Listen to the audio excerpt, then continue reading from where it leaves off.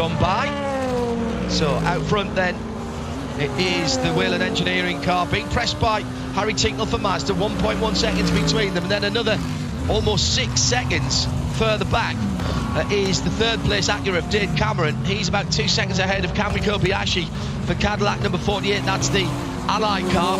Seb Bourdais half a second further back in the Mustang sampling number 5, the dark grey Cadillac. And then it's Philippe Albuquerque, championship contender in that glossy black Acura. Renger van der Zande sits in behind there. The top 7 all DPI cars. Ben Keating leads in the number 52 Oregon in LMP2. In LMP3, Nicholas Cruiten is leading in the number 2 car, the United Autosport machine. And in GT-LM, it is the pole-sitting Jesse Krohn driven BMW M8 GT, the 24, that is still leading. And traffic. Always going to be an issue here. This is where the patience comes in. Second place in GT Le Mans Porsche, Matt Campbell with Antonio Garcia right up his tailpipes. Fred McAvecchi's not that far behind in the additional Enter 97 car. What a lineup that is, by the way, as the DPIs are coming through. You must really, Johnny Morlam, have to have eyes in the back of your head here. You're fighting your own battle, particularly in a GT Le Mans car. You may be coming through GTD traffic, and then you've got the DPIs coming up like the big shot out of a cannon. And as Mikkel Jensen also said, you've got the LMP3s thrown into the mix as well. There's so much speed difference, and obviously the LMP3s, they're not particularly quicker in a straight line than any of the GTEs or even the GTTs, or GTLMs rather, than the GTDs.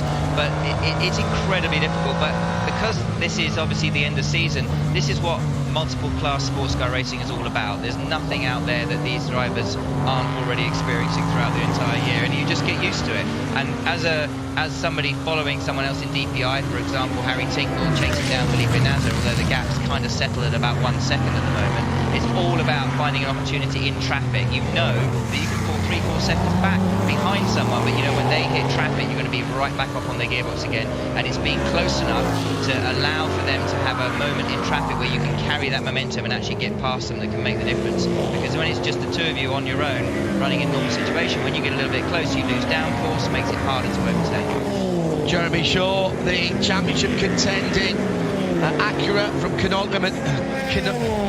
Minolta, no. The Wayne Taylor run car, the number 10 glossy black machine, Philippe Albuquerque, now has dropped all the way down to 7th, but it's not where it is now that is going to determine the championship. That's exactly right. Renger van der Zande has found a way past Philippe Albuquerque on that last lap. Also 3 or 4 laps ago, number 48 car, Cameron Kobayashi, forced his way past Sebastian Bourdais as well. So Bourdais, having lost a position on the first lap to Dane Cameron, is now down into 5th place in that JDC Miller Motorsports Cadillac car number 5 Mustang sampling car. But that car has been quick all weekend. He had a good run last time out at Long Beach, had a podium finish there. So that team, after having some real struggles this season, has a bit of momentum on its side. And, Sebastian Bourdais, as experienced as he is, won't be too worried about losing a couple of positions in the early stages. He'll be pissed, but he won't be too worried. Yeah, there's plenty of time still to go. There could be some kind of tactics going on here. Maybe they're waiting for later on. But what you can't afford to do here, Johnny, in a 10-hour race that still has 9 3/4 hours to go, when you're fighting for the championship, you can't afford to throw it away in the first 20 minutes. No, you can't. You need to just keep your powder dry, but at the same time you don't want to be losing positions. So although they won't be panicking over at Wayne Taylor Racing, they won't be enjoying the fact that they're running around in 7th and effectively last in DPI. That's not where you want to be, but they also are incredibly experienced, and they know that this is a long race, but it is still all about keeping yourself in the mix, staying on the lead lap. If you're on the lead lap going into darkness, then you've got a shot at it.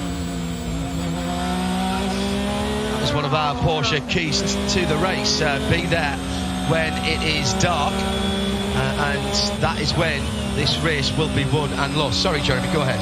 Yeah, no, I just wondering what happened to Jared Andretti. He was running 3rd in the LMP3 class early on. Last lap time around was one minute 20. The others are running 18s. Much no surprise, I suppose, just with the traffic perhaps. But he's lost an awful lot of positions. All of a sudden, he's down now in the 6th position LMP3 and behind all the GTLM cars. So going to keep an eye on that and see what happens. See what happens perhaps with that number 36 car. One of the screens that we get from our colleagues at Alcamel who did the timing for IMSA is what Brian Till calls the dancing ants. It's the tracker screen, and right about now there's hardly a bit of track that doesn't have a car on. And you think with 43 cars and 2.5 miles, they're going to, you're going to have a bit of room at some stage. But effectively now they're just spreading out. There's a few clumps of cars. That's going to keep on happening with the different paces of the cars. And until and unless, GMO, we get the intervention of a safety car, and I'm not saying we want that, but basically now you're going to be in traffic from now until the end of the race unless there is a reset of that field. Absolutely, and that is the skill of sports car racing. It's a skill, especially if you're in a prototype and you're in one of the fastest classes, is coming through the field, understanding how to work the traffic, because there is definitely a knack to how you work the traffic, and that is always important, not just how you let it through, minimising your time loss, but also how you can pass, minimising time loss. You might be coming up to a corner, you judge that you're going to catch the car in front, bang on the apex, therefore you ease off slightly, approaching the corner in order to get a really good run through the corner and minimise the time loss coming out. It's a big battle also going on amongst all the DPIs, between the Chip Ganassi car and the Felipe Albuquerque car as well. Yeah, Renger van der Zande in the 0-1 and the Sebastian Bourdais number 5, they were having a bit of a battle. 0-1 at the moment, Renger van der Zande. The big story there, by the way, it's no Kevin Magnussen in that car. Shane Adam brought the news this morning in our coverage, and this is in our coverage of warm-up. This is all down to Kevin Magnussen feeling a little unwell. So Kiwi Earl Bamber drafted into the squad, Jeremy, but effectively he is part of that squad for next season when they expand to a couple of cars. He just wasn't expected to be racing here this weekend.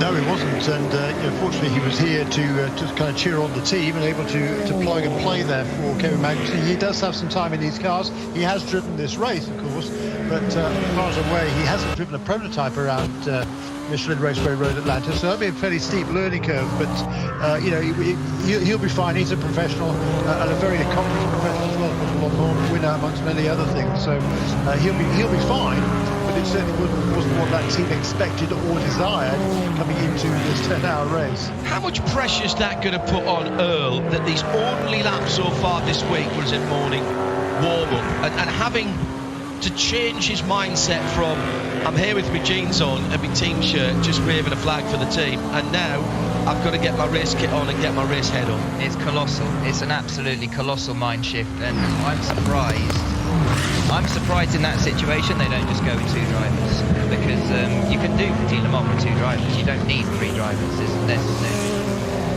Is that against the rules, is it, Shay? Okay, well that changes it back from my day, shows how old I am, but in terms of the physicality of it, I'm surprised, and it will be difficult for Earl. There's no 2 ways about it. He's a phenomenal racing driver, and he'll have to get in, and it will be difficult for him. I don't know if they'll just give him a double stint in the middle of the race and minimise his drive time, but it is incredibly tall order to throw him into the middle of something like this in a car that, if he doesn't know it, it's tricky. It's really tricky, and he doesn't want to feel like the weakest link in all of that.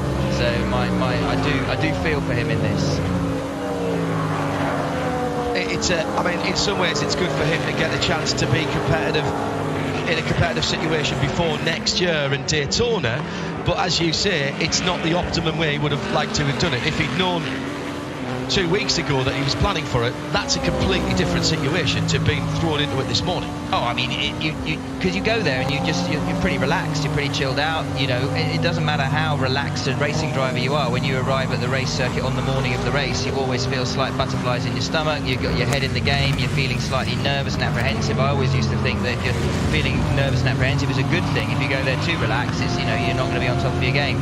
But for Earl, he will be getting there thinking, I might even have a couple of cheeky beers at lunchtime kind of thinking, and then all of a sudden he's going to be actually in the middle of the race, and the onus will be on him, and everyone will be looking at him not to mess it up, and that's going to be the big thing. It's not even about absolute speed, you just don't want to make contact with another car. I don't know, and I don't think he's had an awful lot of experience in dealing with traffic in one of these cars. I know he's tested the car at Road America and other places, but in terms of dealing with that car in traffic, that's a whole different ballgame. Andrew Cotton, the editor of Race Car Engineering, has just reminded me that Lucas Luhr did it a few years ago, and he was told so late that he actually took the start because at least he got the laps to the grid, and they were his first laps beforehand.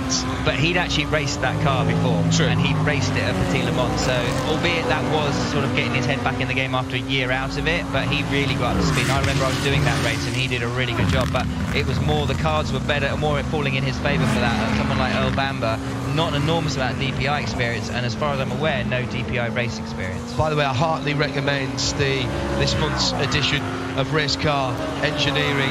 Every month is a really good read, but this month in particular has the full story of the 12 seconds to midnight, as they've called it, and just how close Toyota came to losing both cars at the Le Mans 24 Hours this year, and the collective brainstorming and mindset that went in to getting those cars through the last 7 or 8 hours of the race, including doing some in-race software writing and updating for those cars with some quite serious problems.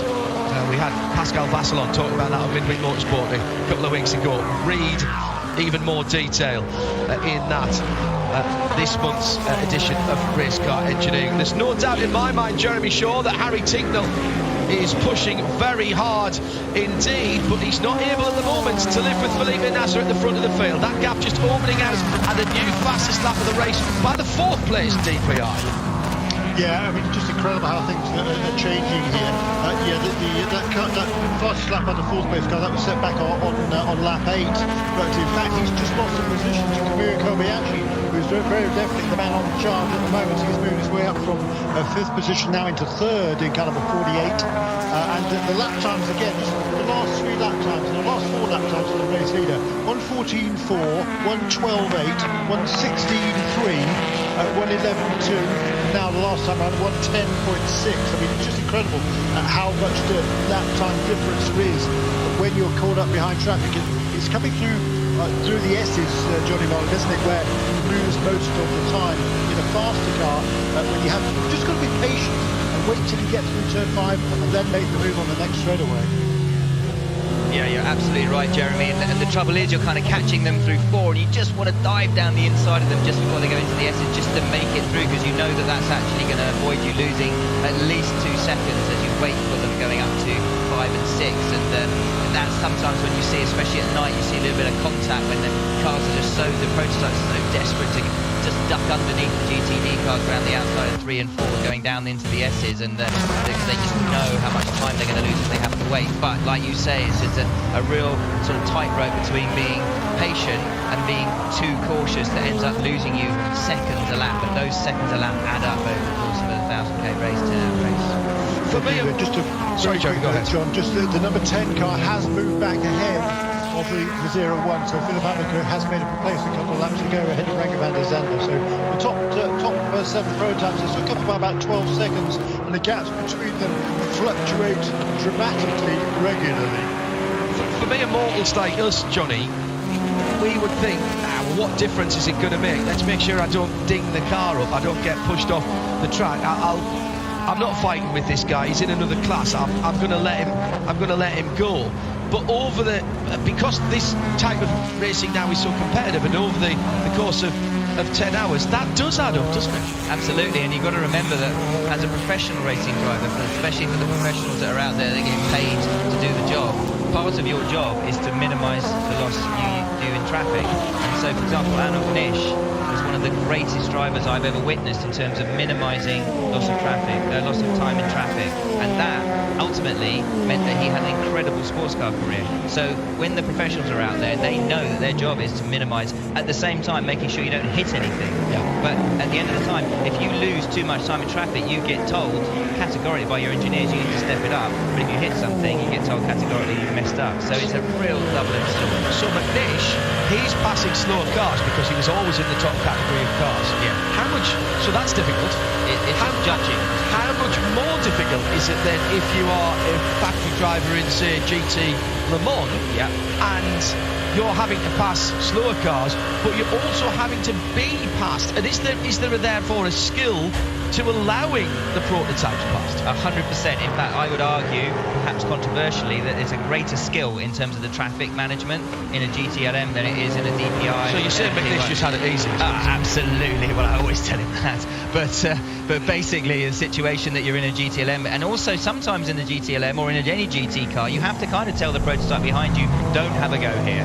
Move over. You kind of squeeze to the middle of the road and you move back out just to let them know, just wait. And most of the time they tend to listen. Not always, but most of the time. And that, of course, you're saying you have to tell them. You can't physically speak to them. That is about where you position yourself. The body, the attitude of the car, how you position it. And to be honest, especially when you're dealing with GTLM, if you're in an LMP1, then you're coming up behind them. You know it's a GTLM car. You know that they're good drivers. They're very strong, and you know that they've seen you. Put it that way. Which sometimes coming up behind maybe an LMP2 or an LMP3, depending on who's in the car, you're not always sure if they've seen you or not. I always remember David Brabham telling me that having raced in GTs and in prototypes, he felt his GT experience helped him in prototypes. It was exactly the same for me, understanding where a GT can and can't go. For example, I remember when Johnny Herbert first came into the series way back, he would literally overtake a GT car, pull onto the racing line and hit the brakes, and then wonder why they nailed him at the back. And then I said to him, you can't do that because we can't slow down as quickly as you can. We don't have the downforce. And Johnny Herbert, being a fine racing driver, literally worked it out in the space of one weekend. Yeah. But it's all about understanding the limitations of a GT car as opposed to a prototype. I like that idea of telling people, and I'm doing the rabbit ears in the Hackney Global Broadcast Centre here. It's not dissimilar to what you do when you ride a motorbike on the road. You are basically claiming your piece of road and saying, don't try and go there. I don't want you driving up the inside of me here. It's incredible, actually, the body language you can read from a car in front. Even if you're in the same class, racing each other and you're trying to overtake, you can just tell from the attitude of the way the car's being driven, you get a real sense of whether you're going to be able to make a move stick or not. Well, battle for second and third going through the back straight at the moment. Mazda just a little bit ahead of the Ally Cadillac, and then the Mershank Racing Acura.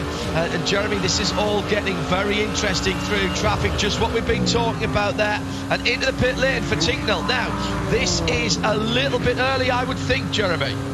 Yeah, I wouldn't expect him for another 8 or 9 minutes yet. Accident on the front straight. It's the Era Motorsport, the Crayon car, the one that the young fan Owen designed for them. That car back, it's ripped off the whole of the left-hand side. This is going to be a full course caution.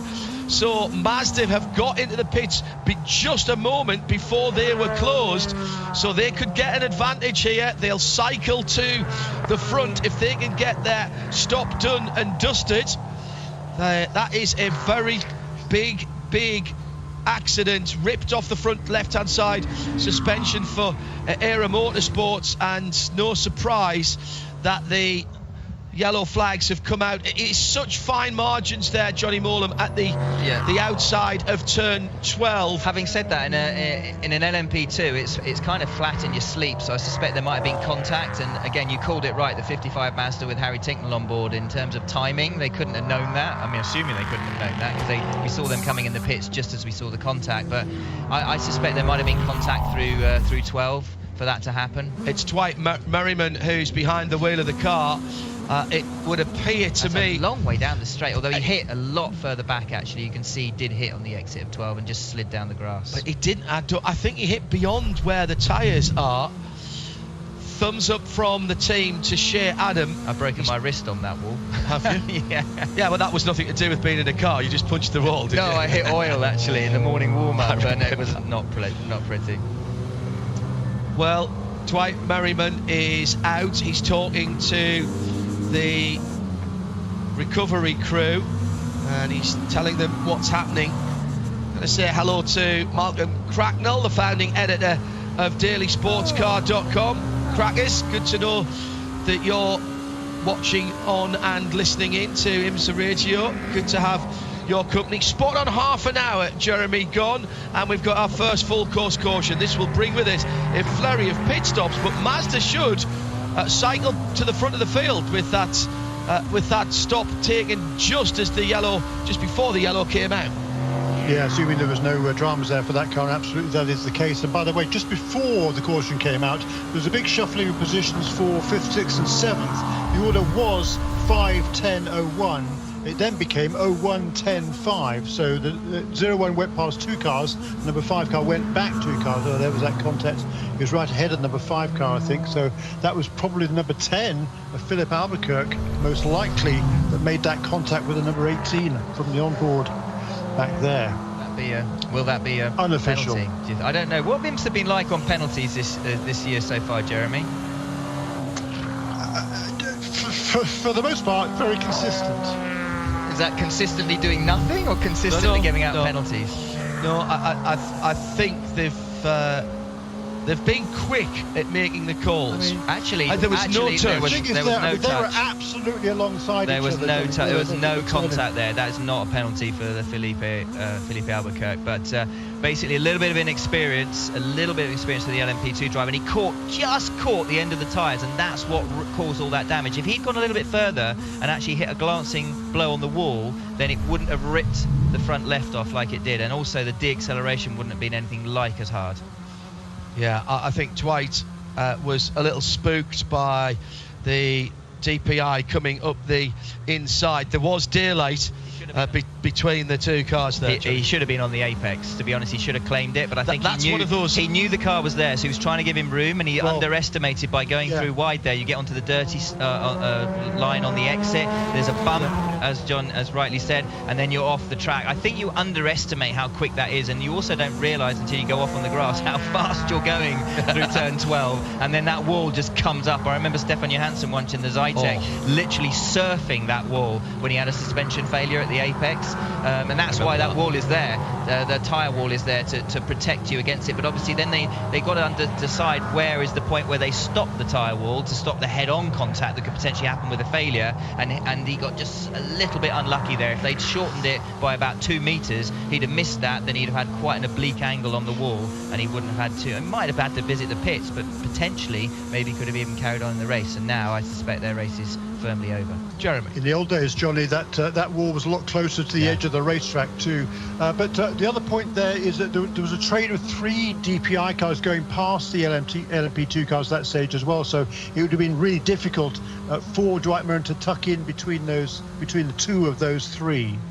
It is one of those situations that we were talking about where the body language of the car, it might have been better to be in the middle or to the right hand side of the road a little bit earlier on. Ifs, buts and maybes, however, and let's not forget, Dwight's probably got his hands and his head full just keeping the car on the track at that part. As you come over the top of the rise, you have to go quite a long way out, and it's always a bit scary. I've only done a few laps around here. It's always a bit scary how close to the left-hand side. You can see what happened there. He went to turn in, he saw the car, and he jinked away from it. His natural reaction was to jink away, and as soon as you jink away, you're on the wrong line. You then try and turn back. You can't. You're a passenger. It was all about the only way, and this is where the inexperience comes in, and to be fair to him, the only way he could have avoided that was to recognise what was happening and start aborting his speed, even as he started bleeding and turning into the corner. But that, once he turned in and committed and saw what was happening, he really became a bit of a passenger. So that's a racing incident then? Oh, absolutely, 100%. 100%. And as much as we love multi-class racing, there was no contact. There was no contact, and that's absolutely. And it was Philippe Albuquerque. He was leaving room, and they could have gone effectively side by side through the corner. I think the fact that he didn't know he was there and jinked away was the problem. If he just kept his steering angle as it was, he probably would have got away with it. It's Johnny Morlam who's joining us for Motul Petit Le Mans 2021. He's in the Hackney Global Broadcast Centre with John Hindhaugh and with Jeremy Shaw, and Shea Adam is our VP Racing Fuel Pit and Paddock reporter. And is that the Mazda coming in again? Shea Adam, you've got the DPI field coming down pit lane. First car behind the safety cars, Madison Snow and the Paul Miller Racing Lamborghini. So that means that all of the prototypes have come down the pit lane. Starting off with the Whelen Engineering Cadillac. And yes, you are correct. The Mazda is back in. I would imagine this is going to be a top up. We've got for the Cadillacs, there are 4 of them in the field. Fuel and tires for all 4. No driver change for any of those. Just fuel for the Mazda. Mazda leaves the pit lane first back off. For the 2 Acuras, fuel and tires for both of those cars as well. No driver change for either of them. Ben Keating is in champion this year in 2021 in LMP2. He's in fuel and new tires. Stephen Thomas is in the 11 Win Autosport LMP2 machine. Had to roll him back a bit because he actually overshot his box. That's the race off pit lane. The Mazda was first, then it was the 31 Whelen Engineering Cadillac, then I believe that was the 60 Meyer-Shank Racing Acura, followed by the 01 Cadillac, the 10 Acura, and then it all gets a little bit messy after that. But the first LMP2 car back off the lane was Ben Keating by a lot. Everybody else is still just in their boxes. Interesting to see the Mazda coming back down along pit lane there, Johnny, but this is a really good strategic call by the Mazda guys. Yes, they had been in, and Shea told us they did full service, but I presume what they've done there is they've just splashed, knowing that they would be stationary for far fewer seconds than anybody else. They've still got track position, but they've got the same amount of fuel, and they're on the same fuel strategy now as everybody else. Absolutely. I mean, you called it spot on there, John. I mean, they came in, fuel splash, they were easily out, as you could hear Shea saying they're leaving. They were seconds before everyone else, and obviously they were at the back of the train, but you're only talking a few seconds at the back there, and so they knew they were going to be comfortably back out in front of everyone. And as you rightly say, on the same fuel strategy, because it's so important to actually get that right in terms of lengthening the window for the opportunity to get a full course yellow, because in IMSA you do get, as we're discovering today, a lot of full course yellows, and yellows breed yellows, so you want to lengthen that pit strategy fuel window as much as possible. There will be people who will say, and I understand this, particularly if you watch ACO and WEC, ALMS racing, that it's a risk, Jeremy, coming down the pit lane any time. Something could go wrong, you could get blocked in, but one thing here that you don't have to do is stop the engine when you're refueling. So that is one thing that you don't have to worry about, a hot engine not restarting again. So I think in terms of, we talk about risk versus reward, I think Mazda have played that absolutely perfectly, Jeremy. Yeah, assuming that was a strategic call to come in, which I presume it was, to come into that stage and get in before the melee, so to speak. I mean, I think they felt they were in good shape there. Maybe they could get themselves out in some clean air. They're looking at all the data. They know where the other cars on the racetrack. They know how long it takes to come in, make a pit stop, and get it back out on the racetrack. Maybe they thought they could kind of make a few laps there. Clean track, make up some ground, and perhaps leapfrog the car ahead of them. So that, I'm presuming, is what the strategy was there. And of course, it's worked out even better because of the timing of that. Yeah, they will lead the field back to green. GT stops. The whole GT field, the GT field coming in together. It's an absolutely wonderful thing from turn 1 and Ray's camera down there. Hello to all of our camera operators, by the way, somewhat unsung heroes quite often, along with the flag marshals and all the rest of our volunteers. Shea Adam was watching the GT and GT LM and GTD stops. I think you got everybody there, Shea, didn't you? Anybody doing anything slightly different? I got everybody except Trent Hinman, who stayed out to get his lap back. Very smart. So Wright Motorsport will be on the tail end of the lead lap, although they will still allow us to stop because they will need fuel and tires. Everybody did fuel and tires up and down the lane, including all the GTLM cars. I did see one driver change. I think Cooper McNeil is now aboard the 79 WeatherTech Porsche, I said with a question mark on the end. And I saw 2 GTD driver changes as well. Rob Ferriel is now in the Team Hardpoint Porsche. That's number 88. And it is now Don Yount in the 44 Audi for NTE Sport. Kobayashi was very quick before the flag. A couple of people tweeting us here at IMSA Radio, thanks to Bert Hendrickson. He was one that noticed that. I think he'd passed the Mazda actually before the Mazda came in to the pit lane, but that's all changed now. We'll do you a Mazda in-race update in a few minutes' time. Try and fit that in before we go green as we come through to 40 minutes having been completed. Pretty fast and furious first 40 minutes, we sort of expect the safety car. Though I simply remember the first Petit Le Mans, we didn't get one till about 6 or 7 hours in. Chance for everybody just to take stock now, and the engineers will be crunching the numbers. They'll have seen the fuel consumption now as well from that first stop. So learning all the time here, Johnny, and drivers talking to the teams. Yeah, absolutely. In the case of driver changes, or even in not driver changes, you'll be telling people when you're coming in there'll be tyre changes. So obviously all the tyre engineers will be coming along, looking at pressures, looking at tyre wear, beginning to get a read of the race. Also, you're beginning to get you always go into the race with a pretty good understanding of what your fuel mileage is, but until you're actually in the race, you don't really understand it 100%. Fuel people are obviously with driver changes, getting themselves sorted. You see on board a few people adjusting their lap belts, getting their steering wheel positions just right for them to get ready for going green again. And I love the fact that you're allowed to wheel spin out of the pits in IMSA racing. It's something I enjoyed personally. I used to do massive burn-ups just for the sheer fun of it, and that's something that I absolutely love, the spectacle of seeing 20 GT cars just leaving the pits, wheel spinning all at the same time. It's just something that it really lights it up for me. Literally. Serious question then. How do you do a big burnout when you've got a pit lane speed limiter? Because surely doesn't that kick in straight away? No, or do you have to burn out and then hit the limiter? Well, from personal experience, you turn it off and then you spin up the rear wheels and then you engage it. That's how I used to do it, but I'm sure now they've got way cleverer ways of doing that to make sure that you don't speed in pit lane. Got to remember to turn it back on again. Oh yeah, you don't forget. It's a habit. It's a habit. Honestly, John, I never forgot, not once. I can promise. I can't ever remember you being called for pit lane speeding. If I'm I got honest. called for a lot of things, but maybe not that.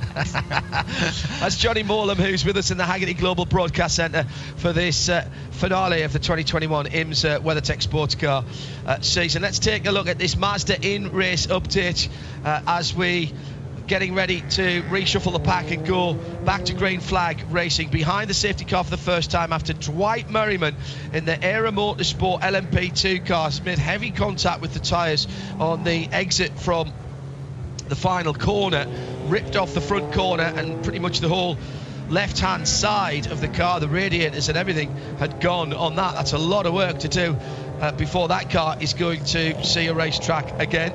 So in GT Daytona, it is the #1 championship contending Paul Miller Racing Lamborghini that leads, from Robbie Foley in the Turner number 96 BMW, from Allegra, that's the number 28, the GT3 AMG Coupe. In GT Le Mans, it's Corvette and Corvette now, ahead of BMW. The number 3 has Antonio Garcia. It's the yellow car, the dark grey car, or the silver car. It is the number 4, Nick Tandy, in that car. Nick Tandy will be going to WEC next year with Corvette. That's the lineup that's going out to take their chances as a singleton entry in the World Endurance Championship, although Corvette hoping for 2 entries at Le Mans. Jesse Kron, Paul Sinter, who was leading before the yellow flag in 3rd position, has stayed aboard the black number 24 BMW M8. In LMP3, United Autosport are leading, and that is the number 2 car, Nicholas Croyton leading that. Win Autosport in the 83 car, Naveen Rao in 2nd place, and Performance Tech in the number 38 car in 3rd position, with Dan Goldberg behind the wheel of that car. And it's Ben Keating who led away from pole position in the number 52 LMP2, the man from Texas in the PR1 Matheson Motorsport LMP2. From Win Autosport in 2nd, the number 11 car with Stephen Thomas behind the wheel, and in 3rd, John Ferrano for Tower Motorsport, the number 8. But of course they are all together again, 22 of United in 4th position. And at the top of the standings, as we thought would happen, the Mazda has got to the front courtesy of taking their pit stop just before that accident. They did come back in the pit lane, so if you're watching the online timing and scoring, you'll see that they have 2 pit stops next to their name. But Harry Tincknell, having made that first stop, came back in to brim-fill the tank to give them the opportunity to go just as far into the race as the cars around them. But what they have got now is track position over Felipe Nasr, who stayed in the car for Whelen Cadillac, the number 31 red and white car. Then the 01, the sort of grey putty coloured car in 3rd position. That's the 0-1 machine, and that was started by Renger van der Zande, who's still behind the wheel. Kamui Kobayashi was very quick in the 48 Allied Cadillac before that yellow flag. He's going to go back to green in 4th position ahead of Philippe Albuquerque for Konica Minolta, Wayne Taylor Racing in 5th. 6th for Mustang Sampling, Seb Bourdais, and Dane Cameron for Mershank Racing in 6th position. That's your Mazda in-race update as we have 45 minutes down.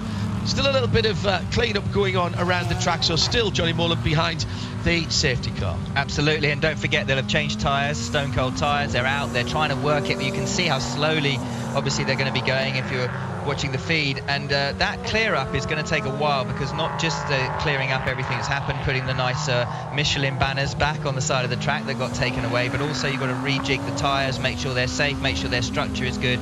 But the speed that these DPIs will be doing now is actually very slow. So on the restart, I suspect we're going to see again quite a bit of racing, because the drivers are going to be more up to speed. They're going to understand a little bit better the grip levels that they've got on cold tyre down into 1, 2, 3 and 4, and I suspect you'll see quite a bit of racing and quite a bit of exciting racing back through all of the classes, but in particularly with the DPIs in terms of their tyre warm-up. A GTE's relying more on mechanical grip than aero anyway, so their tyre warm-up is a lot easier, and also they've got slightly narrower tyres, so it's easy to generate temperature into their tyres. Talk to you in a little while about restarts, and particularly restarting when you're at the front of the field. One upshot of this, Jeremy, is that the right car has got back on the lead lap. I'll come back to that thought in a moment. Shea Adam can give us an update with this VP Racing Fuel pit report on that number 16 Porsche.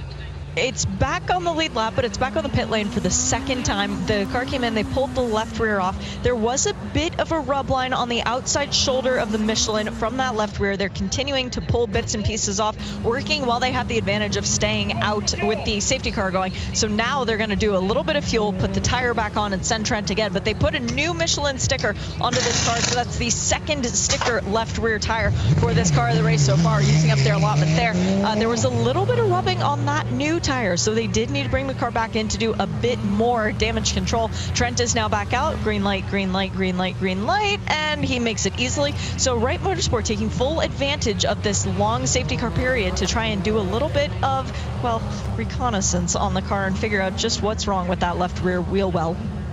Hello to Tron Valentine, just sent us a picture here at IMSA Radio of his little setup. He's got the video and the Alcamel timing going. Tron, thanks for tuning in sound and vision. Sounds like there might be a little bit of suspension damage to the left rear, excuse me, of that car from the hit, Jeremy, but they have at least got back on the lead lap, and as we said at the time, you've got to keep on trucking, haven't you? Yeah, I'm not sure whether they have got back on the lead lap. I think they might. To be honest, I didn't check beforehand. I think they might have been 2 laps down. They're shown as 1 lap down now, so I think they might have been 2 laps down previously. They're showing 2 laps down. They're showing a lap down now because they haven't completed the lap that the safety car and the rest of the field have just started. They're on the back straight and they haven't caught up with the back of the line. So they'll. I think that'll click over when they come round this time. I'm not sure you're right, because everybody else is. We'll have to wait and see. But we'll have to wait and see. They're not yet in the train, is what I'm saying. So everybody in the train has gone past the start-finish line now. They're just coming down to turn 10A. So they've still got 1 lap to add to their total that's showing on the timing at the moment. That's. I'm not convinced you're right. But all right. We'll keep an eye on that one. What are they showing now, John? What are they showing now, John? They've just gone past the start-finish line. I must admit, I thought they'd lost 2 laps. I'm kind of on Jeremy's wavelength there. I think so. Let's have a look on. I've got 2 different timing versions here. So I think you might be right, actually, even after that. But let's have a look. They are showing Jeremy, 20. that's a tenner that John owes you. Yeah, absolutely. Yeah. So they're showing one lap away from the GTDs around them. Yeah, okay. It's interesting. I'm just waiting for that to update, because sometimes it doesn't do it at the right time. That is the car that's leading the Michelin Endurance coming into this weekend. impact. It won't be necessarily suspension damage, but it might be bodywork's been pushed onto it and brought in on the wheel arch. It means that when they put the new tyre on, it's actually rubbing slightly. Obviously, they're concerned about that. You don't want to have a sudden tyre failure. That could be quite dangerous. So I think they're just checking it over. They're not losing anything. They got one of their laps. They're 2 laps down, I think, back.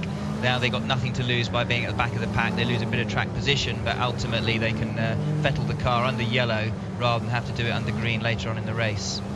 And it's a long way to go. It just shows you how easily you can start working your way back up the order. That's one thing I do love about racing in America, is that you're never really out of it unless you have some massive issue. You know, you have a little problem, you can still come back. Even in the shorter sort of 2-hour 45-minute races, you can still kind of come back. In a 10-hour race, you've got loads of chances to come back. Let's take a couple of messages from the listeners. Dave Alcock saying, fascinating to hear Johnny Molam say that LMP2s can take turn 12 flat in your sleep. Used to stun me that P1s could take turn 12 at Road Atlanta flat. Now DPIs and LMP2s can do it. It's astonishing. DPI lap times, by the way, very, very close to the old LMP1 days. Not the qualifying setup when they turned everything up to 11 and 1200 horsepower. These DPIs are seriously quick cars. Absolutely. Well, I was looking at the times that we did there in LMP1 in the Zytec back in 08, 09 or whatever it was, and if we got into single digits, we were going well, and they're not far off that now on sort of race pace. So it's you're absolutely right. And actually, in answer to what he's saying, the prototypes, LMP3 will be flat through there, LMP2 will be flat, DPI will be flat. Where it really gets difficult is GTD and LMGT. That's where it becomes tricky to go through their flat. So without the downforce, turn 12 becomes a real corner in a GT car. In an LMP car, not so much. Shea Adam will answer this one, so I'm giving you fair warning, Shea. This is from Rob Chalmers at IMSA Radio. Can you remind us what the allotment of tyres for GT Daytonas are? It seems that the rear left takes a lot of abuse around Road Atlanta. Oh yes, it does. Could they potentially run out of tyres in the later hours? Have they got enough to change every lap, or do they have to do a double stint somewhere? Shea Adam. Well, think about this. We did have night practice, which was completely rained out, so that did change the effect of people running on the dry tires. I mean, they ran one set of dry tires at the beginning of night practice, but from the beginning of the week's activities, 22 sets for DPI LMP2, 20 for GTLM, and 18 sets of tires for LMP3 and GTD. And just while I've got the piece of paper in front of me, with all the nice color coordinated things, drive time, minimum drive time for the pro classes, GTLM and DPI, 45 minutes only. For the AM classes, LMP2, LMP3, and GTD, 2.5 hours for each of the bronze or silver drivers.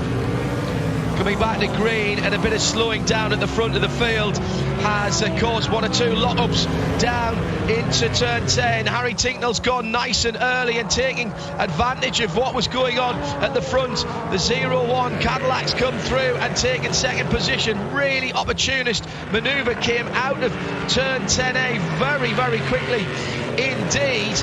And Renger van der Zande caught Felipe Nasr a little bit napping down 31 Whelen Cadillac.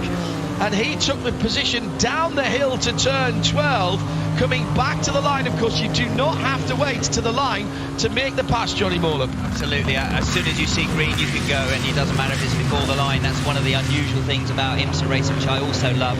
I noticed Renger van der Zande at the start of the main race was actually quite racy very early on. I think his tyre warm-up is potentially better in that Ganassi car than those around them, and he got a really amazing run at 12 and got down the inside of Felipe Nasr for second place overall. Yeah, it was a really, really good opportunist manoeuvre. Ally Cadillac sitting in fourth position at the moment. Cameron Kobayashi has Felipe Albuquerque behind him in the number 10 Acura. But all done up for very long. He's just gone straight through there, Jeremy, again. Different drivers reacting differently to these cold tyres on the restart. Yeah, absolutely right. Really interesting, isn't it? And Renger van der Zande, having started last in the class, that car went to the back after qualifying. It had cruised, I think, yesterday, but it went to the back because of the change of driver, with Urbana stepping in for Kevin Magnussen. So that car started last and seventh, now up to second place for Renger van der Zande. Hello to Jamie Price not here this weekend for a variety of reasons I won't bore you with, and he's probably bored of it as well, but he's settling back with a bit of traditional food where he is in the world. Nice bit of pepperoni pizza, and as he says, a 10-hour show to keep him going today. Jamie, best wishes to you, mate. Hope you're on a plane and heading homeward bound soon enough, and hi as well to Emma Bear Park, who's supporting the Starwalks motor team, keeping an eye on her old teammates. At IMSA Radio, if you want to get in touch with us. GT Daytona to Lexus running together. Bright yellow cars, pretty easy to pick out. They're going through turn number 7 at the moment and onto the back straight. That's Frankie Montecalvo and Kyle Kirkwood driving those two cars at the moment. And Kyle Kirkwood off to single-seater pastures new next year. Jeremy, and well-deserved for that young man. Yeah, having won the Indy Lights Championship this season, that's 3 straight championships for Kyle Kirkwood on the road to Indy. He didn't race in 2020 because he should have moved up to Indy Lights after winning the USF 2018, Indy Pro 2019. There was no Indy Lights in 20, so he deferred that season to 21, won it again. He became the first driver ever to win all 3 steps on the road to Indy, which in itself is pretty remarkable. He's got a ridiculous strike rate of over 60% winning. Wins from starts on the road to Indy. So yes, he's got an opportunity with AJ Foyt racing for next season. Yeah, AJ Foyt hasn't been with a front-running team for a few years now, arguably, but there is no doubt that the team has made good strides forward last couple of years, particularly with Sebastian Bourdais this past year. They had several good results, so no reason why Kyle Kirkwood cannot continue that forward progress. Good opportunity for him. New fastest lap of the race by Harry Tincknell a couple of laps ago, 109.885, so that's what Johnny Moore was talking about. That is a seriously quick motor car. Also hello to everybody at F1 HQ at Biggin Hill in the UK. Alex Brundle and the rest of the team down there tuned in between sessions. Bit of controversy there to get your heads around. No spoilers here in case you're catching up later on, as we will be after the race. Spinner down at turn 10. Rear wheels of the LMP3 car in the gravel. I don't think he's quite stuck in there. I'd like to think that he can get forward. Yeah, there we go. He's out. Yeah, almost got his rear wheels in, but not quite. That was just a lot of going in. Embarrassing. Is that a downshift lock-up? Is that a braking issue on that 7th place car in LMP3? That's the you trail brake a lot into 10A, and you probably just lost the rear on brakes going in, and then overspun it coming out and faced the wrong way, which is slightly embarrassing. It would be for you, Johnny, because you're rather good at this, but you know, other levels of racing driver are available. This is particularly true. in LMP3. This is true. On cold tyres. That's the Junior 3 racing car, by the way, that we are talking about. That car actually was facing the wrong way coming out the pit lane earlier on in the week, just underlining how difficult it is when you come off the pit lane speed limiter on cold tyres. Harry Baylock behind the wheel. He's got that car going again, so all is not lost.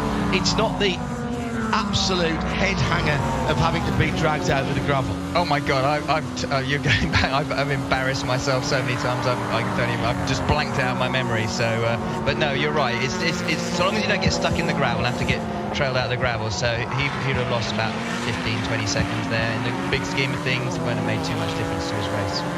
New fastest lap in GTD, Jeremy, by the class leader.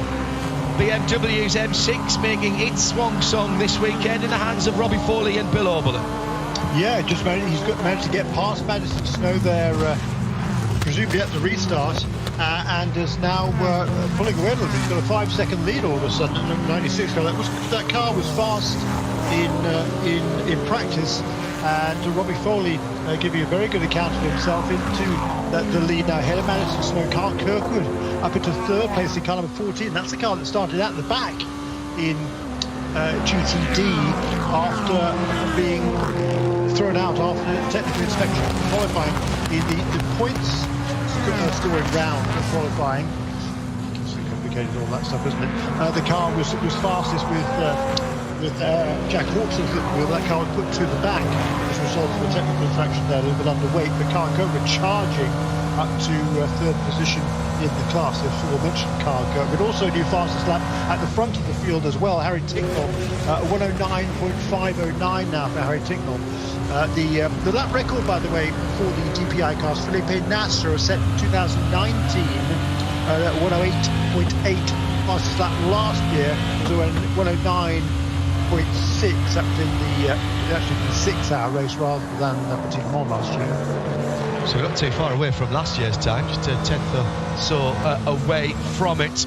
Harry Tincknell Quicker than. a little bit faster, yes indeed, so yes. Arithmetic, not my strong suit, but 5 is fewer than 6, isn't it? So that does make it faster. Harry Tincknell, good restart from Harry.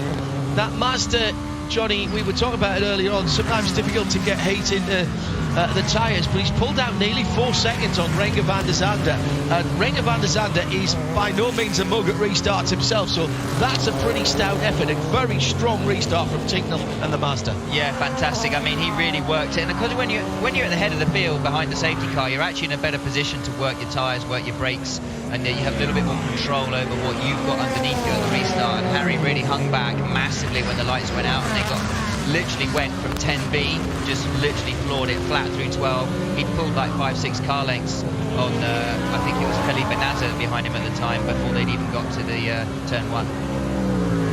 You're listening to IMSA Radio around the world on IMSARadio.com, RS2 in the US, XM202, live flag to flag with no breaks and no interruptions, and around the circuit at Michelin Raceway Road, Atlanta on 98.1. That's an hour of the race completed, still 9 to go.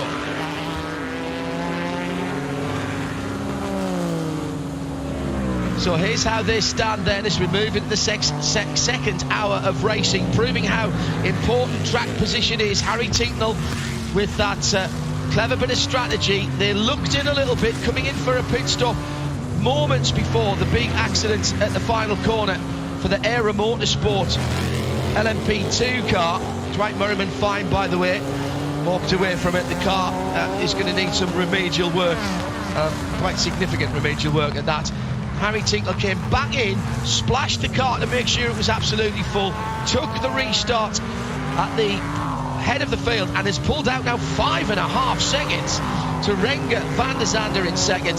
He nipped through, coming down the hill to turn 12 at the green flag and the restart in the number 01 Cadillac DPI to slightly surprise Felipe Nasser, who had been sitting second in the queue in the number 31 Wheel and Engineering Cadillac. Then it's Philippe Albuquerque for the number 10 Konica Minolta Acura. That was dead last in that first half an hour of running, worked its way up to 4th position now. 5th, the number 48 Kamui Kobayashi, who had some good pace coming to the end of that first stint when he burned off a little bit of the fuel. Now 9.8 seconds away from the leader in the Ally Cadillac. 6th is the number 5 Mustang sampling Cadillac, Sebastian Bourdais. He's only a second behind Kamui. And rounding up the DPIs at the front of the field in 7th position, Dane Cameron for Michael Shank, and the number 60, the black and purple car.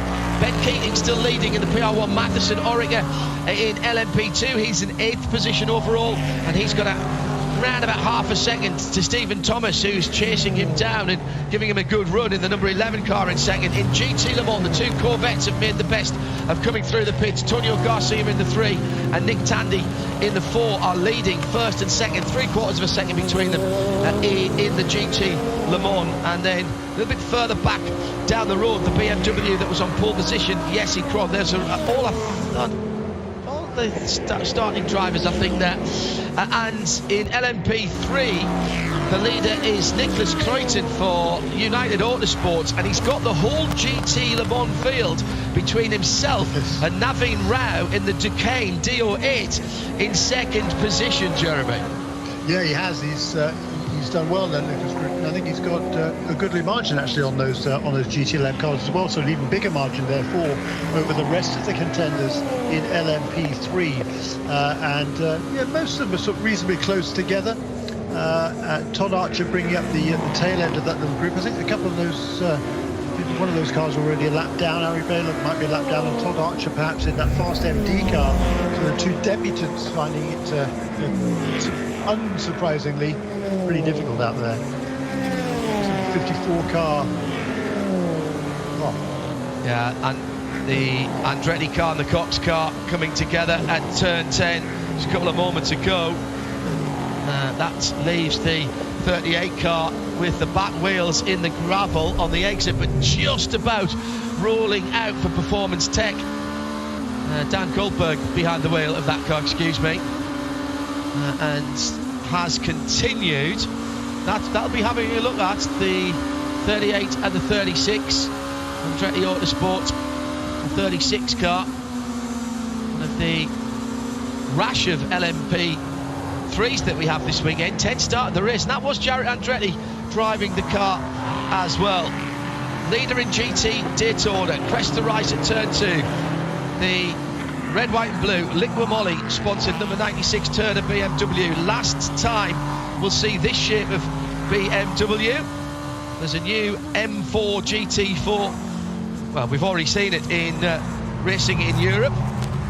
And a great battle in LMP2, Jeremy Shaw. Yeah, indeed, all of a sudden we got a game on there with Stephen Thomas having caught up to Ben Keating, and is now those two cars pretty much nose to tail. The 52 car then started on the pole position by Ben Keating. He pulled out a pretty handy advantage of well, it was over 10 seconds I think before the round of pit stops over Stephen Thomas, but since that caution period, Thomas has stayed right with him, just 4 tenths of a second covering those as they crossed the line to complete their 43rd lap. They've put away quite some way now from Jim Maguire, celebrating his birthday today and doing a good job to be in third position in that United Autosports car in the early stages ahead of John Ferrano. Absolutely. Excellent. Sorry, Jeremy, go ahead. Wow. That's an excellent job by Jim Maguire, has to be said.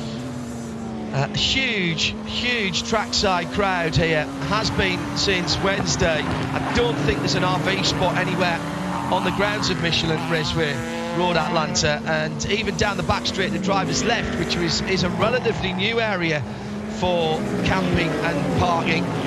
Came in a few years ago now, but still, that is absolutely packed. The parking area at the turn 6-7 skid pan, also, I think you could barely get a piece of paper between some of the RVs there. Huge audience, obviously pent up demand, and lots of people listening and watching from interesting places, including Mike Buchanan, who's at the National Exhibition Centre just outside of Birmingham in the middle of England, in the Midlands, from the Classic Car Show. He's tuned in from there. Greg Higgins in Cork in Ireland, with a few beers and some Lego that he's working on at the moment as well. And Aaron King is doing laundry and watching, particularly interested in the swan song of the GT Le Mans cars. Let us know where you are here on IMSA Radio. That'll get you straight through to the screens here in the Haggerty Global Broadcast Centre. Brilliant restart, as we mentioned, by Harry Tincknell. Renger van der Zande second, Felipe Nasser in third position. Championship contending car with behind it, the car that it's contending the championship. Full course yellow has just come out, and who's missing? I didn't see anything from race control to say that someone had gone off. Let me interrogate the information. This will start a scramble in the pit lane. Pipo Durrani already getting ready. No further action, by the way, for the incident between Performance Tech and Andretti. That has been reviewed. Debris on the track. Significant debris on the track is the call from race control. And that is at the final corner, turn 12, and just off the racing line. It's a bit of bodywork with quite a significant piece of metal in it there. So that's a great call from race control, who are based up in the Michelin Tower, so they'll be able to see that. So a number of drivers scrambling to put helmets on. Yeah, and I think they're going to come in and do driver change. Although Elio there looked like he was getting ready, and then they've stood him back down again. So, but I'm impressed with Harry. I mean, this has obviously negated it, but he pulled out 8 seconds on the 01 Chip Ganassi car with Renger van der Zande at the wheel, and that's pretty impressive. It looks like the Mazda is kind of coming into its own, because he definitely didn't have that turn of pace in the first stint, but since they've come in, he's obviously got in the rhythm. Maybe the track's rubbering in a little bit more, and that's suiting the Mazda the extra grip levels. Also taking the opportunity to clear up a few other places. Turn 6 is getting some attention from the Porsche Cayenne intervention vehicle, and great news. A lot of good news stories coming out of IMSA this Motul Petit Le Mans week. None better for my money, Jeremy, than the extension of the agreement with AMR to provide equipment and safety cover for the IMSA championships, and that's a multi-year agreement. They've done fine work over the last few years. Yeah, no doubt about that. This is one of the best safety car teams in the business. That's a very close call.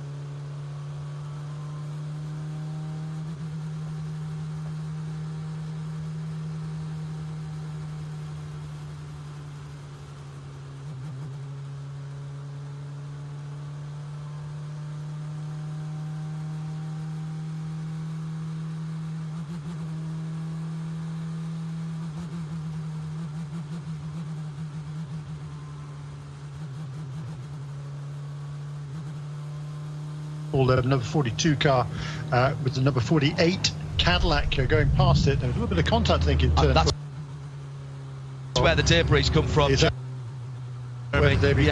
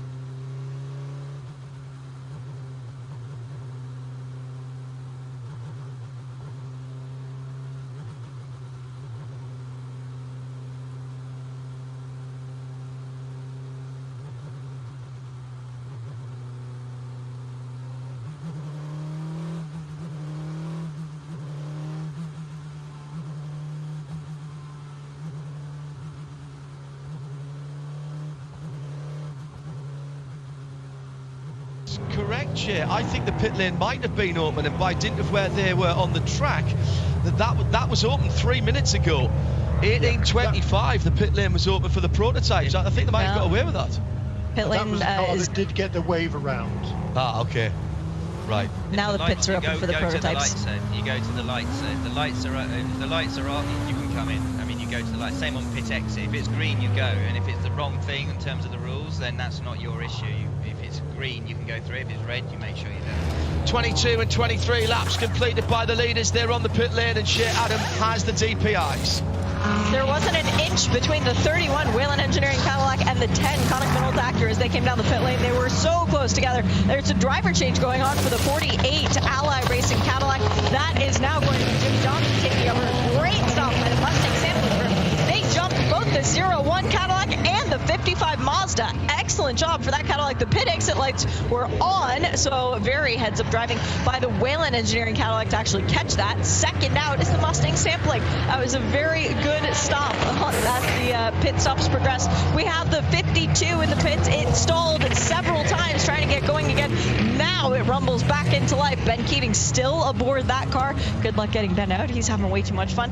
The cars chasing them, though, still in the pit lane, so no harm, no foul for the stall for PR1 Matheson. Pits are now open for GT cars next time around, JMO. Such a close call for the front left wheel change guy. I can't see which DPI came in, but on the 55 Mazda, I mean, he came literally inches away from getting absolutely run over there, and it slowed him down slightly, and the 55 dropped, I think, from first to fourth. It's a tight pit lane here when he you've got missed over it 40 by cars. Inches. I thought he was gone. The thing, I mean, pit lanes are inherently dangerous places, which I never understand why there's so many people around Formula One cars. Every time I see that, it turns me cold. And I think it'd be far more of a spectacle if you made Formula One pit stops just have two guys with wheel guns. I think that would be way more interesting. But it always used to, you know. He was running out. He was running out with the tyre, just set it down, and I mean, it was close. It was close. But I think that might have been where there was a slight fumble on the left front, and that might be why the Mazda dropped from the lead, dropped down, because they were definitely late coming out. Well, we'll wait to see what happens with the GTs. It is open, pit lane is open for the GTs. It will be the Corvette number 3 that gets the first chance to come down pit lane. Antonio Garcia, and he is in the pit lane. Turns hard right onto the pit lane, and Shea Adam, you should be able to see the bright yellow number 3 coming towards you now. I do, and Corvette Racing will be very happy that it is yellow Corvette ahead. A great Corvette, because that's the way their pit boxes are lined up too, so that works out very nicely. Robbie Foley coming in the Turner Motorsport BMW. That looks like a driver change as Aiden Reed is up on the wall prepared to take over, the young Australian. Fuel and yes, for Michelin tires. We've also got the Corvettes in, fuel and tires for both of them, no driver changes. Fuel and tires for both of the WeatherTech Porsches, no, fuel only for the 97 and a windshield tear off, fuel and tires for the 79 Porsche. Both BMWs are in, both BMWs are getting fuel, tires and driver change. It was tires and fuel for the number 1 Paul Miller Racing Lamborghini, gets jumped by both of the Lexuses during the stop. I think the Lexuses might have actually done fuel only. I'll have to find out about that. The FAF Motorsport Porsche gets back out ahead of the Inception Racing McLaren, but Aiden Reed drops well down the line, and there is a traffic backup at pit exit. The light is green, and none of the cars are moving. Corvette's changed around there. It's the silver car that got out ahead of the yellow one. I think for a moment the pit exit light was red, and well done to Nick Tandy. I think stayed in that car for spotting that. It doesn't. You might not expect it to be red, but if it's red, you've got to spot that, JMO. It's not as if the line of the safety car was down the front straight, and Tandy, if they didn't change their drivers, and I don't think they did, Nick Tandy spotting that on the way out. Yeah, very good from him. I mean, it's like a traffic light. You come up to a red traffic light, you don't just think, well, I'll just go through it. I mean, it's exactly the same at a pit exit, and most racing drivers, maybe in the junior formula at some point, have learnt that to their cost, and it's only a mistake. It's a mistake that you'll only make once in your career. So, Jeremy, bit of a shake-up then as we've gone through that yellow flag period after the accident, after the debris, excuse me, was being cleared. And now we have Felipe Nasr back at the front of the field. He started in pole position. If you sort of were just checking in and out the timing and scoring, you think nothing much had happened. My goodness. Nothing could be further from the truth. Also winning out last time around was that number 4 Corvette. Where else have been the changes in that pit stop exchange? Yeah, in LMP2 with that well-timed pit stop apparently by United Autosports, they managed to leapfrog everybody else. They got the wave around, came straight in the pits because the pits apparently had been opened. I have to wait for clarification on it, just for confirmation on it, I should say. But as a result of that, they were able to get their pit stop done before the other contenders came in.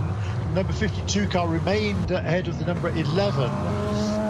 But in fact, the number 8 car also leapfrogged the number 11. So John Farano and Ben Keating remain at the wheel, number 8 and 52 respectively. Tristan Nunez now taken over from Stephen Thomas in the number 11 car. So head down to Lexus, where Shea Adam is alongside the number 14 Vassar Sullivan pit and has Aaron Taylor. Aaron, it's been quite the climb back so far today, currently sitting in P2. Did you guys do fuel and tires on that stop? No, we didn't. We just did fuel, and we were hoping to jump some guys there on that stop, so worked out to our advantage. Kyle's been doing an amazing job in there for us, just keeping it clean, getting by people on track, saving fuel, jumping guys in the pits. You guys been having fun so far with the Lexus. I mean, it's never fun when you have to start from the back, but you get to pass a lot of people, right? Absolutely. We've been having a great day. A lot of fun. We always have fun here on the Vassar Sullivan team. We know how to have fun and do well on track. You're up next, I'm guessing, from the espresso that you're sipping on? Yeah, I'm up next, getting some driver fuel in first. Good luck. Thanks. I like the way that they are looking at that as positive, Jeremy, having been sent to the back. Yeah, but we've had a bit of excitement driving through. And smart tactics there, leaving the tyres on, just a splash of fuel, getting the car out, hoping to make a little bit of position up there. And at this stage of the game, you've got to make those tactical decisions, haven't you? Yeah, indeed so. And the talking of tactical decisions, the number 19 car that was onto the that came in for an extra pit stop during the previous caution period. This is the GRT Lamborghini, yeah. GRT, yeah, but I don't think it did come in this time around, so it's now leaping from the front of the field in GTD, followed now by the 2 Lexi. Lexus is a 14 car ahead of number 12, then number 1 car, number 9, number 70, and then Aidan Reid, who's now taken over the wheel, number 96, Turner Motorsport BMW. So that car's dropped all the way from the lead to 7th position. Lots of time still to go. Bit of clean up on the run down from the Fox Factory Bridge at the kink at turn 11 down towards turn 12, and a track vehicle in the middle of the circuit there, just over the top of the brow. That is not. I know we're under full course yellow, but that's I can't tell you how blind that is. And when you're sitting low in the prototype, watch this, John. So I was telling you about. Watch this. Holy moly! I think he did get clipped there by the Allied car coming in. And that definitely slowed their pit stop down. There's no, and they've gone from. I thought they dropped to 4th, and the Mazda 55 cars dropped to 5th. So that was the left front tyre changer with the gun going round the front of the Mazda, and the 48 coming in, shaving the front of that car, and very nearly picking up that crew member there on the Mazda team. Shea Adam has, I'm afraid, more bad news from the number 16 Porsche, the Wright Motorsport team. Shea? I thought my eyes were playing tricks on me, John. Trent Hinman was back in the pit lane, and it looked like there was some right rear damage to the bumper. I got up closer. Nope, not an illusion. There were hit from behind by the 70 Inception McLaren. Not sure if it was under safety car or in the green running, but now Trent is back in again. So if you're watching timing and scoring and you're keeping an eye on the Wright Motorsport car, it's going to have 6 trips down the pit lane by this stage of the race, and that's the car. They've got tape. They did have a new bumper cover to put on the rear of this car, but that's the sound of the lump hammer, so that's doing the job for right now.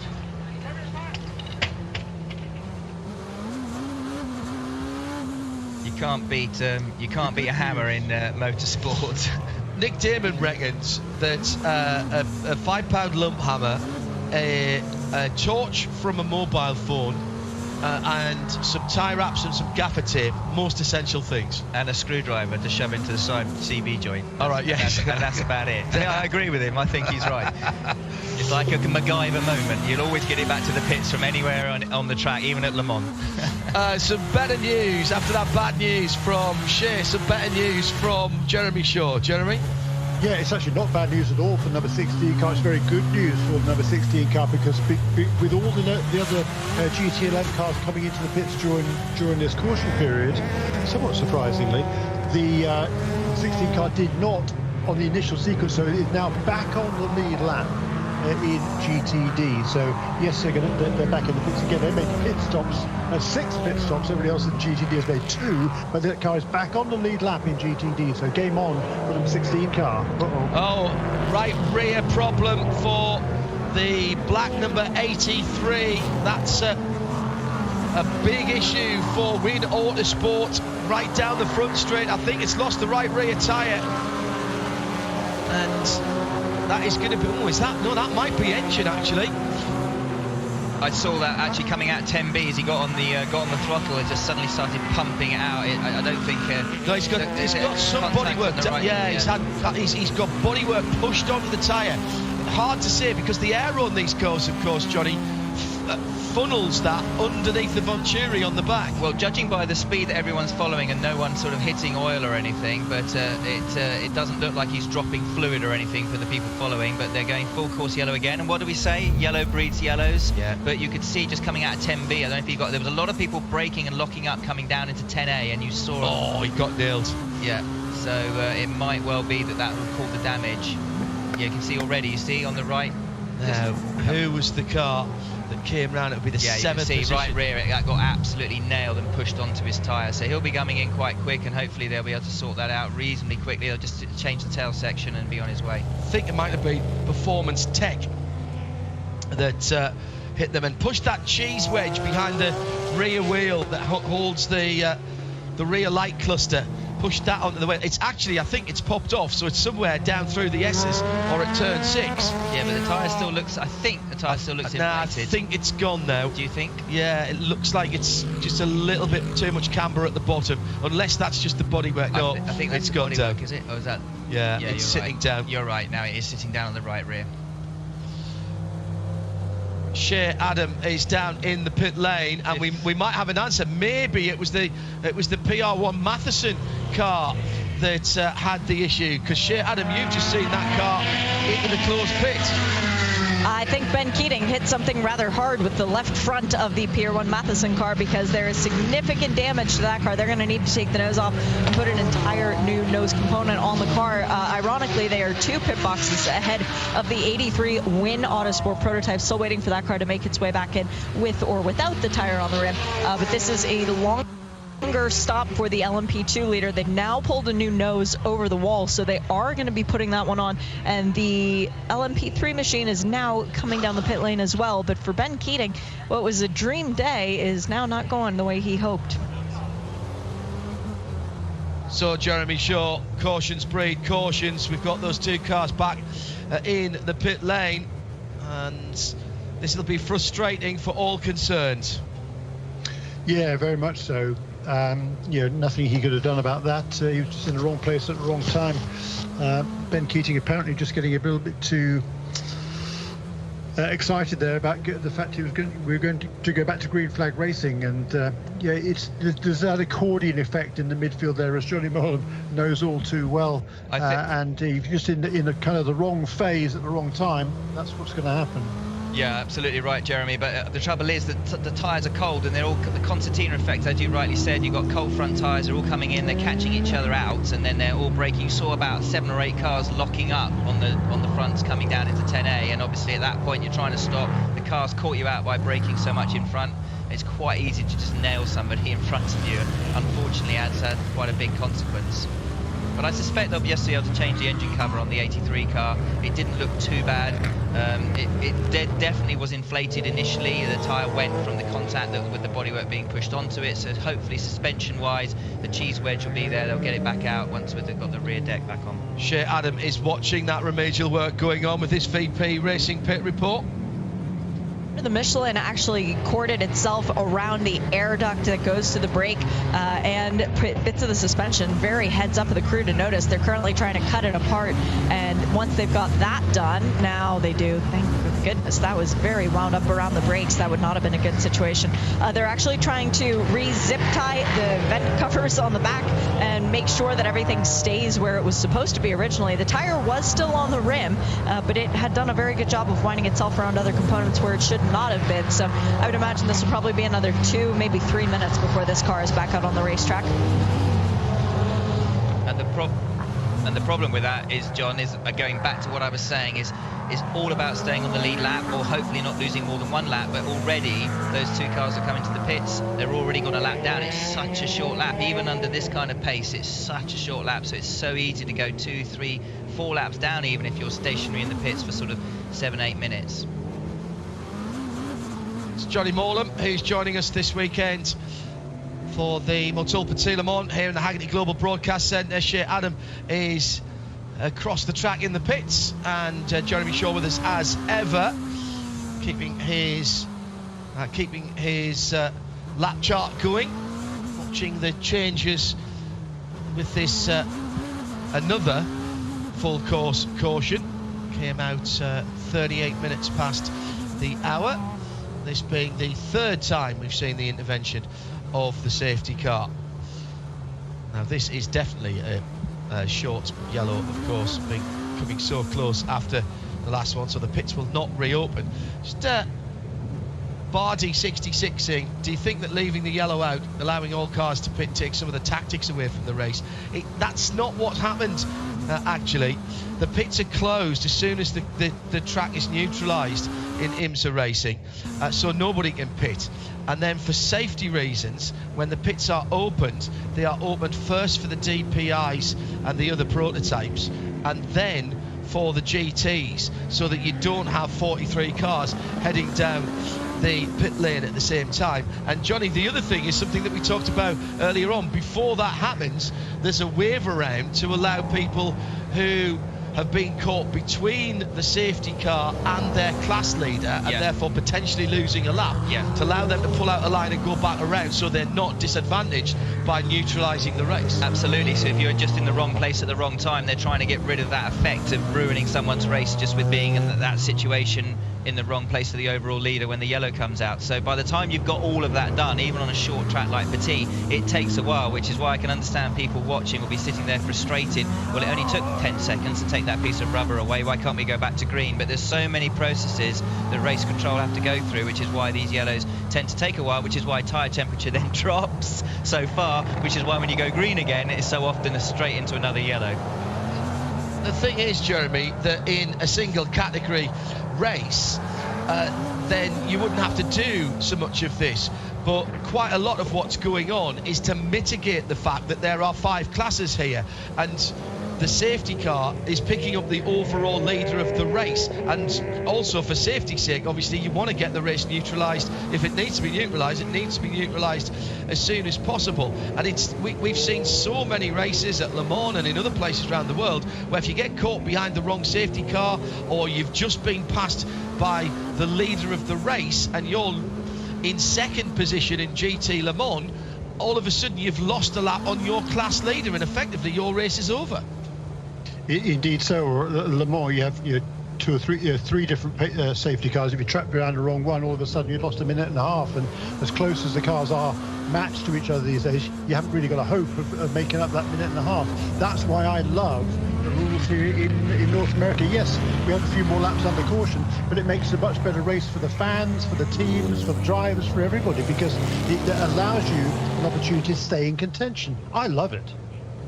More cars potentially in contention in the run to the flag. Now, that said, Jeremy and I will put our hands up straight away and say we'd much rather see long green flag periods and see the tiny little differences in performance from cars and drivers being played out, Jeremy, over a long period of hours, because that's when you really get the sense of who's doing the best job. But if you have to neutralise the race, you might as well do it in a way that gets as many people back onto the lead lap in their respective classes as possible and gives us a better race towards the checkered flag. 100% agree. Jeremy and I don't agree on very many things, but on that I think we do. All good for the spectacle. Coming up to 15 minutes before 2 o'clock in the afternoon, and we're back to green flag racing at Michelin Raceway, Road Atlanta. Great restart by Felipe Nasr, who pulls away and was 1.3 seconds to the good as he went across the line. That's outstanding restart. Again, catching the cars behind, napping. Sebastian Bourdais, by the way, had worked that Mustang sampling along with the rest of the team into second position. Ben Keating is in the pit lane. This might just be a drive-through. Shea Adam confirms that for the contact earlier on, and now it's back to full pace, but at the moment not full grip, Johnny. Yeah, absolutely. I noticed that Jonathan Bomarito has got into the 55 Mazda, but most of the front, well, certainly the front four are still using, I think, exactly the same drivers. So Felipe Nasr, Sebastian Bourdais, Philippe Albuquerque and Renger van der Zande, the top four there. Interesting that Mazda are already going for a driver change. It'd be interesting to see also how that 55 Mazda sort of reacts over the next 4 or 5 laps, if they've still got that pace that Tincknell was showing, or whether they're actually dropping back on pace as well. Allied Cadillac has changed drivers as well, Jeremy Shaw. Indeed so, yes. Jimmy Johnson in for Kamui Kobayashi in the 48 car. That car was at the tail end of that train in DPI. At IMSA Radio, if you want to get in touch with us, mistake down into turn 10. That has been an action area. That was one of the LMP3 cars locking up, and in fact coming into the pit lane. I think it looked like he had damage on the right rear as well there, John. I think it looked just a simple lock-up. That's the Andretti car again, I think, that's come into the pit lane with Jared Andretti behind the wheel. Yes, it is. So Shea Adam has even more work. That's right at the pit-in end of pit lane. We'll hear from her in a second. Oh yes, I can see you now, Shea. You're right at the pit out, so you might need to wander up the pit wall. That is the law of endurance racing. When you're at one end of the pit lane, something will happen with one of the entrants at completely the opposite side. The team are going to work. They've got the left rear tyre off. In fact, they've got all the tyres. They're going to change all the tyres, but I think there was something more fundamental than that, Johnny.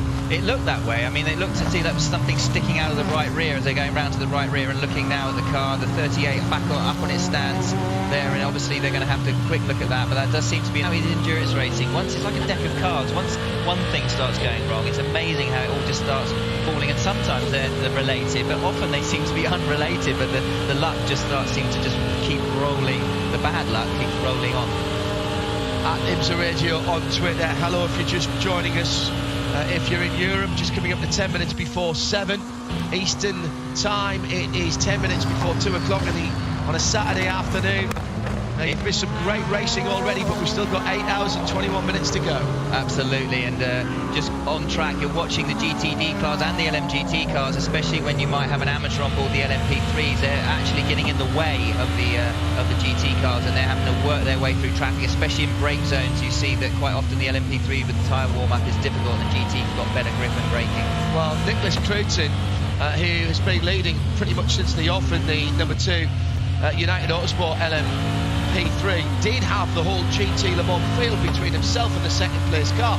But of course, every time that we get the safety car out, you reorder the cars, and well, they can come in the pits before because it's prototypes. Yeah, so exactly. Then the GTs are always at a disadvantage, so the LMGTs drop back behind and then have to work their way through. And I've been on both ends of that, and I know how frustrating it is in a GT car because you don't have the pace really. That car in front of you is a good 2, 3, 4 seconds a lap quicker, and you're trying to work your way through. And that makes the achievement of Pele and Tandy a few years ago when they won outright against, in fairness, against only because it rained. Against the weather as much as anything else. Well, yes. they had proper wet weather tyres, and the rest of us on the prototypes had like virtually intermediate tyres, so that was a huge advantage. Every time there was a safety car, they got put back behind, even though they were the leaders of the race. They weren't allowed to come in the pits first, and all of the prototype field got put in front of them. They must have made 1 million passes. Oh, they did. Well, I know, because I mean, and I'll never forget at the end of that race, Nick Tandy, who'd won it overall, literally turning off his traction control and power sliding it on proper old school oval, dirt oval racing through 10A, 10B over the brow of the hill as we came into pit lane. It was very impressive. That was the most impressive thing I think I've ever seen Nick Tandy do in a race car, and he's done a few impressive things in his career. Well, started life on the dirt ovals across in the UK, not the traditional route into top-line motor racing. He'll be racing for Corvette in the WEC next year as the C8Rs go for a full season. A C8R goes for a full season in World Championship running. That's a big step forward. Jeremy Shaw at the front of the field. Felipe Nasser really showing again. You made this point earlier on when it was Harry Tincknell that got away. Being at the front seems to be, restarting at the front is a massive advantage. Yeah, certainly. It certainly is, John, and it's up to the lead driver to take advantage of that. And the bad news is, if there's another full caution, you're going to get reeled back in again. But yes, it is a big advantage. But these first two, they're all remaining fairly close together at the moment. We'll have to see now when they get even deep amongst this traffic and how much they will spread out again. I'm sure that will happen in very short order. Let's go to Shea Adam, who can update us with a VP Racing pit report on that Andretti LMP3 car. Shea, what was the problem? That was a right front that had no longer served use as a tire, and indeed was just a little bit of rubber left on a rim, quite badly shredded. The Michelin people have actually already taken it away, thankfully. But they do have Oliver Askew putting his helmet on right now. I was coming down to get a word with him, and he said he's going to be getting in the car here shortly, so they are going to come back in, put more new tires on the car, and then change out the driver. Jeremy? Yes, sorry. Oh, sorry, I've just read what you said. No, my apologies. I heard you start to say something. You take a moment. I'll get back to you in a second. You're listening to IMSA Radio around the world at IMSARadio.com. We've got live sound and vision as well if you're outside the USA. Here in the US, NBCSN going flag to flag for this in their swan song of coverage as well. NBCSN as a channel being replaced with other services by NBC, but the good news is even more network airtime for IMSA next year. Also at the track on 98.1 FM, and if you're travelling around in the US, or maybe your bandwidth is a little bit compromised, if you are so equipped, you can get us on XM channel 202, flag to flag. Always got the audio option on IMSARadio.com as well. If you are moving around, pair your smartphone or your device to your car stereo and listen in to the next 8 hours and 17 minutes of this race.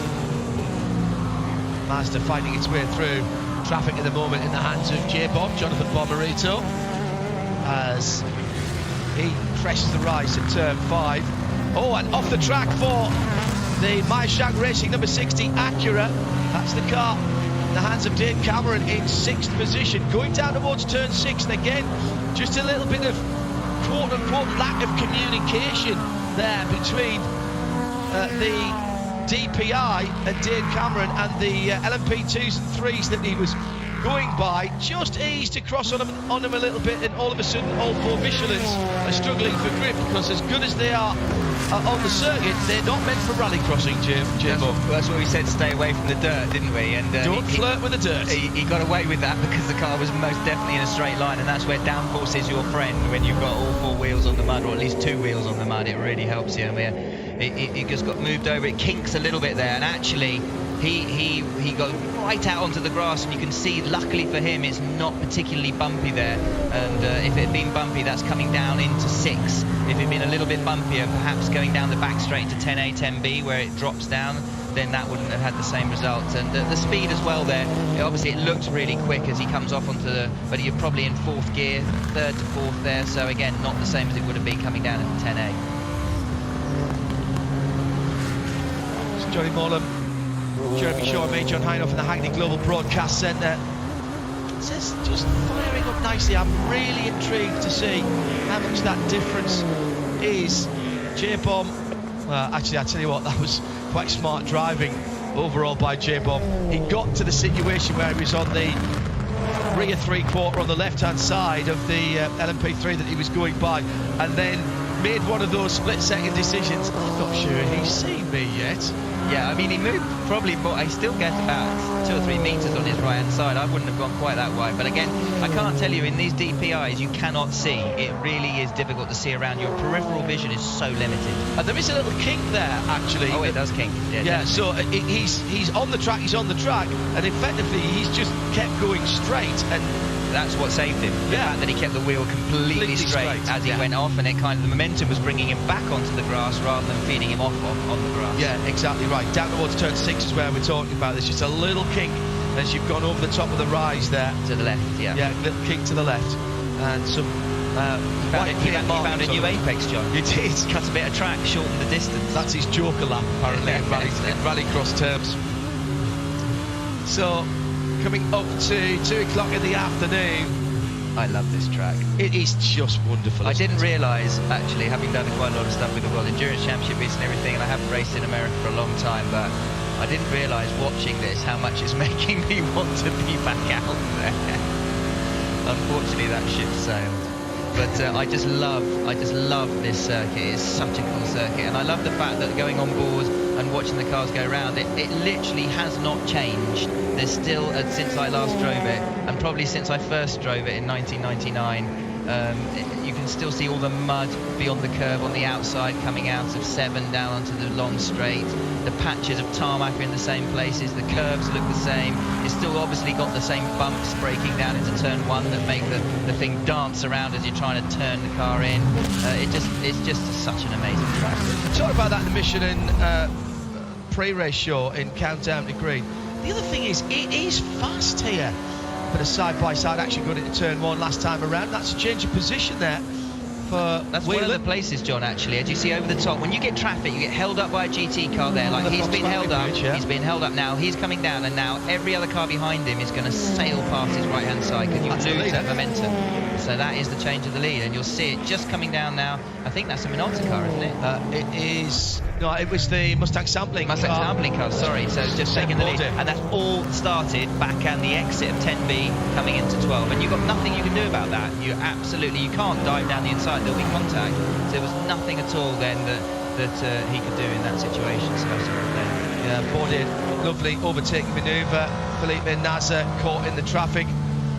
And as Johnny says, no fault there of anybody around him. Felipe was doing the right thing. He was doing the right thing. He was driving as hard as he could, but he knew if he'd gone there, there would have been contact. So there's nothing. It's just timing. And that's what I was telling you about. You coming up, you're talking about making decisions. It's all about timing. And sometimes even knowing what's going to happen, there's nothing you can do about it, and you just know that you're going to have someone sailing down the inside of you. And when you get right over to the pit wall on the straight there, John, there's so much rubber and rubbish offline as we turn 10A again, and that is one of the P3 cars. That, I think, is that the Andretti car again? It's not, is it?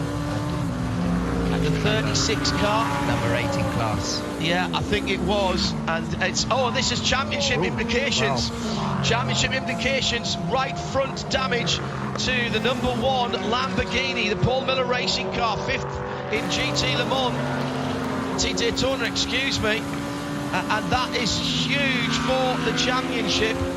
It's still inflated though. It's still inflated. It won't be for much longer if he carries on at that pace, but it's still inflated, I think. Well, Jeremy Shaw, that is potentially massive consequences. It is the 47 Motorsport car. It's Mark Farmate who was behind the wheel. So we're going to go full course yellow, I'm sure, unless Mark can get the car going. He's found reverse, not a simple thing to do in any racing car, by the way. Always practice doing that. And finding square reverses. How many interlocks do I have to pass? And almost hit by the number 57 and I think as well. I think the Lamborghini GTD there might have actually been a really innocent victim in that the Mark Varme in the P3 car spun in front of him and he had no option but to go around his left and he clipped him with his right rear as he did it. I don't think it was contact, I really don't, but maybe I think Varme looked like he spun in front of him and he just hit him with his right front. Russell Ward did a masterful piece of avoidance coming out of turn 10. He's kept going though, he's kept going. Lamborghini is still going. I think heading for the pits now though. Into the pits now. So Jeremy Shaw, this is major news for the GT Daytona Championship Michelin Endurance Cup. Shea Adam is watching that, but just remind everybody of the championship as we came in to this Motul Petit Le Mans weekend. Yeah, basically what happened as a result of the fact number 1 car scored maximum points in qualifying, the gap between the number 1 and the number 9 in the overall championship, the GTD, down from 19 points to just 9. So basically, whichever car finishes ahead at the end of this race, and let's not forget, we've still got well over 8 hours remaining, between the 1 and the number 9 will win the overall season-long GTD championship. That's the FAF Motorsport Porsche. Oh, very negative body language from the driver getting out. Shea Adam is there watching, and this is not going according to plan, Shea. No, it's not, and the bodywork is pushed in quite a bit on the right front. They too are getting a lump hammer out and trying to bash out the front bumper rather than putting a new one on. The splitter is deranged as well. It's facing more upwards than it should be at the front of the car, and they're working on the right rear tire as well. That does not want to come off of the car, the old one being very recalcitrant. They've actually got pry bars in to try and get the wheel to come loose. It is shaking on the rim, but it is not wanting to come off of the hub. So this is massive drama for the guys who came in here second in the championship and with a real shot at 2 championships here today. Sometimes best just put the nut back on, tighten it up and then pull it off again. Yeah, that's overheated itself as well, so it's welded itself on effectively, so that's going to be really difficult for them to lever off because they can't really leverage it. And I do think that was a case of clipping the LMP3 once it had spun with the right front, and then as he went past, clipping it again with the right rear, and I think that's where the damage has come from. It did look very unfortunate. I don't think it was a simple case of him sending the P3 round, but I'd have to re-see that again, but it looked like Kwame was going off before he got to it. Yeah, that's the 47 Motorsport car has rejoined and has gone through. Just pause for a moment to see if that was the case. Just there's so many cars on the timing screens that don't all fit on one screen. Meantime, we stayed green. That's the good news, Jeremy, and we've still got plenty of racing going on. So a new leader, Sebastian Bourdais, taking an opportunist manoeuvre a couple of laps ago in traffic. He's cleared off now, and now he's 7 seconds up the road. This is extraordinary how these gaps are going out and coming back, with Felipe Nasr in second position, under pressure now from third position Renger van der Zande as they're going through traffic through the S's down towards turn 5. And Dane Cameron's also just got ahead of the 55 Mazda, so they've dropped to 6th place. Dane Cameron now in 5th. Yeah, the number 01 car got past number 10, and the number 60 got past the 55 as well. The difference in the lap at the front of the field is Sebastian Bourdais turned a 1 minute 12.642. The second place car, Nasr, won at 18.3, almost 6 seconds slower.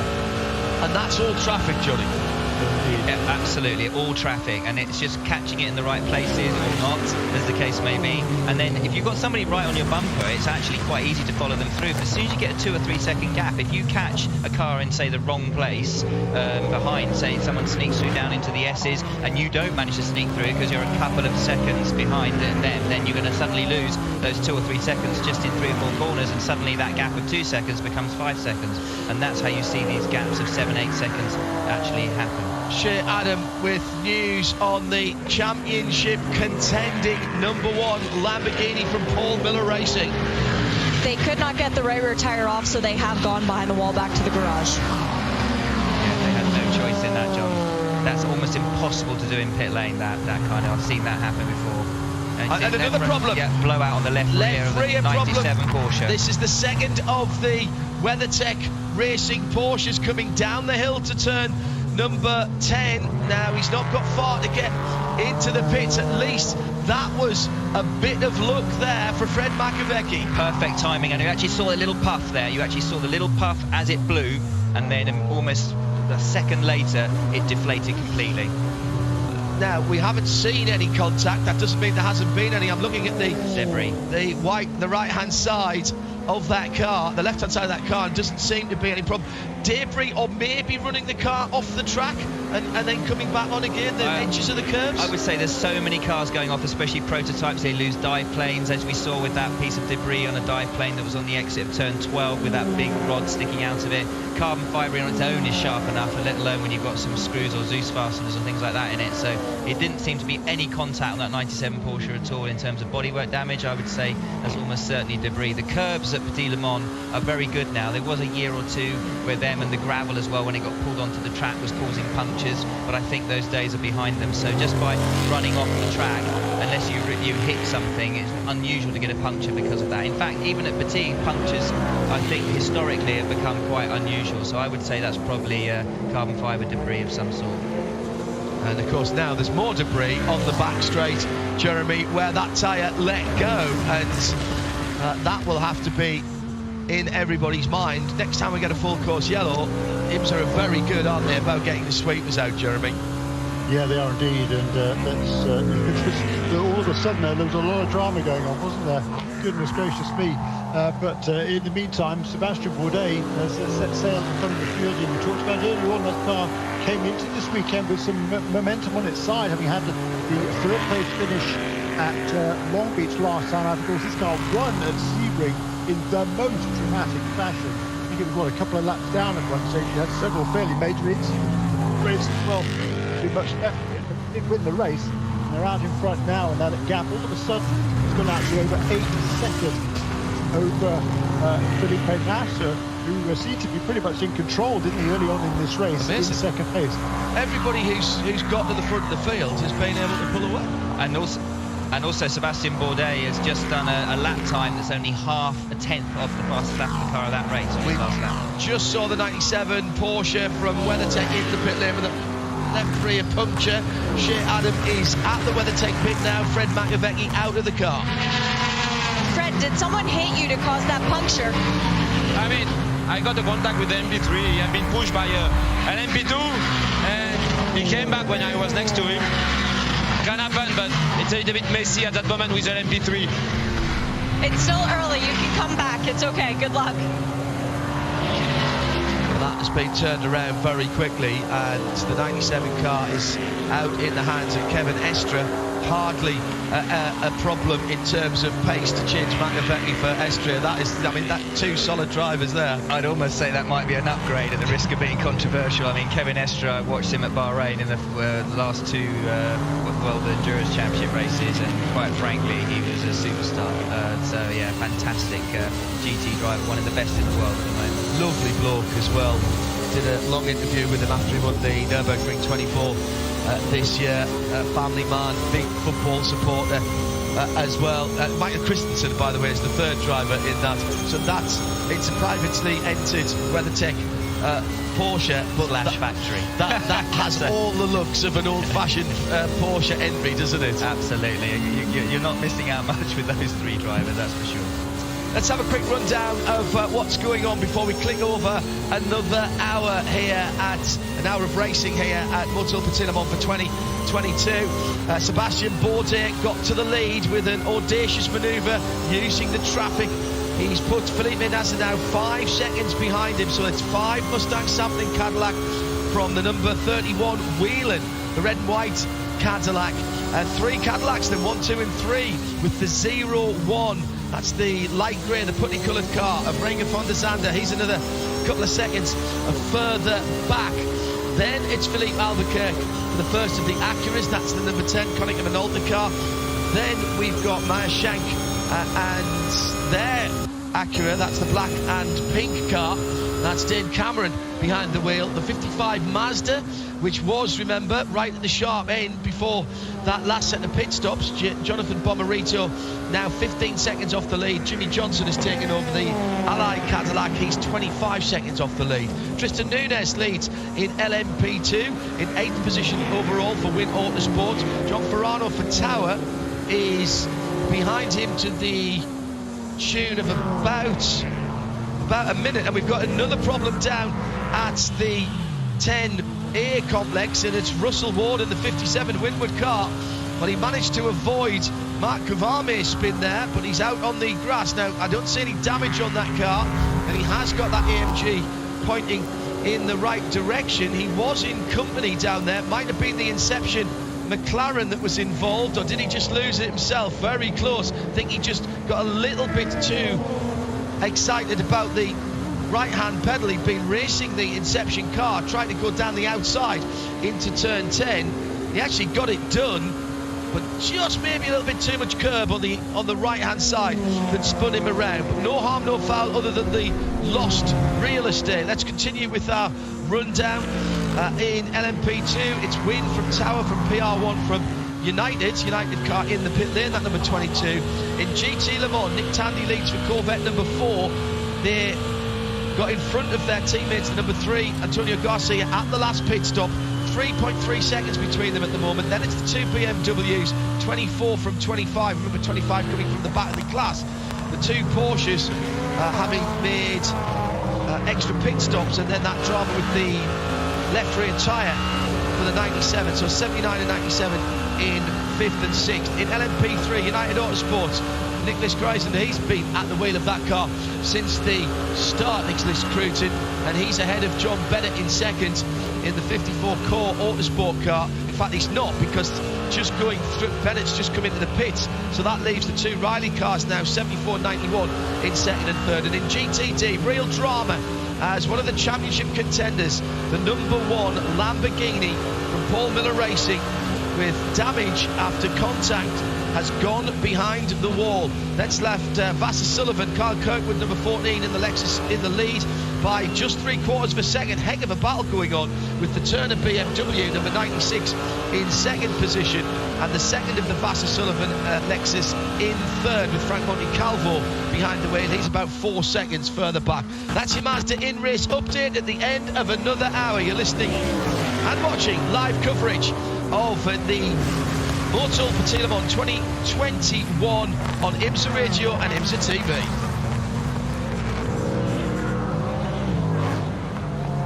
Well, get your breath back after that little lot, Johnny Moore. Fantastic, and just we talked a bit about the 55 Mazda DPI dropping back through the field, but I've been watching Bomarito's lap times, and he's just set the fastest lap of the race with a 1 minute 9.509 about 2 laps ago, and followed it up with a 9.8 as well. So when he's in clear traffic, that car clearly does have pace that belies the fact that it's lying down in a sort of lowly 6 out of 7 runners out there. So the fact that as this track rubbers in, as the temperatures probably will begin to cool later, that car seems to be coming into its own. It definitely has the pace. We saw that a little bit with Tincknell earlier on when he was leading. So that car has clearly got pace here to potentially win this race. John Bennett has swapped to George Kurtz in the Core Autosport machine, and that car is back out on the circuit as we are now under 8 hours to go. Jeremy Shaw, what do you make of the first couple of stanzas of this one this year? Yeah, really interesting, isn't it? It's interesting to me that in the first stint of the race, number 31 car was able to sort of eke out just a little bit of a margin over number 55. When the 55 car got in front, it pulled away quite rapidly. Then after the thing shuffled around at the next caution, couple of cautions, number 31 car, who was in the lead, wasn't able to pull away. Number 5 car got past him, has been able to pull away. And number 55 car now, Johnny said that fastest lap was set a while ago during the first stint. But Jonathan Bomarito, look, he's not the regular driver these days. His job is just to keep that car clean, stay in contention, not worry about it. and so he's just doing just fine there, running along there in the sixth position at the moment. The car got shuffled back, as Johnny was saying earlier on, at pit stops, but he's just doing fine there. The other contest, Tristan Nunez is still, I think, the only pro driver to have got into an LMP2 car. So of course he's pulling away rapidly now from the rest of that field. GTLM, that's looking like a fun contest, isn't it? The two Corvettes, they've established themselves ahead of the BMWs. The Porsches, surprisingly to me, we saw about the problem for one car, 97. Oh yes, okay, Cooper and Neal's driving the other one, 79. That's why that slipped back a little bit from the other guys, contenders in GTLM. GTD is not interesting. Carl Kirkwood out in front of the second place car coming onto the pit lane. Carl Kirkwood controlling that race, no, because Aidan Reed in that Turner Motorsport BMW, we talked about it at the restart, he'd lost some ground during the pit stop sequence. Aidan Reed in the Turner Motorsport BMW is right with Carl Kirkwood in that battle for lead in GTD. And Shea Adam is watching the bright red number 31 Whelen Cadillac coming in for service with this VP Racing Fuel pit report.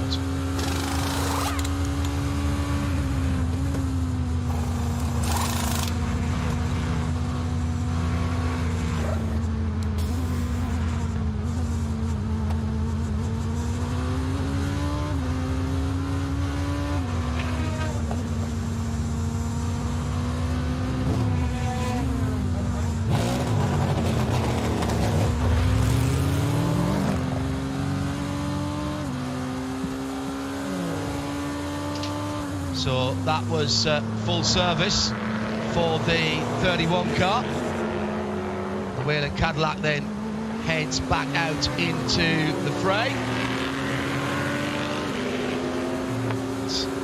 Felipe Nasser still behind the wheel according to time and scoring, and I didn't think so. I think Pico Durrani got in that car. It's Pico Durrani. Oh, hello, shit. Didn't hear you on that stop there. So it is Pico Durrani behind the wheel, and immediately he's into a battle with the leader and trying to stay on the lead lap, Johnny Moore.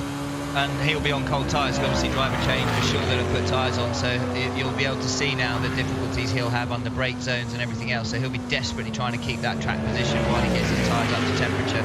Coming through 12 is a really good place to really generate some temperature in the tyres because you've got the downforce, so long as he can get through an out of 10B reasonably well, if he can get out to 12, you see a little squirrely from the left there, defending slightly over the brow of the hill.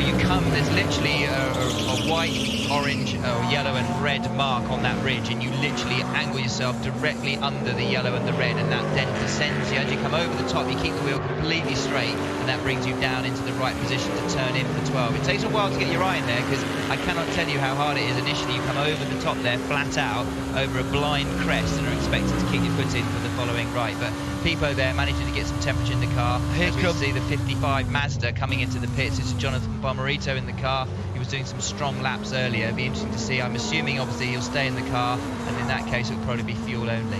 Lap 37 is showing as the fastest lap of the race, but I'm not sure about that. Let's see if we can check in with Shea Adam down in the pit lane as the fourth place master comes into the pits. Oh, they are doing tyres. Do you have me this time?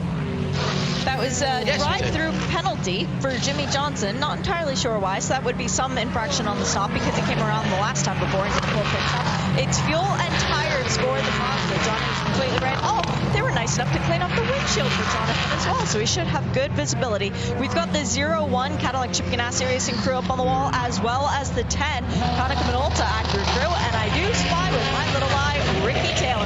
That means Leif Albuquerque will finally be getting out of that car. In comes the car that was in the lead, in fact first, second and third all coming in. That's going to leave the 01 of Renger van der Zande. He's already gone through, he's in the lead of the race. We'll stay with you, Shea, as you've got the Mustang sampling Cadillac with you. Happily, it is fuel, tires, and a driver change. French guy gets out and a French guy gets in, as I love that Mustang sampling car. That That's the sound of the Acura rumbling through in the background. It's fuel tires and everything looks fairly smooth for the Mustang sampling car, although they now have the car ahead of them because the Paul Miller Racing Lamborghini is back out. They only need to finish 3 positions better than Pfaff in order to win the championship. Doesn't matter how far up the grid they are, so they will continue to circulate. We've got the 52, and that's the PR1 Matheson LMP2 champion for this year, and it's Ben Keating getting out. I think that was Scott Huffaker who jumped into the car. Let me tell you who's in the Mustang sampling Cadillac. That is now Tristan Vautier, who is behind the wheel of that one. Yes, that is Huffaker's helmet. In the Acura, away goes Ricky Taylor in the number 10 for Konica Minolta. And whose pit board is waving further down? Oh, that's Tower Motorsport expecting their LMP2 car in as well. Thank you, Shea, for those pit reports. Just as you come out on board of Ricky Taylor, he's got the LMP2 car in front of him. It's difficult coming out of the pits at Petit Le Mans because you actually come over the set to the right. You've got concrete wall, which then ends obviously as you're coming in. Your car's already on track. It's very difficult to actually see because of the angle you're coming out at, as we see the 01 Ganassi car in there. And again, driver change and tyres. Everyone kind of on the same strategy here in the DPI, which is going to make it interesting down the road. But going back to what I was saying, coming out of the pits, John, it's very difficult to actually see behind you, and you're coming out at a slightly different angle, so you're not able to look in your mirrors, so you're really relying on the marshal on the right there to tell you if this car's already on track coming past. Sure, that looked like a brand new set of shiny Michelins going on the 01 Cadillac. Yes, Chip Ganassi does like Scott Dixon, so when he's going to put him in for his first stint in the 2021 Petit Le Mans, he's going to give him some fresh Michelins. Away goes Scott. Renger got out of the car. He looked pretty tired, but he looked like he's still okay to go for a few more. So I think he'll get a bit of a break. And Earl Bamford, the third driver in that car for the race today, he only has to do 45 minutes in the race to meet minimum time, or basically 1 stint if you do a bit of fuel saving. So into 7 hours and 49 minutes still to go. Sunshine at the moment. Official sunset just after 5:30 this afternoon here at Michelin Raceway Road Atlanta. And the end of twilight is about a minute before 6 o'clock. That's when effectively full dark is. There are some temporary lights here. The put up here and improved over the years, mainly on shining down onto the middle parts of the apeces of the corners, but it is still, Johnny Morlam, a dark racetrack, particularly out the back there.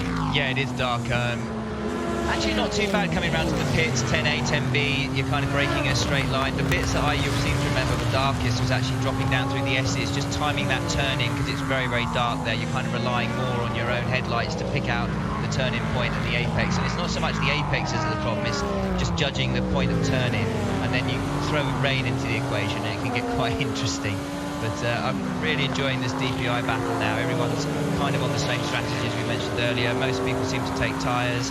A lot of people changing their drivers, so now we're getting into the first part of the race. It's always nice for a driver to get in and actually get to grips with it. There's nothing worse than standing there watching everyone else when your teammates have all the fun. It's nice to actually get into the car, get yourself into the rhythm of the race.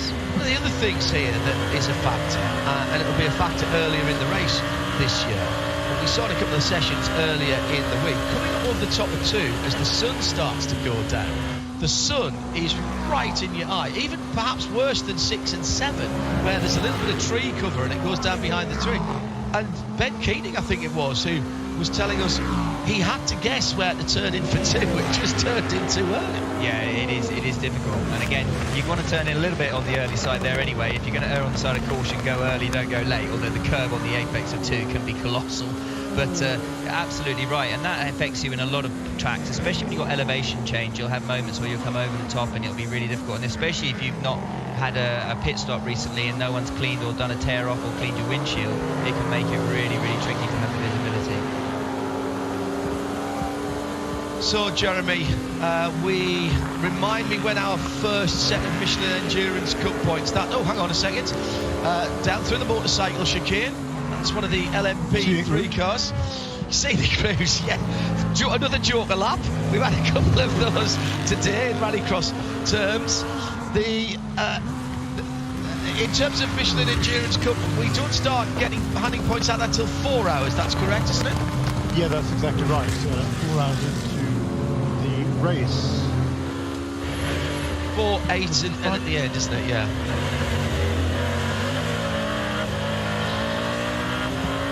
So the number 5 car was able to get back ahead of the 01 car, just I think, after those pit stops. Number 10 remains in third position, so it's good. The fact number 01 car was able to do an extra lap certainly worked out in its favour, John. Yeah, absolutely. So Mustang Sangling ahead of the Scott Dixon 01 Cadillac, and then Cunningham and Alter in third position. Not now, of course, in a Cadillac, now in the Acura. Shea Adam has taken the opportunity to speak to some of the drivers who did those opening stints. And where are you, Shea? I'm with Philippe Albuquerque, one of our favorites. That was a nice long opening gambit for you. The traffic out there, a little bit chaotic. It is. It's actually fun, but it's so easy to have a contact, which in fact I had at T3.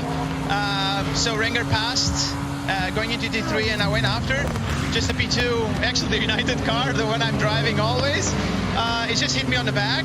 So I went sideways, going to the wall, going to the left, and I was like, I'm done. And the car went over the curb.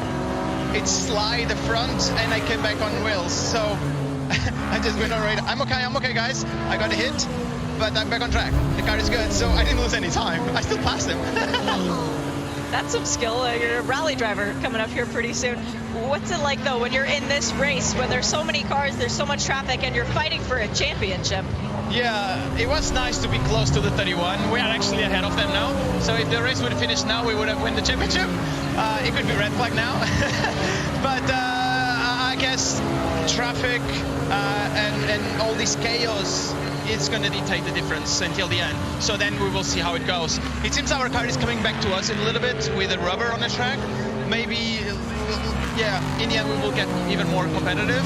But it seems to us that we are not so far as we were in the beginning. So that's good news. Will it get even better as it gets colder at night? Yeah, we need to wait and see. But again, like I was not planning at all. Like I let Renger pass literally on the main straight, and one corner after I got hit. So it's just a gamble, surviving. You need to be aware of that. But you know, sometimes it just comes last moment. I mean, I overtook the P2 car. I didn't mean for him to crash. I thought he saw me, but that's one example of when things can go sideways. I mean, it's a lot of hours still to go. Good luck the rest of the way. Thank you. So confirmation there of that incident that saw the Aero Motorsport Dwight Merriman car going off. Definitely there was no contact there, but very, very hard impact, and we wish the best to Dwight. He did get out of the car on that. Good to hear from Felipe Albuquerque. Andy Blackmore listening on the smartphone while doing errands with Kira. Only the second time he's not been at Petit Le Mans since 08. Yeah, there's a few people like that, Andy. Nice to know that you're still listening in. XM202 as well, if you're in the US or Canada and are so equipped. 98.1 around the circuit here at Michelin Raceway Road, Atlanta. So Jeremy, coming up to what, 2:30 in the afternoon, and I'm going to say this, so get the hashtag blame Hindy ready, but we have had a little bit of green flag racing now, being green for getting on for 43 minutes, and we're starting to get a little bit more of a rhythm, but nobody is being able to dominate because the traffic is playing, I think, as big or if not bigger a part here than I've seen for many a long year. Yeah, absolutely right. It's just it's ebb and flow. It's just what a great race. So perfect conditions here at Road Atlanta. Relatively cool, but yeah, beautiful sunny skies. The place looks an absolute picture, and there's a lot of shadow boxing, I think, right now is perhaps the way to put it. I mean, nothing definitive has happened yet. Potentially in GTD perhaps, but hopefully not. DSAC number 1 car is back into the fray a bit. Quite a long way down, but you know, for the other leading competitors in all of each of the classes, it's just cat and mouse run. You've got to be careful. You've got to keep your nose clean. That's part. As I say that. Oh, it is hashtag playing Hindhoff, isn't it? just exit of turn 2 into turn 3. The wins number 91 car. They've been in the wars in that machine. Also the NTE 42, that's the Audi that was involved. They'd just gone out of the pit lane. I think they were on their out lap. And who was in the wins? 91, I think it was Jim Cox, wasn't it? Yes, it was. So, oh my goodness. Now, race controller waiting to see if that car refires and can get away under its own steam. We've got one of the Lexus going slowly as well on the back straight. That's the 12. That's the third place car.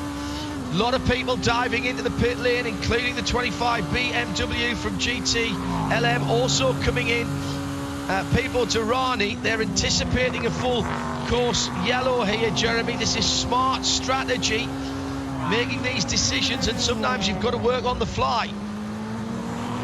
At the moment, the number 91 car has not refired, Jeremy. No, it hasn't. So the officials there were kind of try not to disadvantage anybody with the timing of this full course caution, and I hope that doesn't backfire. But certainly a couple of those contenders have just come in and made a pit stop, and I'm sure that the race control now will wait until everybody's gone past the start grid line one more time before calling the caution. Pits have just been closed. And now there was a few people who came in, including one of the Lexus. So that must have been the leader.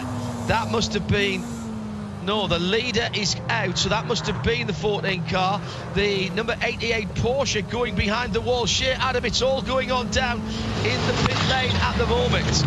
It is the 88 Porsche. I'll start with that one. Was blowing steam out from below the hood as it left its pit box, turned straight back to go behind the wall. The 42 NTE Sport Audi, serious damage to the left front. That car is rolling again. I really hope it makes the hard right-hand turn. Yes, it is going back behind the wall, because if that goes back out on the racetrack, that's going to drop a lot of debris. It was fuel, tires, and a driver change for both of the Corvettes. In the number 4, it is now Tommy Milner.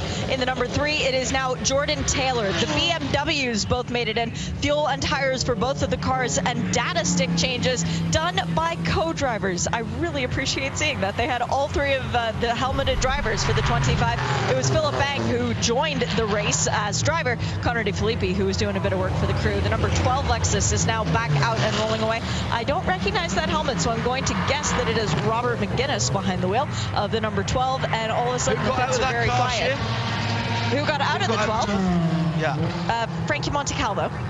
Yeah, okay. It was Frankie Montecalvo that started what was a 4-car accident. The NTE Audi coming out the pits, as we rightly recognised, coming up the turn 2, stayed on his line and was hit by Montecalvo on the left-hand side. That spun him around. Then the 91 Wins prototype came through and sideswiped across the front of that, and there was a 4th car, another prototype, and I'm afraid I haven't been able to identify that left the scene, so it did continue. The 91 car is the only one of those 4 cars involved in that incident that has brought out the safety car for the 4th time this afternoon. That's the only one that hasn't moved, and that still hasn't moved, with Jim Cox sitting talking to the AMR safety team. So lack of communication, miscommunication, just a little bit of a mistake, not quite sure, but it was definitely the Montecalvo RCF Lexus that started that incident by spinning the Audi around as it came out of the pit lane and over the top of the skyline.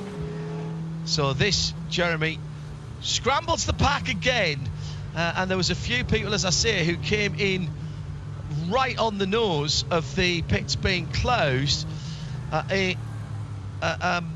You do get a little bit of leeway, don't you, if you've committed when the pit lane light comes on, and that, in fairness, you commit quite early here to the pit lane underneath the Fox Factory Bridge.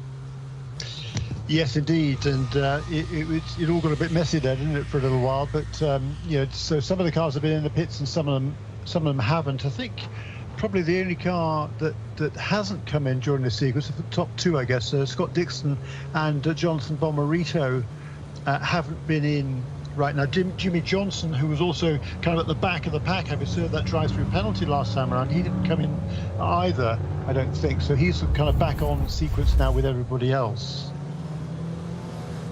So just checking, I think there's going to be a penalty called on the Wayne Taylor Acura for entering a closed pit. How far back he was, Wayne was talking to his team and to some of the IMSA officials there, but I said there was a couple of people who were very, very close. A couple of penalties to talk about. We'd already had a spin, by the way, for the Jim Cox number 91 at turn 7, and he came back to the track unsafely and was assessed a drive-through, which I don't think he served as yet. The only other couple of penalties recently was that pit lane speed violation for the Jimmy Johnson number 48 Allied Cadillac, which Jeremy talked about, and then a wee bit longer ago, about half an hour ago, was service in a closed pit for the United number 22 prototype. That was stop plus 60, which I believe has now been served for that car, because it has dropped. Wayne Boyd's in that car and it's dropped down to 4th and off the lead lap in LMP2. Wayne Taylor not looking very happy up on the pit wall.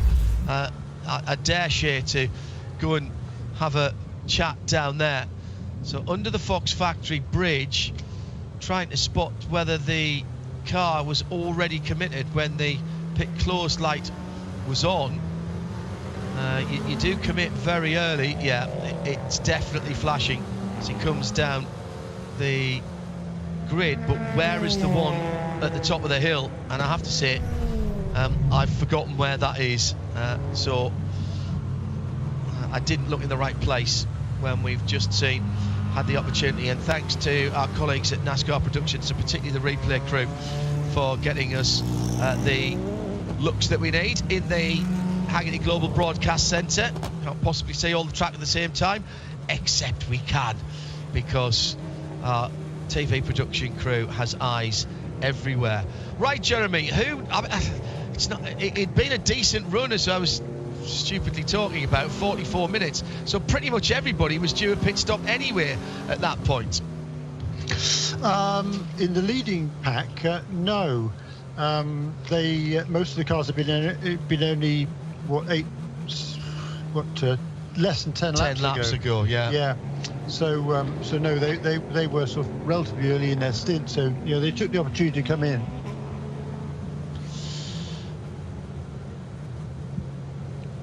Sorry, go ahead, Jeremy. I've got what to say now. But the only cars that haven't come in then on this kind of new sequence by those cars, the four of the 6 cars came in. The leading cars came in right before this caution period, number 5, 10, 31 and 60. Quite a lot of damaged cars out there now, Jeremy. We talked about this in Mission and Pilot yesterday, with it having a slightly end-of-term feeling. This is the last race of the season. Pits are open for prototypes, by the way. We'll get to Shea in a second. But some of these drivers haven't raced for these teams for quite a long time. We've had a decent break since the last time these guys were all racing. Yeah, that's exactly right. Some of them, some of the classes longer than others. Yeah, the GT cars were out at VIR, when was that, sort of last month, I guess, but the prototype cars haven't been out since Long Beach, which was a long time ago. So, and quite a few drivers in this race, of course, haven't raced in IMSA either at all. Yeah, it's in some cases, or for a long period of time. Shea, Adam, the Ally Cadillac in the pit lane with you. That's a driver change. Simon Pagenaud getting aboard that car. Fuel and tires. It was fuel only for Scott Dixon in the 01 Cadillac Chip Ganassi racing car. Very heads up Jim Cox as he went back down the pit lane. He did enter a closed pits to receive that service, but he stopped when the pit exit light was on. Scott Huffaker was in. Fuel and tires for the 52 PR1 Matheson Motorsports LMP2 machine. And I believe there was a driver change for the 74 LMP3 machine, but you'll have to tell me who's behind the wheel of that one now. Gar Robinson, I believe, brought it in. 74 is just, hang on a second, I was just checking something else out. That was Gar Robinson stayed behind the wheel by timing and scoring. Sorry, wow. No, Scott Andrews. No, Scott Andrews, excuse me. It's just dropped into my timeline now, so Scott Andrews. And by the way, and I'm indebted to a number of people, that it was the United LMP3 car that was also involved in that 4-car Schmozzle. So that would be the number 2 car for United that was also there. That car drove away. The number 91 Jim Cox wins car. That machine, the number 97, excuse me, the car that 91, I was right the first time. Don't second guess yourself, I know. The back end of that car was struggling to get any kind of purchase on the Georgia clay. The rear wheels were spinning, so it had fired up. It just wasn't actually going anywhere. 7.5 hours to go. Seem to have had enough drama for a full season, Jeremy. Never mind just a 10-hour race, and we're only 2.5 hours into the race. Yeah, isn't that right? It's been incredibly eventful and awfully difficult, in fact, to keep track of it all. There's so much going on out there at the moment. Yeah, for the first 2.5 hours in this race. So we're exactly a quarter of the way through right now. Take a breath, huh? Well, indeed so. Indeed so. Giving us a chance at least to catch our breath, because when we are under green flag, I don't know where to look, quite frankly, Jeremy. There's so much going on. Let's go down to the pit lane. Problems for one of the GT Daytona contenders for the championship in the Lamborghini. Paul Miller Racing has been behind the wall already. The other car that is in with a chance is leading the class, or at least it was when it came into the pits a little while ago. So we'll keep an eye on that as we check in again with Shea Adam down in the pit lane. Who you got for us, Shea? It's Larry Time getting aboard the number 9 FAP Motorsports Porsche, cycling through all 3 of their drivers now at this point in the race. As far as the heart of racing Aston Martin is concerned, they've just put Ross Gott behind the wheel for the first time. Ian James has driven up until now. Florence Vander getting some heat into his Michelin.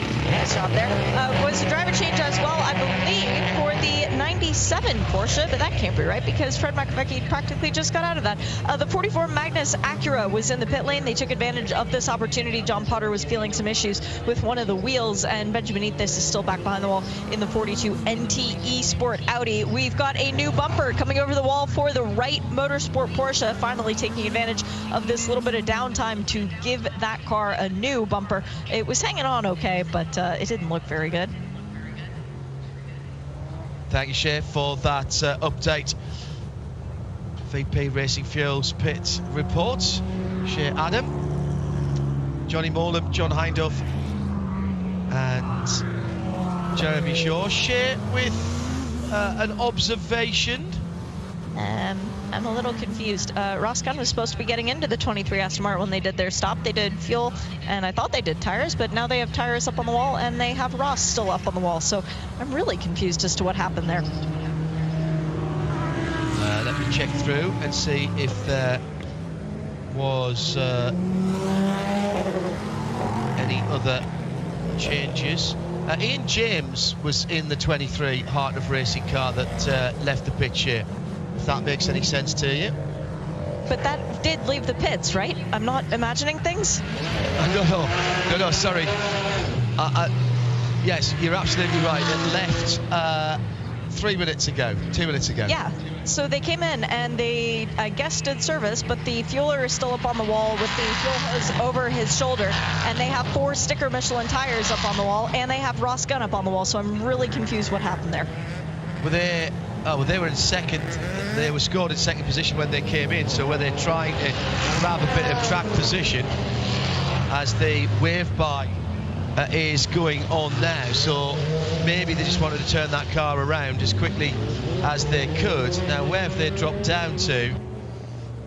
They've dropped down to 6th position, and I'm only scoring the top 4 in GTD at the moment on the lead lap, but again, everybody behind that's just come out of the pit lane. In fact, Ian James is back into the pits, as you suggested he might be, Shea. So this is you with your chance to pay that story off for Heart of Racing Aston Martin and see if we can clear up this confusion. I'll definitely ask somebody after the pit stop is done, but all focus is on this pit stop right now. So let's see what happens. The car comes in and hits the pit board. That was a big lockup for Ian. All right, the fuel probe is in. There is a drinks bottle change going on. There is no tire change going on at this point. They are cleaning out a lot of dirt and grime and stones from inside of the bumper. That's impressive. It's not quite in the radiator bay, but it is in kind of sitting on the splitter. Oh, they actually just pulled out a big piece of foam as well that was blocking in the front. Driver change is complete, and Ross now leaves the pit lane. So I'm going to ask somebody why they did 2 separate pit stops. 2 pit stops on consecutive laps there for the 23 Heart of Racing Aston Martin. It is back out again, scored in 8th position. And the FAF car, after its stop, is scored in 5th position, going for the championship. The final wave by is being completed, so we'll be going back to green shortly. Here's how they stand then at the front of the field. It's Mazda with Jonathan Bomarito back to the front now. Still a bit of debris down through the S's, and in fact we've still got track vehicles as well down there, so it'll be at least one more lap of yellow, and it will be Jonathan Bomarito for Mazda who'll come back to the green with the field behind him. From in second place, the Cunningham Minolta number 10. That's the Acura behind the wheel of that car. We had a change there, didn't we? It was Ricky Taylor that got into it. Yes, correct. Then Tristan Vautier for Mustang Sampling. Then Peter Durrani for Wheeland Cadillac. Then Elio Castroneves for the pink and black Acura in 5th position, the 60. Then Scott Dixon in the 01 Cadillac. Then the 48 of Simon Pagenaud. I have to say, Jeremy, Jonathan Bomarito, Ricky Taylor, Tristan Vautier, Pipo Durrani, Elio Castroneves, Scott Dixon and Simon Pagenaud. That's not a bad septet of drivers at the front of your field, is it? It's not, is it? I mean, but you look down the hook through the whole field and you can say that, can't you? It is pretty impressive. I mean, how many? Well, I can't count off the top of my head, but how many Indy 500s and or IndyCar champions there are amongst that lot. Amazing. But it's a lot. And somebody will be able to come up with that more easily than I will right now, dealing with a couple of other issues here at the moment. But look, it's really interesting, and all of a sudden now there is the Mazda at the front of the field again. It's going to be interesting to see what happens when we go back to green again now. Jonathan Bomarito, of course, he's on a slightly different strategy now to the other contenders in the class, because that car. That car's been out the longest, so it will have to come in again before all the other contenders in DPI. But this is a fascinating part of the race right now, and we're two and a half hours, just over 2.5 hours into the race, so it's still another hour and a half, and therefore I would expect at least 2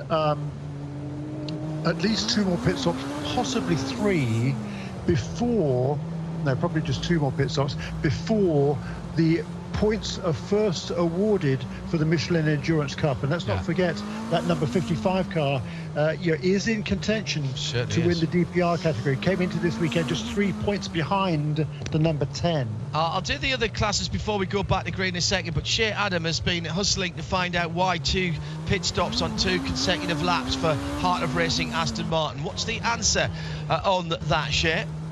What's the thing that I always pay attention to about drive time? It doesn't count when you're in the pit lane, and that's what Heart of Racing was paying attention to too, because with that pit stop for Ian James, he wasn't quite at minimum drive time for silver drivers. With the outlap and the back in, he got it. Okay, understood. At least it gives them the opportunity to play with their strategy. Very quickly, LMP2, Win Autosport leading that from PR1 Matheson, GT Le Mans, Corvette, 4 from 3. LMP3, that's going to be Performance Tech, the 38 car from Andretti on an outlap at the moment. Andy Merrick in 3rd for United. GTD, Vassar Sullivan for the Lexus, then Turner BMW, then Allegra number 96, AMG GT3. That's how they've restarted.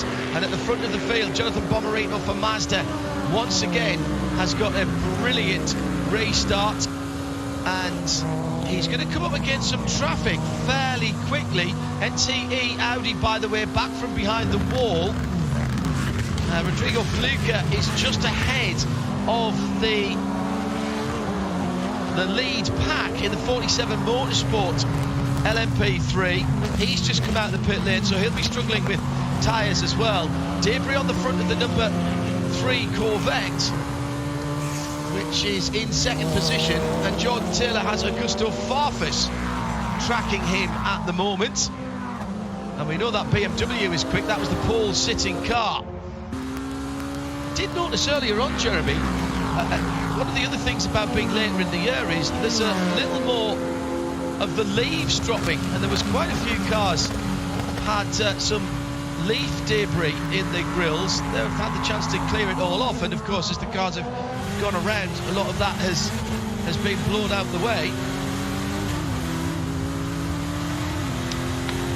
Excuse me, you're talking about the track. The track's cleaning up. It's great that we're able to do that, because we've already had a couple of caution periods just for debris on the track recently. So it's great that the IMSA takes the opportunity to clear off the track and get it as clean as possible to go racing again. Totally agree. Very, very impressive, the logistics that is going on around any race, but certainly one of this size and prestige. Great to see everybody out on the backsides, listening on 98.1 FM and the great PA system here. Facilities being upgraded year on year, most recently of course the new Michelin Tower on the outside of turn 12, ongoing upgrades to the public address and the FM transmitter here. Well done Dave Miller and his team for all of that, so I know you can hear me up at turn 7. Still this battle for 2nd place in GT Le Mans. BMW sitting in 3rd place, Augusto Farfus, with Jordan Taylor ahead of him, weaving left and right, trying to find a lane that's free, and now they've got traffic ahead of them as well. Top 3 in GT Le Mans across the line. Corvette 4, Corvette 3, BMW 24. It's Tommy Milner, Jordan Taylor and Augusto Farfus. Up through turn 1 to the top of the hill. Now this is going to be danger time for all of these drivers as they come up against some LMP3 traffic, which is not necessarily going to be able to pull away from them.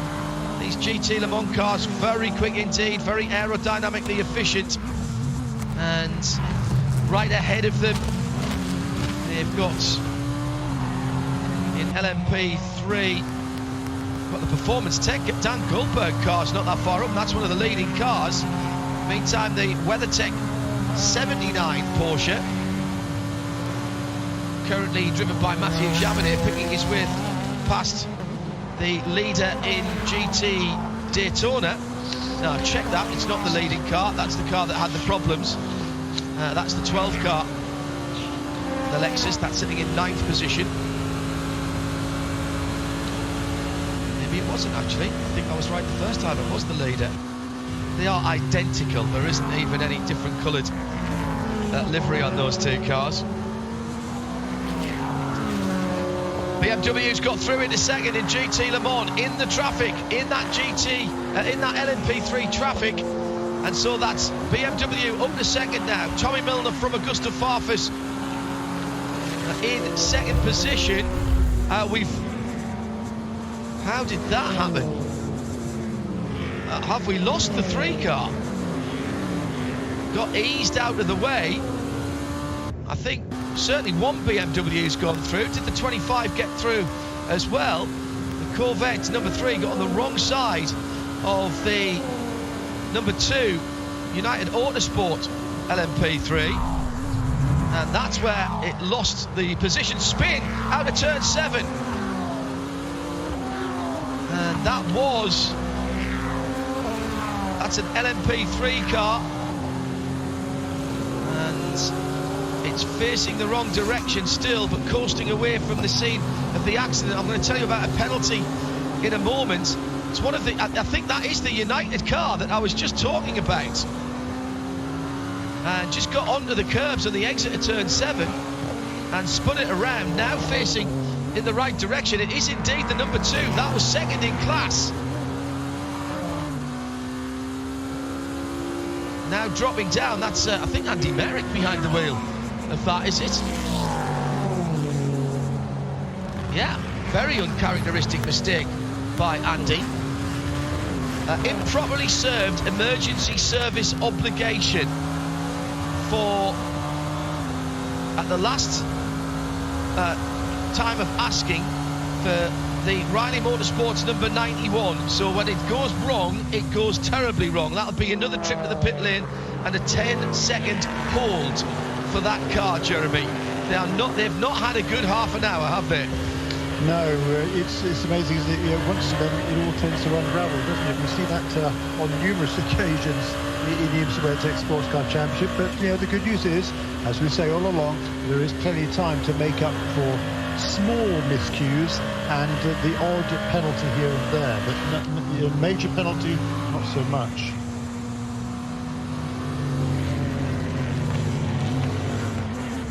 So, an exciting couple of laps for Andy Merrick, in with the GT Le Mans leaders, and then uncharacteristically spinning up the rear wheels at turn 7.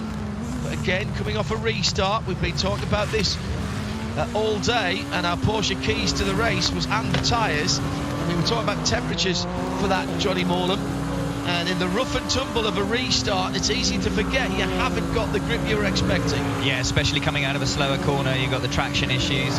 The rear tyres will always heat up a little bit easier than the front tyres because you're driving them, obviously. But it's quite often you'll go in, maybe get a bit of understeer, you've got a bit more steering angle in the car. Because that understeer is there, then when you get on the power, it tends to pivot around the front. So quite often that initial understeer will lead to that snap of oversteer.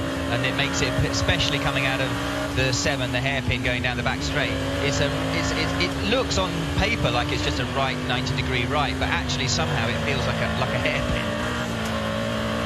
Hello to Blur Fiends, our favourite Porsche technician in the United States, been doing a bit of training down at Porsche Centre Atlanta, just off the back of the airport there. Now on the spectator hillside, brilliant racing and beautiful but chilly conditions. 72 on the track, but only 55 in the air.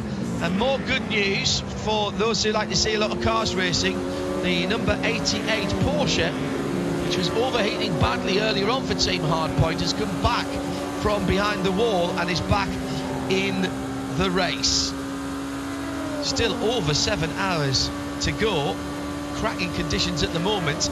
And once again, Johnny Morland, we've seen, not perhaps to quite the extent as we saw in the last 2 restarts, but Jonathan Bomarito has pulled out 3.5 seconds on the Ricky Taylor-driven Konica Minolta Acura in second position. Still the spectre of a drive-through hanging over that car for coming into a closed pit, but I haven't seen anything else about that. I think there was some discussion going on about whether he'd already committed, but for the moment, second position, but losing time to J-Bomb.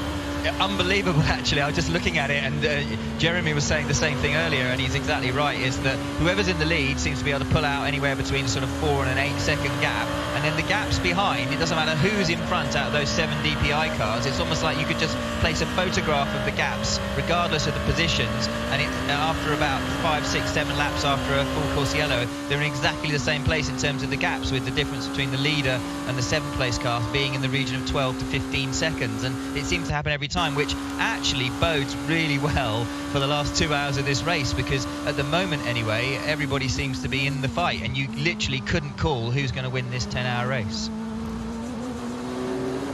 You'd be foolish to put any money on it, wouldn't you? Well, Jeremy always loses, so maybe we should bet with Jeremy. Tammy wouldn't let Jeremy bet anything. That toothpicks or matchsticks is about all, I think, and the responsible adults would be the same for me. I'm absolutely woeful, Jeremy. No, it's me. I'm the tight one here. Never have been a gambler. Other than trying to make a pass, perhaps, but... well, that's risk versus reward. We've seen a few of those today, haven't we? We have seen a few of those today, so with varying degrees of optimism and therefore success. Absolutely. No doubt about that.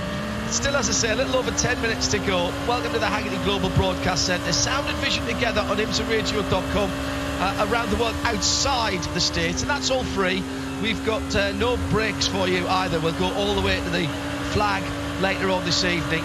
If you're in the US, don't forget, and you're listening to us here on either XM 202 or you are listening on RS2 via IMSARadio.com, you will be able to tune in to the flag-to-flag coverage with our colleagues. Lee Diffie, I think, leading the team again this weekend at Michelin Raceway Road, Atlanta, and that's on NBCSN. And of course, we're on 98.1 around the track. Yeah, just watching, we were able to go on board there with Pipo Derani in the 31 Whelan car. And it was a bit cramped with all 4 of us in there. Yeah, it was. And just watching him come out of 12, and he had an LMP2 car in front of him, and you were talking about judging it, and he knew that if he kept his foot in and went flat through 12, he would catch him literally just as he came off the apex. So he breathed out the throttle and then waited and went back to full throttle again. Probably cost him 5-6 tenths. If he'd kept his foot in, he would have almost brake on the exit. If he didn't have contact, would have lost maybe a second and a half. So it's that kind of working out and judging that you're doing constantly, like we were alluding to before. And you can only learn that by doing multi-class racing. Oh, it's experience. You could be you could be Lewis Hamilton and Senna rolled into one, and you still wouldn't be able to be a great sports car driver in multi-class racing until you've done it for a little while and learnt it. And that was, again, exactly the same. You saw 3 wide, again, coming through 12, breathing slightly and overtaking a Porsche that was trying to overtake an LMP3, and he's on the right-hand side. Well, 11 seconds, Jeremy, people now behind the leader, J-Bomb, Jonathan Bomarito, who is really pushing on. That car has the fastest lap of the race set some time ago, back on lap 37, 109.509. And clearly that Mazda, last race for that programme in its current form, at least we can say, from Mazda Motorsport, they want to go out on a high this weekend, Jeremy, don't they? Very much so, yes, indeed. And it was Harry Tincknell that set that time, but Jonathan Bomarito 2 laps ago was sub at 10, turned a 9.96. He's also, since the restart, had a couple of very, very low 1-minute 10s as well. So he's pressing on there, and it's certainly interesting to me at this stage in the race, the Mazda is able to pull away more easily than anybody else has been, any of the other cars have been able to do so. I think through the almost 3 hours of this race. It's got a bit of clear ground at the moment, the leader. That's the trouble, John. You think you've got a bit of clear ground, and then the next thing you know, you catch cars. And again, that he would have been lifting through there. Now that would have cost him coming out of the S's. He was coming down through the S's, had to feather out. That would have lost him 7, 8, 3/4 of a second at least, just on that one overtake.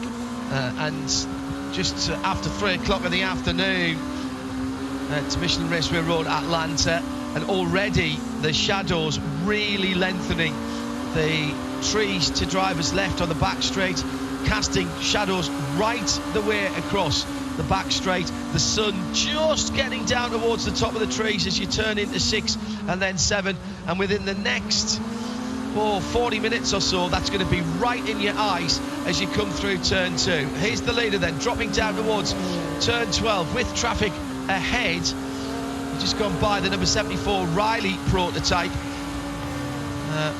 Second position in LMP3, that car. But it's going to be traffic all the way again until we get a break in the action for the safety car. At the moment in GTD and the championship, Faf with the plaid Porsche. Lawrence Fanto behind the wheel of that car, sitting in third position. But remember, their major competitors have come out from behind the wall, although many laps down that number 1 Lamborghini. But if we know anything about this type of racing, Jeremy Shaw, it ain't over till it's over. And sometimes even then it's not over.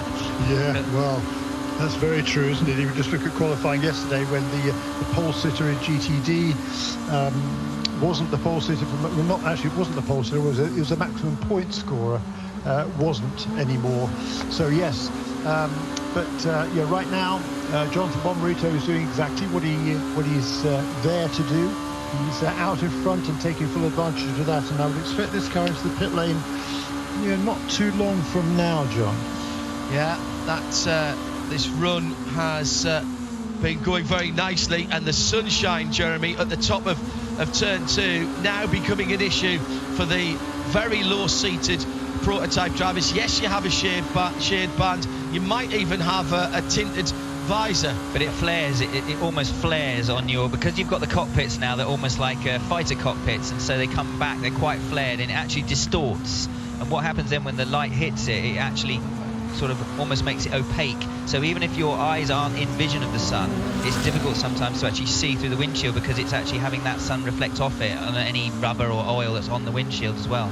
I don't know whether it's something particular to the shape of the Mazda's windscreen, but I've noticed all the way through the life of this car that our onboard pictures are substantially less clear from that car than any other one. And whether it's how the reflections work, whether it's the way the amount of tear off pads that they put on the screen, and how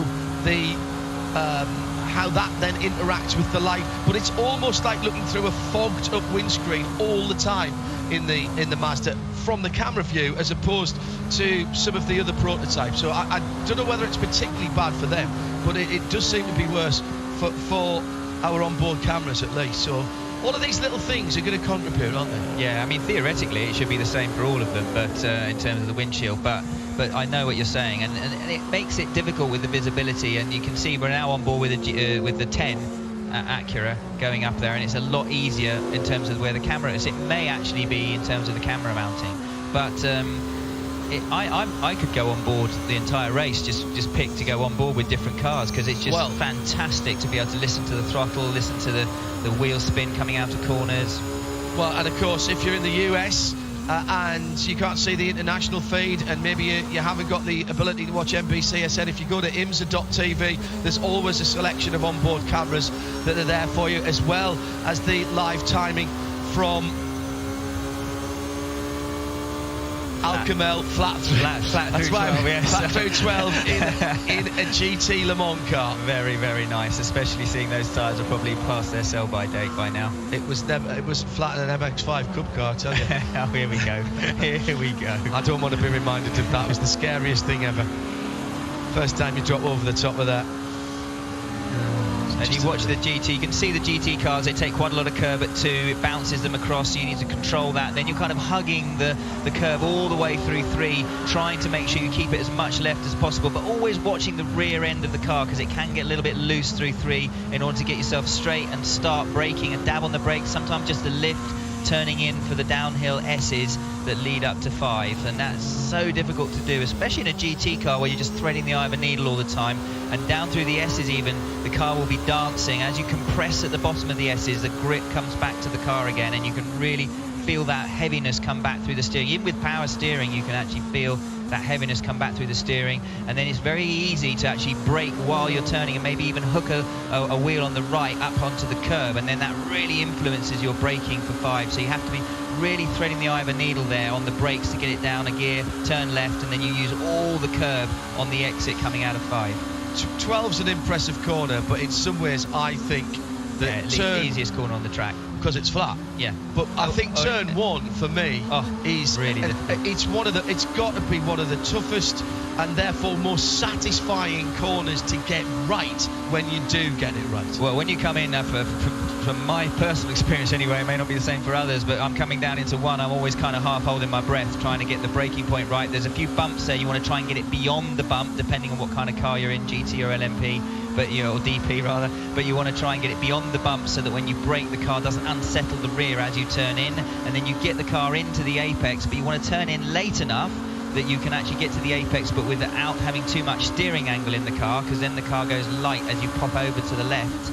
Or you want to actually turn in not too early, that will then push you very wide when you're coming out of the corner. And on the exit there, you're always floating out to within maybe a foot or two of the exit, and at that point you're always thinking, I don't know if I just go a little bit wider here, I might be off the track. It always gets your attention. As we see the 55 Mazda now, as Jeremy rightly said, popping down into pit lane. You come in very quickly into that pit lane and leave it, brake as late as you dare, but it's downhill braking for where the pit lane speed starts, so you always have to err on the side of caution a little bit so you don't lock up and also slide through and get done for pit lane speeding. So that is 51 minutes on the nose for that car, 33 laps. But there were 7 laps in the middle there that were under yellow conditions. Shea Adam is watching Jonathan Bomarito come to a halt at his pit stall. Finally. Jarvis getting aboard the 55 Mazda for his first stint during the race. It is very nice Michelin tires going on this car. These are new, so these are from the new allotment of Michelin. The driver change is done. The tire change is done at the 15-second mark, meaning they have 15 seconds of nothing to do but wait for fuel, because that was a full fuel load. Car creeping forward just a little bit down the hill. On the downhill of the pit lane, fuel hose comes out. Wow, lots of wheel spin before Ollie Jarvis gets any sort of traction. So Ollie Jarvis has been sitting around watching his teammates. Hello to Chelsea, who I know is watching back at home after Silver's birthday party, I think, today. So that will have been quite busy.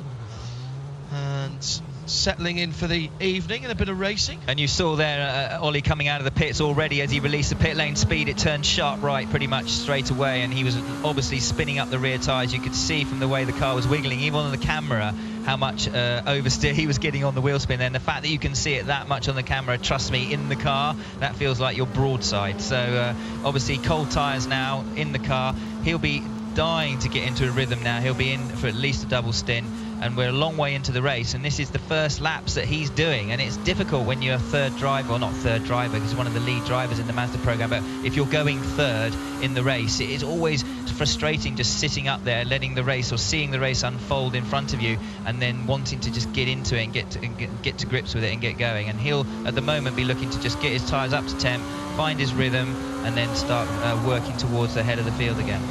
What do you do then?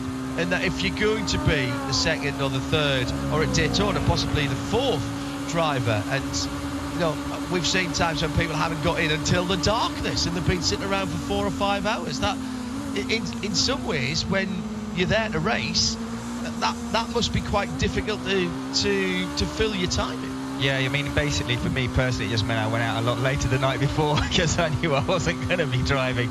No, I'm kidding. Of course, rock and roll, Johnny Moore. I was a professional, obviously. No, but it is difficult, and that's where team spirit and teammates come into it. If you're with teammates that are all working together and you understand that's the situation, and the love gets spread around, so it's not always you going in third or going in fourth, then it does make a difference. And now we're seeing the Konica Minolta Wayne Taylor racing car also in the pits, also brand new tyres. And Shea Adam is watching that one. Shiny new Michelin's going on there, Shea. Fuel and tires, no need for Alexander Rossi to get off the pit box just quite yet. So it's going to be even longer for him getting in for his first stint. And he is one of those third drivers, Johnny, as you were just talking about, revving the engine, waiting for the last seconds to go, with 32 seconds stationary in the pit box, 30 seconds worth of fuel. So, Jeremy, we're seeing this cycle now of pit stops from the front of the field. Pretty much because of the way the yellows fell last time, everybody is on roughly within a lap or two the same sort of pit stop schedule in the DPI category. Yeah, I think so. A little bit earlier than I'd anticipated, I think, for the number 10 car, perhaps, but because that's generally one of the later cars to come into the pits. Let's see how many laps did he do here? Jeremy, is the Mazda coming in sort of a lap or two ahead of everyone else? Because I'm getting that feeling. I know that they lucked in the first round of stops. They lucked into the yellow that got them to the head of the field. But it seems like they're on fuel mileage. They seem to be hurting more than the others. Am I right in thinking that? No, not at this stage, no, because that car didn't come in under the previous yellow, so that's been out 10 laps longer than everybody else. That's why I didn't expect number 10 car to come in just now. Oh, I see what you mean. Yeah. But up until that point, when they went off strategy, were they actually coming in a lap early or not? Or were they about all the same?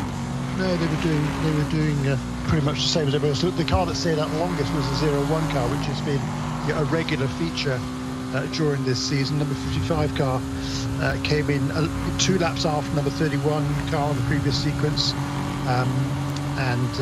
no, so it's all fairly close there, I think. So Bourdais should be next in, having cycled to the front of the field, 28 laps completed, having stopped at the last yellow. Well, we'll wait to see what happens with that. Pipo Derani is now just 1.3 seconds behind the leader in second, and it's Elio Castroneves in third. Let's head down to GT Le Mans and to Corvette. Shea Adam with a VP Racing Fuel Report with Antonio Garcia. Antonio, congratulations. IMSA champion again. You're making a habit of this. Yeah, I forgot about that, actually. So, yeah, pretty happy. I mean, for sure, it's great to have the Corvette again winning the championship or 1-2. So that's brilliant. So now we can focus on the race for sure. This is the race that you still have not won in North America. How badly do you want to get that checked off your list today? Yeah, a lot. Yeah, I really want this race. I mean, I had it just very, very close many years. I don't know how many times I finished second or third here, but I mean, that's the way it is. I mean, up to now, this race has always been like the last race of the year, closing the championship, so you also had to be thinking about the championship. So this is another year where championship is out of the equation now, so maybe we can be very, very aggressive on it. So, but again, GTLM seems to be really, really good again. BMW is super strong now, and Porsche is, I'm sure they're going to be really good later on. So yeah, who knows what's going to happen. Well, congratulations on the championship. Hope you have another reason to celebrate later too. Thank you, Rod. Shea Adam down on the other side of the pits, on the other side of the track from the Michelin Tower here at turn 12. Just under 7 hours to go. You're listening to IMSA Radio live, and we're really just getting into the meat of this race now. IMSARadio.com, XM202 and 98.1 FM, with 6 hours and 53 minutes still to go.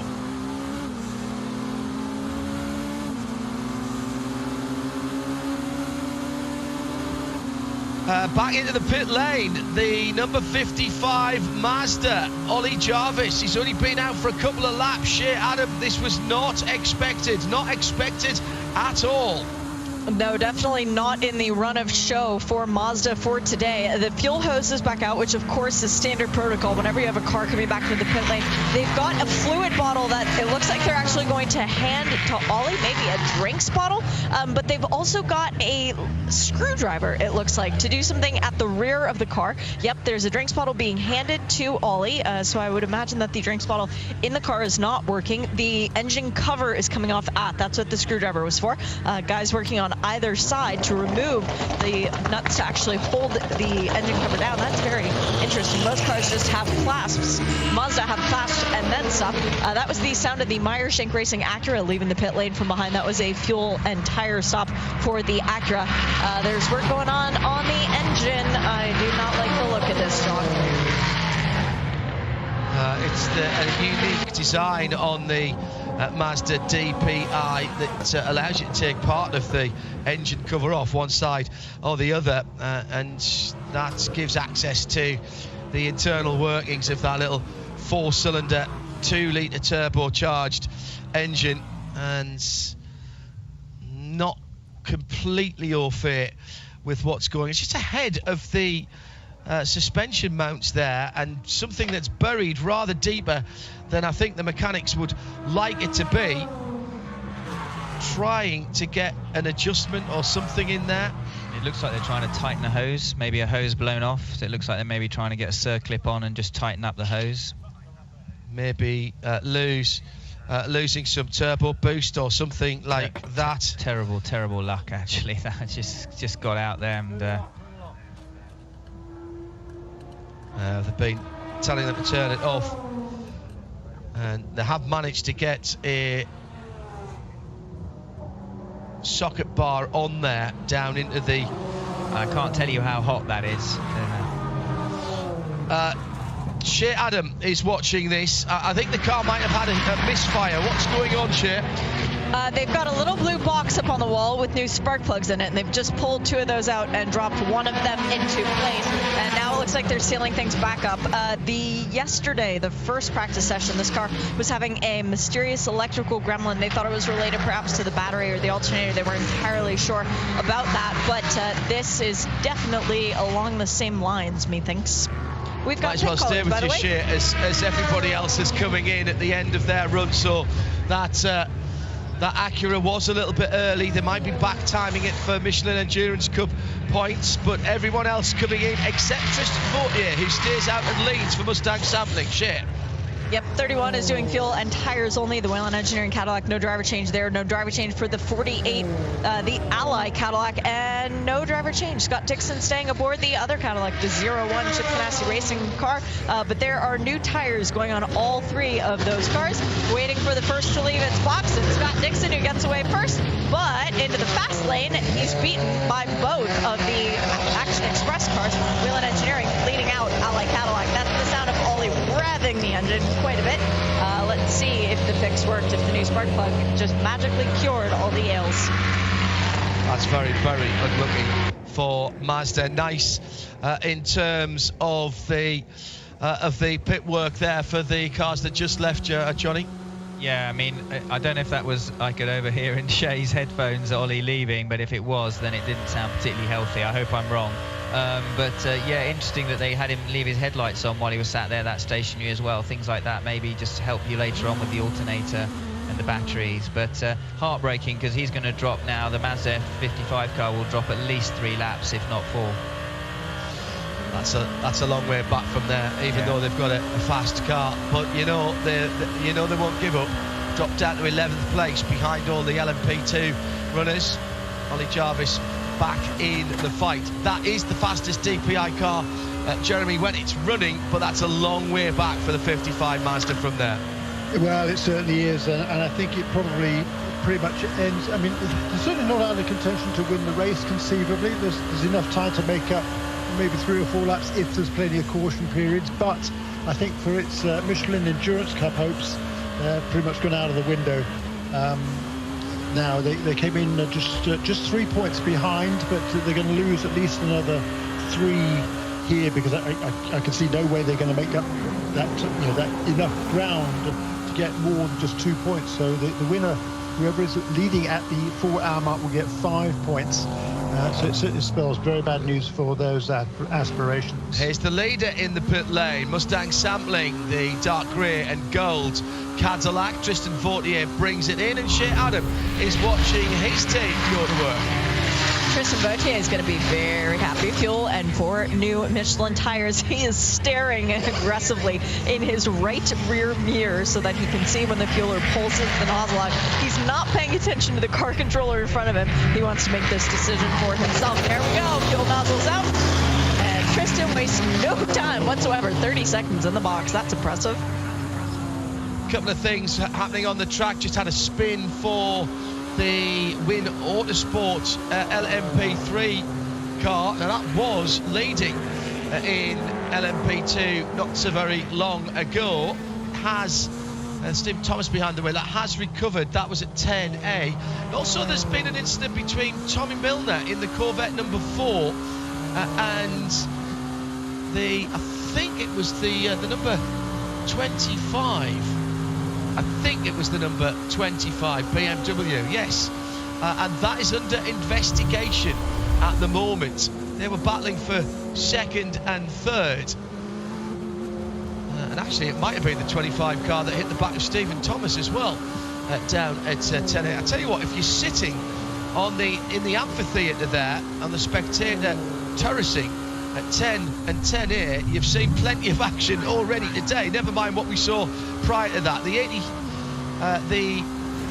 83 car in the pit lane, and as I say that, there's another car that flicks off into the undergrowth on the inside. There seems to be a lot of the LMP3s struggling. As you see him, we noticed the LMP3 weaving down the pit straight there as he's run on the grass trying to get the dirt back off his tyres and get the grip level back. Tech 38, but it did look like the 38 Performance Tech, as you see here. Yeah, he lost it under braking going in, lost the rear, kept it straight, went straight through the gravel, and then through on the inside of the outside of the apex rather of 10A and back onto the little chicane, motorcycle chicane, back onto the track.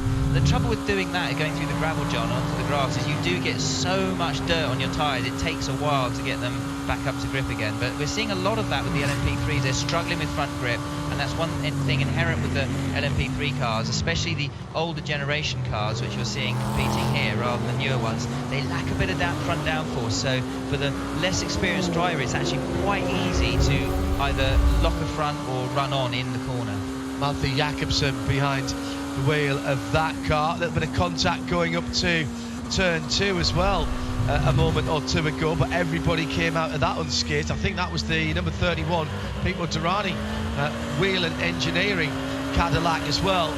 So after that little slew of pit stops, it's Helio Castro Neves who is leading the motor race for MSR, and they must be due a pit stop shortly. They've been out 31 laps, albeit with that big hunk of yellow at the start of that. So this is good mileage for the Acura.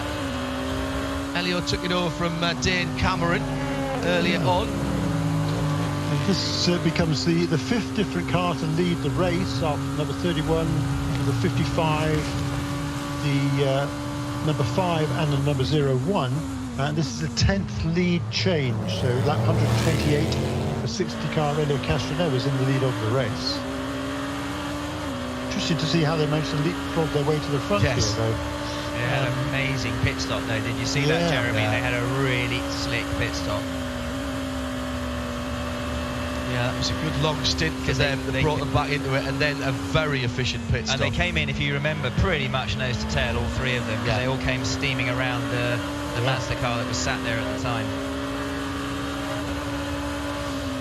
So much we talk about all kinds of we talk about endurance racing as being teamwork, and quite often people just think we're talking about the fact there's 3-4 drivers there, but Johnny, literally every member of the team, particularly in executing pit stops, have got to be on their game. The level now of competition, the fact that the cars are generally speaking so reliable, you're not going to get any gimmies out there. You lose a few seconds in the pits, you're going to have to work hard to get that back. Yeah, absolutely. Everyone counts. I mean, the drivers are obviously the ones kind of in the firing line, whether it's being interviewed when they get out of the car or having the glory on the podium or having to answer questions when they've stuck it in the tyre wall. But ultimately, it is a team sport, and that, I think that gets forgotten. Even at single-seater level, it's very much a team sport, and at this kind of level, at sports cars in particular, it is really a team sport. Said it was a long fight back for Ollie Jarvis, but his lap times are pretty good. The four-cylinder engine sounds like it is firing as it should do now, so maybe that the wee misfire we heard as it went out was just the pit lane speed limiter, which always sounds like you put a rod through the block. I know. It's awful, isn't it? It just sounded terrible, and I was just praying it wasn't. But he's certainly done a 10.4 on that last lap, which was his first flying lap. Bearing in mind that's not a bad effort. Knowing Ollie, he'll be driving a little bit frustrated and probably driving a wee bit angry, and in a good way in terms of channeling his frustration into making sure he delivers good lap time. So interesting to see him. We could ride on board with him going down into one. That was pretty late on the brakes. He got well past the bumps there.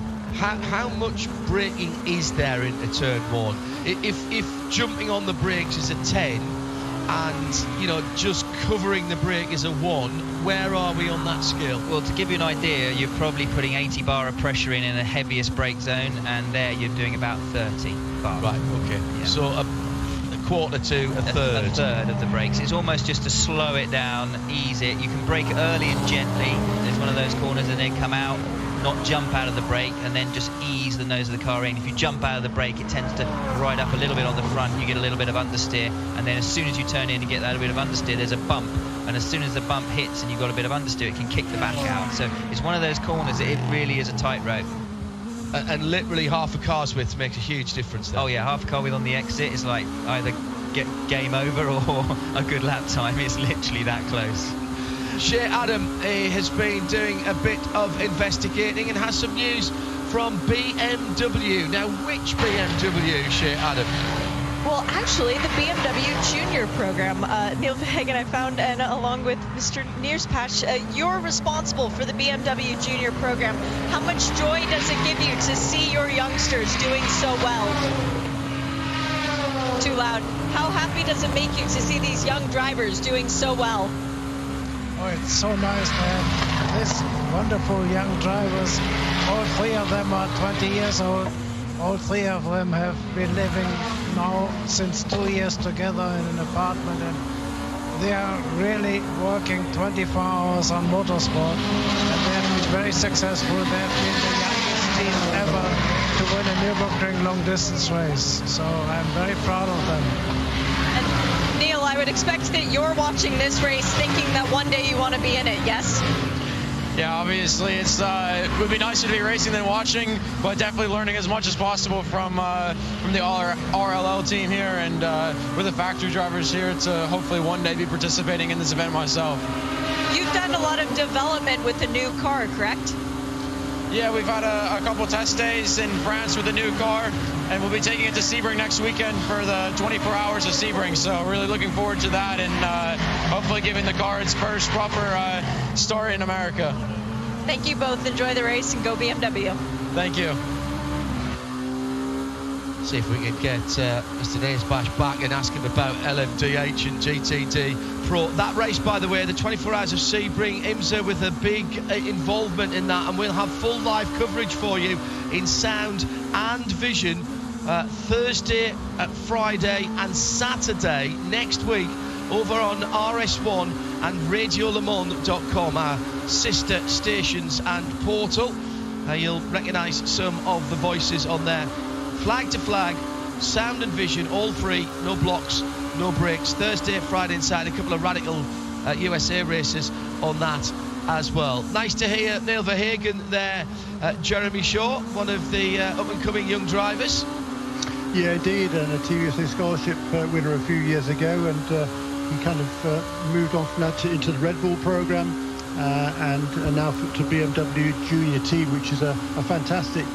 It's tremendous to see that BMW Junior team. I mean, that is a proper junior program, exactly like it was 30 odd years ago, when Jochen Nearpasch was involved and set up the BMW Junior team with Eddie Cheever and Mark Schurer and all those other great drivers back in the day.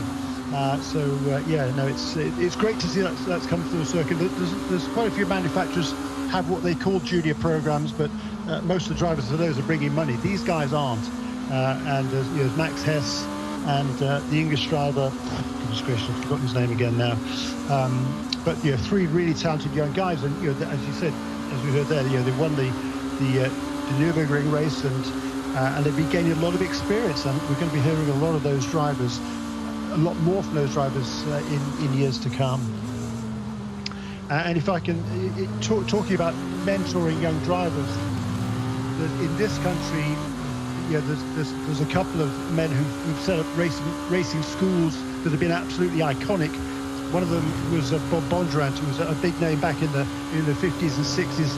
I've got to say very sadly, Bob passed away last night at the age of 88.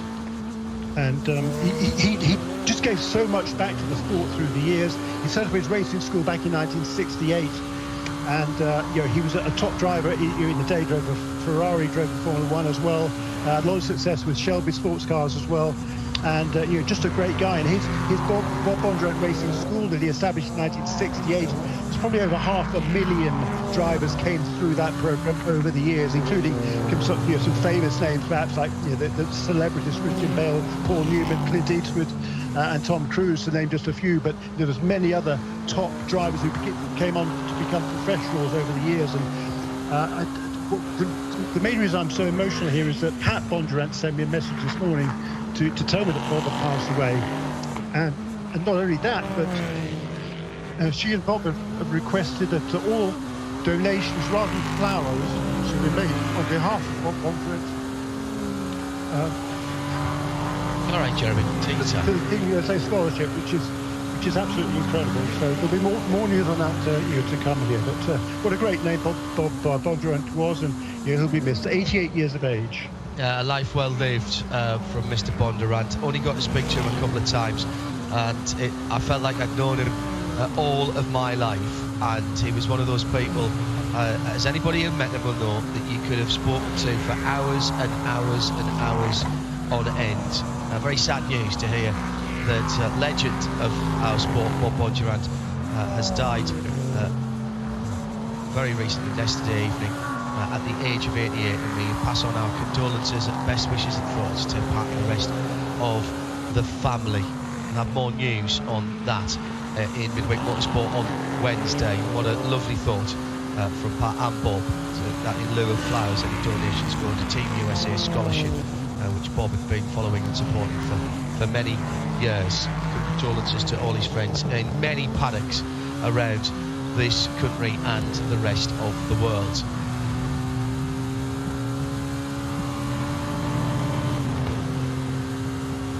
Just thought a bit of engine noise might be the right thing for that. I couldn't agree more, and that was really heartfelt and fantastic. I remember when I first came to America to race, I didn't even know who Bob Bondurant was in that sense, but I knew of his racing school. And then I discovered what he'd achieved before it to actually have the racing school, and it's incredible. And to be able to have raced that long ago and still be current in today's world of motorsport just says volumes about what he achieved. Well, and surviving to 88 in the years that he raced, that was an achievement in itself, particularly some of the cars that he raced, and raced everything. Great all-rounder, Jeremy. Yeah, and he was in 1967. He had a horrendous crash in a Can-Am car at Watkins Glen that almost ended his life. He came back from that, and he always says that it was he had a conversation with the big chap upstairs that led him to establish that.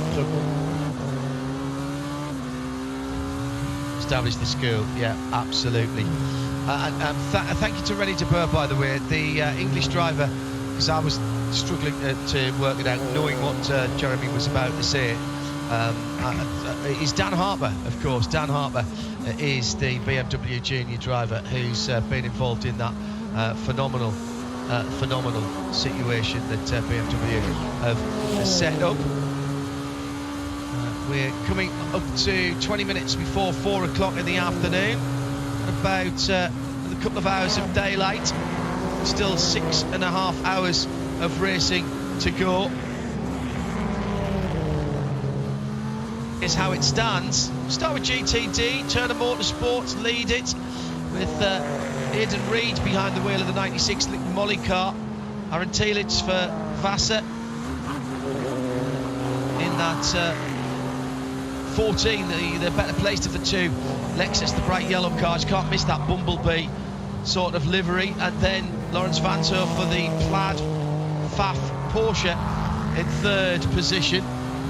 In LMP3, it's Riley who lead with the 74 car. They've had an up and down day. Felipe Fraga at the wheel of the 74 Ranch Resort car that leads by just over 3 seconds to Garrett Grist in the Junior 3 Racing number 30 car in second.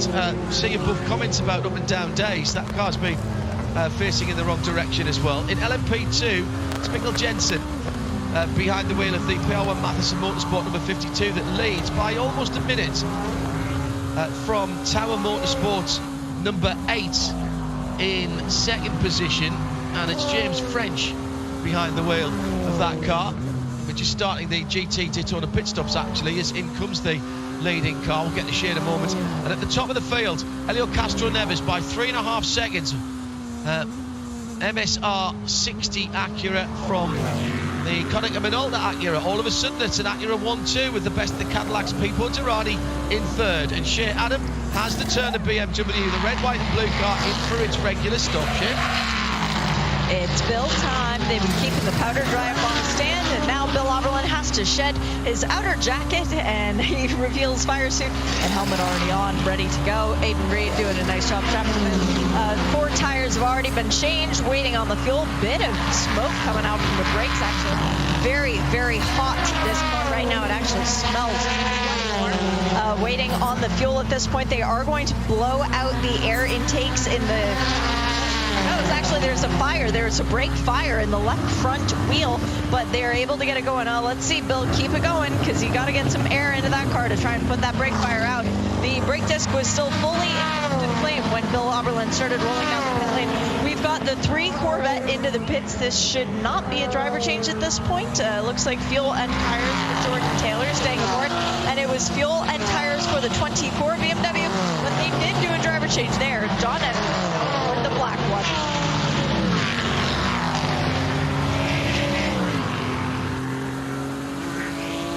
Shea Adam with that report from our pit lane on the far side of the track. Just as that pit stop happened, Jeremy Shaw, and the Liqui Moly car came into the pit lane, there was a pass for what had been second and now is the lead in GTD. Yeah, the 3 cars were pretty much nose to tail there for quite a long time. Number 96 car ahead of number 14, which has been driven by Aaron Telitz, and Lawrence Vanthoor, number 9 car. Just around about the same time that car came into the pits, as you say, Lawrence Vanthoor got past Aaron Telitz, so that car now into the lead in GTD. Now, this is a championship leader and coming into this weekend. And the change at the front of the field as well, because Helio Castro Neves has just been off at the top of turn 2. Again, a little bit of a schmozzle, and again, people taking to the grass on driver's left through the motorcycle chicane. Helio following off the GRT Grasser Lamborghini, but was quite a way further back, so there was clearly something going on there. But the sunshine, as we mentioned before, Jeremy and Johnny, the sunshine really, really low now, and that is a real issue at the top of the hill. Yeah, I think I didn't see the actual complete finish of that, but I think Helio Castro Neves came up over the top. There was 2 or 3 cars already to his left going through turn 2, and he might have misjudged the braking slightly and thought rather than go into the back of them, I'm just going to take to the grass on the right, and I think that's exactly what happened to the Lamborghini as well. It just, especially when there are cars coming out of the pits, it gets into a bit of a bottleneck going into 2 with different car speeds, and it can be quite tricky. The grass there, you know, is from doing track walks and stuff, is actually, you can cut through there without too much problem, other than getting debris in your radiators or your brake ducts, and that's where we saw, going back to that BMW with Bill Oberlin. By the way, Bill Oberlin, I can't believe he's still going. He's like Benjamin Button, but he'll be 30 next year, he tells me, and doing a fantastic job. But you saw there how hot everything gets from the fact that the brakes are actually catching fire, which is not unusual to see on these cars. And speaking about the Liquid Molly Turner BMW, the driver got out was Aidan Reid. Who got out was Aidan Reid, and Shea Adam has this BP Racing Fuel pit report. Aidan, your first stint at Petit Le Mans, and you led. How was it? It was so much fun. I was just felt like I was in the zone.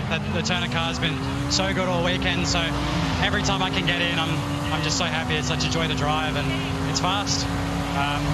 It's fast in sort of race conditions, racecraft. It's a good car. It's fast in the right places, and consistent. Happy with it. You know, Robbie did a great job to give us the car at the front. I had some work to do when I drove out with some cars in front of me, but we got back to the front, and that's where I think we need to focus on continuing to run for the rest of the day and the night. So looking forward to getting back in later, and I trust that Robbie and Bill are going to do a great job here, and we'll keep chipping away. You mentioned getting back in at night. How weird is it going to be to drive this track in complete darkness the next time? Because you've been out there in broad daylight. Yeah, it's going to be tough. The visibility wasn't as bad as I was expecting. The headlights work pretty well, but the hardest thing is the traffic. You've got, I mean, GTDs have the yellow lights, but every other car's got those white lights. So it's really hard to tell who's coming and to choose your battles in traffic. So that's the biggest challenge. But actually, I think the cooler conditions really suit that car as well. So it's tough. It's going to be tough for everyone, and I think it might even benefit us. So I'm looking forward. Great job out there. Good luck the rest of the way. Thanks. Appreciate it, Shay. Shea Adam with Aidan Reid, who, as you probably guessed from his accent, he's not from round these parts. But what of an increase... You can talk. Well, yeah, I can talk, and I do. That's what I do for a living. My point was going to be, my slightly more serious point was going to be one of the increasing number again of international drivers, Johnny, who are looking at IMSA again as it was, dare we say, 15, 20 years ago, as the place to come to either learn your trade or ply your trade in endurance racing. Yeah, absolutely. I don't know many of the drivers that I used to hang out with, the professional drivers in particular, whether it was a Nick Tandy or a Matt Griffin or whoever, who didn't want to go and race in America. There's something about racing in America, the tracks, as you're seeing here with this circuit, or you go to a Canadian motorsport park or Mosport or the Laguna Seca, Road America, Watkins Glen. And the hits just keep coming, don't they? And it seems to lend itself to the sort of stories that you read about in motorsport being sort of 20, 30, 40, 50 years ago. And certainly I was fortunate enough to spend the bulk of my career racing in America, and I love every second of it. And I don't think it's a secret anymore. I think all drivers want to get out there, and the most important thing of all is that in America they expect to pay you in most cases to do the job. I think over in Europe it's become a lot more how much money can you bring. In America it's still a situation where if you've got some talent and maybe not much budget, I still think you have more chance of making it in American racing, that's just my personal opinion, than you do potentially over this side of the pond. Interesting, very interesting. Lots of people hearing from us the news of the death of Bob Bondurant. Thank you for your very kind notes on Twitter and adding that to our Roll of Honour for our Le Mans broadcast next year. Lead car in from GTD. That's the FAF car into the pit lane, inherited the lead in that pit stop, although did make the pass on the Kyle Kirkwood car just before the pit stops. Now look at that. That sounded absolutely That's called fantastic. leaving a pit lane. That's called leaving your mark on the pit lane, isn't it? Michelin rubber warmed. Tick that box. There was a driver change there as well. Laurent Vantour got out. It's Lee Keane, I think, that got into the car. Now Lee has been it's Lars Kern that got into that car. Lars' name may not be too familiar to some of you in terms of his racing CV, but he is the guy that Porsche entrust all of their street cars, their road cars to do the fast laps on the Nürburgring, on the Nordschleife. He's a bit of a Nordschleife expert, races in the Nordschleife series, as the two cars battling for the championship are together on the track now, and that's a lap taken back Now, is that a pass for position? Yes, it was. That was Pat Long going through, or the two cars battling for the lead of the class, should I say.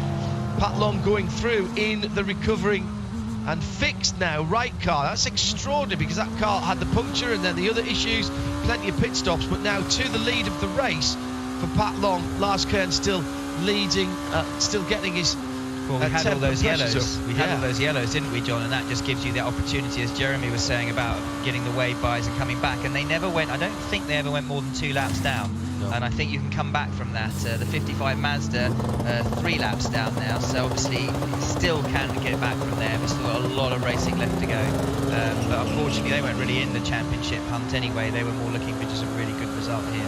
Jeremy, we've just seen the Acura back in from Ricky Taylor, the Cunningham and Alter car. There's another 27, 28 lap stint. Is that what we're getting out of the DPI? So that was about right for that one. Yeah, I think so. Yeah, I mean, this is. I'm sure this might not be the first sort of full green stint we've had in this race, actually. Yeah. That's kind of interesting to see. But again, everyone's on slightly different pit stop schedules right now, because number 10 car was the first in during the last round, when it came in shortly after the number 55. That was with just about at the 3-hour mark. Yeah. And we've got now, well, no, it's 3 hours 38, so we're 20 odd minutes away from points being awarded. Yeah, this still has to be early for the 31 car, and Pipo Durrani back in the pit lane. Shea Adam is watching this. This does look like a full stop, Shea. And Conway got in as well. Mike Conway getting in.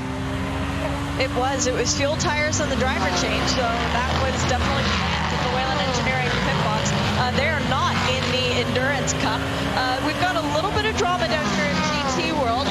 The 96 Turner Motorsport BMW did their pit stop. Bill Oberlin's radio not functioning. They just ran over to the wall to tell him to plug it in. I believe that they think that he just doesn't have it plugged in.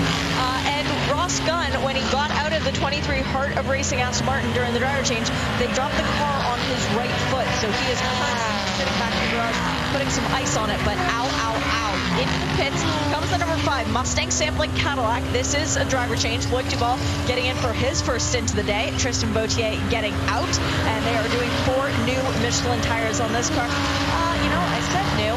Yeah, they're new. They're new. They're shiny.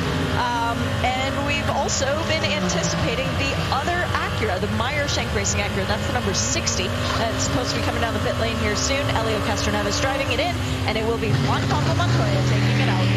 That was a short stop for Mustang sampling. 24 seconds stationary in the box. Wow. That Pipo Durrani stint, Jeremy, I've got that as just under half an hour. 3 laps for the Whelen Cadillac, and that is short for them, surely. Yeah, I think there's some sort of short fueling going on here, and they're all thinking about the 4-hour mark in the race, which is the first time the Michelin Endurance Cup points are going to be awarded. So there's a fair bit of cat and mouse going on there. How much fuel they're putting in at each pit stop? They're clearly not full tanks, I think, for each of the last 2 stops. So this is really intriguing at this stage. Sure, is the 31 car in with a shout of the Endurance Cup?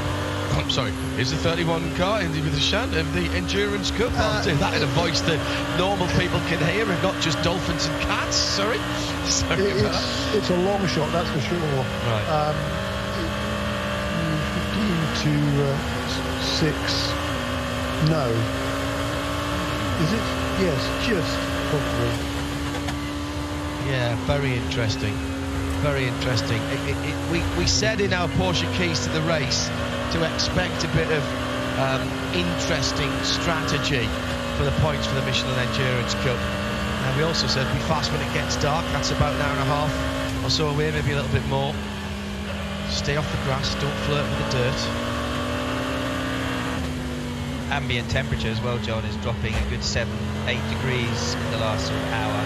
So it's beginning to, you can see the sun's coming down, and it gets cold in Atlanta pretty quick. Once the sun goes down completely, the temperature really starts to drop, and it can get quite chilly.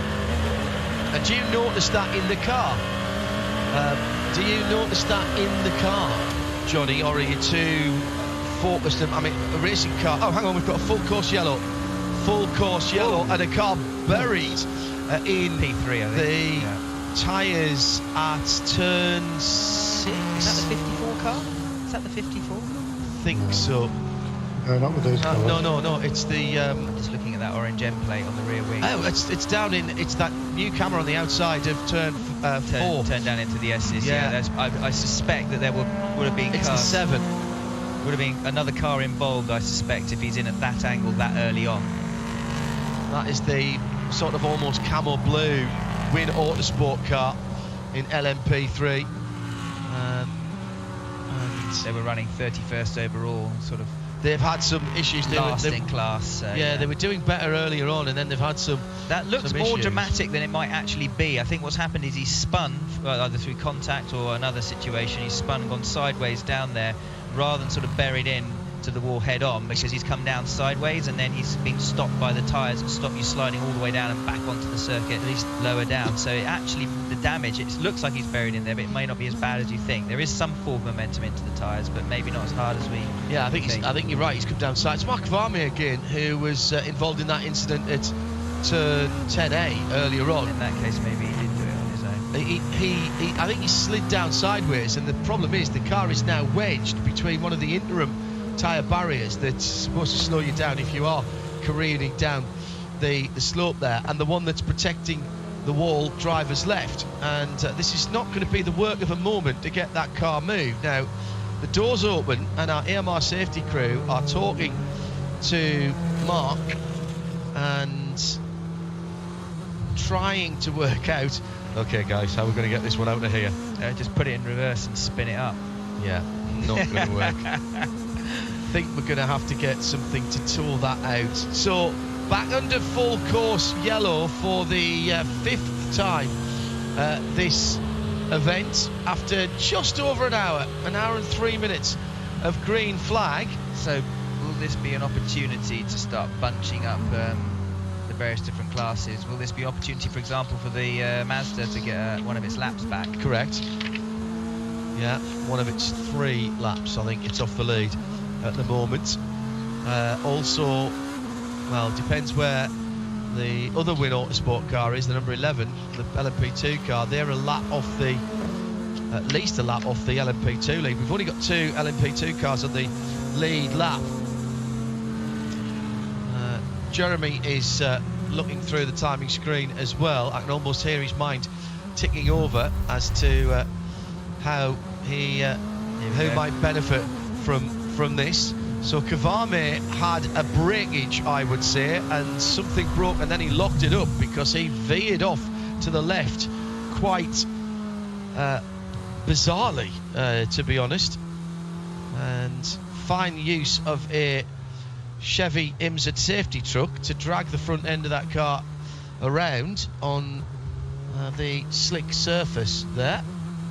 Yeah. That was very weird, wasn't it, John? Yeah, that was weird. That's why I thought I'd like to see that again. You're right. Almost as if he'd lost the left front tyre and turned in and nothing happened, and then he jumped on the brakes to try and slow himself down.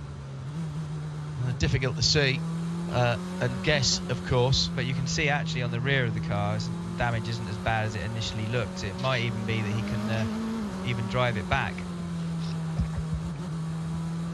They're pretty bulletproof, those LMP3s. I've thrown various different models of them at different parts of the undergrowth, and they actually bounce back quite well. But they're a proper racing car, though, aren't they? Oh yeah, absolutely. They're great fun to drive, really good. But they're quite challenging. They're quite dead. They don't give you a real sense, especially the older generation. The newer ones are absolutely head and shoulders in terms of the communication they give you. But you know, when you sit in a racing car and it talks to you and tells you what it's doing, yeah. The old generation LMP3s tend to whisper to you rather than tell you loudly. And that's difficult for people who don't drive cars very often, which in some respects is what that class of car is designed for. Absolutely. And I actually know Mark quite well. He actually drove with Bar 1 Motorsports at Daytona, and few years ago. Lovely guy, but again, he tends to dip in and out quite a bit. He doesn't tend to do a lot of racing. I don't know if this year he's been doing a lot more, and that will have an impact when it's not your day job and you get in there, just getting up to grips with everything and feeling everything around you and being on top of it rather than sort of behind the car is actually quite difficult. Mark's out of the car. That doesn't look like Mark though. You're right, it doesn't. That doesn't look to me like Mark, to be honest. And that's Rodrigo Fluker, isn't it? Yeah. So timing and scoring hasn't quite caught up with that.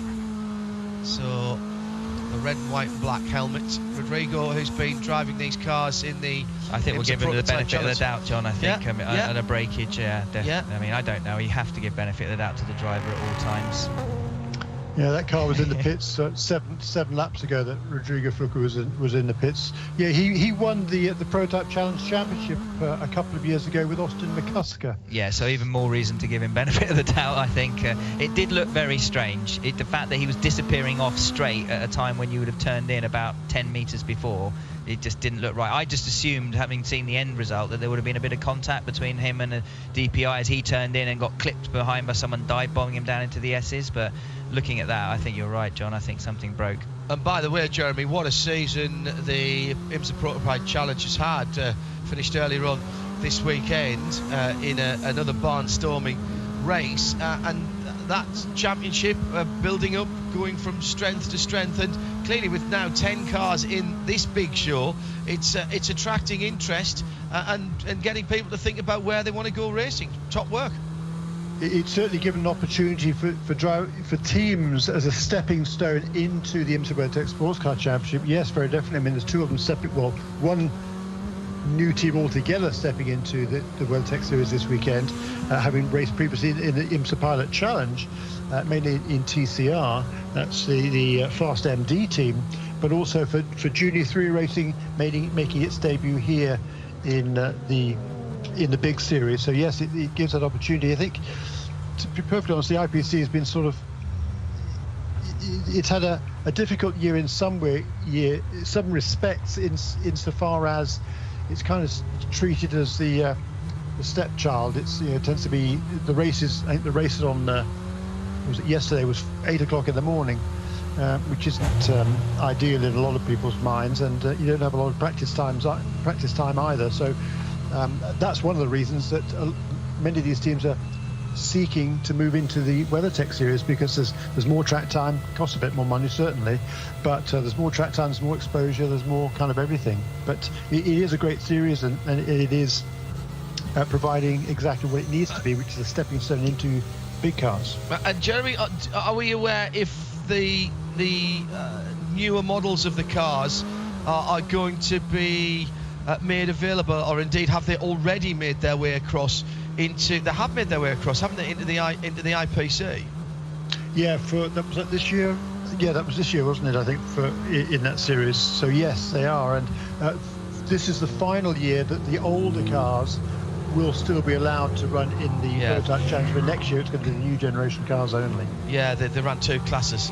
Yeah, and the new cars have traction control system on them and all sorts of things that help the gentleman driver, and I agree, they're fantastic. I mean, we use them at Red River Sport as a fantastic teaching tool over this side of the Atlantic in the UK and Europe, and they're burgeoning over here in the Michelin Le Mans Cup and the European Le Mans Series, and run by top teams, United or Nielsen Racing, whatever. They're a fantastic way of getting gentleman drivers in the opportunity, as we see everyone piling into the pits, to actually go out and race some great tracks in America. Pits open for Prototype. Shea Adam is standing by to see the top DPIs come in for this VP Racing pit report. Shea? We've got the Meyer Schenk Racing Acura into the pit lane. This was the car that was planning to come in before the yellow came out, and then the yellow came out, and thankfully they had enough fuel in the tank to stay out, although the team Hardpoint Porsche had to come in and do emergency service. It is fuel, tires, and a driver change. Elio Castroneves running back over to the wall, Juan Pablo Montoya in, 4 new Michelins, and a Letta Fuel in the 0-1 machine. Driver change, Earl Bamber taking over for his first ever in-race stint as a Cadillac Chip Ganassi racing driver. Fuel and tires going on that car, and fuel and tires for the Ally Cadillac. No driver change up there though. Pit close light is on, although it has been malfunctioning earlier in the day. There was a notice just not ignoring it. It's back working once again. There's an LMP3 car waiting to go out. First DPI back off the lane was the 60, then the 48, as there was a very near moment between the 01 Cadillac and an LMP3 machine, but no harm, no foul. Thank you, Shay. So coming down to the 6 hour mark on the clock. 52 wins machine in the pit lane from LMP2 from the lead. Jensen, I think, steered aboard that there as he heads back out. Great colourway on that car. And confirmed that is still Mikkel at the wheel. Great piece of work down in the S's by our recovery and track services team. Already the errant LMP3 is loaded up onto the back of the truck and is on its way back. Rodrigo hitched a lift from the AMR intervention Porsche Cayenne. He'll already be back in the pits as well. Might be worth having a wander down there to see what happened to poor Rodrigo there, because I've got a strong suspicion that he was a passenger rather early on in that incident, and that either he lost a tyre at the right front or something happened on the steering or the suspension. It almost looked like a steering failure, but it's so unusual to have a steering fail that I would probably suspect it was something else, but it'd be great to find out what it was. They have had a few dings with that car through the course of the race, so maybe something going on. Alan Prosser, who those of you who follow us know is the king of the screen grab, the magnificently named Lanzarote Camel. Looked like only one of the front wheels was locked up when he did get on the brake, so something possibly awry there. We'll get to the bottom of it, don't you worry. While we're under the safety car again, let's take a quick look at how things stand before we go back to green. It is Konica Minolta Acura, Ricky Taylor leading from Mustang sampling in second. That is the first of the Cadillacs, so Cadillacs back in there. We had first and second, remember, from the two Acuras earlier on. Lloyd Duval in second place. Mike Conway we saw getting aboard the number 31 Cadillac, the wheeling car, at the last pit stop. He's in third. It's JPM, Juan Pablo Montoya, in the Acura number 60 in fourth position. That's the purple and black car. The 48 Allied Cadillac has Kamui Kobayashi, the starting driver, back in. He was very impressive. New world. In fact, so that's interesting. We've got two world champions on the track, haven't we? Because Mike Conway and Kamui normally drive together, and now they're fighting each other. It's going to be quite interesting. Then it's Earl Bamber. I think this is his first taste of the 01 Cadillac that he'll be driving next year. If you are just joining us, no Kevin Magnussen this weekend because he's not very well. Quite nice for Earl to actually go out for his beginning of his first stint under a yellow, so he can get out there, get himself into the rhythm of it, and then go green while he's out there, rather than just straight out there, release the pit lane speed limit and try and get on it. You would not believe how much difference that makes. My first stint ever in the GT4 car, I went out under yellow, and it really calmed the nerves. Yeah. Because I was up on, as you imagine, I was up on a high door, had to go and fuel the car in the Creventic race, and then came out safety car. That's why we pitted when we did. Excellent. Drive around for a couple of laps. Oh yes, I'm quite comfy. Remind yourself where the track goes without throwing it at the scenery. I think Earl probably knows. I was going to say, I think he might. Yeah, that's it. But it's still, it'll be nice for him. And my hat goes off to him. I'm going to be watching what times he does. I'm be rooting for him because I really hope he does well. I'm sure he will. He's got a lot of talent. LMP2 has the Tower number 8 car leading. They're in 7th overall, and they're on the same lap as the second place car, the number 52 P.R. Matheson car, in second position. The other two cars in contention are at least a lap off the lead of LMP2, being the Win Autosport number 11 car and the United Autosport number 22. In GT Le Mans, it's Corvette number 4 from BMW number 24. This just separated by a few cars in the cube. They're still on the lead lap. In LMP3, Riley Motorsport, the Ranch 74 car, leads from the Junior 3 racing car in second position. And off, hard to say while they're behind the safety car. I'm not going to say that off the lead lap in third, but the 38 Performance Tech car is a little bit further down.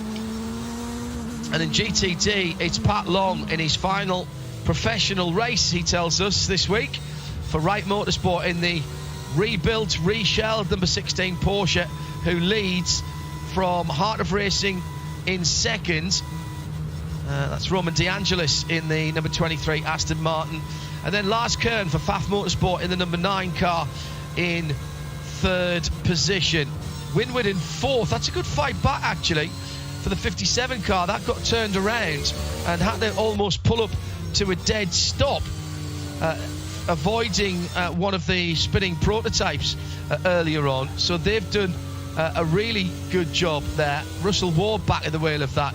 Brendan Aribe is behind the wheel of the McLaren, the Inception McLaren. Next up, that's the number 70, and Michele Beretta is behind the wheel of the number 19 GRT Grasser Racing Team Lamborghini. That's how we stand with a little over 6 hours to go. So 6/10 of the way through the race. Oh, hang on a minute. That would be 3/5, wouldn't it? Always go down. I remember my fractions. You're listening to live coverage from the Motul Petit Le Mans at Michelin Raceway Road, Atlanta, on IMSA Radio for 2021.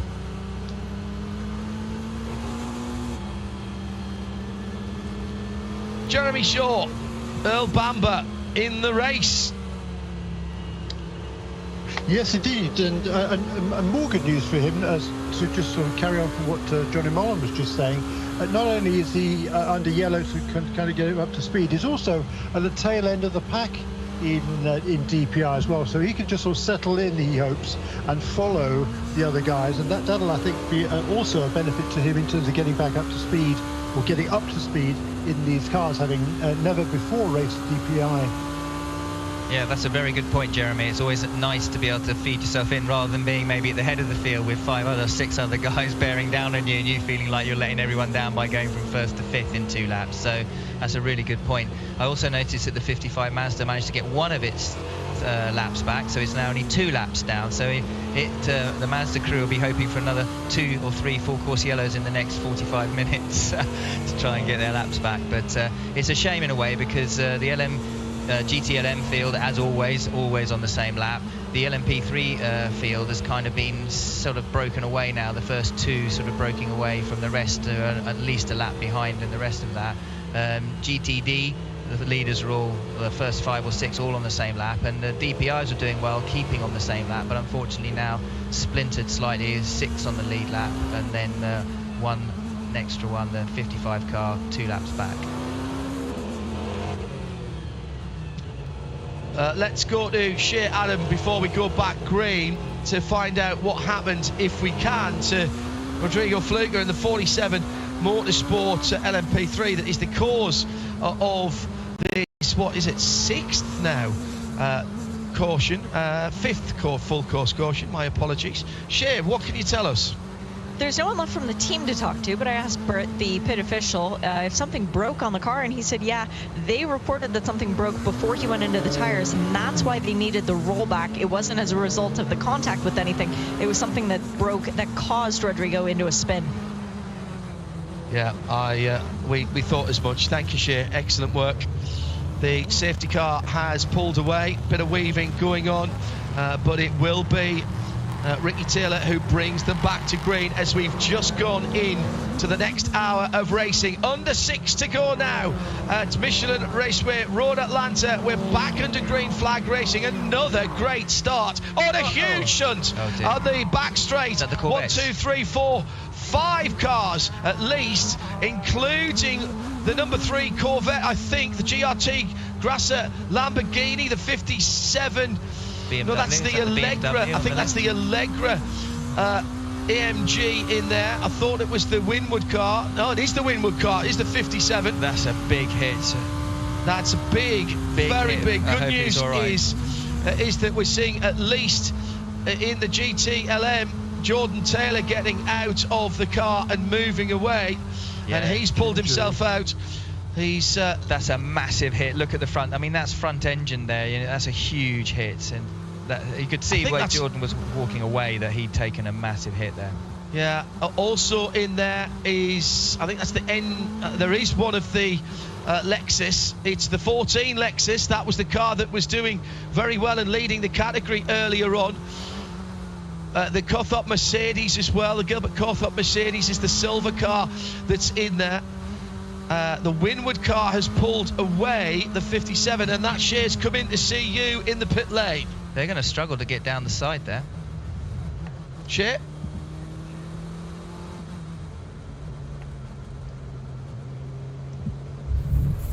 Well, that car's actually gone back behind the wall. Sorry, Shea. Sorry, Shea.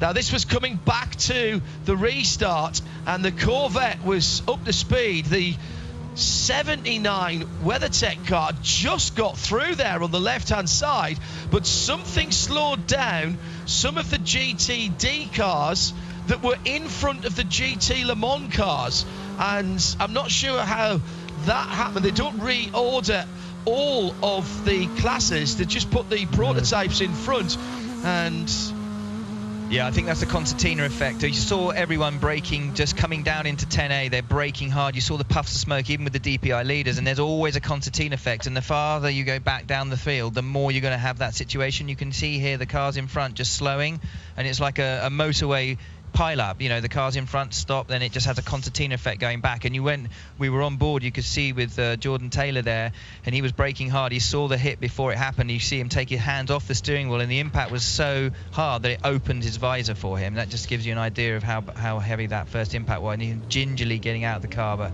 he seems to be okay.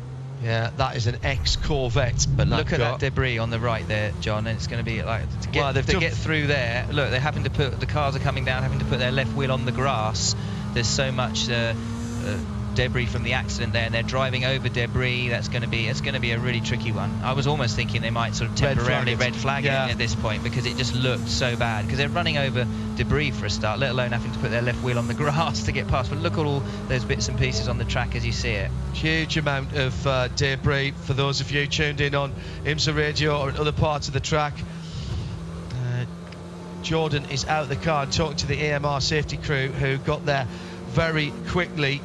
Not sure what the catalyst for that, which car was the catalyst for that, but there was a backing up, as Johnny described it, Jeremy, over the top of the brow there. That is quite a steep descent, and not sure if the green had been called and people were wondering whether they should have accelerated or not. But clearly the GT Le Mans cars, which were at the back of the queue, were very much up to speed. The WeatherTech car somehow picked its way through the carnage. That was slightly in front of the Corvette, I think, or at least alongside, and there was some passing going on, which is fine if the green had been called, Jeremy, but something checked up in front of them and set that all off, and I'm not sure that we can say what that was, because I don't think we've got any evidence for it.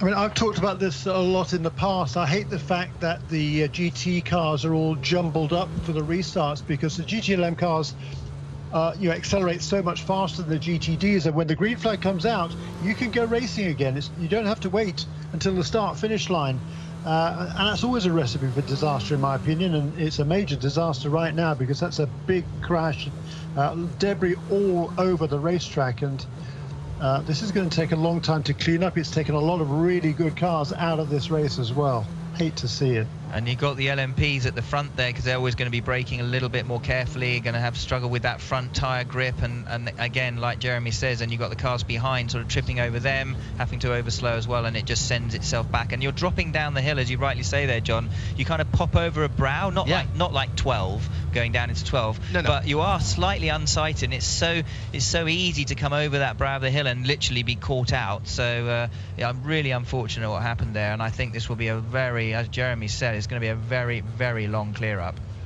It's very bad news actually for the Lexus, because the Kyle Kirkwood is still in the Lexus. He's not going to get out, because whether his car's damaged or not, we don't know. Whether it will continue or not, we don't know, because he can't get the car out of there.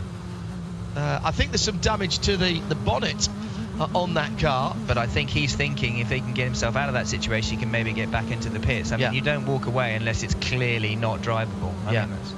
But we're going to need several rollbacks to get rid of the debris. We've got intervention vehicles and ambulances down there, standard operational procedures. Half a dozen cars involved initially. At least one we know has pulled away, the Russell Ward Winward car. Shit, sorry, we didn't get you earlier on. Before that, did I hear you say that car had come to see you but had gone behind the wall, the 57 Winward? 57 Winward did not even stop in its box. It went straight back behind the wall. And I have made contact with all of the GTD teams involved. They all say their drivers are A-OK. By the way, the Inception McLaren went back behind the wall as well. All right, so maybe that one was involved as well. I have to say I didn't spot that. But this is going to be a lengthy clear-up. The Lexus is now clear of the other cars. It was the AMG that was ahead of it, the silver machine, but that has now at least been pushed out of the way. But I don't think it's good news for Kyle Kirkwood. He's going to drive it. And there's some suspension damage to the right front and a wheel that isn't turning. But the engine's fired up, the V8 is fired up, and he's going to drive that back to the pits, Johnny. He'll get it back from there. He's not got far to go. And yes, it's a lot of damage, and maybe they won't get back out, but nevertheless, you've got to try. And full marks to him for not just getting out and walking away. Yeah, working the wheel, which is only turning the left front wheel, because the right front wheel has been pushed back almost to the right-hand side door. So suspension damage there. He's got half of Georgia and the rest at the back as well. Yeah, no, he's been hit, but he's been hit from the back. He's hit in the front. He got pincered in, and he ended up right hard against the concrete wall on the right, going down into 10A. And he's got a lot of mud and dirt, so I'm sure he'll also be going straight back behind the wall. Saved him a walk back though, eh? Yeah. Straight back behind the wall, says Shea Adam. So at the front of the field, as we moved into another hour of racing there, going back to green, it's still Ricky Taylor from Loic Duval, Konica Minolta from Mustang Sampling. None of the top DPI places there, Jeremy, have been affected. However, there was a couple of interesting cars in there, notably the Lexus that Kyle Kirkwood has got back. That car had led the class earlier on today. Yeah, for quite a long time. Yes, indeed it had, and despite the fact it started right at the tail of the field. So that's a major disappointment for that team. Number 12 car is still on the lead lap. Not that many cars left on the lead lap in GTD. There's only 6, I think. Number 16 car, which one of my spies is telling me might have been one of the catalysts in that incident, but I'm going to wait till we see more before I talk about that. Number 23 car is in second place. So Patrick Long also has come from the back, of course, to now lead the class. Roman DeAndres in the Aston Martin in second place. Lars Kern in the championship leading number 9 in third. Michael de Quesada in the Allegra Motorsports Mercedes is in fourth place in the class, along with Bill Oberlin, number 96, and also number 12 of which is Robert McGuinness in the other Lexus. Those are the only cars on the lead lap. Shea Adam is watching a number of cars coming back to the pits. I think I said it was the NTE Audi. I'm sorry, it wasn't. It was. Sorry. They were involved too. I'm just trying to second guess what I'm saying in a number of replays that we're getting courtesy of our colleagues at NASCAR Productions, firing those through to us here in the Haggerty Global Broadcast Centre to enable us to try and piece this together. Shea Adam, let's nip back to Shea for a VP Racing Fuel pit report. Shea, right, first of all, the good news is let's just recap. The first thing that's important is that all of the drivers, as far as we know, are all right. Let's get that out of the way first of all. Yes, the teams have confirmed that to me, that even if they've not been in contact with their drivers, that their drivers are all right.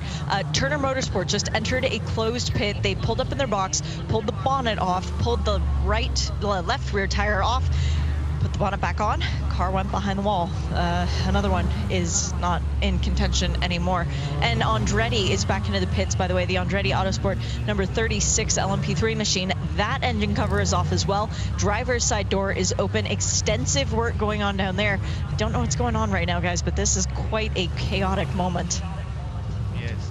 Yeah, absolutely right. And it's going to still take some time. There's a lot of oil dry going down there, as you might have imagined. Shea will let you try and hustle to some of the other teams and see if you can find out if anybody can tell us what's happened. There's fluid in pit lane as well. There'll be fluid everywhere, John. Yeah, yes, for people just coming back in. And also the situation you've got there is that just on the brake zone for 10A, on the right-hand side, you're going to have a lot of cement dust laid down, which obviously is going to have to get laid down, mopping up the oil, which they use it for, and then they're going to have to blow that off a little bit, because otherwise when you come down there, the visibility when the cars go over that, it'll be almost like driving for the first couple of laps in, zero visibility in the rain. So it has a huge impact there. And then obviously you're going to have other fluid. You can see all the mud and dirt on the just off the apex of 10A there. So there's going to be fluid all the way from there into the pit lane. So it's going to take them, it's not just a case of clearing it up, checking the barriers are okay, putting some cement dust down and sending them and going green again. It's going to be a lengthy process, this one, to get the track back. Otherwise you're just going to have an accident immediately the next time you go down into 10A. Gilbert Korthoff car is the only one that is still on the ground at the scene of the accident. GRT, the Grasser Lamborghini, is on the back of a flatbed. The Corvette, or what remained of the Corvette, was the first to be pulled away.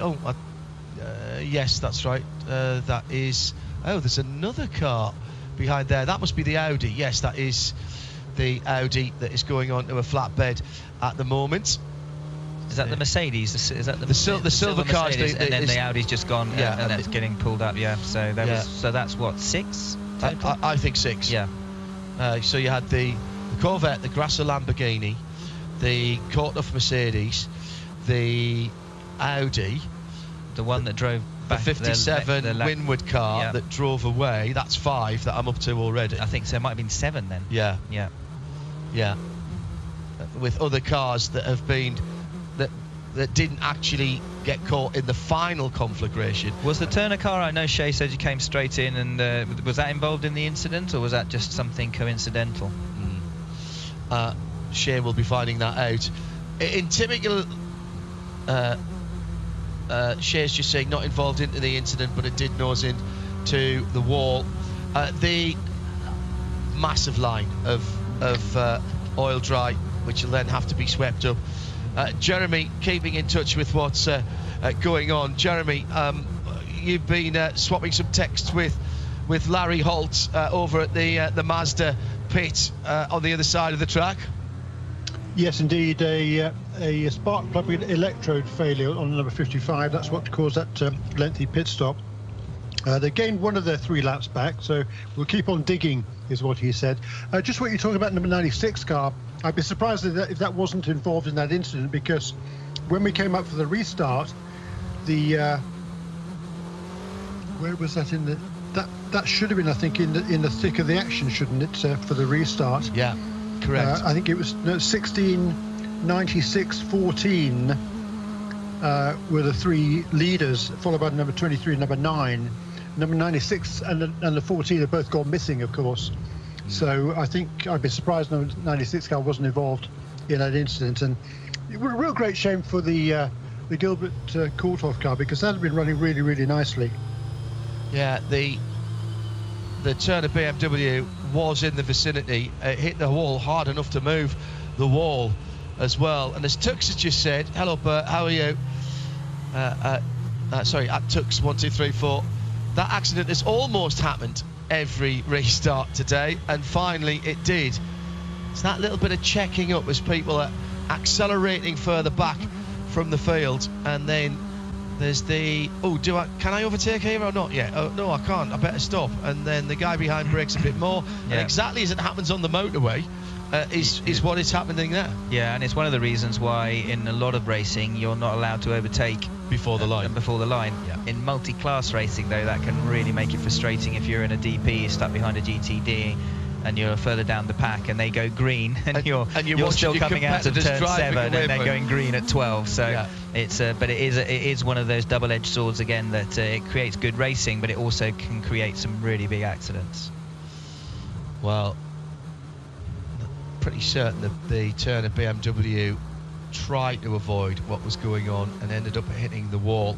I think it was the 79 WeatherTech Porsche that was alongside the Corvette, the number 3 Corvette that had the big accident, and how that got through. Yeah, he snuck through on the left there, didn't he? It was two Michelins on the grass there. I reckon he had all 4, John. I reckon he might even have just touched the wall as he went past, but obviously being a concrete wall and the angle being so shallow, he would have got away with it. But yeah, I mean, that could have been even worse. And I go back to, Jordan Taylor there. I mean, that was big. I mean, to cause your visor to actually come open like that when it's been shut, and it would have been clipped shut because they would have been getting air filtered into their helmet, so he wouldn't have had it open. That just shows you. And good presence of mind actually to take his hands off the steering wheel. In that situation, probably it wasn't going to whiplash round. That tends to happen when you hit a wall. Yeah. But nevertheless, good reactions from him there. Also, it tells you how far away from the impact he knew it was coming, which is never a nice thing, is it? No. When you know there's nothing you can do. And also, car to car, it's always so damaging because it kind of you hit a tyre wall, maybe it dissipates some energy, but you have car to car contact, and it tends to really create a lot of damage because it's intruding into the various different safety cells and structures of the car. The NTE Audi, the red and white machine, AudiTire.com supported. Coming back, looking somewhat pre-loved. I tell you what, fair to say. First lap down into 10A, John. Are we going to be actually able to see anything? Nothing. I mean, all the cars will be going down the left-hand side, aren't they? That's definitely. You're not going over that. I mean, you're not. Currently, I mean, they can't even let them go green, even close to going like that. I mean, it's like a sand pit. It currently looks. I have seen. Artificial ski slopes that don't look quite as good as that, to be honest. That's what it looks like to me. That's a good analogy. I think that and the problem is, for those that don't know, anything that's on the track surface that puts something, grains of sand. You've raced in sandy places. WeatherTech Raceway Laguna Seca. Yeah. You've raced out in the Middle East, out in Bahrain and places like that. Yeah. It's that sort of, and WeatherTech is exactly like that. It's that almost talcum powdery, fine sand. And that gets on the track, that starts to get slippy straight away. And it just reduces the grip, but that's when it's in the sort of inherent grain of the track. This is lying on top of the surface. Yeah. And so the grip level there, when you go over it and you're braking, because it's exactly on the brake zone, as it would be because of the nature of the Constantine effect of the accident, but you're not going to be able to brake. You won't have any grip for braking. But then on top of that, when you come off it, going into 10A and 10B, you won't have any grip because it'll have been picked up on the hot temperature of the tyres, and it probably will mean that you'll be struggling at 12 before you actually get it off until you come out of 12. So I'm sure that all the drivers you'll see will start coming straight down the left-hand side here. I suspect we'll see some. They'll blow it off. They'll come round. Yeah, the sweepers and the blowers. No matter how much they do that, it will still be super tricky for probably the next half an hour maybe of the race before it starts getting rubbered back in again.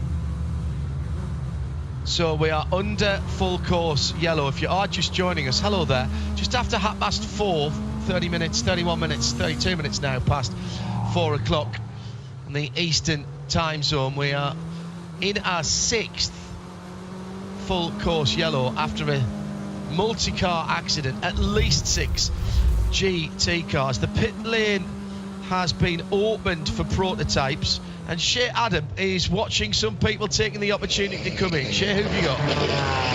It was fuel only for both the 60 Acura and the 01 Cadillac. Fuel only for the 48 Cadillac as well, but there's a bit more work going on down at Mazda. The foot pedal box cover is coming off, if you will, and they have yellow gloves diving into that area. As far as wind is concerned, for the 52, the PR1 Matheson Motorsport LMP2 machine, that has just had another new nose. I'm pretty sure that is the second new nose of the race for that car. We've got a few LMP3 competitors in as well. The first car back off and rolling is the 74 Riley Technology. That looks like the helmet Gar Robinson back behind the wheel again. Second off the pit lane was the 83 Win Autosport, and then the third car off, Colin Brown has been installed into the 54 Cora Autosport machine. Step back from the fences, ladies and gentlemen. This is about to get fast.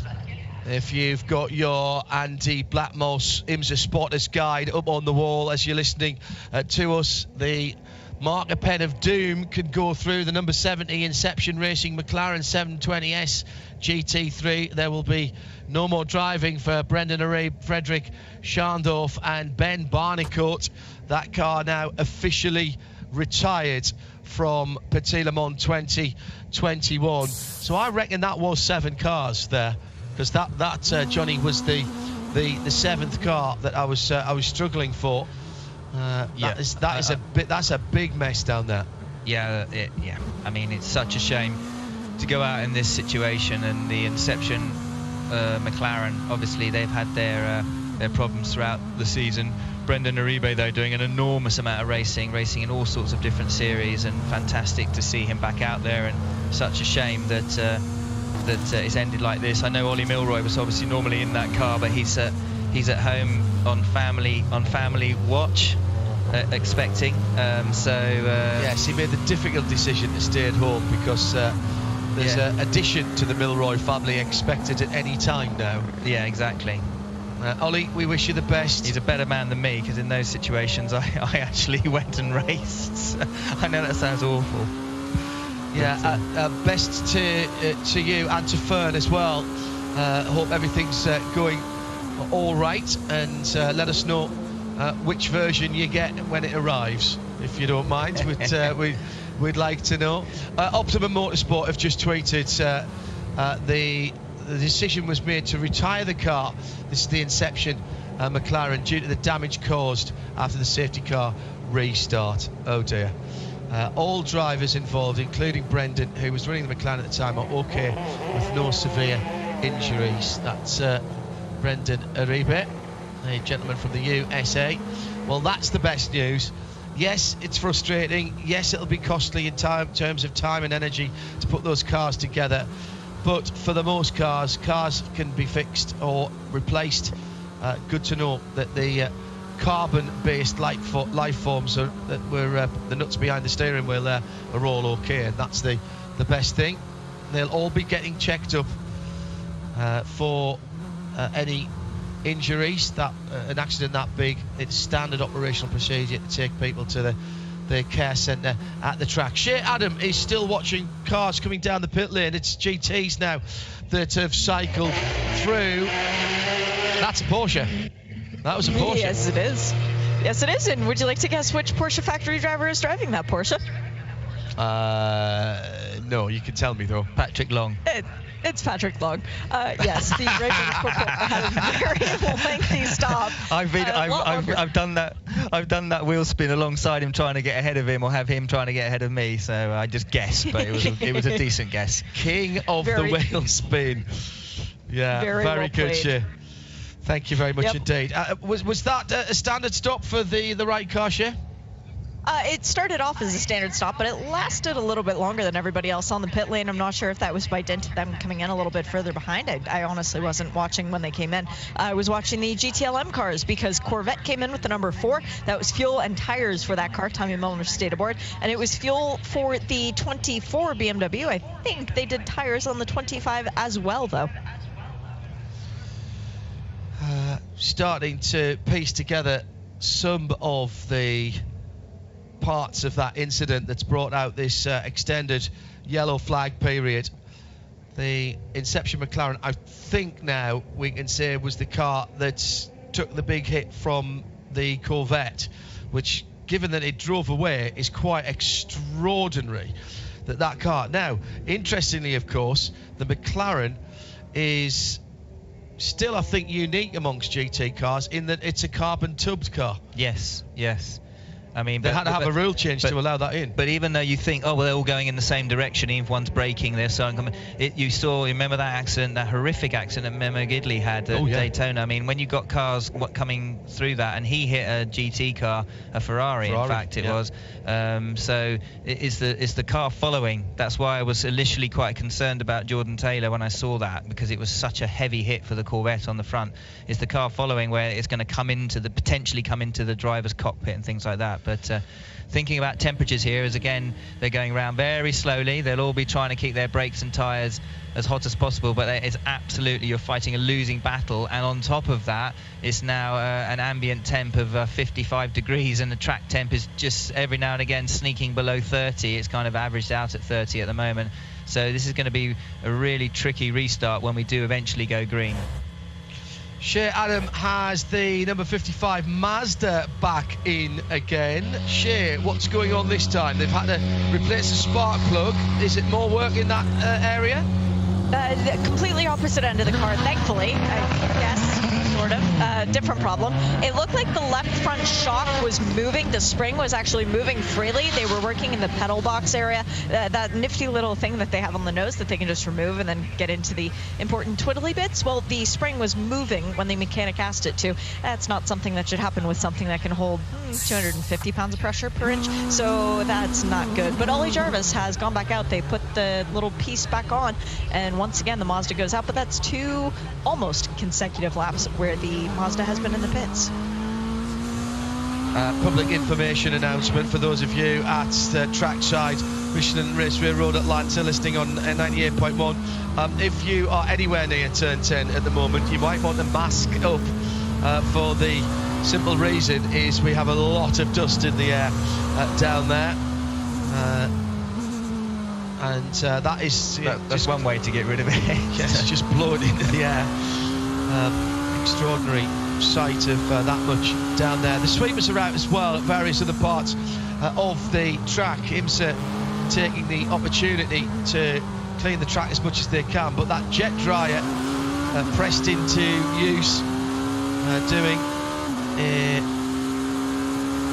cracking job of getting rid of the surface oil dry dust. The trouble is, by blowing it like they are, I mean, it just sends it up and across the rest of the track. Really, with those, you need to do it manually. You need people to go over it with brushes and sort of work the cement dust into the surface and into the oil and everything. But it's such a large area.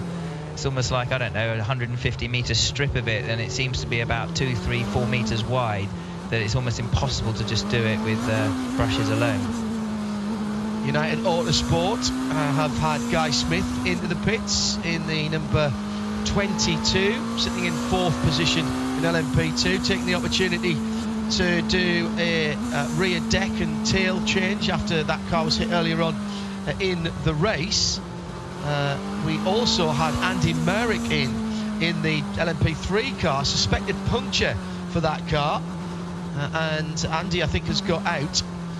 And let me see who got into that car. It was Tom Gamble, who's doing his first laps at Petit Le Mans in race conditions. 5.5 hours remaining, and we've now been behind the safety car for half an hour, 28 minutes. Shea Adam has more news from the pit lane, more remedial work going on to the, well, not necessarily the walking wounded, but certainly cars not as they left their respective factories. Shea, which car's been in to see you this time? Patrick Long came back in, and I'm with the right crew. They have many long zip ties. Remember, this is the car that started out the race. They got the left rear puncture, then they got hit from behind and had bumper damage. Well, they put the new bumper on. It looks like they were trying to make it hold better. It does look like it's seated rather strange, but now they've put the bits and pieces where they need to go and told Patrick, go back out before the safety car comes around because we don't want to lose the lap.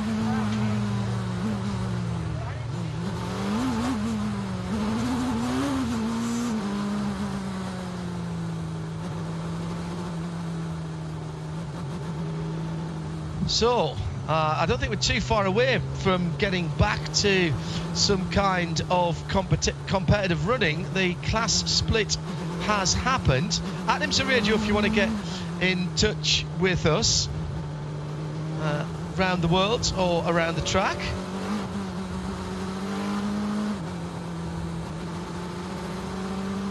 Almost 4:45, so 45 minutes before official sundown here. Now, the good news is for the gentleman drivers, Johnny, is they're burning some of their time here, and even I know that I'm just as quick as you or McNish or anybody else under safety car. So this actually, you know, for some people this is going to work really well. For others, it's going to be pretty boring driving around behind the safety car. Yeah, absolutely, and it always works well to try and eat up your driver time. We'll get back to that thought in a moment. As Shea Adam down at right has Jan Halen, recently married Jan Halen, effectively on his honeymoon this week. Yes, congratulations on the recent nuptials, Jan. It's nice to be a married man in the paddock. It's been a day for you guys. So much adversity to overcome. Still 5.5 hours to go in this race, and you haven't been in the car yet. How difficult is it to just let Trent and Patrick out there play? Well, we've got the best drivers here, so it's nice to sit back and watch them do the job. But yeah, no, it's been a very eventful race, and I think we all expected this, you know, with the cold temperatures and very tough conditions out there, especially on the cold tires when you come out of the pit.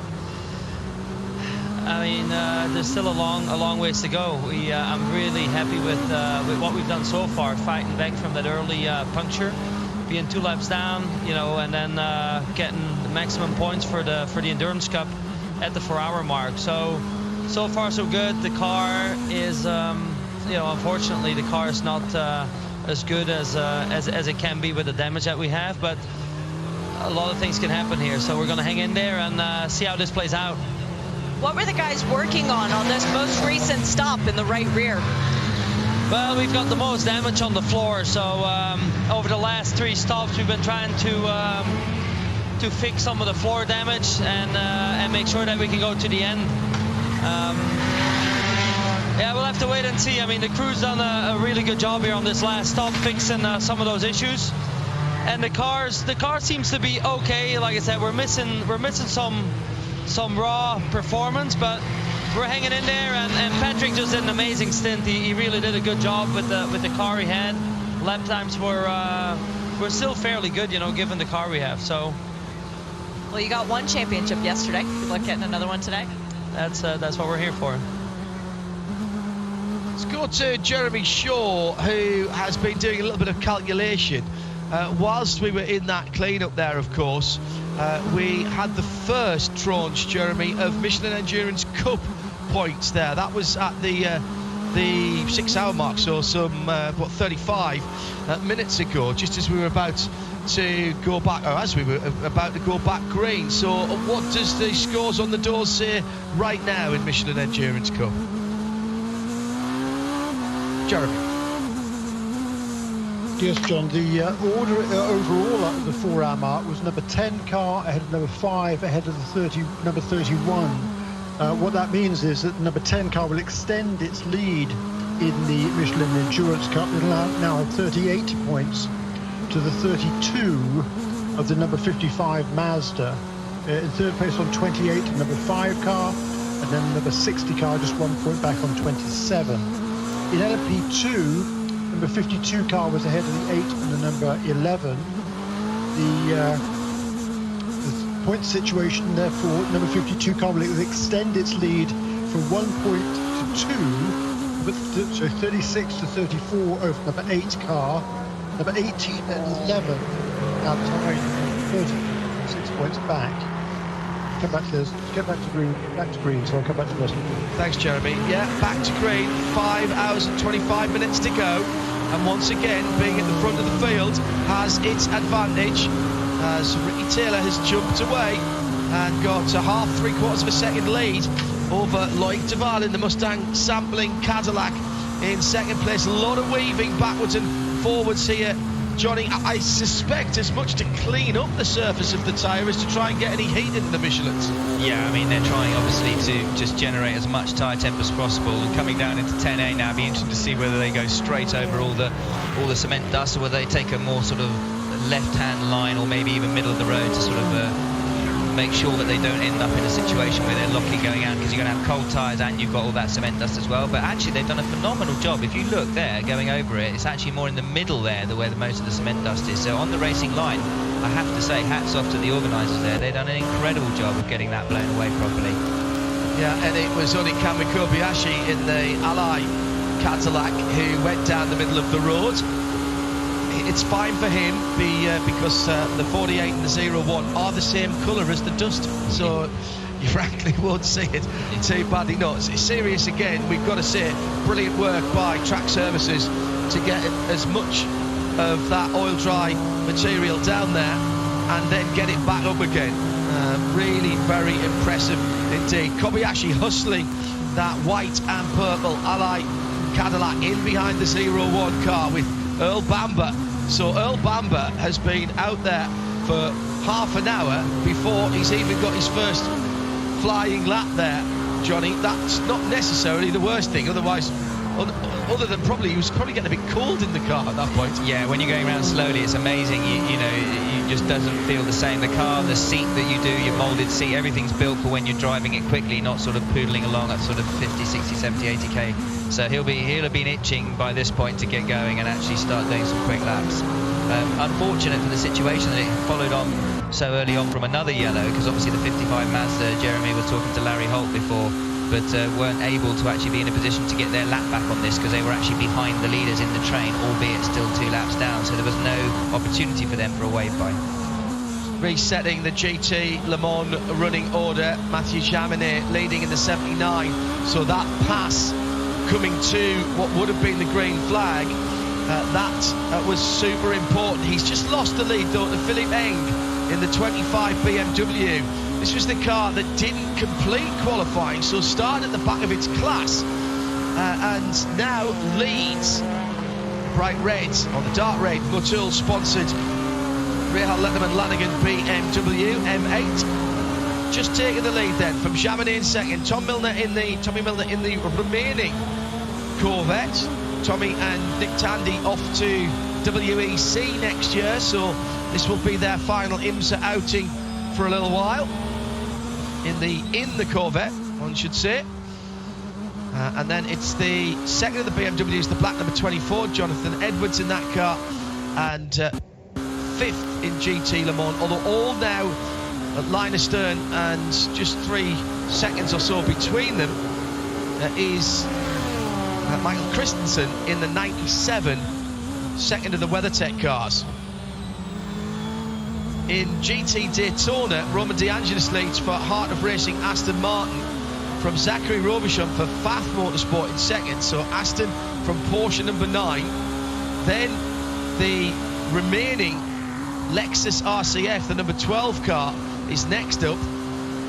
Then the Allegra car, Daniel Morad behind the wheel of the 28, and Pat Long in the 16 GTD Wright Motorsports Porsche in 5th position. A lot of cars taken out of that fight with that crash, which is why I wanted to do those 2 classes. And you're watching, we're looking at here the second to third fight in LMGT, and unfortunately there's an LMP3 in front of Jaminet in the 79 car, and he's therefore struggling to get past it, and it's allowing Tommy Milner in the number 4 Corvette to really keep close to him. And this is the frustration where you're quicker than the car in front, but you can't, because you're not quicker on the straights, you just can't get past him in all the brake zones, and he's flashing his lights even through 12. The LMP3 wasn't going flat through 12. You can see him here getting a run on him. He's desperately, and I think now he's getting enough of a run. He's pulling along the left-hand side as we go down into 10A, and I think at this point he'll be able to make that move stick. Whether Tommy Milner can follow him through is another matter, and Tommy Milner actually had the United LMP car come past him, and he split them, so that's given Jaminet a bit of breathing room now as he comes over the brow of the hill, dropping down into 12. And that's also allowed Jonathan Edwards to close up on that battle in the second of the BMW. So BMW leads GT Le Mans by now almost 2 seconds. Jaminet second, then the remaining Corvette, and then John Edwards is right there as they go over the top of the rise at turn 2. Sun in their eyes, that will be absolutely blinding there now for the next 20 minutes or so. And that just demonstrates to you is you've got the class structure, but it's not always the fastest class cars that are trying to get through or causing problems, or the slower cars. Sometimes it's the bane of a GT driver's life, especially in LMGT when you've got top professional drivers. The bane of their lives is actually maybe an amateur driver in an LMP car or an LMP3 or even sometimes an LMP2, although they're normally quick enough to pull away. That's actually causing a problem and getting in the middle of your race and affecting how you can actually fight in amongst your own class against people that you're battling for the class victory. It's Johnny Morlam who's joining us in the Hagerty Global Broadcast Centre this weekend. Jeremy, we interrupted you with the Michelin Endurance Cup points. Going back to the restart, it's settling down a little bit, he says, hopefully. Just finish off your thoughts on the points awarded after the 4-hour mark. Yeah, I will. Yeah, in LMP3, that championship had already been won by the number 74 Riley Motorsports team. It was actually, in fact, it was number 30 that was leading the way at the 4-hour mark. So 5 points for the GT3 Motorsports entry there. Good, strong debut for them. In GTLM, the car that led the points coming into the weekend was the Corvette, car number 3, by 2 points from number 4 car. Well, I think the accident was just after the restart, but in any case, the number 4 Corvette was out in front at the 4-hour mark. The number 24 jumped up in second, and the WeatherTech number 79 was third. So now, the number 4 car leads the Michelin Endurance Championship by 1 point over number 3 car, which is points actually, but he won't be able to make up the ground on the 37 car. And then so 37 for the number 4 car, 36 points number 3, 31 points for the number 25 car, and 30 points for the number 24. So it's looking good there for the number 4 team. The GTD, which is ridiculously close, unbelievably, having had some problems earlier in the race, number 16 car was out in front at the 4-hour mark, so scores maximum points, which is 5. And rather than having a 1-point lead as it did coming into the weekend, it now leads up by 3 points on 33 ahead of the Fat bonus 30. The Port Miller Racing Lamborghini has 29, even though that's a long way back or even out of the race. And next up is the car that was second place at the 4-hour mark, number 23 Aston Martin, which is now placed 4th in the having gone 26. Just another quick note, by the way, in GT. Well, quick note for Shea, really. Number 54 LMP3 car, Core Autosport, was right in contention, I thought, during that lengthy caution period, but all of a sudden has lost a lap. I'd like to find out why. Colin Brown is at the wheel of number 54 car now, is in 5th place, but a lap behind the 2 leaders, which are the still number 30, Garrett Frist driving that car, and Scott Andrews in the 2nd place of number 74. That's a champion winning car. Shea can answer that question after she's told us about the pit stop for Mike Conway in the Wheeler Cadillac, which has just happened in front of her. Fuel and tires for that car, very clean stop. Exactly what we're used to seeing from that team as well. So, Jeremy, what are 2 of the most feared words in motorsport? Electrical gremlin. That's what's going on with Core. They were having an electrical issue. They brought the car into the pit stop. They shut the car off, did a hard reset, plugged the computer in, then did another hard reset, and then sent Colin back out to see if that makes the difference. But they are battling something that they don't fully understand.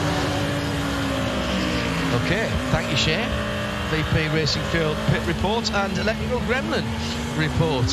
Yeah, nothing worse than an intermittent electrical fault is something you never want to take to even the best service. Doesn't matter how good you feel and how trustworthy you think the guys that are working on your cars are. You take a car in with an intermittent electrical fault. Oh, awful. I hate taking my cars to car. I've got some very, very good friends who run service stations for a variety of different manufacturers, and I think all the guys that look after the cars I would call them friends, and I still panic when I take a car in.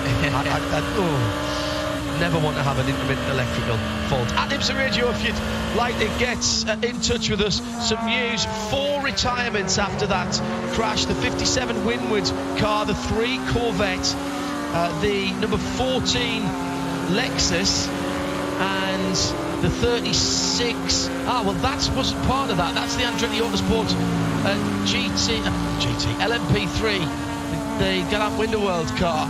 So that is and the Inception. And the Inception, yeah. So that's 5 cars, but that's another 4, 3 of which were involved in that incident. So we are whittling them down. Let's go down to Shea Adam and speak to BMW driver Bruno Spengler. Bruno, it was pretty cool earlier today. You got a trophy for all of the iRacing exploits, and there was some notification for BMW, some appreciation for Philip too. A very exciting weekend, but those aren't the trophies you want, are they? Yeah, I mean, for sure, it's good trophies. It's the second year in a row that we get the trophies from iRacing. I got it last year, Philip got it this year, so it was an awesome championship organized by IMSA. I really enjoyed it. But now we are fighting for the race. At the moment, it's looking pretty good for us. Hopefully, it keeps on going like this. But we've seen with all these cars on the track, it can be very messy at times, so we have to keep the car in one piece until 2 hours to go. That's the goal. Keep some clean pit stops, no mistakes on the driving. It's still a very long way to go, so we just hope that the car stays in one piece until the end. The team is doing an awesome job with pit stop, with strategy. It's very difficult to get everything right, but the team is doing the right job as always. So yeah, we're just going to keep on pushing and hope that we're going to have a good end.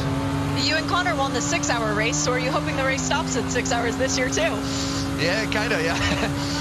If we are leading at 6 hours, yes, it can stop at 6 hours, yeah. But no, it's a 10-hour race this time, so but for sure I have good memories here in Atlanta. Winning with Connor, the 6-hour race was awesome. Hopefully we can also make a good one here this weekend on the 10-hour, because it's the last race for the M8 and the last race for GTLM, so it would be awesome to win it. It's a very special weekend. It's getting colder now. The sun's starting to go down, the wind picking up a little bit. Is that going to help your car? Yeah, it is. I mean, the good thing is when I jump in the car, I'm not cold. But it's difficult on the outlaps. You know, at night, it's going to be 5 degrees Celsius a bit later. So the outlaps are going to be very, very tricky to get the tires up to temperature. It's something that's very hard. So I just hope I get the tires as quick as possible up to temp and find my rhythm. Thanks, Bruno. Good luck. Thanks to you. End of an era for the Le Mans GT cars this weekend, in IMSA competition at least. They'll continue for a wee while in WEC, which is why Corvette is taking the C8R over there. A replacement set of regulations on the way,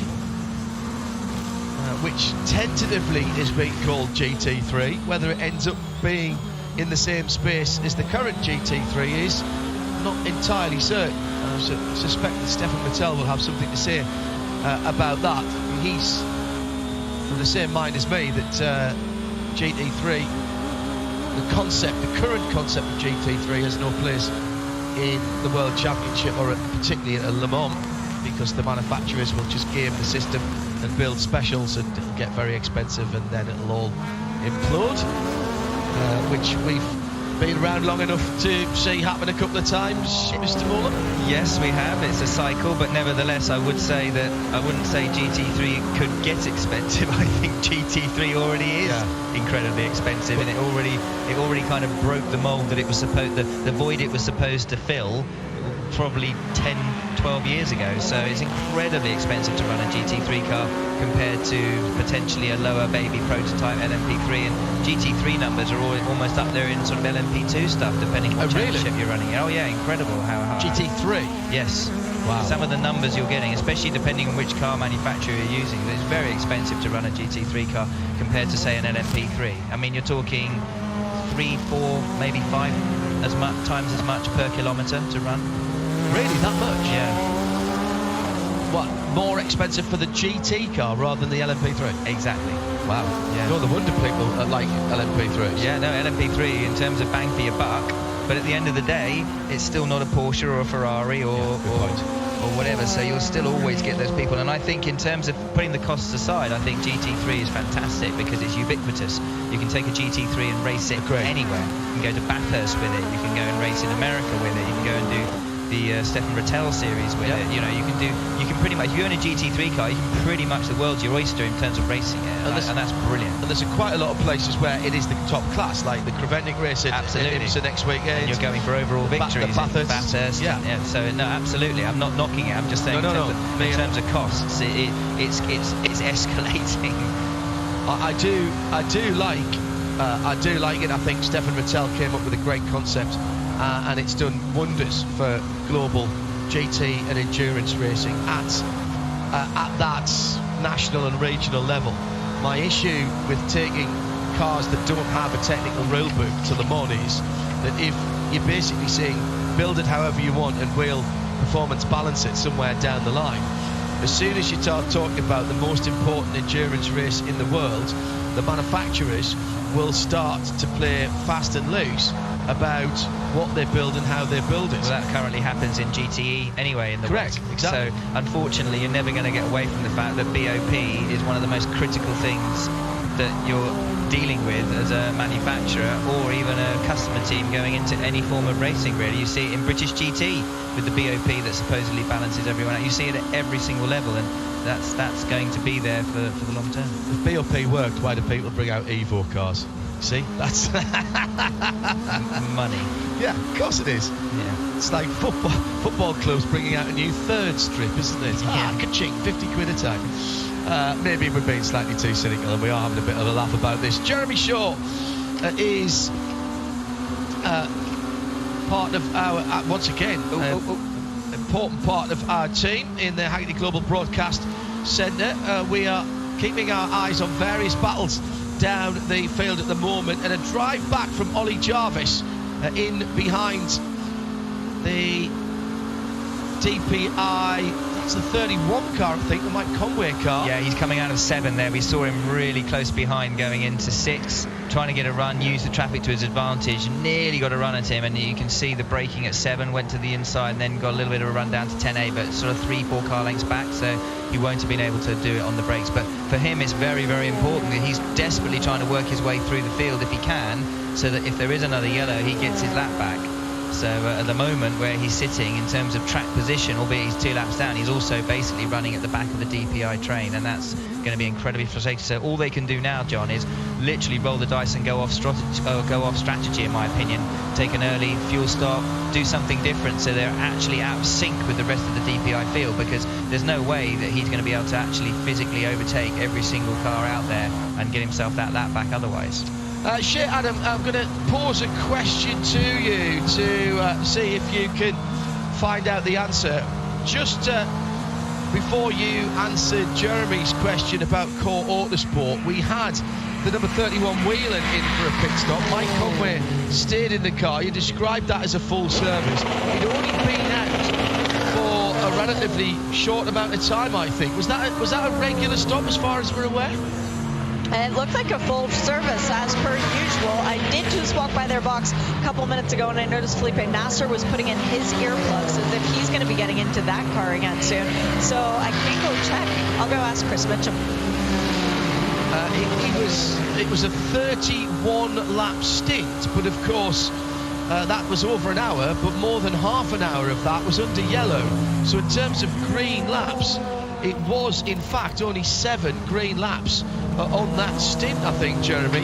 And that would seem to me to be a bit odd, and given that everybody else who came in at the same time, for example, Philippe Albuquerque, he's still out there.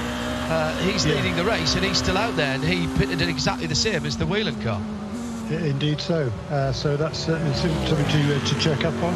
Behind the number 31 car then is sort of at the tail end of the lead lap now in DPI. You just said sort of kind of, he's got the Mazda pretty close behind him, which is still another lap down. But it's 2 laps down. In element 2, Thomas Merrill has really checked out here. Ben Keating is back at the wheel, number 52 car, but Thomas Merrill in the Win Autosport car number 11 has checked out. He pulled out nearly half a minute already since the restart in the number 11 car, which now leads.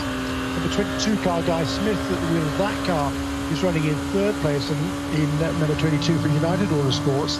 And then the Tower Motorsport entry, car number 8, is running in fourth. In LMP3, next on the road in 12th position, Darren Christ just very recently set a new lap, fastest race lap in the leading number 30 car for Junior 3 Motorsport, and he's only, even then though, he's only pulled out 5 seconds over Scott Andrews in this. It's Jeremy Shaw, and we'll keep an eye on that drive back from Mazda as that car is still trying to be. I do like, I have to say, Larry Holt is the eternal optimist. We might get another two-way buy. We could be buying. Strange things have happened. In the meantime, we will answer Jeremy Shaw's question. Shea Adam, the Whelan car, when it came in, what, 7 or 8 laps ago? What was the situation there? Only 7 green flag laps. Were they worried about a puncture? Yes, they saw on the data that they had a right rear tire that was starting to go down, and when the car got in here, there was a big shard of metal from the collision that happened out on the back stretch that had embedded itself into the tires. So that is amazing when it works, and they were able to catch it before it became an issue. But yes, Mike Conway will be coming back in here soon, handing over to Felipe Nasser. That pit stop threw them off sequence. They're going to do something to try and throw themselves back on. Yeah, I'm actually quite surprised that more people didn't come in and change their tyres after that, even though that they hadn't been working them that hard. I think, for safety's sake, that that wouldn't have been the worst idea. Of course, you potentially burned a set of tyres. All right, we're coming up to half distance now. A time certain 10-hour race.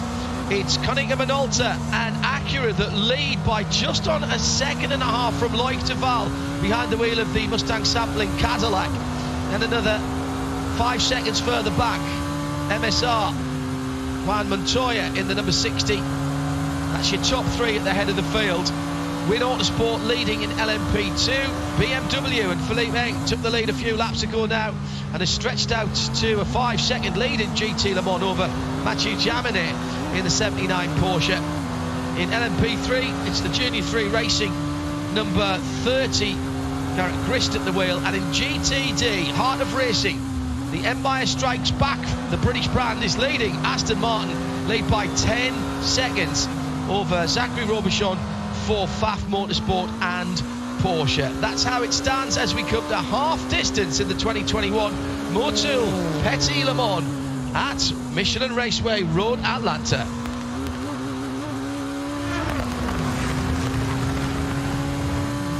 Around the world on IMSARadio.com, XM202 around North America, 98.1 FM at the track. We're live coverage all the way for the next 5 hours to the end of the race as the leader heads to the pits, spot on halfway through the race. Shea Adam is our VP Racing Fuel pit and paddock reporter, and coming towards her now is that number 10 Ricky Taylor driven Koninger Minolta Acura. It's driven by Ricky Taylor right now, but it won't be for long because Alexander Rossi is up on the wall waiting to take over for his first driving duties during this race. Fuel and 4 new tires going for Alexander. The team tested here a couple weeks ago, I think it was. Conditions were a bit cool, but not nearly as cool as they are now. Teams are breaking out the hand warmers, the foot warmers, the electric blankets, just going wild. The stop looks like it's going very smoothly. There was windshield tear off as well. The 4 old tires, the 2 left sides at least, sitting on the ground and just waiting on the fuel, as we are also waiting for the Mustang sampling Cadillac to come into the pit lane. The 5 crew have jumped up on the wall. No driver change there. It doesn't look like Loic Duval will get any sort of respite, but Alexander Rossi goes out into the fight for the first time. Johnny, you were noticing something that didn't happen at that pit stop. Not anything that is potentially a problem, something that shows that the drivers are very well matched in that car, at least physically. Yeah, absolutely. I mean, it always helps if you've got 2 drivers of similar build, height, width, girth, however you want to call it, as the Mustang sample car comes in. It looks like it was Sébastien Bourdais at the wheel there. It looked like his helmet. No, it wasn't. It was the valve. Basically, there was no seat insert when Ricky Taylor got out and Alex Rossi got in. He literally stepped into the seat that Ricky Taylor left, or certainly from the pictures I saw. So you could actually say that that's a really good way of speeding up the driver change. Shea, we've got that grey and gold Mustang sampling car in, and they look like slightly lightly used tyres that are going on that one. They do look like they got fired up in the drum. There was some fluid that was added through a pressurized canister through the top as well. And if I walk over to the canister, I believe that there is a label on it that says oil, so that's interesting. And yes, the four Michelins that came off were very well used, but the four Michelins that went on, well, they were definitely scrubbed in, and it is that time of night where you want to start using in the scrubbed Michelins. The temperature is going to be harder and harder to find. Also up on the wall, the 60 Meyershank Racing Acura. They're going to be coming in here soon. Yeah, quite normal actually to start putting oil in the car at the moment. In these longer races, you're always topping the oil up. You get the little canister, you've got the little quick entry where you can just push it straight into the back, just top the oil up without having to pour anything in. It's just pressured into the rear of the car, so that would be quite standard halfway through this race. I wouldn't be surprised if they do it at least twice during the race. Sometimes you do it every couple of hours depending on the engine and how much oil they're burning. Incredible the levels of reliability though, Jeremy, from all of these cars, particularly the road car derived machines, and it says an awful lot about the cars we drive now and the cars we would have been driving 20 years ago. Of course, that said, I drive a car every day that's 20 odd year old, well, nearly 20 year old. Yeah, but you know, I remember having this conversation with Paul Truswell a few years ago. I think we were doing the Bahrain race actually, and it was the first time there was zero retirements in a WEC race. Every car that started got to the end, and it is quite extraordinary, because when you and I, Jeremy, first started thinking and looking at Le Mans and looking at endurance races, if maybe half the field might disappear, not through accident damage but just through not getting to the end, expiring, and a 10-lap victory at Le Mans was something, well, that was quite close this year, wasn't it? Yeah, no question about it. It's astonishing how it's changed. But the first time I went to, it was a big should be tussle with number 60 car spinning around. Yeah, that's Montoya, and he's come straight into the pits off the back of that. He was due in anyway, to be honest. That was the leading car. Yeah, correct. And that car has pitted straight away for a new set of Michelins and a fill-up. He was due, in fairness, he was right at the end of his stint. Just noticing as well that the headlights are starting to show. We're about 15 minutes before sunset, so about 45 before official darkness. Started to get to that golden hour, maybe just a little bit beyond that now. Beautiful day. There's not been a cloud in the sky all day. It's down to 12 degrees Celsius on the outside, 54 Fahrenheit. Hearing that the Turner BMW, the 96, has now been officially retired, so that's another one gone. The little Molly car. Yeah, I mean, I think the nature of the tracks, you're talking about the WEC, you know, getting through without a single retirement, but there's certainly the nature of a lot of the circuits that the World Endurance Championship goes to, compared to something like Road Atlanta or the tracks that we were running through in terms of the American circuits. You know, they're a lot more forgiving, so you've got a lot sort of more places run off that you can take to. That accident that happened down into 10A probably wouldn't have happened, because there'd have been a lot more room to manoeuvre around, rather than just a ribbon of, you know, grass and then a concrete wall. So I think that's probably why this whole nature of these tracks, which by the way I adore as a driver, I think they're lending themselves to that kind of accident. The point I was trying to make though was, all right, accident damage is one thing. You're talking about reliability of the cars. But you don't see cars lunching their gearboxes anymore. You don't see diffs going. You don't see. Well, the reason for that is because the driver's been taken out of the equation on the downshift. That's a very good point. Because you've got paddle shift, so and you cannot over-rev an engine. You just cannot over-rev it unless you have an electrical problem. But as a driver, you can't, because if you pull for a downshift too early and request it, and it says no, it's going to over-rev the engine, or even put the revs into a dangerous zone on that have been programmed, it won't let you downshift. So I remember when I first started racing in, say, even Porsche Super Cup, they'd look on my data, and the engineer would come over and start berating me. He said, you know, you put 10,200 revs, it was supposed to be like 9.6 or something. I was on 10.2 on a downshift. Whereas that with the paddle shift, you can't do that at all. It's a very good point, which I hadn't thought of. See, that's why we have you in the Hagerty Global Broadcast Centre. We'll get to Jeremy Shaw in a moment, but we're going to take another chat with a driver, as we've got the ability to do so this weekend with Shea Adam in the pit lane opposite the Michelin Tyres Tower on the outside of turn 12, and it's Lawrence Vanter who's her next victim. Interviewee. Shea? Lawrence, it's getting chilly, it's getting dark. This race has already been crazy. How nerve-wracking is it to watch as someone going for a championship from the timing stand instead of behind the wheel? Well, I mean, it is what it is. I can't change much about it. There's still a long way to go. I have the full of confidence what Zach's doing. And yeah, it's getting chilly and dark, and actually I like it. I like to be in the dark. I'm from Belgium, it's always cold, so normal average way for me. But yeah, so far so good, but let's see. Is it having your good luck charm, the BAM to your Thor, 1 pit box away? Is that making this weekend any more enjoyable for you?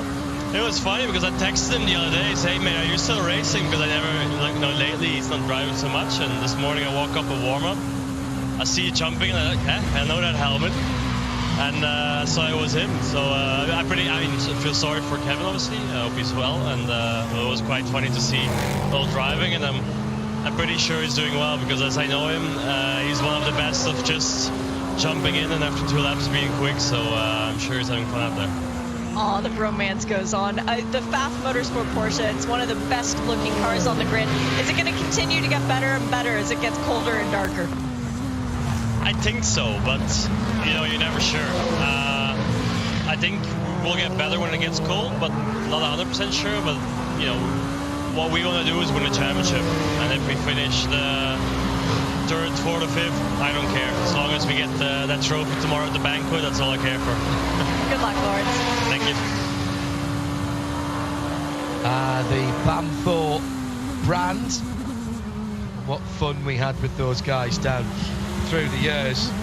This is getting quite good now, John. This is kind of getting into that happy hour time now, where if you get a clear lap in now, the track's rubbered in, the air's cool, you've got more downforce, the engines are getting a little bit more oxygen to them, the power's up, and it's not dark yet, but the sun's gone down enough that you're not having any vision issues. So the next sort of 20 minutes is probably when you're going to set in a really quick lap time if you happen to have pitted and put on a new set of tyres. Yeah, and seeing some light colours on the timing screens. Jeremy's keeping a very close eye on the times as they come in. Jeremy, what are you tracking at the moment?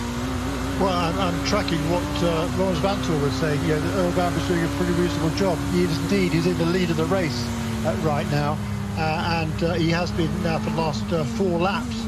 And you're running a really good pace as well. He's doing exactly what one would have expected, even though, you know, having not driven the car until the warm-up this morning, that's pretty darn impressive. It says a lot about the calibre of the guy that Chip Ganassi has hired to be part of this team next year. Now his first stint at the wheel of his car is ending, and he's coming into the pit lane, probably stay at the wheel of the car, I would imagine.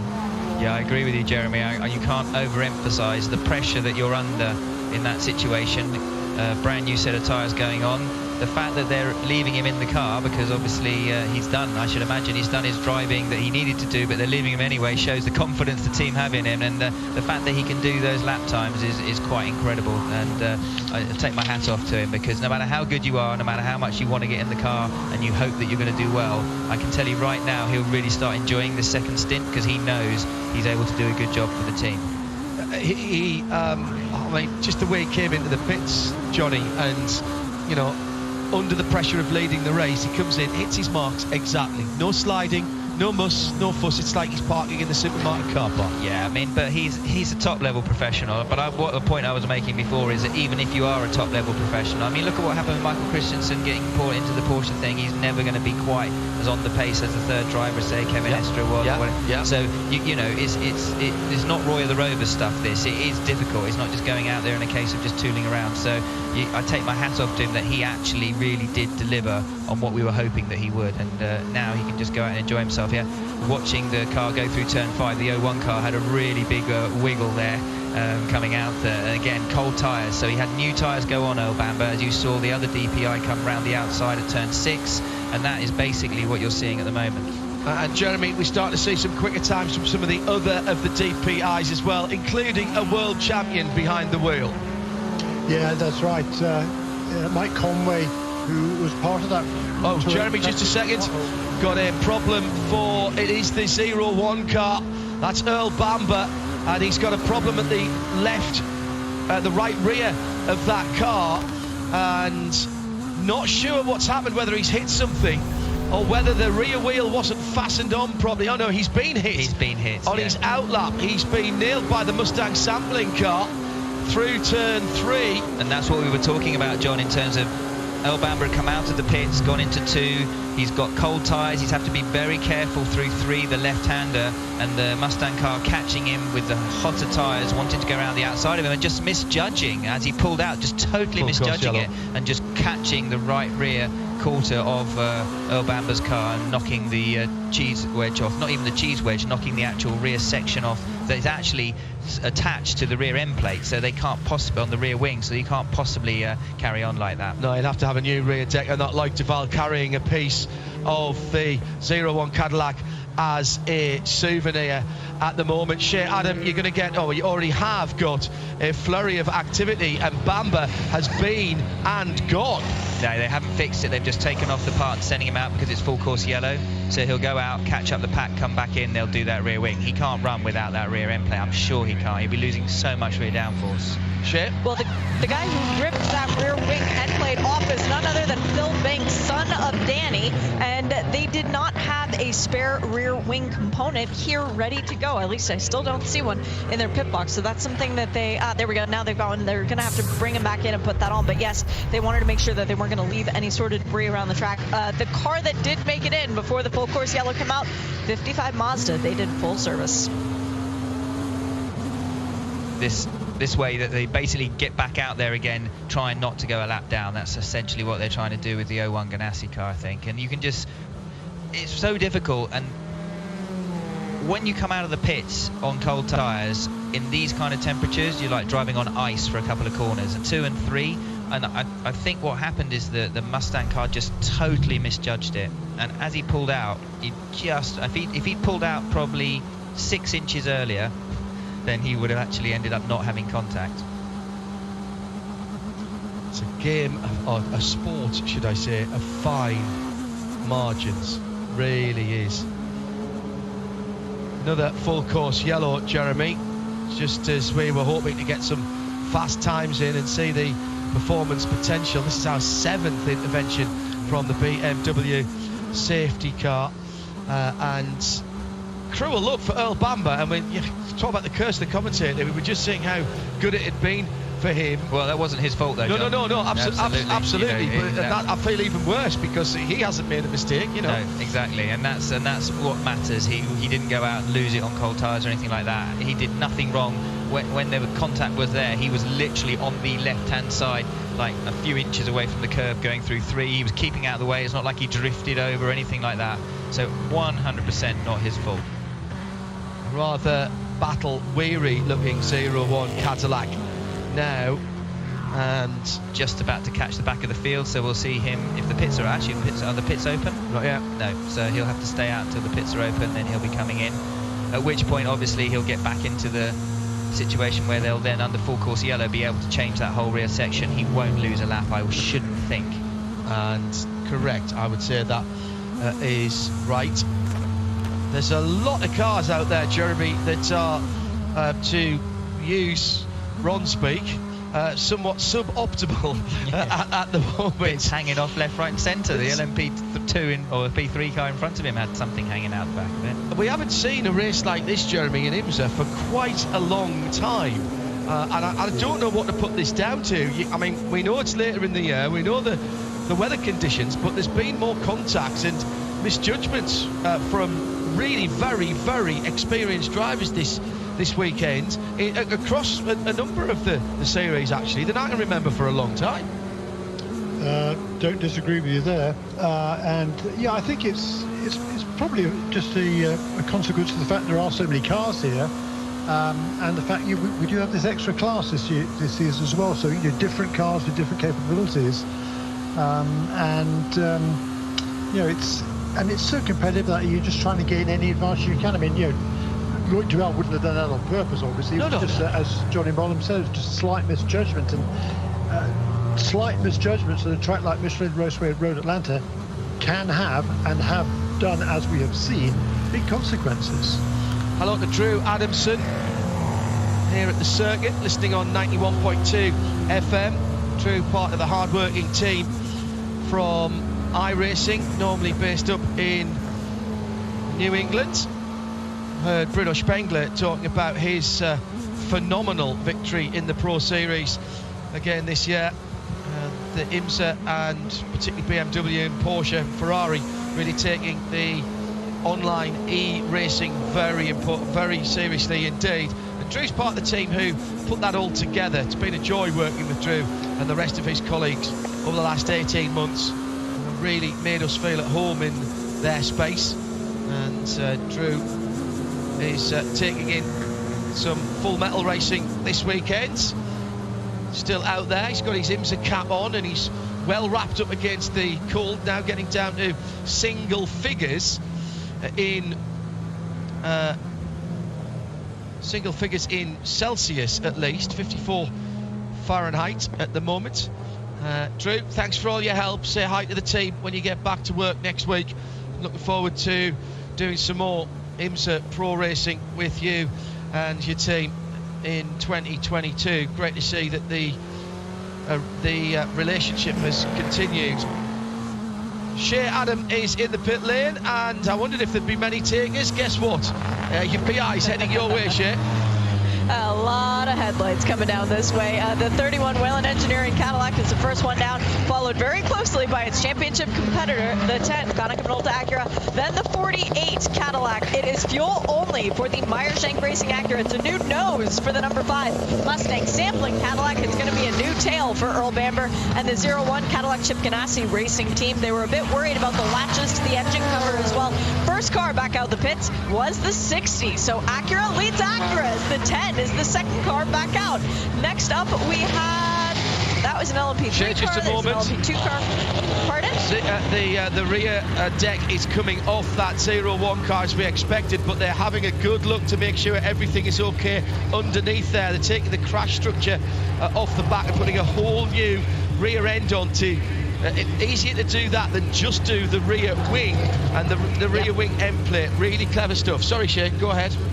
Oh, no, you're good. The other thing that they wanted to look at were the latches on the engine cover to make sure that they would properly fasten back on to that wing end plate system, because that would have been affected by the way that everything was pushed back up. So they did have a look at that as well and determined that the engine cover was okay. That did not need replacing as well. This car, the last car left on the pit lane as far as this end is concerned. Core Autosport is back down in the other end. It looks like the engine cover's off down there, so perhaps the electrical gremlin lingers yet. But the job is done. Earl is sent, no driver change going on there. I didn't see any driver change actually in any of the DPIs, but when we get to GTD and GTLM, it's going to be a totally different story. So again, you saw with the rear wing being put on there, they lifted up the engine cover, brought the rear wing round, unbolted the old one, which has still got the fences on the end of it, but also got the sort of almost the tail end of the wheel arches, which then fit back into the tail section, which you see fitting together almost like a piece of a jigsaw puzzle when it goes back together again. But also the level that these teams have got to now, you were talking about reliability, but in terms of the team level, you know that rear wing going on will have the same aero settings as the rear wing that came off, because they would have made absolutely certain when they were doing all their spares, when they do the rod ends for the suspension to change components, they have the whole corner there to just bolt on, and they make sure that all the rod ends are wound in on the same amount of threads, so that when you put it on, you don't have a different toe, you don't have different camber, you get everything almost as interchangeable as you possibly can get, and that was a real slick change there. And cars, the design of cars now, Jim Moore, is from the concept of the cars to be serviceable. There's no point in having an endurance car that's going to run up to 24 hours, let's say, where you've got to drop the floor and it takes 2 hours to change, I don't know, a starter motor. And I'd say that is an example that I know happened back in the day in a 675 car. Well, you saw it even to the point where actually the manufacturers getting involved got so good at it that the rule setters, the people making the rules had to step in and stop it. For example, Audi,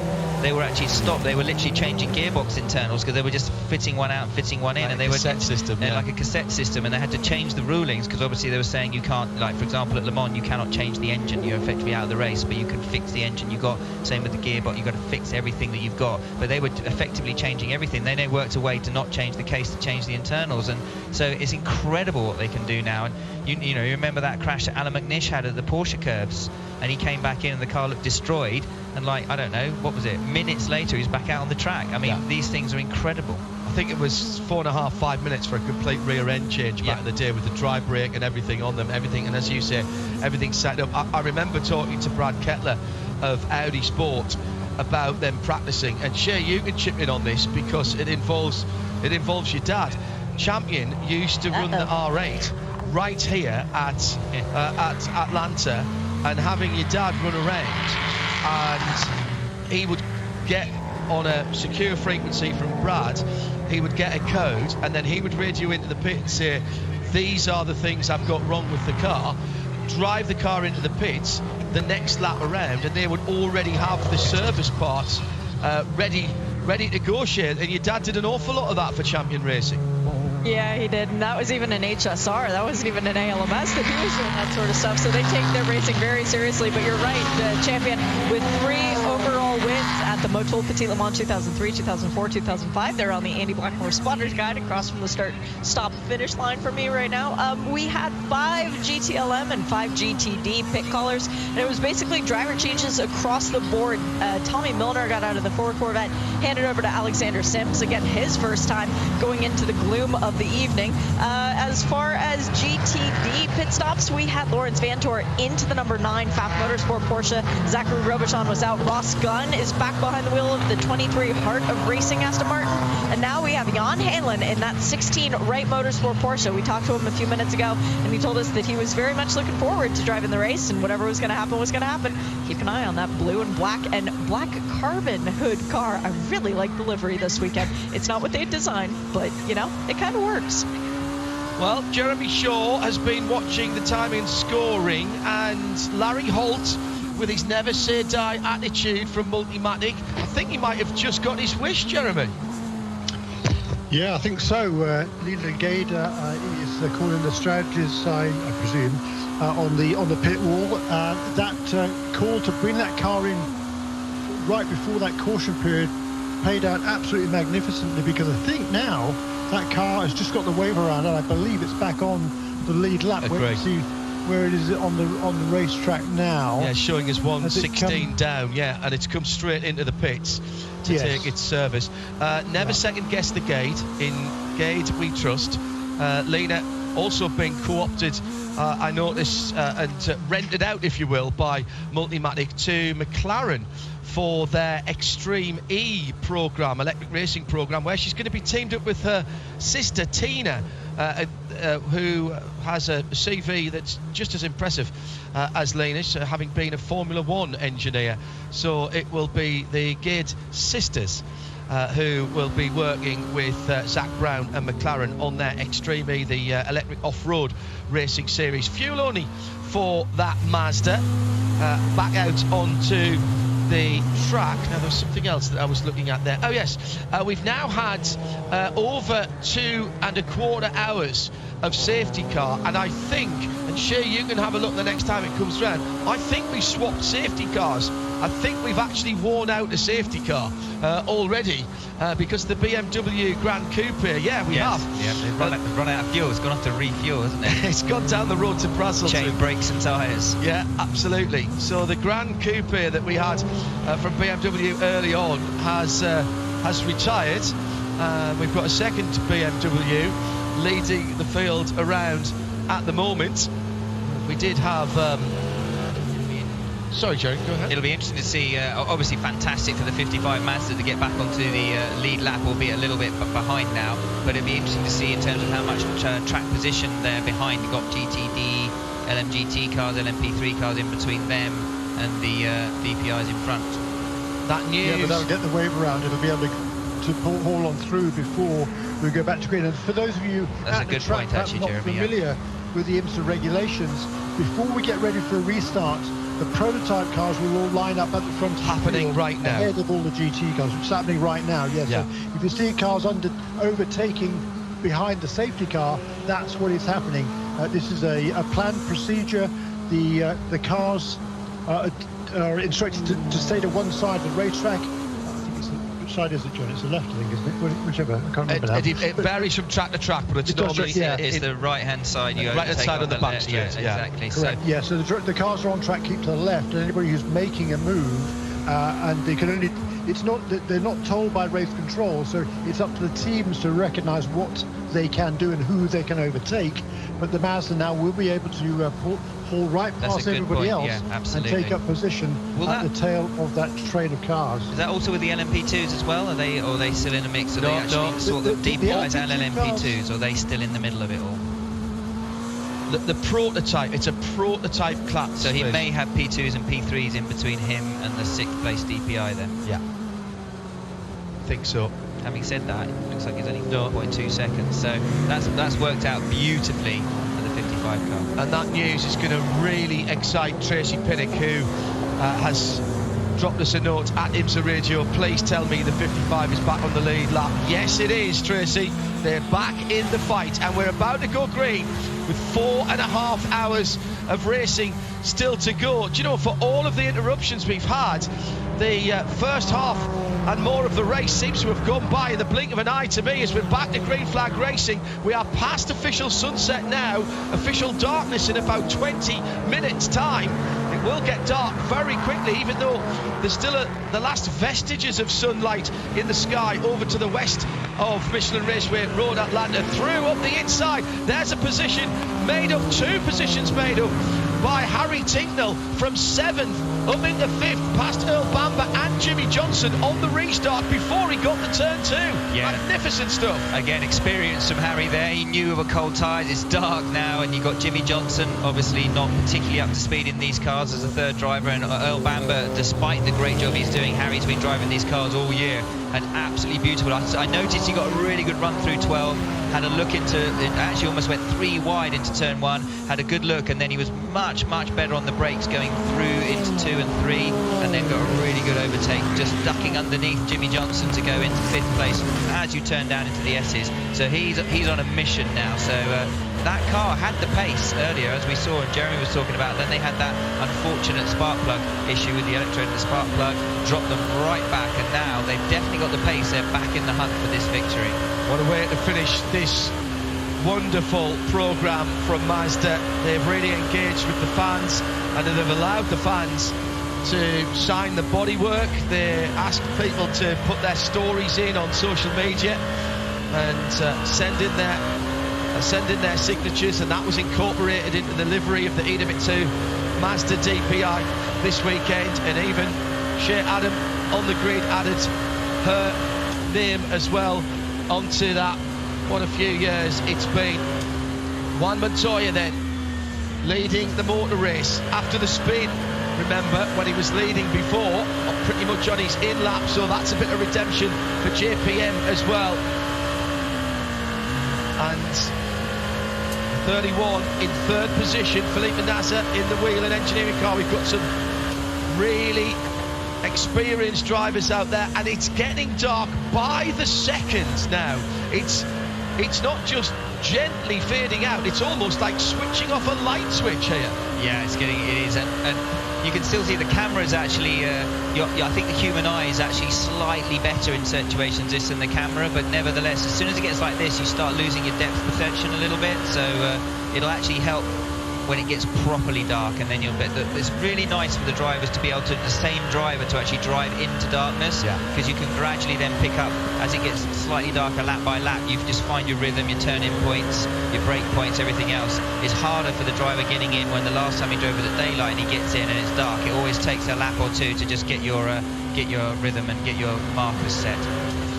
Let's go down to the pit lane. Dane Cameron is standing by with Shea Adam for a BP Racing Fuel Pit report. Dane, you've done this race so many times before. How tricky is it in the car when the sun is disappearing this quickly?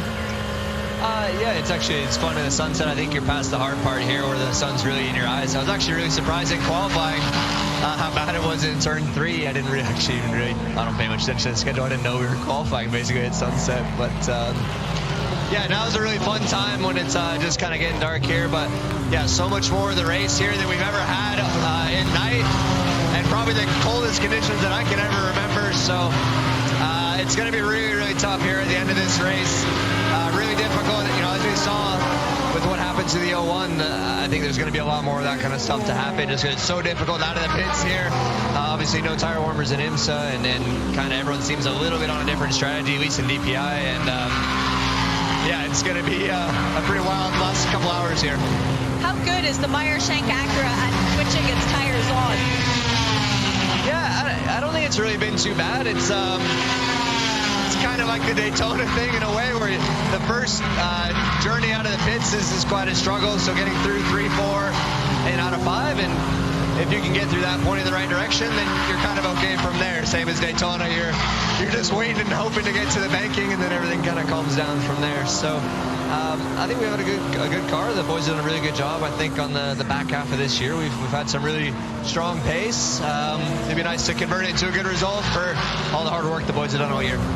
How nice is it to drive with Juan again? My special little buddy. I love it. I love driving with that guy. We get on so well. We work really well together from a setup side and everything else. And having Elio in the car this weekend as well is very cool. Obviously, we know each other super well from the past few years, so it's a pretty easy plug-and-play deal for everybody. And yeah, it's fun to share the car with both those guys. Leading right now, just 4.5 hours to go. Good luck. Thank you. Yeah, just a couple of normal IMSA race distances, Jeremy, to go at the moment. You really do have to reprogram yourself. We start and finish the season in IMSA WeatherTech Sports Car Championship with long races, the 24 hours, the Rolex 24 at Daytona, of course, coming up at the end of January. And whilst we're talking about that, check the schedules for next year, already set in stone from IMSA, with the Raw before the 24 running the weekend before the big race.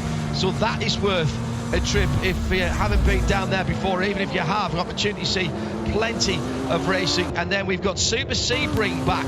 All things being equal, the WEC will be back to open the excitement on the Friday evening before we go racing on Saturday for the main event, the Mobil 1 12 hours of Sebring. That's St Patrick's Day week. And spot the drive there. I wasn't paying attention to the schedule. I think we're on board here. Is this a replay or is this because number 31 car has got past the number 10. In fact, the number 10 car, Alexander Rossi, has all of a sudden slipped back 2 or 3 positions. Bamber's gone through as well on Rossi, yeah. Yeah, he has. Last time around, we saw Bamber actually. Yeah, sorry, Jeremy. We saw Bamber actually go down the inside and then round the outside into 2. That's how he got that. I was just about to say, a fantastic move from him to put on Alex Rossi. Really lovely speed through 1. Still, Earl still obviously dialing himself in. Yeah, gently. still gently. Yes, exactly. Not lacking confidence, Jeremy, is that Kiwi driver. Important. I mean, there's still a long way to go, obviously, but my point there was that the championship aspirations, of course, it's between number 10 and number 31 for the championship. The order 10 was at number 31. Now the 31 car is 3 cars clear of the number 10 car. Long way to go, obviously, but still very potentially significant. Fantastic to keep an eye on that. Don't forget, we've got another tranche of Michelin Endurance Cup points, and that's all closed up nicely as well after the 4-hour mark. Jeremy went through those a little bit earlier on at the 8-hour mark. So what, in an hour and a half's time, we should be 2.5 hours time, we should be into another set of points there, and then the finish of the race as well. 4, 8 and 10 for the Michelin Endurance Cup at IMSA Radio if you want to get in touch with us. Brilliant racing, fabulous 3-car battle now in LMP2 with Win Autosport, the number 11 car, in 8th position overall with Thomas Merrill. Then Scott Huffaker behind him in the 52. He's only half a second behind in the PR1 Matheson Motorsport car. And then Gabriel Aubrey for Tower Motorsport in the number 8. He's only another 3 tenths behind. So within a second or thereabouts, the top 3 in LMP2. So that's good strategy, Jeremy, from Tower Motorsport, because they weren't on the lead lap not so very long ago, and in fact Wayne Boyd's only another 7 seconds further back for United. There's where the wave by, the pass around helps. We've now got all 4 of the LMP2 cars, Jeremy, back on the lead lap. As into the pit lane comes the number 9. Now is this coming out, back out again? So this is the number 7. Yeah, it's the number 7 Junior 3 car back on pit road. So that car repaired. And with some extra bodywork, but fantastic, Jeremy, that we've got all of the 4 LMP2s back on the lead lap and within 7 seconds of each other. Brilliant. 2 hours ago there was 2 laps. The number 22 car for United Autosports was 2 laps behind number 52 car, and that's a function of all sorts of different things. It's not just the fact that there are wave arounds and strategies to play, but also who is driving which car when, because there's a big differential in the experience and speed of the drivers in the LMP2 go way more so, of course, than the all professional ranks in DPI, where all the drivers are very closely matched. I couldn't agree more, Jeremy, because I think certainly in the 52 PR1 Matheson, I think that it looked like Ben Keating has probably got all of his driving that he needs to do in this race out of the way, because he seemed to be spending a lot of time in the car. So whether that's the same for the other cars in that class, and you're right, at the moment certainly they've all got their quick guys on board, but you're right, it all depends when and how they do that and how they use. And if you can use it where there's a lot of yellow, if you're going for an outright situation where you're trying to optimise it, that's what you'll do. Try and make sure that your slower driver is in when there's a lot of full course yellow. What car was that you were talking about, Johnny? The 52. 52, stand by for a second. Ben's in the car at the moment, and he has done... He shouldn't be in the car at the moment. I think that's Scott Paprika. Okay, fine. Stand by. Let me just refresh. And also, how much time has Jim Maguire spent in the 22 as well? Right? Yeah, because I don't think I saw Jim in the car as much, Jeremy, as I felt like Ben was in it all the time. But well, Ben Keating's done 2 hours and 47 minutes there or thereabouts. Is that his? I think that's, you have to do 2:45, don't you? Shea told us earlier on, and I tried to write it down and forgot to do it. 2:30. 2 hours and 30. So he's done all his drive time. Correct. He's done half of the race so far, the time so far. What about Jim Maguire? What was the other car? Jim Maguire, I think the number 22. 22. Wayne Boyd's at the wheel of that at the moment in 4th place, but Jim's done 2 hours and 40 minutes. So okay, so this is going to be a fight to the end. So this is very exciting, Jeremy. They're all within seconds of each other, and this, as you say, there's a long way to go, but they're all in the hunt, and that's all we can ask for. Sorry, I'm not quite as good on all of the stats pages. I normally have them spread over more screens, but not quite up to Trustwellian Was that the 31 organisation. car going around? Round the outside. I'm sure that looked like the 31 car spinning there. I saw it. No. Going round the outside into turn 10, having a little bit of a battle with the number 10 car. Now, where's number 5 then? Yeah, absolutely. I think that must have been a replay. That was earlier. A replay of, as you mentioned quite rightly. So that would have been Felipe Nasr getting around Alex Rossi that you mentioned before, Jeremy. Indeed, so well worked out, Mr. Morland. You're getting quite good at this. I don't know about that. thanks for being with us, Johnny, by the way. It's been fabulous. Oh, I'm enjoying every second. Having you here so far, but you're not going anywhere. I'm going to chain you into the... I'm here to the end. I'm Global Broadcast Centre. I'm drawn into this now because all of the fights, GTD, GTLM, LMP3 slightly less so, but LMP2 and of course DPI, the fight at the front now. We've got everybody back pretty much on the lead lap, so it's going to be a really good fight to the end for the next 4 hours, 20 minutes. Coming up to 6 o'clock Atlanta time, it is now full dark. There's a beautiful orange glow, a Tuscan orange glow in the air at the west side. If you look down to the east side, it's inky blue. Not a cloud in the sky all through the race so far today. It's been absolutely stunning weather. It's now getting very, very chilly indeed.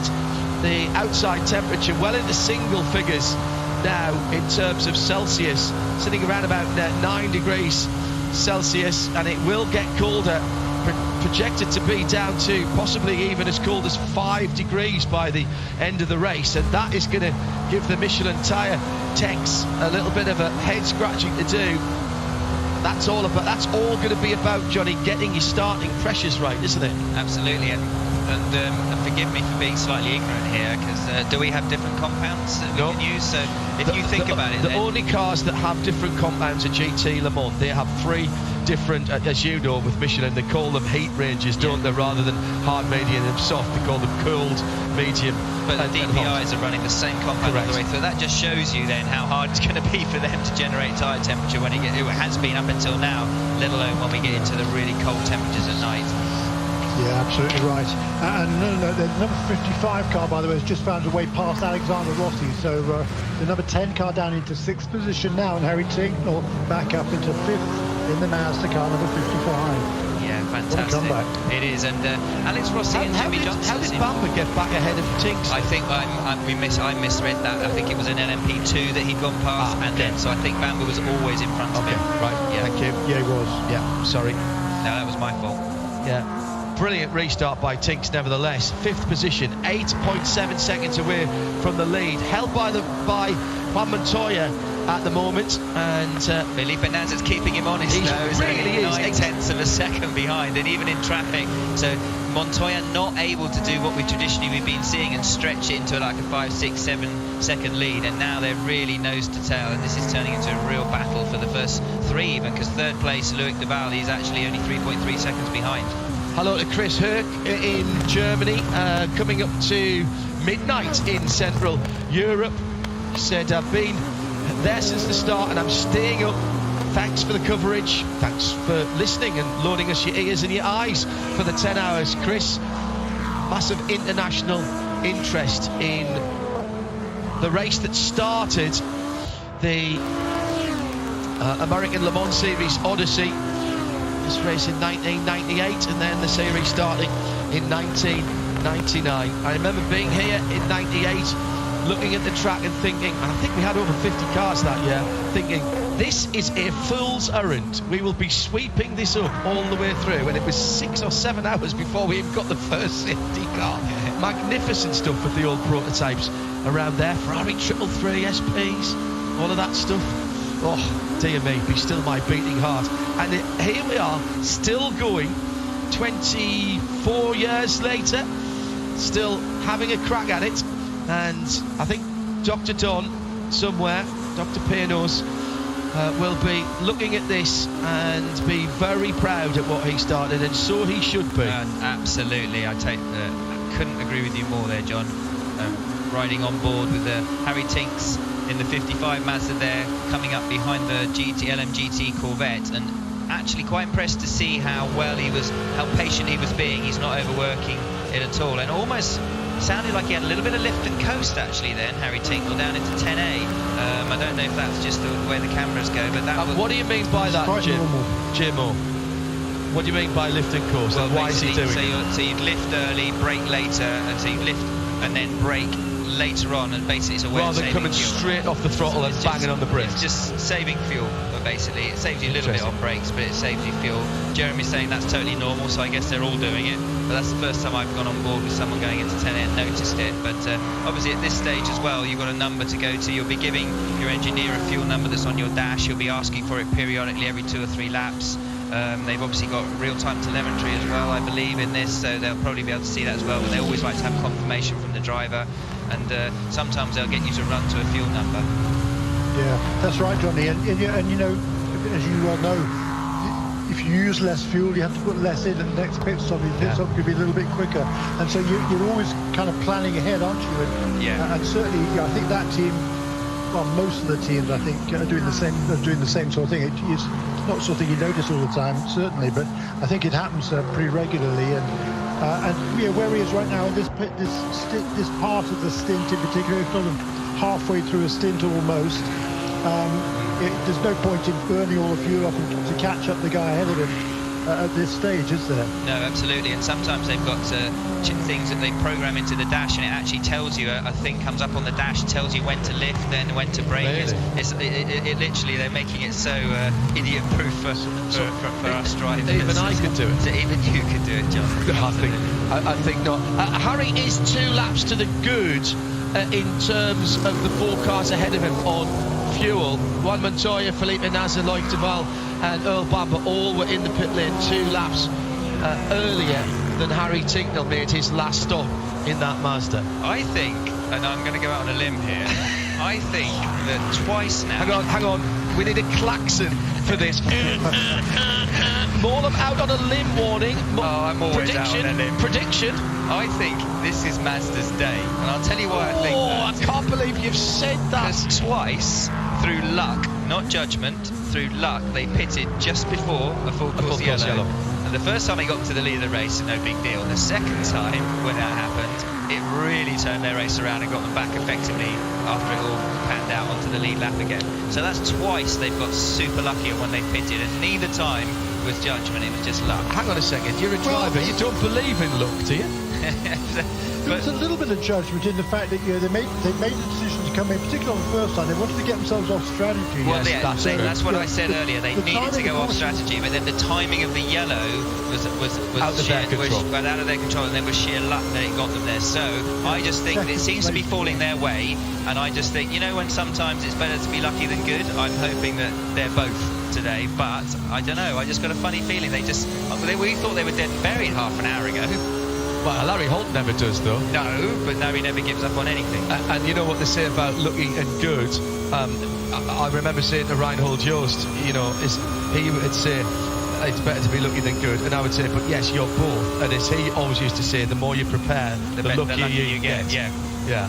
I mean, talking about lucky, remember when Alan binned it on the outlap? It took him 6 hours to get back to the lead of that race. I remember that. And went on to win it. Yeah, I said to him at the end of that day, you should retire now, it doesn't get better than this. Unfortunately, he went on to win world championships and everything else. Yeah, and Le Mans again. Absolutely. Yeah. Unfortunately for all of us.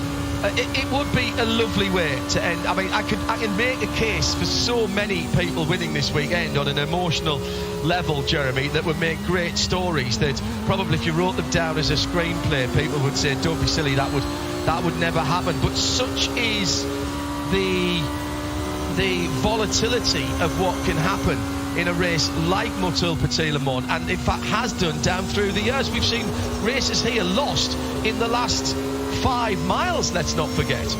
Well, last laps even, haven't we? Yeah. There was an incident just a year or two ago, wasn't there? I'm not very good at remembering short-term things like that. If you asked me 30 years ago, I could probably remember, but not now.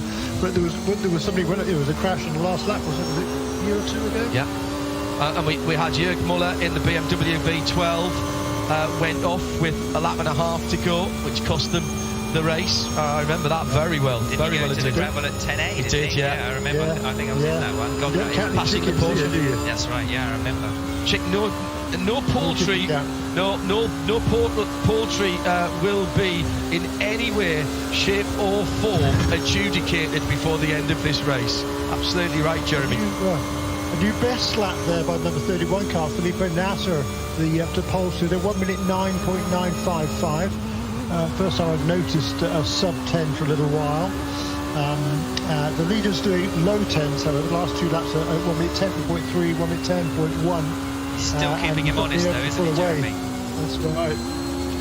that's a good battle. I wish we could focus in on that a little bit, because that's a really good battle at the front. But running on board, every time we go on board with any cars coming down. On the back straight at the moment, coming down into 10A. Into 10A. There is a car between them at the moment. They must be absolutely together. It's an LMP3 car, because there was very little gap between them. I think they've both cleared that car now. Yes, they have.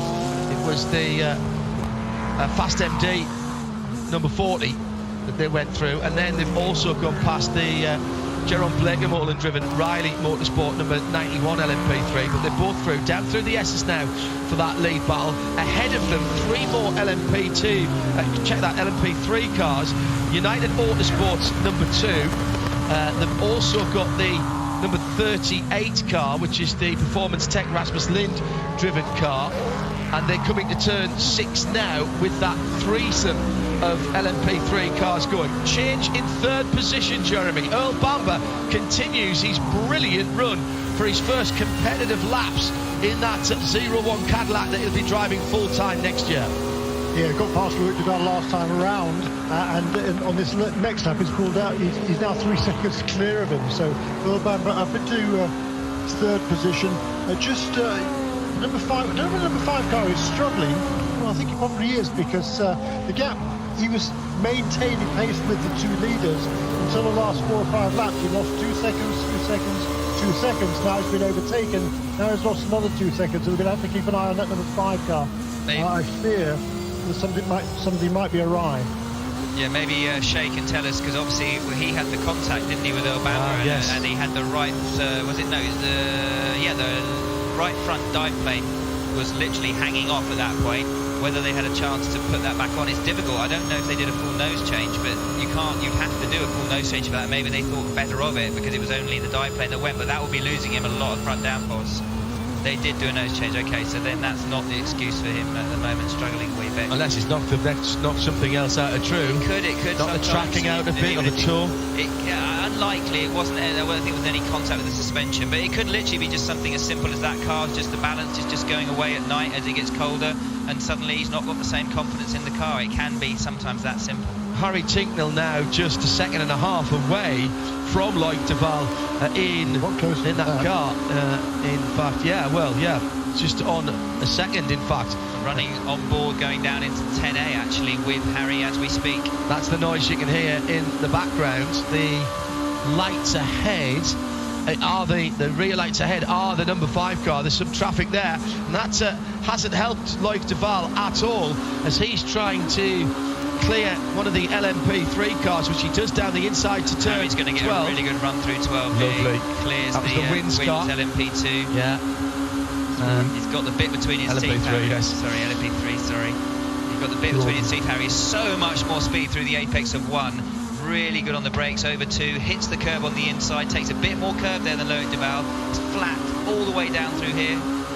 Flat down into the S's. Oh. That was beautiful there. Braking in a straight line. Don't clip the curb on the right as you turn in. You run your wheels right alongside that curb on the right side to try and steer away from the bump. Yeah, if you touch the curb on the right, because it curves around, if you touch that, it just flicks you left and you get oversteer and just go off to the left-hand side. Really? Yeah, absolutely. Never happened to anybody, that. All right, okay. You're going to tell me a story about... No. Saw it happen to someone else, but asking for a friend. Down onto the back straight again, and the gap continues to come down. And again, it could be traffic that plays a part here. It's the United Autosports LMP3 car that is just ahead of them as they go through turn 12 and across the start-finish line in front of the Michelin Tower. Now down towards turn 1. There's a couple of LMP3 cars there, and this might be the opportunity. Also just gone by the number 44 Magnus Racing GT Daytona Acura NSX with Andy Lally on board. He made sure to stay well out of the way. Behind them, the Konica Minolta car actually is only another 2 seconds further back. The number 10 Acura with the Rossi on board, who isn't retiring at the weekend. Yeah, on that last lap, the gap between Loic Duval and Harry Tincknell was 0.083 seconds across the line, so absolutely tucked in right behind him. It's Johnny Morlam. I think. Sorry, go ahead, Jeremy. 0.08 be almost, 0.08 it'd be almost pretty much alongside him, I think. Yeah, well, that's less than a car's length, Jeremy. You're spot on. Yeah, exactly. You're right there, Jeremy. So maybe he was on the inside of him. Either that or Loic de Waal was defending the inside, but you're right. That would have been a good shot. Headlights now absolutely de rigueur, just to see the track. And just to remind everybody, if you can't see the pictures, if you're outside the USA and you want to see what we're seeing in the Hagerty Global Broadcast Centre, go to imsaradio.com. We are going all the way to the end, no interruptions, and I think you're right there, Jeremy. I think he's gone Harry through. Tincknell is in front of Loic de Waal. So that you were probably right. That was probably the move happening. Yeah. It cost him a couple of seconds to the car in front, but that's no concern whatsoever. Because he's got a good car and he's driving it beautifully at the moment. 7 seconds, Jeremy. Let's remember that. 7 seconds with 4 hours and 4 minutes to go between himself and a place on the podium. Earl Bamber, however, is not hanging about either. He's driving very well at the moment. The leader is Juan Montoya, just coming under the Fox Factory Bridge, plunging down to turn 12 as he goes through and clicks off another lap. And we've got a dead car outside, and it's a car that was leading a class. Now that's it, right in the middle of the S's, and there's no lights on. That's a full electrical failure down there. There's been an incident at turn 4. I can only see a prototype. Is that the DPI? I don't think so. I thought I saw a 0-1 illuminated on the side. I saw that as well, but which would suggest it was a leader in class. We're going full course yellow, and there's another car facing the wrong direction. That's as well. That's at LMP3. I can't decide whether it's United Autosports. I think that was United Autosports. Well, it's definitely if it rolls forward a tiny bit, it'll be under a light. It is. There's 2 cars stopped. One at turn 4 and another one on. That's really strange. On the run down from 5 to 6, and neither of them have got any lights on. Yes, Jeremy, you're right. Very, very dangerous indeed. So I think there's been a coming together through the S's. One car stopped straight away, and the other one has struggled on a bit further. But I don't understand why their lights would be complete, especially that. I mean, down into the S's, that is so dangerous. I cannot tell you how dangerous. Off to driver's left, but as Johnny says, I mean, that is a dark, dark place down there. Not that you'd want to be running out there normally, but you just never know if someone runs a bit wide or a prototype's sort of trying to go around the outside of someone there. But now obviously it's gone full course yellow, it's fine. But I don't understand why there are no lights on. That looks like a full electrical shutdown. There's not even any lights. There's not any lights in the cockpit from the dash. Correct. You can see it's like it's completely gone that's dead. for both cars. Yeah, and it looks otherwise healthy. It's going to be a case of towing it, I think. And I still haven't identified the car at turn 4 because it is in a very dark place. Literally and I'm presuming metaphorically as well for the team. Well, I think it's the number it is two, the number 2. The number 2 and the number 38. Right, so Performance Tech. So unrelated, weren't in the fight, different laps, you could say. Yeah, but incident at turn 4 and came that up on the was screen. the lead. That was the Tom Gamble leading United Autosports. And you called it right, and you saw the 01 for a second. For a second. He was probably trying to fire it up, cyclist, and it almost like the battery had gone completely flat. It's very strange. Really unfortunate for United Autosports. They were leading in LMP3, and that car with Tom Gamble on board, dead stick at turn 4, between turn 5 and 6 is where the Rasmus Lynn Performance Tech car is. I suppose that is kind of close enough in proximity to be related, maybe. If they've had it's just that the fact that I saw that there was an incident at turn 4 and one of the cars was at turn 4, and that normally comes up from a flag marshal or an observer's report to race control. Coming down to 4 hours to go.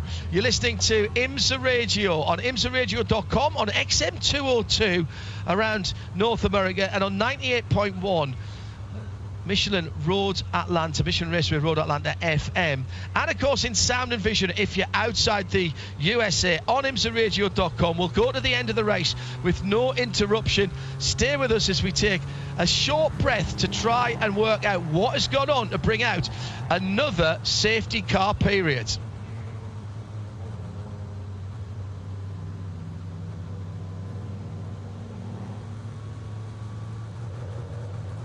So this is the 8th full course caution. Shea Adam has been speaking to United Autosport down in the pit lane.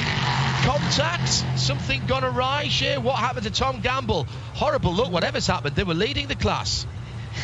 Nope, the car just stopped is what the team said, and I've just made my way down to performance tech, so I'll figure out what's going on down here too. Thank you, Shea.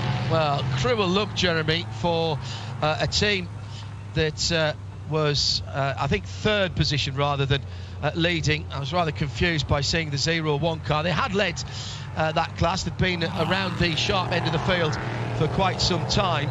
And even under tow, not a flicker of light. Performance Tech, I think, has gone onto a tow as well, or is that on a flatbed down there? Again, it's a very dark part. It looks like a tow, John, and yeah. I don't think they're related. No, I think you're right. But it could be that they are related in terms of the. I was just about to say that maybe they're both related, but different in terms of the LMP3 have an issue potentially. So Shea, Adam has now spoken to both the teams. Shea, what has Performance Tech told you about their problem? Exactly the same thing. No warning, no indication. The car just died. They can't even talk to their driver though, because of course the radio shut off with the electrics gone. Bye bye. Right. Okay. That serves me right, doesn't it, Jeremy? For speaking about how reliable these cars are. Yeah. That is the strange. I mean, that is what, quarter of a mile of each other, if that, on the circuit. Yeah. And within seconds of each other as well. Yeah. Extraordinary. Well, there wasn't an incident there. That's good news. Well, now we have got some power to the United Autosport car. They've got their. He'll have maybe bump started it on the toe. Possibly. He's certainly got the. I can only assume it's a battery/alternator issue, and then maybe the alternator stopped. Yeah, that's the one. Batterinator.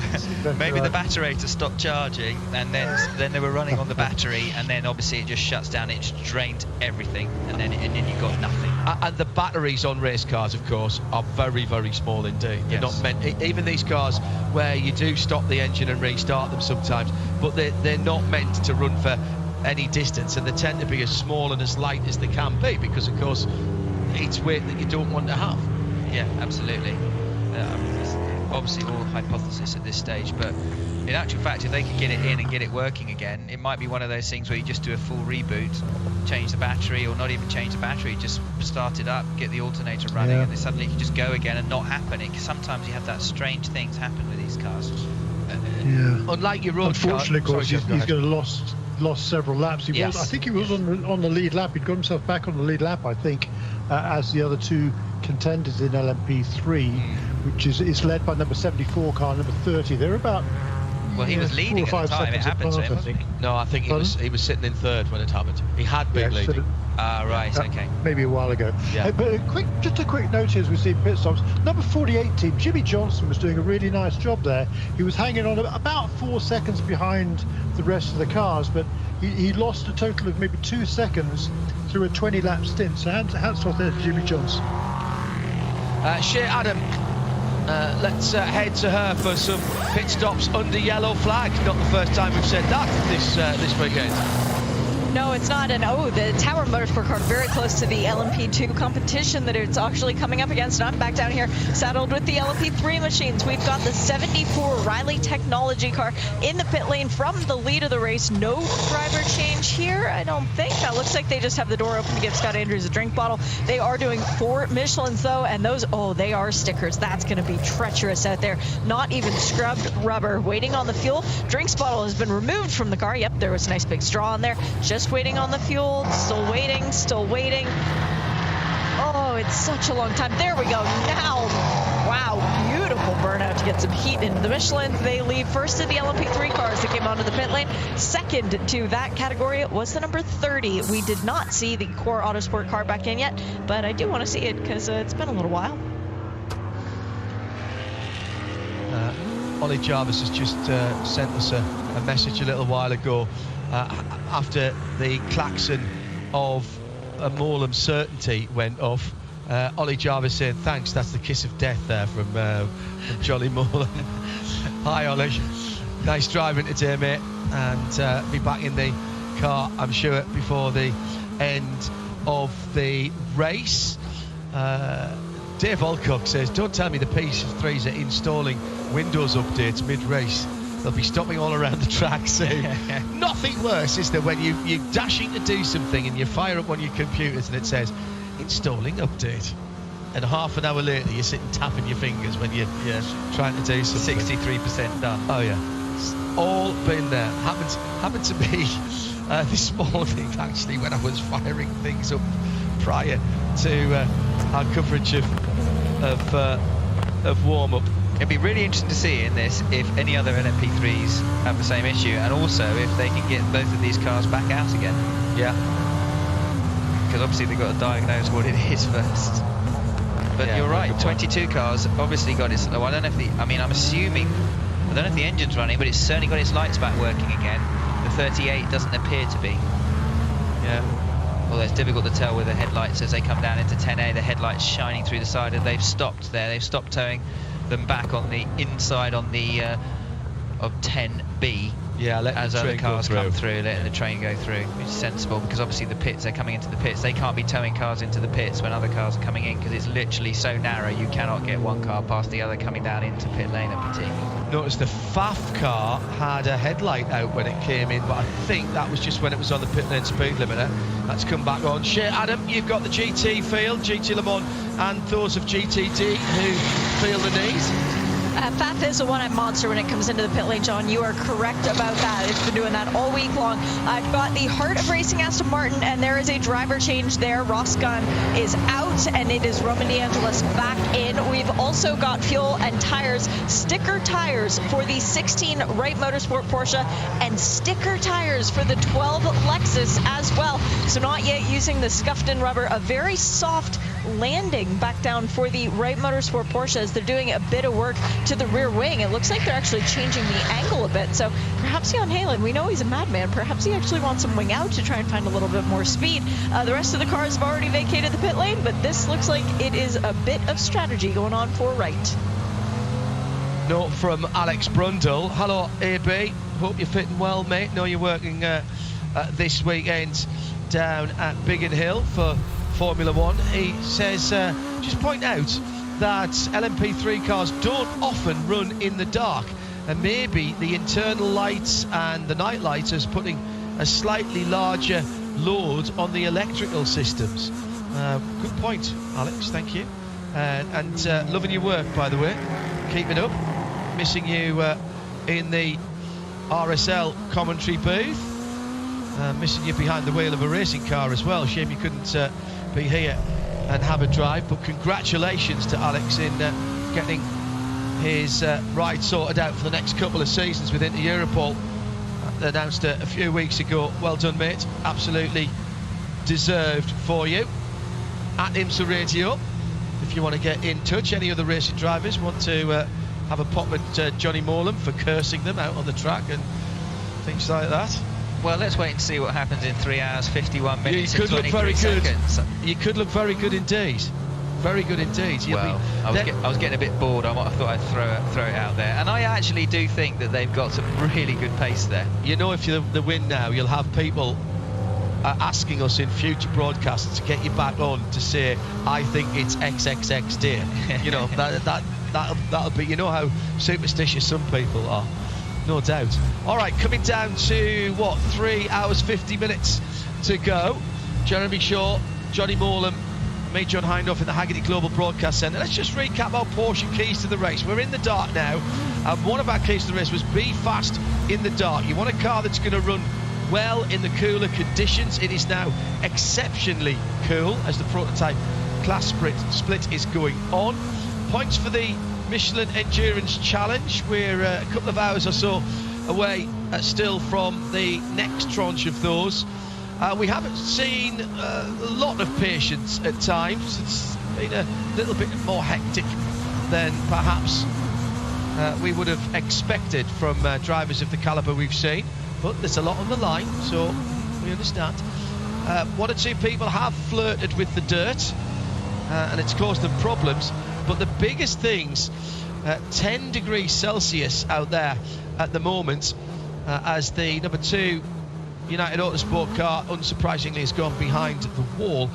Biggest thing, Jeremy, has been the temperatures for the tyres. And we've seen consistently people struggling, particularly on their outlap. We're used to that at Daytona in January for the Rolex 24. It's been just as significant here at Motul Petit Le Mans, a month or so later than we would normally be. That outlap is a real nasty time for the drivers, Jeremy. Well, it really is, and particularly now with the temperatures being so chilly today, and it's going to be, it's only going to get worse as this evening goes along. We've still got nearly 4 hours remaining in this race, so a whole bunch more pit stops for all of these contenders, and it's always coming out of the pits, as Johnny Mullen pointed out a while ago. For those of you who are familiar with other racing worldwide, but not here, no artificial warming of the tyres. That's all down to what the drivers can do behind the wheel of these cars. So then they go out of the pit stone cold tyres, and they've got to build that heat and temperature and pressures into that Michelin rubber before they get to full speed again.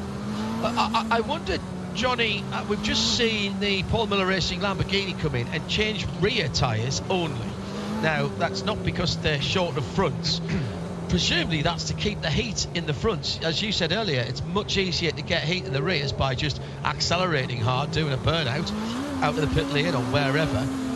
But the fronts obviously are taking more time to come in. Well, it's not so much they take more time, you just not as easy to generate heat in them because you're only doing it really through cornering or braking, and it's much harder, especially if you're going out onto a yellow flag situation like this. It makes sense. And also, if you've got a balance and you need to try this to make sure it works, but quite often you'll end up with so much understeer in the car when the tyres are cold because the rears heat up first. So when you put new tyres on any car, it tends to go towards understeer. So by sometimes, even in a qualifying situation, you can actually do where you put a new set of tyres on, come in, just put new rears on, and then you've got the balance quicker when the rear grip is still higher. And you can actually, depending on the balance of your car, actually do a quicker lap time like that with scrub fronts and new rears. In this situation where you've got tyre temp as well, then that could even be, you can get the best of both worlds. Okay, interesting. It's not a bad way of doing it. Because it's the lack of front tyre temp which can be effectively the most difficult to handle in terms of braking and turning. So Johnny Morlam joining us in the Haggerty Global Broadcast Centre. Your questions for him at IMSA Radio, and don't forget we've got Michelin post-race tech. We'll wrap up what we've seen today and this week and indeed this season. If you've got any observations, points of rising about this race of the year, then drop them on a tweet to us at IMSA Radio. Use the hashtag MichelinPRT for our final post-race tech of the year. And whilst we've got a moment or two, our plan is to cover the 24-hour race at Sebring next weekend, Thursday, Friday, Saturday. Over on RS1, we'll have sound and vision, all three. No blocks of I don't tell me about it. Don't. I can't imagine. I haven't got a dental plan that's good enough for that. I used to struggle with 12 hours of Sebring, thinking that was harder than 24 hours of Le Mans, for example. 24 hours and no break in the middle either. It's 24 hours straight through. The 24-hour races that the the long races that Redding have done in the States in the past have had a break in them. So, going back to green flag racing, 3 hours 46 to go, as just heard Shea telling me someone's gone behind the wall. I think it was the performance tech number 38, Rasmus Lindkarl. Yes, it was.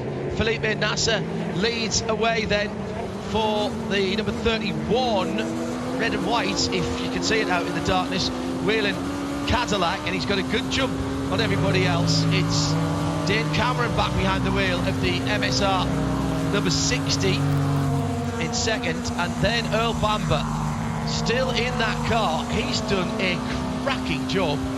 He didn't think he was driving this morning. Now he's 2.1 seconds off the lead. And he has led. And he has led as well. He has led, yeah. He's done, he's already done 2.25 hours in that car, Johnny. So he's getting very valuable experience in competition terms for the Raw, which has a competitive element now at the start of next year, and then for the Rolex 24. Different circuit, I know, different. Yeah. But there's nothing better than sitting in a car competitively, is there? No, he is indeed, but he won't be thinking about that. He'll just be thinking about trying to win Petit Le Mans, which will be one of those crazy stories. And on board there, going down into 10A, the Porsche getting around the outside there, and of the number 4 Corvette, but the Corvette cutting a better traction out of 10B, and then ducking underneath as they came over the bridge down into 12 and taking the position straight back again. Yeah, that's great driving by both. That is the battle for the lead in GT. Yeah, it was fantastic. That was very good, very respectful between the two drivers there. That was really, really nice driving. It's kind of what you would expect from Alexander Sims and from Matt Campbell. Matt Campbell, yes, in the Porsche, yeah. Matt Campbell, what a fantastic young driver. I remember watching him in WEC last year when we were doing that, and he was really impressive in the Porsche. Really good. Came through Porsche Cup in Australia as well. Absolutely. Porsche Cup's made a few people along the way. Porsche Cup has. And it's big year as well. Most competitive series I ever raced in. Yeah, you won every single race the year you won it here in the UK. Making me blush.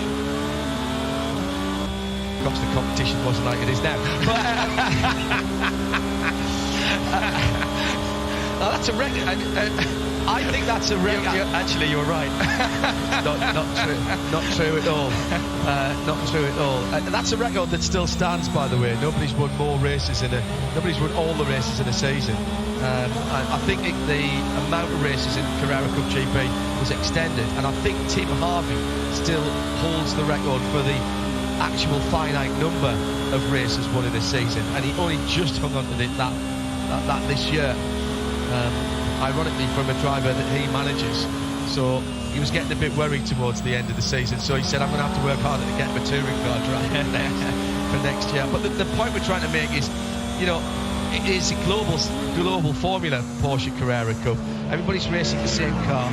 They're all on the same tyres, and therefore, if you look at people, number one, you can transplant people into different series, and number two, if you look at people, you get an idea of the overall ability and quality of the guys out there. And what Porsche are doing effectively is giving an opportunity to young drivers who may not have a lot of budget but have a lot of talent to actually have an opportunity to become a professional sports car racer. So the pool of talent of young drivers that they're able to pick from is vast, which is why you end up, especially if you think now that they've got Porsche Cup series all over the world, so they're able to really cherry pick the best young drivers out there, bring them on board, and almost have like a Red Bull type program where they can really push them through, and they are all, to a man, incredibly quick drivers. And for the first time this year here in the United States, Porsche Carrera Cup, we've had GT Challengers in the past, but the new 992 Cup car and the change to Michelin as the tyre supplier, the outgoing head of Porsche Motorsport North America,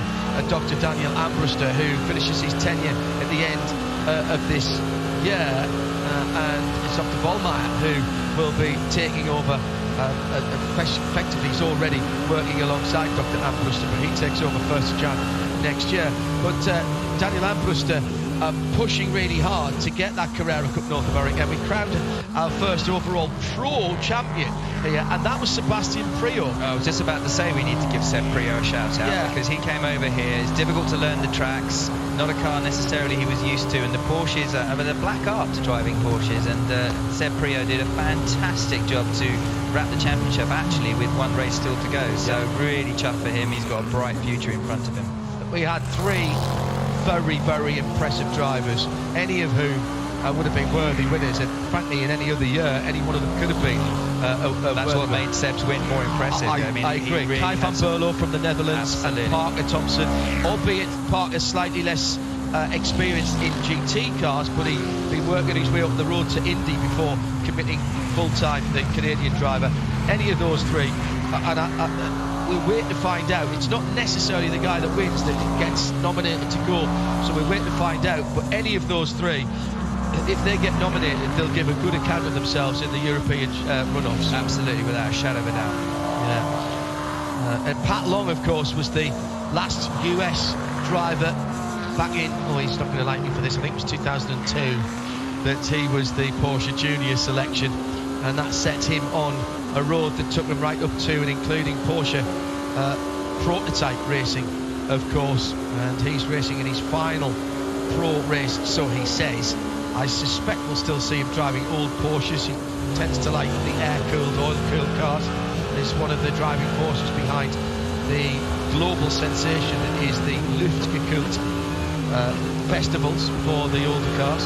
Just the thing is, and I know this from my own experience, is the joy of driving for everyone, and Pat Long being the poster boy for Porsche, especially Porsche North America, for so long, did a phenomenal job. I remember him arriving in the paddock. He looked like he was about 12 when he first arrived. As you see, that's an LMP3 going against a 74 car going straight at 10A. That's the second place car. That was Scott Andrews. In fact, that was the leading car at the time. There's a spinner number 54 in the middle of the track at the coming out of turn 7, I think that is. Yes, it is. That's the core Autosport car. That's the 54, which is it Bennett at the wheel? No, it isn't actually. It is. Let me see. It is George Kurtz at the wheel of that car. But I've got a feeling that Scott Andrew was leading before that little off. He's 3 seconds behind Spencer Pigot now, the Junior 3 racing car.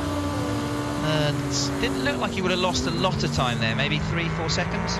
Jeremy has the lap chart, so he'll be able to tell me whether Scott was leading in the 74, the Riley 74 Ranch car, when he went grass tracking in turn 10. Yeah, he was leading. He had been leading for quite a long time. Yeah. I remember doing an update and thinking, oh, well, they've done well. So Spencer Pigot, you don't want to give Spencer Pigot any encouragement, Jeremy. Takes the lead, you drive off the road, let him take the lead. You absolutely don't want to give him that kind of opportunity, do you? Well, no, particularly Spencer he drove a Riley car at Daytona, so he knows how that team works. Yeah. So he's now driving for the Junior 3 racing operation, car number 30. So back into the lead of the race for that car ahead of Scott Andrews with that spin there for Scott. Another couple of notes. The new fastest lap of the race was set by Felipe Nasser 2 laps ago, 1:09.32. The lap record, the race lap record, by the way, was a 1:08.8. Also set by Felipe Nasser back in 2019. So he's flying along there. Super battle going on in LMP2 right now with Tristan Nunez, who of course is going to be driving for the Active Express team next year, number 31 car. He leads for Win Autosport car number 11 narrowly over Gabriel Aubry and Scott Huffaker, who's driving number 52 car in third place. Now, trivia question here. What does Tristan Nunez have? Go on. It's the Walter Hayes Trinity. Very good, very good. It's going to nip down to Shea, who's got Pipo Tirani before he jumps into the car. Shea? The only way to get warm in the conditions as they are right now is to get in the race car, isn't it? How much longer before you're back in? Yeah, it is. It's unusual cold here this evening, but it makes it interesting, to warm up the tires and so on. I don't know exactly how long till I get in the car, but hopefully soon, so I can get myself warm. And over half of the race gone already. So we're heading to the last third of the race, so we'll see how it goes. How are the nerves when you're fighting for a championship, but you're watching from a pit box? Not thinking about it. It's just another race. I love it. Good luck, FIFA. Yeah, he had to run away there because he was jumping into the car. Pipo Derani never gives less than 100% every time he gets in the car. I think sometimes the team find it difficult to dial him back. He's one of those drivers who just wants to run flat out all the time. Super aggressive, super quick driver. Yeah, fantastic. And obviously sort of burst onto the scene, didn't he, a few years ago with the ESM car, and started sort of winning Daytona, and at one point it seemed that every time he got in the car he was winning, and that really sort of launched his top professional career in America, and he hasn't looked back since. Yeah, very much so. Through to the completion of another lap in about 5 seconds time for Felipe Nasr, teammate to Pipo Derani. Little short shift there, I noticed, through 12. Just a little short shift. They've been hanging onto the gear until they were almost at the start-finish line for the upshift. Short shifted a little bit there, probably because he had a bit of traffic in front of him. But again, just looking like he's got a really nice rhythm, just on board, nothing too dramatic, looking really good. And Felipe Nasr about halfway through his stint at the moment. People getting ready, standing by to get in the car. He'll get ready a little bit early just in case anything happens. Once you get to about halfway through the stint, Johnny, if there's a full course yellow, you'll take the opportunity to come in, so the driver, even if he's not fully suited and booted, he'll be getting himself into the zone, making sure he knows where his gloves and his earplugs are and all that sort of stuff. Absolutely. You've got your little routines that you do, just sort of, you could call it almost superstition, but actually it's more a routine thing, just to get yourself into that right frame of mind, that little focus that you need to get into the car. And I love it when you go on board with cars now, watching you coming up, especially behind LMP3 cars, sometimes LMP2s, and you can see their rear tyres because the cheese has gone or the rear deck's gone, and you know, okay, that car had a puncture, you know, a few hours ago that ripped the right rear off or whatever. It's just like you coming up to cars that are still operating at racing speed, but you can just tell as you come up to them, the very few of them are looking completely ship-shape and intact compared to how they actually started the race. Yeah, and that is the joy that is long-distance endurance racing. If you are just joining us at coming up to 20 minutes before 7 Eastern, thanks for giving us some of your time this Saturday night. We've got 3 hours, 33 minutes, and if I wait for 5 seconds, 33 seconds to go as we are counting down. Just this place in daylight is beautiful. This place in darkness is just absolutely phenomenal. Really gives you a sensation of speed, didn't it, then, when we were following down through 3, 5, 6, up over the top as you come down towards 6, braking for 7. Just beautiful onboard shots of the Konica Minolta car. Back on board with the leader, number 31, ducking down the inside of a P3 car into 12, still flat through 12. You can see the dark rubber marks that come up towards it. It's funny how in the darkness the headlights really pick out those dark rubber marks and everything, and you can actually really register, and you just really begin to feel at one with the car. There's nothing nicer than driving at night when you're feeling like you've got a real rhythm going. I love driving at night. I love racing at night as well. And I know it's sometimes difficult. It was one of the drivers earlier on was saying you don't know what the lights are because they're just bright white. You know it's not a GT. It's not a GTD car because it's not yellow lights. But if it's white, it could be a prototype. It could be I know, but even with that, there's something almost pure about it, Johnny. And for me, I don't drive enough by any stretch of the imagination, but in some ways there's fewer distractions for me because what I can see and what I'm concentrating on is the bit I need to be concentrating on, and I find that actually focuses me better. Yeah, well, you're kind of tunnel vision, aren't you? Yes, absolutely. Yeah. I think it probably comes from the dark, being from the dark northeast, and half the year spent in complete darkness and my rallying routes back in the day. Jeremy, GTD, the Vasa number 12 Lexus, the remaining Lexus, ahead by just 4 seconds of the Aston Martin, the Harter Racing car, and then the FAF car going for the championship in 3rd position. Still plenty of racing to go on in GTD, and the top, 6 or so, still right in the hunt. Yeah, it was 5, and it's now 6, because Andy Lally, during that last caution period, got that Magnus with the Archangel Acura back onto the lead lap. So he's in that mix now. We've had, over the last few stints, the Aston Martin then pretty handily for a little while. Then through the last 28 car down in front for a good time. The electric motorsport car with Daniel Torres, he's handed over that car now to Daniel Yucadela. As you say, Zach Beach, who's shown really, really good pace in number 12 Lexus, who leads right now. He's just accepted a little bit of over Andrews in the Harter Racing Aston. Roman De Angelis really coming of age. Jeremy, we followed his progress through the previous iteration of Porsche racing on the IMSA schedule, and put himself out there, attracted some attention, clearly has a lot of talent, and he's translated through into the big show here very well indeed. Yeah, he has. And he and Ross Gunn have been a super little partnership there. They get along really, really well together. 2 very talented young guys, and they've already won the Sprint Cup Championship for Aston Martin and Harter Racing this year. And they were in contention to win the overall championship. I don't think that's possible now, but it's been a great season for that team. It's Jeremy Shaw keeping an eye on about a million different things at the moment. Johnny Morlam with us this weekend as well in the Hackney Global Broadcast Centre. I was talking about the 24 Hours at Sebring earlier on. That's got IMSA involvement. They've been instrumental in getting that race on with Preventic, the Dutch company who do the 24-hour series in Europe and the rest of the world. And it's a great collaboration. As I say, we'll have that for you in its entirety next weekend, and then on the Tuesday following that, the final Haggerty show of the weekend. We'll get some of the luminaries from this race, from the season and from Sebring together in vision for our final Haggerty show of the year. And the responsible adult, who's very good at wrangling top quality guests. Remember, we had Zach Brown straight after Le Mans. We've had Brendan Hartley straight after Le Mans, giving us some wonderful insight into what's been going on for Toyota. Mike Conway's been with us.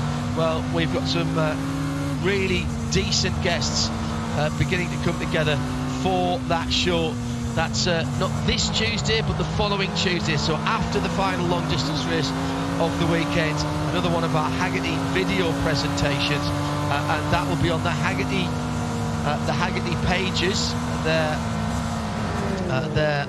Haggerty Live pages on the World Wide Web. We'll tweet it all long before that. Try and join us for that if you can, a week on Tuesday. Felipe Nasr's absolutely flying, John. He's just popped in another 9.8 on that. I haven't said that, he did a 13.1 on the very last lap, but before that was a 9.8. It's only like half a second, well, off of his fastest lap of the race. And he has to, Jeremy, doesn't he? Because it's closing up behind him. It is. The top 4 cars covered by 2.5 seconds as they cross the lap, crossed the line last time around. So the pace is really, really hot here. Traffic, of course, interrupts that progress. Having just turned a 9, his last lap was a 13.1, so nearly 4 seconds lost on that last lap. And those top 4 cars pretty much nose to tail at the moment. It is super tight. In LMP2, it's pretty much the same car, same there. Tristan Nunez leads Scott Huffaker by less than a second. In LMP3, Spencer Piggott, winner, leads Scott Andrews by less than a second as well. It's absolutely incredible, really, how close all of the classes are right now. And you saw Scott Andrews there sort of coming up into 2 and locking his unloaded right front as he turned into 2 and almost going off on the grass in the 74 LMP3 there, dropping a little bit further back, but he's pushing clearly to try and catch Spencer Piggott in the 30 car to try and make up for the mistake that he made about breaking himself down at 10A where he lost the lead. Sure what Alexander Organ's been doing until now, but he's just joined us on the international video stream, which you can get onto free without any breaks. We'll be going all the way through the next 3.5 hours on IMSARadio.com. Hit the live video button.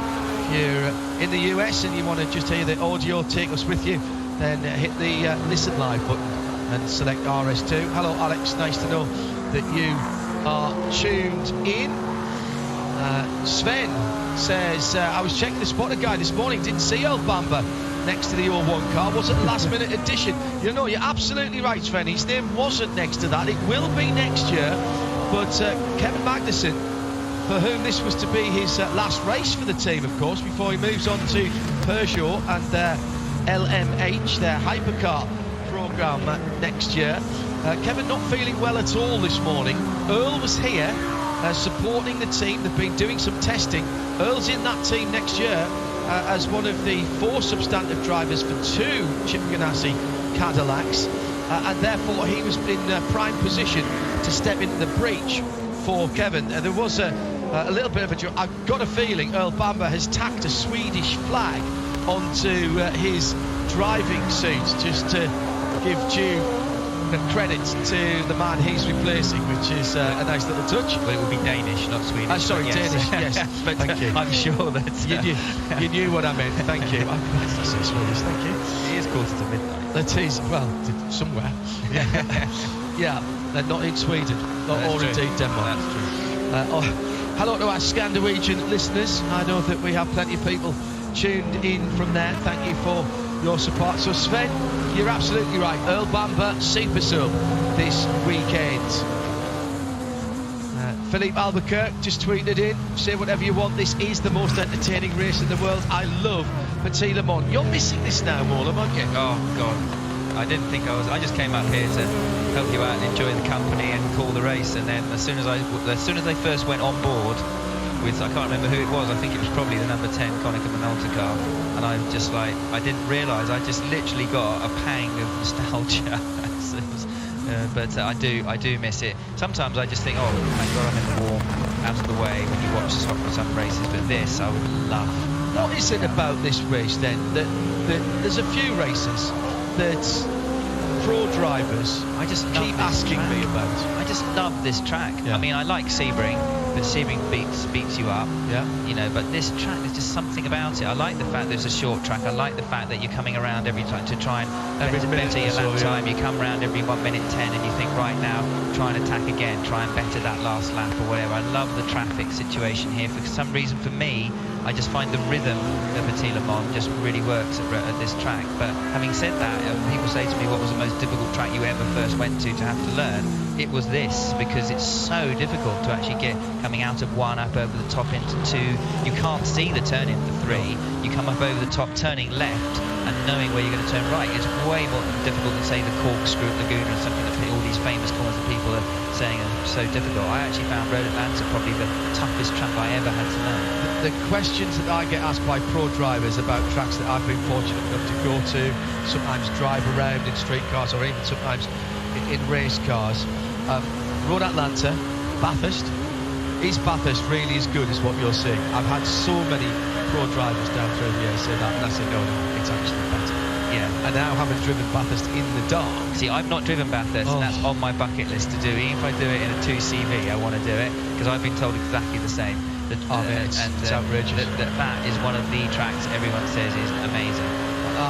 Fortunately, being part of the organisation, I've got to do quite a few laps around there, and I took an old V8 supercar around there a few years ago on the Monday after the race and had half a dozen laps just to see what it was like, and that was a lot of fun. And then a couple of years later took a GT3, a 991.2 GT3 around there in the dark. Of course the race stopped. Nowhere else in the world other than Australia would you have a race that starts in the dark but you never have any darkness practice. So if you're starting the car and you've not been there before, you've never driven it in the dark, and the first time you see it is on the... What happens is, as soon as you roll on the formation lap, the counter starts, the time starts. So you're behind the safety car for the first time, and that would be the first time you've seen the track in the dark. Unless you've got the special pass that gets it onto the track like we have. to do a couple of laps in the middle of the night. That's nuts. But it's I didn't know brilliant. that. Yeah. But the rhythm of that track, I know what you're talking about that. The rhythm of that track, when I first drove it in the dark, it was actually, again, it was that thing where you go, oh yeah, this makes perfect sense. I know where I am. I know when I'm turning in here. And over the top of Skyline. And it's the rhythm of your gear changes and stuff like that, isn't it? All right, it's down one, down another one, turn in, throttle, short shift. What you tell, I commentate myself in my head when I'm learning a racetrack, so that I get that feeling of the rhythm of it. And when it's in the dark, you just do the same thing. All right, you've got to do Bathurst. I'll do Bathurst with you. You're going to pay for it. Hey, if we drop the 98 million on the Euro Millions next week, okay, almost certainly. You're on. You mean, are you going to pay? How much are you going to pay me for driving with you? What, to coach me there? Because obviously you've done it, driven at night. That would work. Maybe Jeremy could find us a sponsor. Jeremy's very good. He could be our team manager. Yeah, Jeremy is our team manager. I don't think I'd like to be managed by Jeremy. I think it'd be too harsh. I'm just going to drive the damn thing with you guys. Well, that's... There we go. Hey, there we go. Jeremy's doing more racing than either of us, actually. Yeah, you're still driving that Miata, Jeremy? Yeah, I was supposed to do a race next weekend, actually, but I can't, unfortunately. I actually haven't driven it for a couple of years, but I was supposed to do it next weekend, and damn it, I can't. See, we're all just, all of us here. Shay can be team manager. Shay would be a very good team manager. She's very super organised. Process-driven, everything. all the stats. You know, what time you have to turn up, when you're getting in the car. What I shirt can just you have to imagine. wear. Absolutely, Yeah. awesome. Yeah, very good. Responsible adult in training, Shay Adam, as she is in the RSL crew. All right, 3 hours 20 minutes to go, and we're coming up to 7 o'clock at night. We've had about an hour of full darkness now, so anybody who was in before that, they've seen through the twilight hours and into the darkness. Next driver that gets in is probably going to be getting their first taste of darkness. Somebody way off to the left-hand side where was that? That was at the top of the hill. That must have been outside of turn 1 and 2. That was literally turning into 2. He was on the left as you're turning into 2, going off to that bit that goes. There's like another area they use for bikes sometimes off to the left. So that was somebody off the circuit there. But no harm, no foul. So 55 is Harry Tincknell. He's carving his way through traffic, heading up to turn 7. Turn 7 now, and pits are closed. Well, that'll be because there's somebody off at turn 1. Yeah. Let's see if we can work out who that was. It's being full course yellow. The flashing lights are out as Tincknell had just caught up with the Cadillac number 01. That's the car ahead of him. So someone is off the circuit. I can't see. Let me see if I can very quickly find out if somebody has stopped, so I get slightly more information. No. On one of the other screens, that didn't work. Yeah, they'll normally pop up with a little red S. There we go. It's a prototype, and it's a prototype that is steaming, and the driver is walking away from it, but that's not in the early part of the track, I don't think. That looks like it's going down to 10A, that car. Yeah, I think so. So another unrelated incident. Indicator left on, right-hand indicator left on, and that is just over the top of the brow from 7 through to 8 and 9, the two little kinks. But I don't think that's the reason for the yellow. I think the reason for the yellow was a car on the outside heading up from exit of turn 1 going down towards turn 2. Let's have a squidge through the... It is the Win Autosport LMP3 car that has stopped, and that is the number 83 so again, car. Is that a full shutdown again? Is that the third one? Josh Skelton, British driver, another young British drivers in that car. And although his indicator's working. His indicator's working, and it's smoking. Yeah. Now, is that steam? That's not a similar problem, is it? I noticed going back to the problems that we were seeing from the United Autosport car and the 38 performance set car, John, that they were both still in the pits, sort of 20 laps down. So whatever that problem was that just stopped them dead in their tracks, clearly not a quick fix. Yeah. Nice use of the LED lights over the top of the cockpit on that car, and that has just ground to a halt. Still had electrical. There's a little fire at the back. So there has been a little fire at the back, and Josh deciding to do the sensible thing and bail out of that car. Not sure whether his team were talking to him or somebody had passed on the message. I'd have put it on the grass there, actually, to be honest. Well, one of the things, another good thing to have on your mental tick list is where the fire stations are and the extinguishers are around the track. Yeah, that's hopefully you won't have to... on the straight down to at any point you can use any part of that straight if you're overtaking cars 3 abreast, 4 abreast. So that was super dangerous. Should have maybe put it on the grass. Let's see if we can use this time productively. Shea Adam is searching and indeed has found an interview for us. Matt Bell down in the pit lane. Shea? Matt, I'm so sorry to find you when your car is parked out on the side of the track like this. You guys think you know what it is? Yeah, it appears to be a drive shaft failure, unfortunately. We had a great start of the race. Young Josh did a brilliant first stint, got us up to second in class. We got Naveen in under the full course yellow. And then at one of the full course yellow periods, we got hit in the rear quite hard. We lost 3 laps fixing damage, and the legacy of that impact has been giving us problems ever since.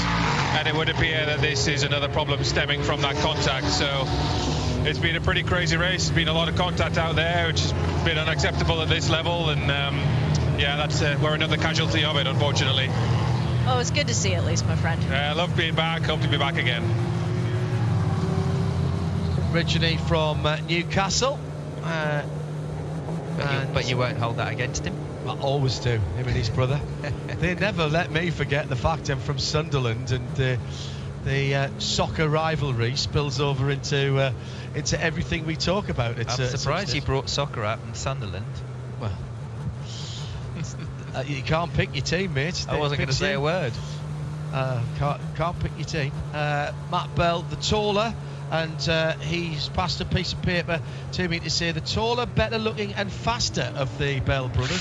I think Rob might have something to disagree with on that last point.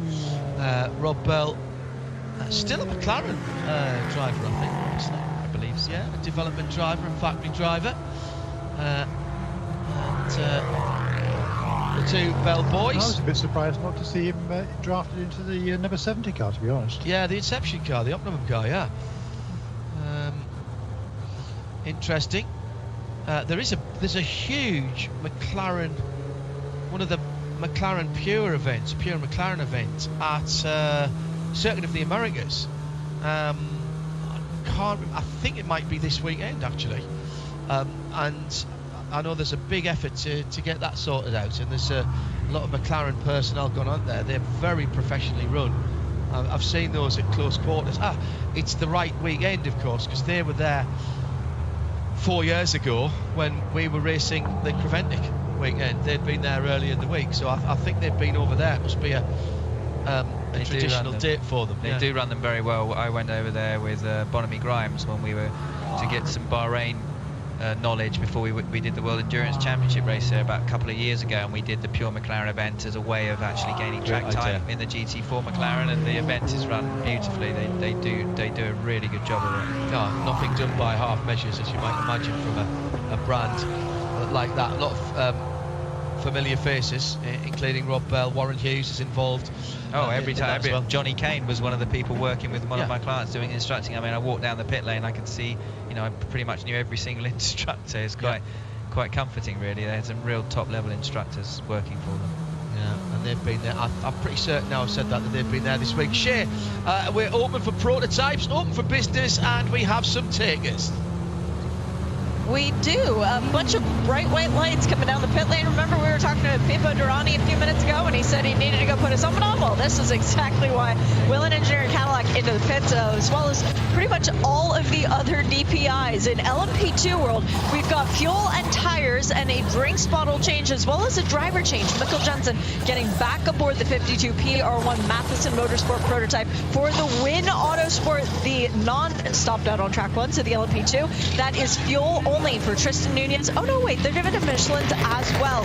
Tower Motorsport is doing fuel and tires, but that is James French staying aboard, fires the car back up into light, just waiting for the fuel. All of the LMP2 cars still in their boxes. There goes James French. He's going to get out ahead of the other two. Second car to move is the number 11 Win Autosport, and the last car off the pit lane in LMP2 will be the 52 PR1 Matheson Motorsports. Just as hectic in pit lane, and I'm reminded now why we don't allow, Jeremy, all the cars to come in at once. It's a dramatic ballet in daylight, and again so close to disaster when cars are pulling in around guys working on the front of tyres. It looks dramatic, Jeremy, in the daylight, in the darkness, just lit by the overhead lamps on the gantries. My goodness me. It's hard work down there for those guys, lifting a wheel and tyre that is effectively the same, lifting with one hand a wheel and tyre. That's about the same weight as your checked baggage, about 23 kilos for that, Jeremy. And it's a rough place to work for those guys down there.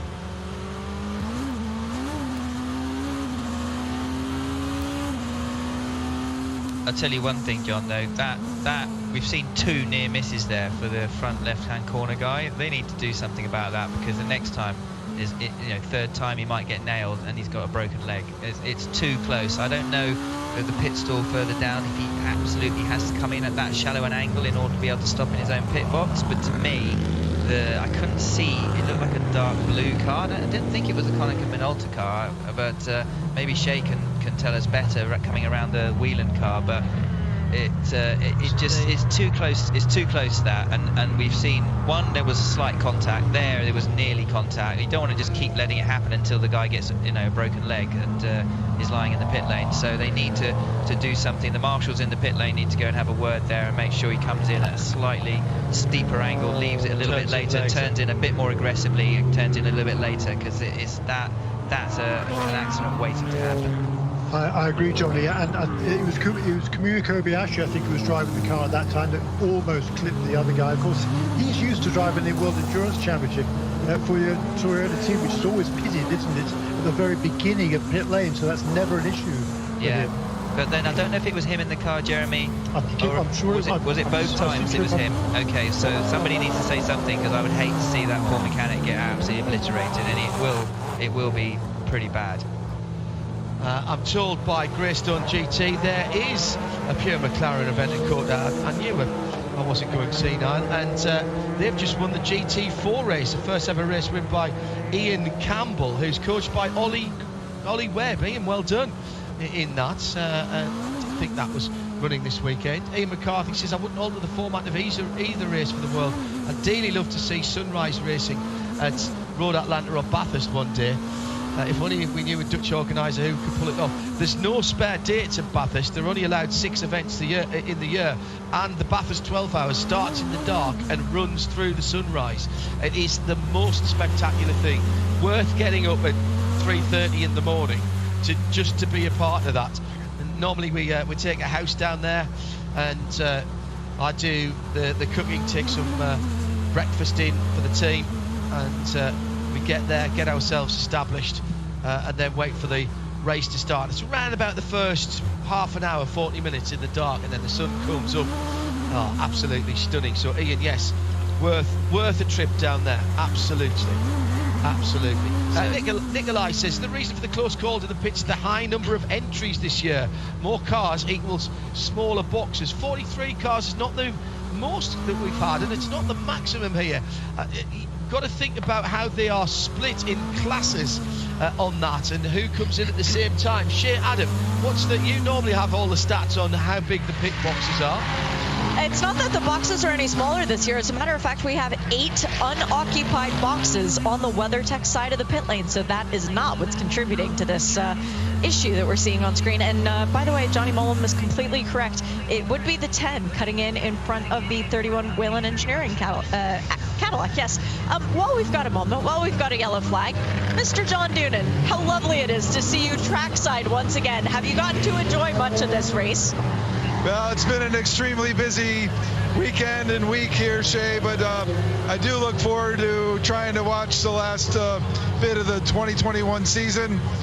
So thrilled with the turnout here, the amazing weather we were blessed with today, and the fact that so many of the championship battles are coming down to this last race. It's been a wonderful season, not only in this series, but in all the support series as well, with the championships coming down to the end of the season. You've been a part of all these banquets so far.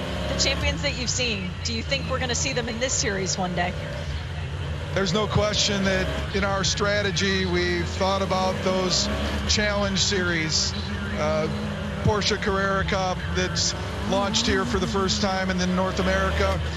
Certainly Michelin Pilot Challenge, Prototype Challenge, Mazda MX-5 Cup. It's clear that they have been pipelines in the past, and I think more and more you're seeing young talent rising to the top, and there's no doubt that you'll see them in the WeatherTech Championship down the road. There's a bit more normalcy for the calendar next year, things going back, us not being here in November and needing multiple layers. How excited are you for next season of IMSA?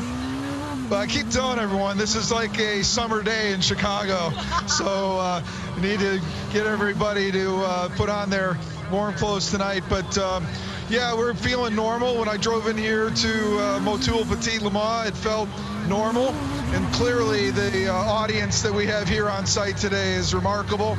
We're going to have a pretty normal schedule next year in terms of the cadence of the races, and absolutely a great announcement this week with additional television broadcasts on network from NBC, as well as the USA Network for the rest of the races, and then a Peacock flag-to-flag coverage digitally for all the races.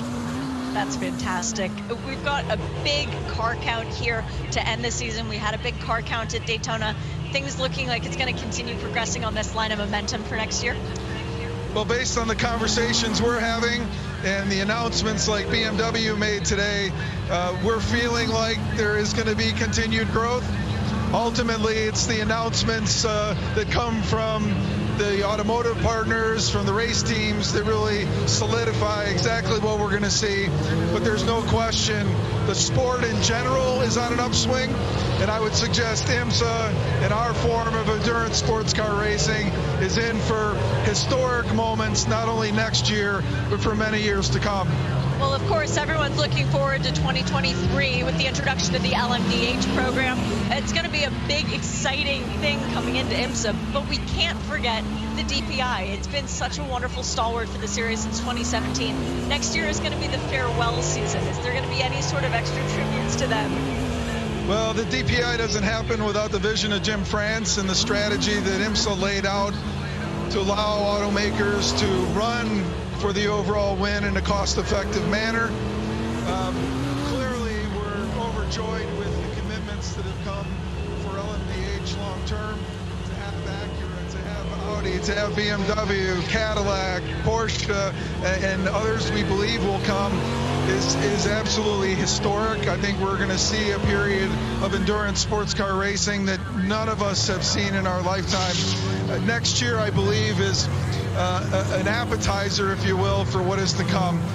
You're going to have the opportunity, I think, to see some of those cars that'll be with us in 2023 and beyond showcased at some of the 22 events while we finish off what's been an amazing 6 years of DPI racing.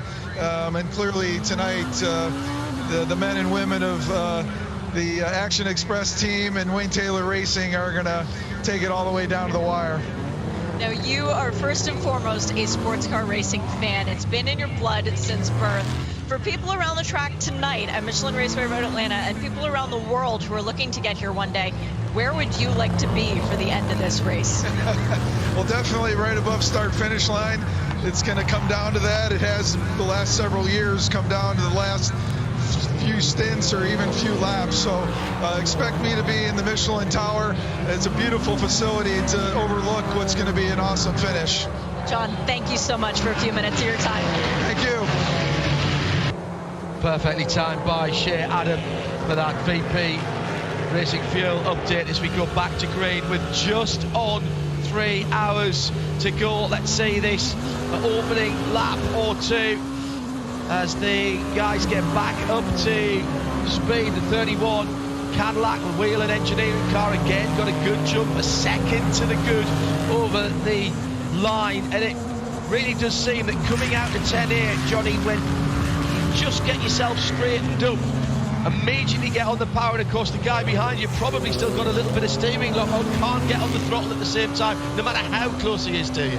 Well, that's the thing, you can always get the jump, and also don't forget that if you're following closely through 12 on cold tyres, you're probably having to breathe a little bit because you're getting a little bit of downforce from losing grip, having followed someone that closely through 12, so that gives you a little bit of a better run out to the straight. You've got Jonathan Bomarito now in the 55 Mazda, 1.5 seconds off the lead, but he's in second place, and Dane Cameron back in the car again, 6/10 behind him, and it is a fantastic battle. It'll be interesting for Bomarito. These will be his first laps at night, so that he'll be getting his eye in, working out, especially I always found that coming through 2, 3 and down through the S's into 5, those are the most difficult area of the track at night to really just get that rhythm. It always took me 2 or 3 laps just to really find that groove.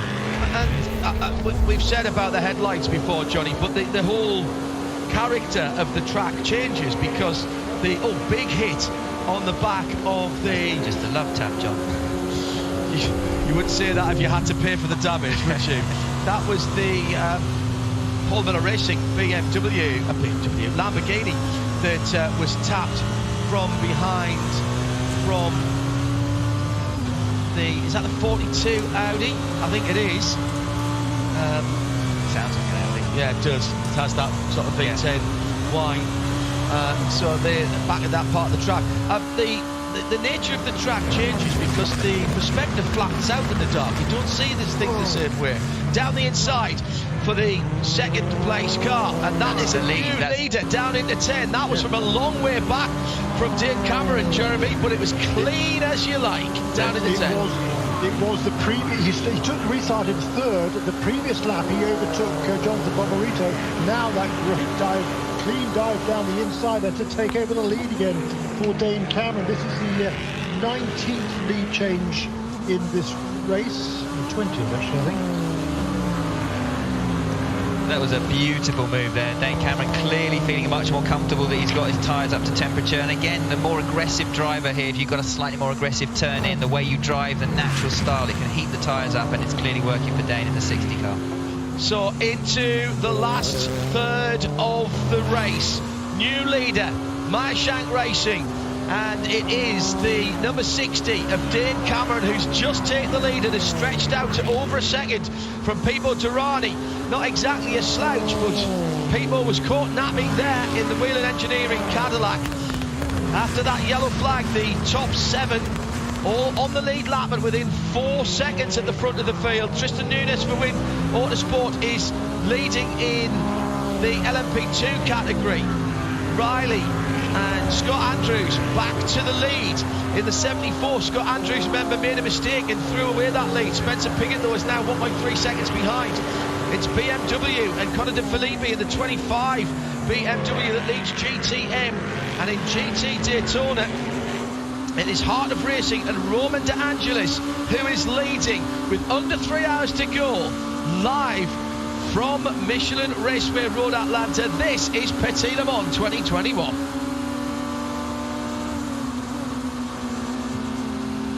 Well, Jeremy, what a way to get into the final third of the race. A restart, a pass for the lead. Clearly, we're getting down to that time. We've got an hour before the next Michelin Endurance Cup points are due. There will be pit stops before then for the leading cars. But right now, already people back counting, I suspect, to the end of the race. And if it was to go green for the next 3 hours, I'd be a very happy person indeed. But we are really starting to heat this up now. We said Porsche keys to race, be fast in the dark. And those that are left, there's a few, there are fewer cars left on the track now, so traffic density perhaps a little bit better. And all of a sudden, we've got ourselves a motor race that we've turned up to gas mark 7. Yeah, it's been bubbling along though for quite a while, hasn't it? But since the restart, 3 of the classes have changed hands. We've got new leaders. Overall, Dane Cameron, as you say, Tristan Nunez in kind of 11th. The Win Autosport has just overtaken James French, who's in the Tower Motorsport number 8 in LMP2. That's 8th and 9th overall. And down, as you just mentioned, Roman DeAngelis, the Aston Martin, he's just found a way past Daniel Juncadella, 22nd overall for the lead in GTD. And Dane Cameron on relatively cold tyres, first flying lap, a 109.563 his last time around. That's against that car's best of a 109.351, and the fastest lap of the race held by Pipo Derani's car, the 31, which he passed as a 109.3. He's right on the pace. Cameron needs no invitation, Jeremy, to get up and running. Not like, you know, when you go to work in the morning, you make yourself a cup of coffee, you have a browse of the pavement. No, the safety car goes in, and he was on it straight away there, Jeremy. Outstanding stuff from Dane. Yeah, he had a great stint earlier on in this race as well, and it's been a really difficult season for that Meyer Shank with the Kovac-Ajanian team, but they've come alive here this weekend. They've had several good runs, but this is a really good one. And then Cameron, this one stretched it out earlier on, and we've seen both Elio Castroneves and JPM, Juan Pablo Montoya, running fast laps as well. They've got green. They've got a sniff of this one, haven't they? Yeah, I mean, I was very impressed with those lap times. The whole body language of the car, though, you saw Dane absolutely on a mission, even just going through turn 12, just somehow, just the way you could just sense that he was positioning the car. He really looked comfortable and confident. And at night, in these situations, if you can just get that tyre warm up to work that little bit better than everyone else, it gives you such an advantage, and he's down stretching his lead. And if you don't mind the car moving around a little bit, that's another thing. If you're good in the wet, you tend to be good in these low grip situations. And it's confidence, though, John. Yeah. I mean, you're just all about confidence. If you're feeling confident in your abilities, you're getting into the car, you're welcoming the challenge, you go out there, you can drive like that. If you go in there a little bit apprehensive, not quite sure what to expect, it can just play with your head a little bit, and you just back it off a little bit. And then, of course, the way you're driving maybe means you don't heat the tyres up quite as quickly. It is all about, in these conditions, it's all about feeling confident in the car, the balance that you have. And because the balance of the car changes so much as ambient temperatures change, the track rubber's in. At night, I can't tell you, you know, there's a little tunnel that you've got, but if you go offline overtaking traffic, which you have to, you get pick up on your tyres. Yeah. That can cause vibrations, almost feels sometimes like you've got a flat spot, you know, and then you're driving around trying to get rid of the pickup on your tyres, but struggling to do so. That can affect you as well. So it's so much about being absolutely in the zone and feeling confident, and clearly Dane is feeling very confident in that number 60 car.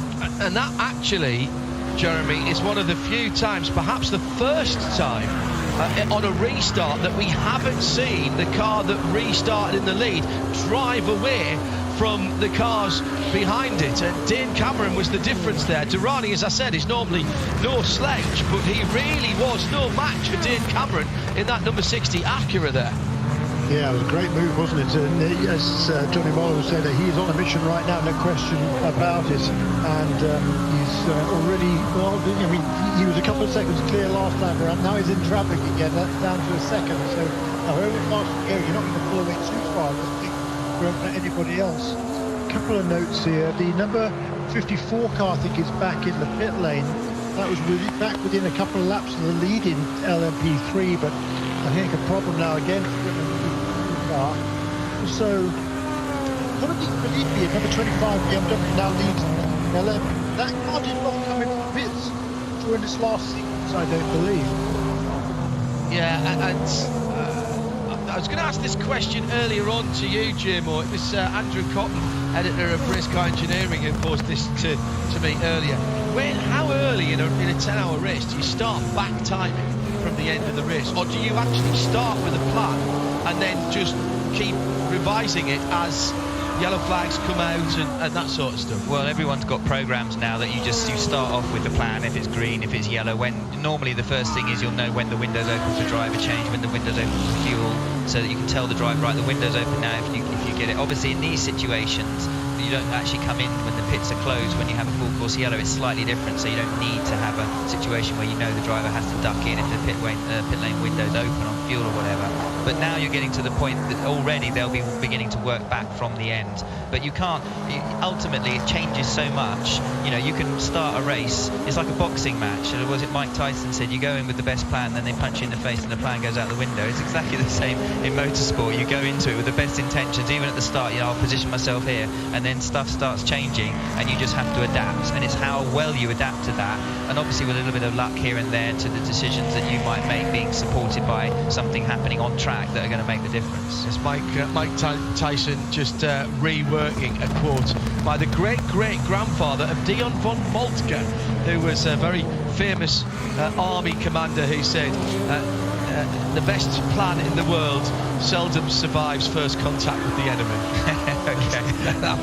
Well, there you go. I rest my case. But certainly this is turning into a great fight. But yeah, they'll be thinking about working it back, but you don't want to work it back too much, because what you don't want to do is necessarily pit and miss a full course yellow or something like that. So it is difficult. So you tend to try and work it. If you're being held up by someone, you might try and maybe come in and go slightly off strategy, but at the moment they're all hoping to be pretty much on the same strategy to the end.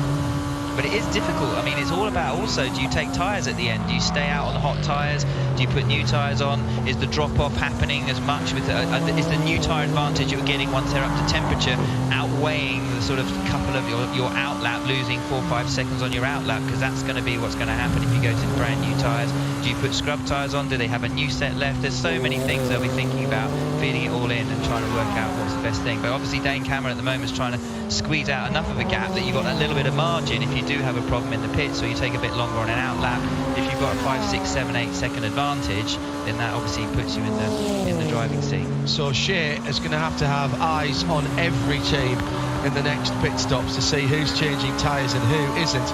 3.8 seconds the gap now, but Dane Cameron has pulled out on a mission, you better believe it. Charging down to turn 12 now, sparks from the underside of the car. I love racing at night. I love racing at night. It looks great, it sounds a little bit different, something to do with the acoustics, the air. I'm not entirely certain why, but it just is. There's also something about racing in the dark that almost seems like you shouldn't really be doing it, and you're sort of getting away with something. We've got 2 hours and 50 minutes to go. One of the undoubted stars of the show in the first part of the race wasn't even supposed to be driving this morning. Got his first lap of the whole weekend in the 01 Cadillac in morning warm-up. Earl Bamber is joining Shea Adam for this VP Racing Fuel Pit Report. Yeah, Earl Bamber, welcome to DPI. That didn't take you very long to acclimatize yourself to what it's like to race in the overall category. What's it going to be like if perhaps your first ever DPI start winds up in a win? I mean, first of all, today it was just amazing. There was so much fun out there. Really, really cool to race those cars at this track, you know, and also to represent Cadillac and Chip Ganassi Racing. It's been an honor today. I've got a big smile ear to ear. And, yeah, I mean, I think we've got a really, really good car tonight. You know, Scott's going to go in and then Ringer at the end, so I think we've got a good shot at this. That's wild out there. It's wild, and it's going to be plenty more yellows, a lot more stuff unfold, so we'll see if we survive first. What is it like to share a car with Scott Dixon? It's kind of crazy to share, a car with Scott, a guy that I watched when I was a kid driving IndyCar, and not even that, like to drive for Chip Ganassi Racing, a team that I looked up for, you know, when I was a kid as well. So that's insane. And then you've got, you know, Montoya, Rossi, all these guys. So it was good fun. But at the end of the day, they're just, you know, another car on the track, and it's another racing car. You know, I think there's a lot of talk about LMDH and, you know, whether GT drivers will go up into those main classes. And I think today shows that you can, all of us on GTLM or GT can also jump into that category quite easily. So, you know, but it's a huge amount of fun. I can't wait for next season in Daytona now. Yeah, good luck for 2022. We look forward to seeing you there. Thank you. Done a fantastic job, Jeremy, whichever way you cut it, to have had to change his mindset from standing in his polo shirt and jeans to driving the car for the first time this morning in a 20-minute warm-up, to getting in the car during the race, to leading the race and being ultra competitive. You can test as much as you like, but the the pressure of getting into a top flight car in a prestigious race like this, you cannot underestimate how big that is, and you can't simulate that, can you? No, you can't really. You can do all the simulations, but it's nothing like driving out there. And Earl hasn't done an awful lot of driving this season, but there was very little rust to be knocked off there. Of course, he's got plenty of experience in prototypes in the past. He won a race, I think, in France a few years ago, which wasn't too shabby. So, it's as he kind of alluded to there, it's kind of like wearing an old suit, isn't it, Johnny Mollum? Even though you've been out of a particular sort of a car for a while, if you've done it before, it doesn't take you long to get back into the swing. The old falling off a bike thing, isn't it? You never get it. Twice a winner at the Le Mans 24 Hours overall. He's got prototype experience, but as you said, Jeremy, he's not had a lot of driving in the last year or so. Been running the team, ABM Barber Motorsport, along with his brother. Other duties to look after as well. Great to see him back, and of course he is a full season driver for Chip Ganassi and Cadillac next year. If you missed that news a week or so ago, 2 cars for CGR and Cadillac in this championship next year. They're moving towards running a parallel program in WEC as well in 2023, so lots to be excited about for Cadillac fans, for GM racing fans, Chevy racing fans, if you will, in the next couple of seasons. Shane, Mustang sampling, I think, just been in with you. It was Tristan Vautier who brought that car in. Did he stay in the car? Shane? Okay. Let me see if these tires are warm, John. There are tires up on the wall. Nope, they're cold. So that was fuel only for Tristan Vautier. I like the way you did that. Very good. So they're double stinting those tyres. Thank you, Shane. Down to a chilly 46 Fahrenheit in the air, 48 on the track. Jeremy, go ahead.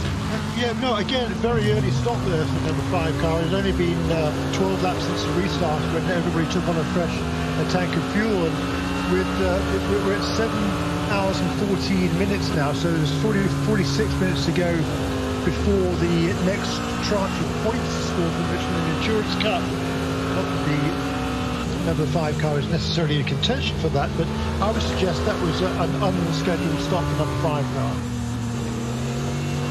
So keep an eye on that. Shane is almost certainly asking the question of the Mustang sampling team right now to see if there was a particular issue. A lot of debris being out on the circuit with the accidents we had. If you're just joining us, we've had a large amount of safety car running, actually over almost 3 hours of cautions for 9 times that the car's been on track, and a huge incident on one of the restarts that involved 7, we counted, GT cars and GT Le Mans cars, GTs and GT Le Mans cars involved in that, most of which have not come back, certainly haven't come back anywhere near competitively.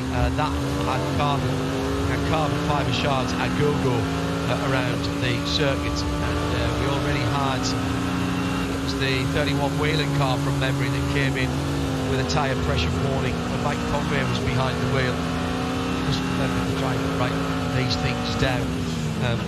Was tend to be doing something else and getting distracted at the time. Yes, it was that car. Thank you, Shane, for confirming that for me. So there's a number of reasons why you might have done it. And as Jeremy says, it's just a bit weird. 3.8 seconds the lead between first and second. Traffic playing its part. Out in front, all of a sudden 4 seconds slower than the quickest laps that they had turned for leading Acura and for people to run in. Let's have a look at the classes. The Mazda in-race update with Tristan Nunez leading for Win Autosport in 8th position in LMP2 by 4.5 seconds from the Tower car in second. Scott Andrews back at the head of the LMP3 field. Had led it earlier on, upgraded himself down to 10 and allowed Spencer Piggott through, but he's reclaimed that, and he has a 1.3 second buffer at the moment between himself and the number 30 Junior 3 racing car. GT Le Mans BMW took that lead, seems a while ago now, and have held on to it. Kind of Fellini. They're just about to come into the pits. That will hand the lead over to the number 97, the second of the WeatherTech Porsches. They've had their trials and tribulations with a rear puncture earlier on that brought them into the pitch. Fred McAvecchi behind the wheel. He's only a second and a half off the lead, and he's got about a second between himself and the first of the Corvette. So BMW, WeatherTech, Porsche, and then Corvette, the first three. Alexander Sims in third position. And in GT Daytona, still heart of racing Aston Martin by 4 seconds now on the Pfaff Motorsports Porsche 23 from 9. The planned Porsche in second, and a couple of seconds on the Vassar number 12, the remaining RCF Lexus. And then there's about 6 or 7 seconds back to Magnus Racing, Spencer Pumpelly, the number 44 Acura NSX next up in GTD. But plenty of racing still to come, points to be had in just about half an hour's time for the final interim point score for Michelin Endurance Cup, and that all cleared up just a little bit. Oh, very, very close moment coming down to turn 12 the last time around for Scott Dixon in the Cadillac, going past one of the slower LMP3 cars. I think that might have been the Junior 3 car. There was certainly some damage on that machine, and had to check up as he was going down the inside, almost forced into the pit lane, but Scott Dixon, cat-like reflexes, checked up the car enough and carried on his merry way. Good reflexes there from Dixie, who, Jeremy, you were talking to Scott a couple of weekends ago at Brands Hatch across in the UK. Obviously still very, very competitive in IndyCar, showing no signs of giving that up, but he really enjoys these outings in endurance racing, does Dixon? Yeah, he does. I mean, he enjoys driving anything, anywhere, doesn't he? I think I get a feeling he might even be interested in the Formula Ford Festival next year. He had such a good time. I'm watching people like Jan Magnussen do it this time. But yeah, no, I mean, he loves.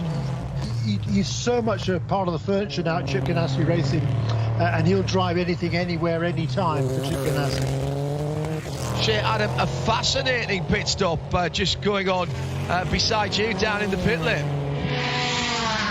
BMW Team RLL know how to get their stuff done. They had both of the drivers for the 25 not in the car, helmeted fully, suited as if they were going to get into the car. Philip Eng jumped over the wall when the car stopped on its marks. This is the red BMW, remember? Opened the passenger side door, changed out the data stick. When he was seen being back up against the wall, starting to go over it, Bruno Spengler jumped off the wall with a drinks bottle, which he replenished for Connor De Filippi. Fuel and tires and a drinks bottle change for Connor, but that was utilizing everybody who knows their way around the cockpit, as opposed to crew members who were busy doing other things. But it was very smart that they waited. Did not have too many crew members over the wall. That was really fun to watch. BMW Team RLL confirmed as the organisation that will run the LMDH programme for BMW here in North America. Dallara LMP2 chassis being used will be utilised for that in 2023. Expect to see those cars on track testing very shortly. It's only just over a year away before they have to go into competition. Cadillac also using the Dallara chassis, but we'll have different bodywork and different engine configurations as well. Multimatic will be building the chassis. The LMP2 chassis will be being utilised by Audi and Porsche for their runs in the IMSA WeatherTech Sports Car Championship. And Acura, of course, will be back as well. Plus other manufacturers, TBA. Waiting to hear for a couple of other announcements. We'll start seeing some testing photographs being leaked sometime early in the new year. I'm slightly surprised we haven't seen one or two already from the Volkswagen AG brands. All of those design decisions have been made, and work continues apace for the new generation of top class prototypes in IMSA, which is also, of course, a global class come 2023. How good is Le Mans 2023 going to be for the 100th anniversary of the first running of the world's greatest endurance race? Got your tickets yet? Think about it now. I like to wish my life away. When you get to a certain time of life, take every day as a very special moment, but that is something that I'm more than mildly excited about. 2023 Le Mans 24 hours. Already thinking ahead to 2022 and the IMSA opener at the Raw, and then the Rolex 24 Daytona. Wonderful spectacle in a fantastic, what amounts to being an automotive stadium, particularly with the new grandstand. Been in a few years now, but still amazing to work in that facility. Full view of all of the track. Much more as if you're in a sports stadium, as I say, than the motor racing track. It all unfolds beneath your feet. That is our next IMSA WeatherTech Sports Car Championship race, although as we've been saying, IMSA very much involved with the running of the 24 Hours of Sebring next weekend in Central Florida, and we'll have coverage for that for you, live in sound and vision with no blocks or breaks, global streaming via radiolemans.com and the live video tabs there. More details of that in the schedule will be confirmed, and keep an eye on that next week. Slow lap there from Tristan Vautier, 1 minute 15. That's what happened to him on that lap. All of a sudden he's lost a couple of seconds on the previous lap and lost 7 seconds on that last lap. To the car in front. 7 seconds is a lot. It is, yeah. Sounds like there might have been a little incident, or at least an incident-ette somewhere around. 5 actually. 7 was a bit, it was about 5. 1:11.5 last time around for the leader, Dave Cameron. 1:10.9 from Peter Durrani in second. J Bob 1:10.4. 1:10.4 as well for Cameron Kobayashi in 6th position in the Ally Cadillac. So still pace out there, Jeremy, if you can find a little gap on the 2.54 mile circuit. Yeah, very much so. I mean, all these cars are certainly capable of running in basically the high 9s. And I think they've all set a lap time within the high 9s, actually except the number 5 car, curiously, which is just over 10. But yeah, they're all very, very closely matched. If I were to say which have seemed the strongest cars so far, I'd say, 31 cars set the fastest lap of the race, certainly, but no 55 car it looks strong, as does number 60. But I think all of them are very much in the mix in this race. Ian McCarthy, we were talking earlier on about the fact that racing at night is different in so many ways, and not just because it's darkest. That is the obvious difference. But I've often said that I think racing sounds different in the dark, and I going that just from my own experience. Ian McCarthy has given the scientific explanation of why that is true. Sound waves refract or bend in the direction of cooler air, which at night time is at ground level. So racing is in fact actually scientifically provably louder at night, because more sound is directed back towards the track, and therefore the ambient mics, the effects mics, and those of you standing trackside. Ian McCarthy, I bow to your scientific knowledge, particularly as it's improved something that I've been talking about for years, and people have looked at me as if I need to be carted off by the men in the white suits. Excellent. We know that. Well, that hasn't changed, but empirically, racing does sound different at night. It's scientific. You can argue with me, but you can't argue with the scientific things. Thank you, Ian. You made my night with that one. That's tweet of the night at IMSA Radio. By the way, end of this race, we have Michelin post-race tech, hashtag Michelin PRT.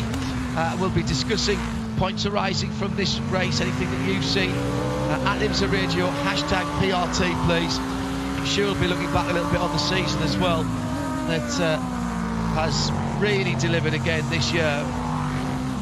John Doonan, president of IMSA, with Shea in the pit lane earlier on. It has been an extraordinary team effort from everybody down at their Daytona headquarters, along with the promoters and the tracks, to get this year on and to get us to a stage here at Motul Petit Le Mans, Jeremy, where we have still got championships that are up for grabs, and we've had pretty much, in fact we've had the same number of races. It hasn't quite been exactly the same, but we all know the reasons behind that. But we've had a championship that is worthy of the name. Well done to everybody concerned, I'd say, including the teams, very much, because they've had to get themselves together. So Jeremy, 2.5 hours to go. We're into the realms of a standard length IMSA race, and I suppose we're starting to get to the area, Jeremy, are we now, where, right, we're in the dark, we're solidly in the dark, we've got a plan to get to the end of the race. Let's see where we are, who are we racing, and basically turn up the gas a little bit. Hello, you driver, start driving. Yeah, and the short answer is you're racing everybody, because all the classes are still really closely matched at this stage. We've got 7 cars on the lead lap, all the DPIs. Most of them are within, well, the first car's actually 8 seconds ahead of the second car at the moment, but the next 5 are all pretty much nose to tail. Then to get back to number 5 car that had that, I still believe, unscheduled stop a little while ago, which ran out, I think what happened to that one. In LMP2, we just seen a pit stop from number 52 car, and I would say that number 11 car comes into the pits, which puts number 8 car back into the lead in LMP2, so it's super tight there. Number 22 car also is on the lead lap there. The 2 LMP3 leaders, well, actually they're separated by 3 seconds now. Scott Andrews has pulled out a little bit over Spencer the Bigot. Jerome Blekemolen is only 1 lap behind in the second and by one, and in GTLM a big lead of 3 seconds now from Brent McVicky after the pit stop with the BMW lead. So, and then in GTD, Roman DeAndres actually is stretching out a little bit. Roman DeAndres got 3 seconds over Zach Robichon. Frankie Montecalvo has slipped back fairly recently, I think, to 9 seconds behind in 3rd position. Spencer Campelli is now driving in place of Andy Lally, and is running 4th in the Magnus with Archangel Caliber 44. So your Mazda in-race update. Jeremy Shaw there with me, John Hindhaugh, and Johnny Molan in the Haggerty Global Broadcast Centre. Down in the pit lane, opposite the Michelin Tower at turn 12. Shea Adam is our VP Racing Field Pit reporter with Christian Fittipaldi. Christian, some things never change. You are always going to be associated with Mustang Sampling Cadillac. It's your car, whether you're driving it or on the stand. It came in a few minutes ago. Was that a scheduled pit stop? Is everything going okay? No, unfortunately it wasn't a scheduled stop. We detected that we were burning a little bit more engine than we were expecting. So basically we're trying to fix it and trying to get back into the race again. We have Johnny Molan in the booth with us for this one, and he keeps remarking over the onboard video how much he wants to get back in a car watching it. Do you feel the same thing watching this race? No, I love being around.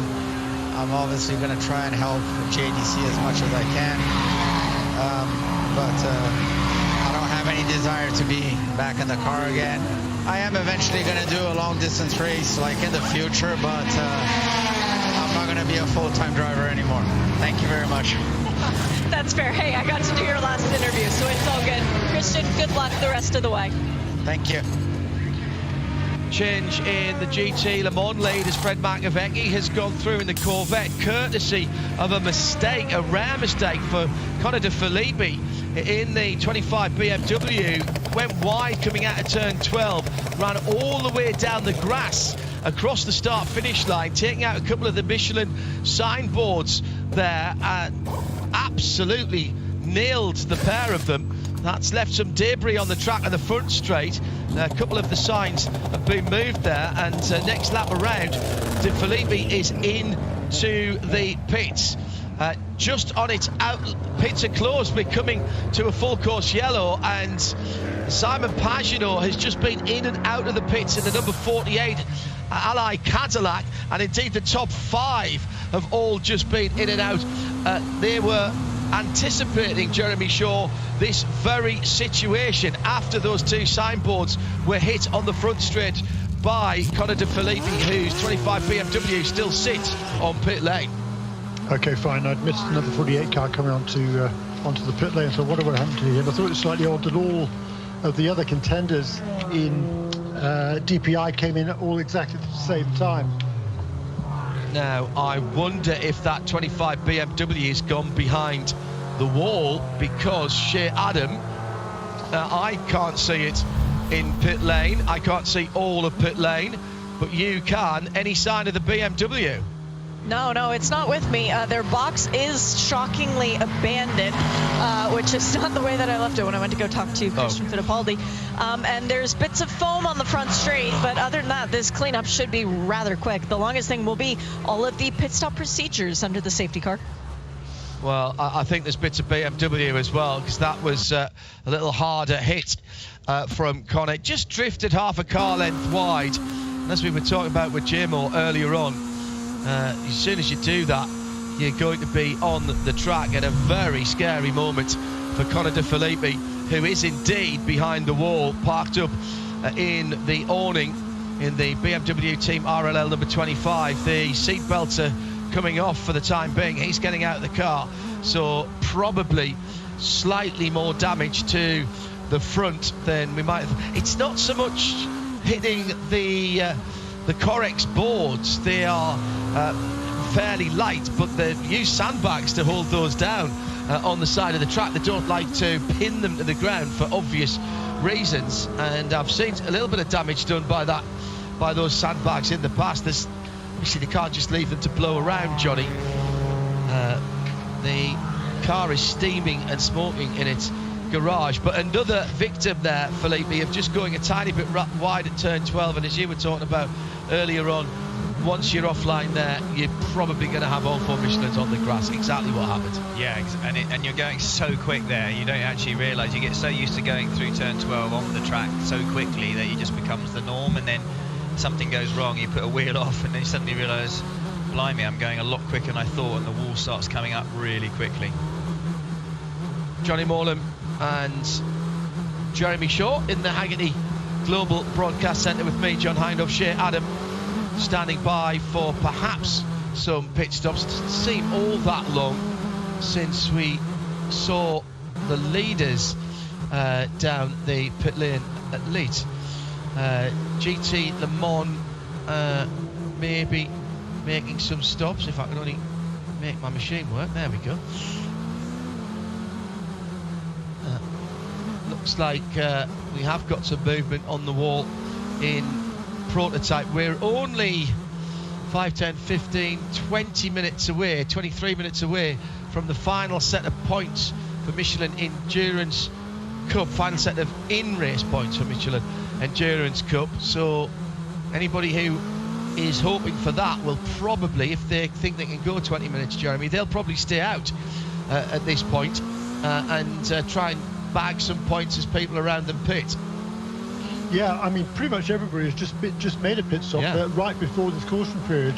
I mean, the only car that will probably come in now amongst the prototypes is number 5 out of second place, but that's only because it's completely off sequence with everybody else. LMP2 cars, they were in, all of those 4 cars were all in a lap or 2 ago. We'll probably see the 2 LMP3 leaders onto the pit lane this time around, and that will perhaps give Jerome Blakemole an opportunity to get back onto the lead lap, to make it 3 cars on a lead lap in LMP3. We will see pit stops in GTLM, and yeah, probably for GTD as well. So 2 hours 23 minutes to go, JMO. We get a little reset again here. This is the cadence, this is the rhythm of American racing, IMSA racing. As a driver, there must be times when this frustrates you because you've built up a lead, but there will be equally times when you go, yay, I've just made up 10 seconds that I didn't have to fight for. Yeah, absolutely, and it's all about, at this point here, it's all about just really trying to keep the grip as much as you can in the tyres. And you see everyone, especially the DPIs, because we're with the leaders, sort of 1st to 7th, they're all going around, they're all within 9 seconds, and it's difficult just with that bunched up like that behind the pace car to actually fall back and accelerate, which is kind of what you want to do, and try and just generate temperature in the front tyres in particular. But we were on board there quite a while with Ollie Jarvis in the 55 car, and you can see he's pulling out quite a lot, sort of going down the side of Felipe, who's very good friends with Ollie. They're both very good friends, and going down the side and coming back, dropping down the side. Because the one thing, when you're trying to overtake someone in the night time and you're behind them and you've got the headlights, it's very difficult to actually judge where they are. When it's daylight, you can see if they're on the right or on the left, or if they're directly behind you. But when it's so bright and it's literally all you look in your mirror and all you just see is a blinding flash of light, sometimes it's actually quite difficult to judge where they're trying to overtake you from. So there's that element as well when you're trying to catch someone napping on a restart, and that's all Ollie will be thinking about right now, because he knows that the restart is his best opportunity for getting a jump, and they'll all be thinking exactly the same. That's the problem. Just had a mega stat in on at IMSA Radio from front stretch, pointing out I was entirely wrong that the advertising placards at Road Atlanta aren't held down by sandbags. They are in fact held down by bags of topsoil instead.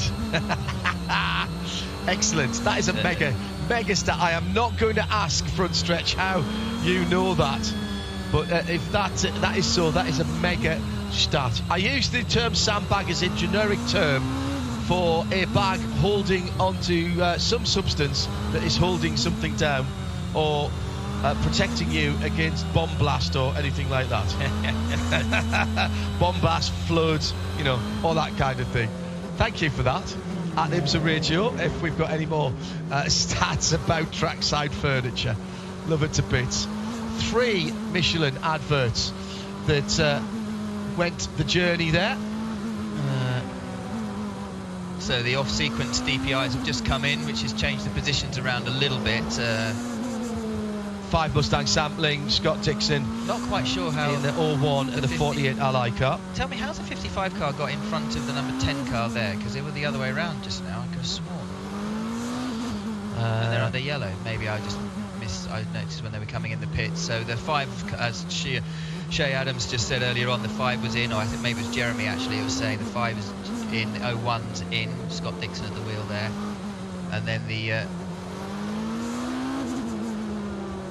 just trying to work out.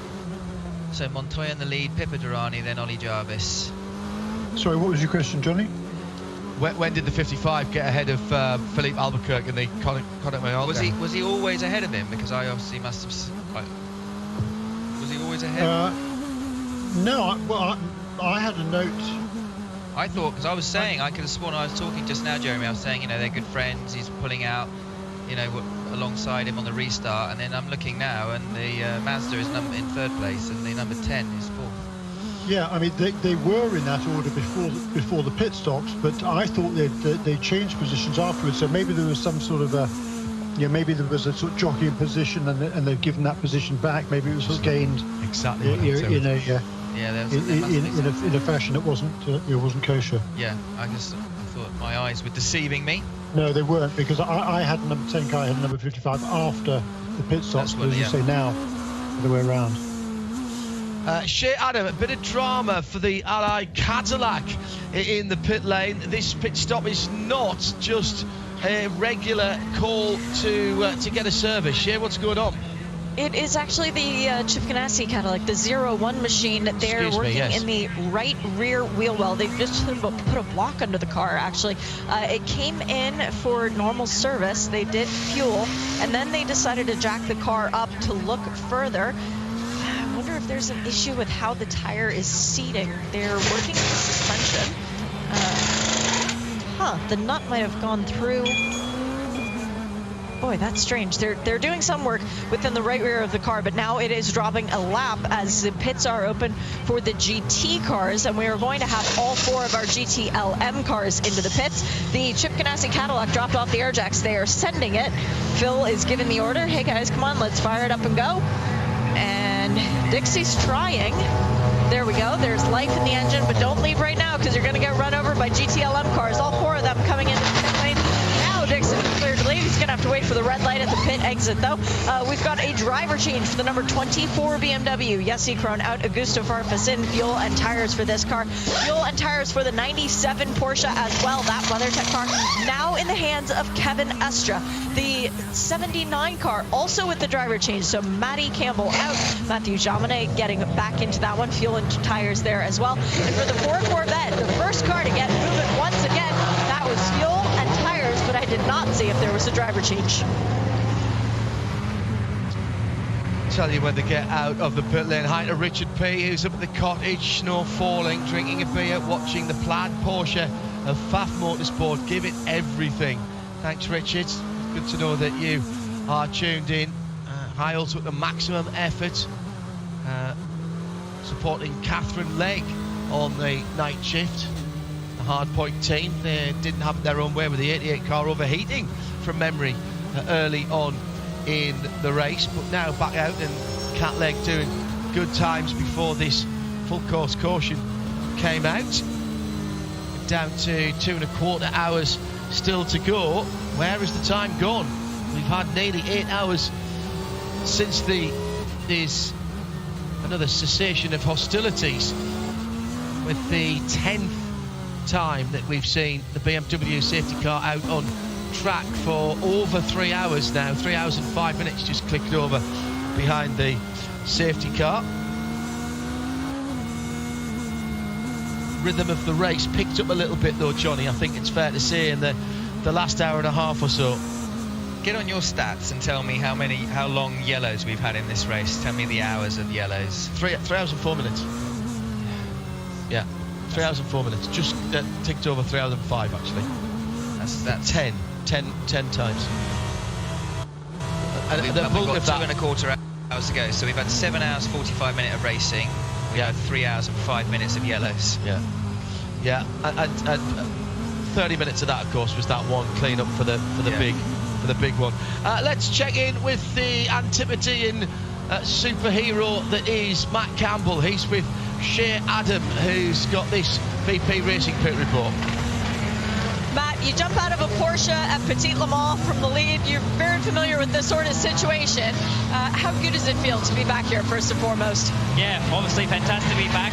You know, but in saying that, it's the last ever GTLM race, last time the RSR will race in USA. So a little bit sad on that front, but hopefully we can go out on a bang, try and get a win for Porsche. But yeah, it's a tough race. Obviously, everyone is super close, fighting.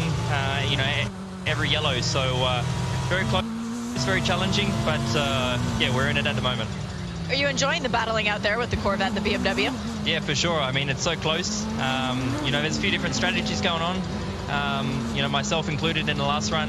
I just had to save a little bit of fuel, a bit of a bad restart, but paid off in our favour. We're able to jump 2 cars in the pits, so ideal. And yeah, we'll just have to keep chucking along. Matthew's in the car now until the end, and yeah, he'll do a bloody good job. Good luck. Thank you.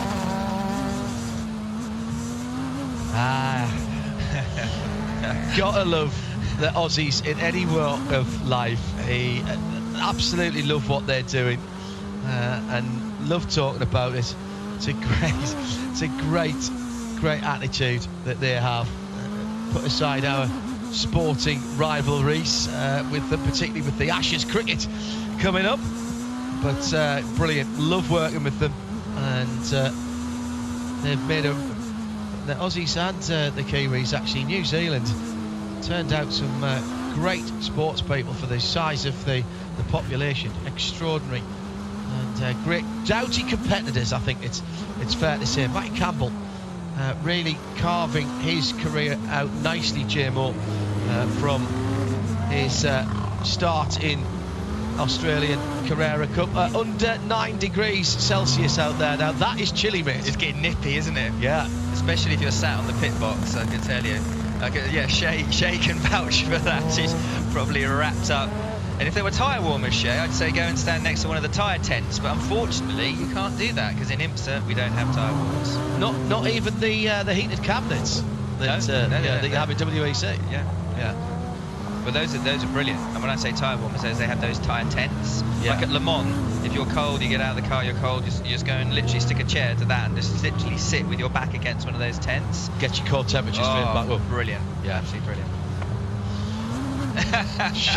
Shay be getting into the tyre tent right Shay now. would be asleep in the tyre tent. Yeah. That's not quite as susceptible to the cold, Shay, now since she's moved to Utah from Florida. We are getting her gradually acclimatized to what the rest of us have to put up with. What was it John Doonan said? This is like a summer day in Chicago. Yeah. Very good. Very good. Something actually I was going to mention earlier on about the pro categories. I was talking time before we go back, Green, talking a couple of weeks ago to the newest signing for United Autosports for WEC next year.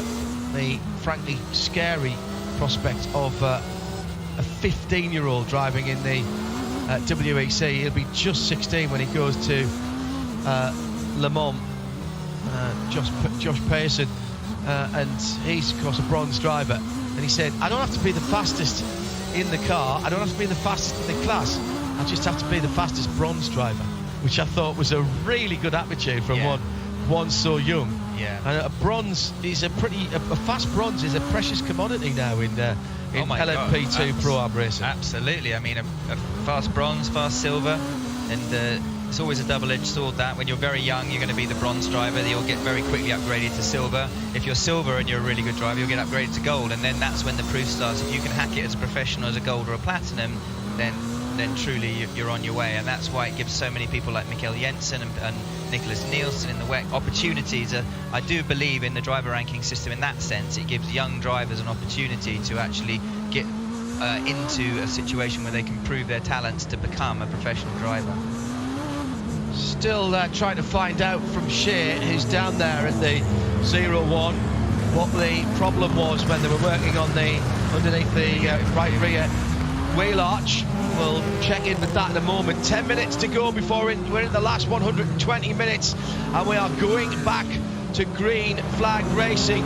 BMW 25 has been retired after that incident on the front straight with Connor De Filippi went offline whilst he was leading GTLM. That's the latest retirement. That news coming in from race control. We're back under green flag conditions. Another good start from the front of the field by Juan Montoya. Pimo Durrani, though, sitting right under his rear wing. And he saw Felipe Albuquerque actually go down the inside of Ollie Jarvis there in the turn 12, almost like I don't know if he let him through or it looked like a really easy pass. So it goes back to what we were saying earlier on with Jeremy, how they swatched positions. They were actually third and fourth with Felipe in front and Ollie behind. Now it's reversed. So whether that was just a situation with the cold tyres and Ollie struggling to get them up to temperature with the Mazda, or whether that was deliberate, I don't know. But now they're running back to nose to tail again.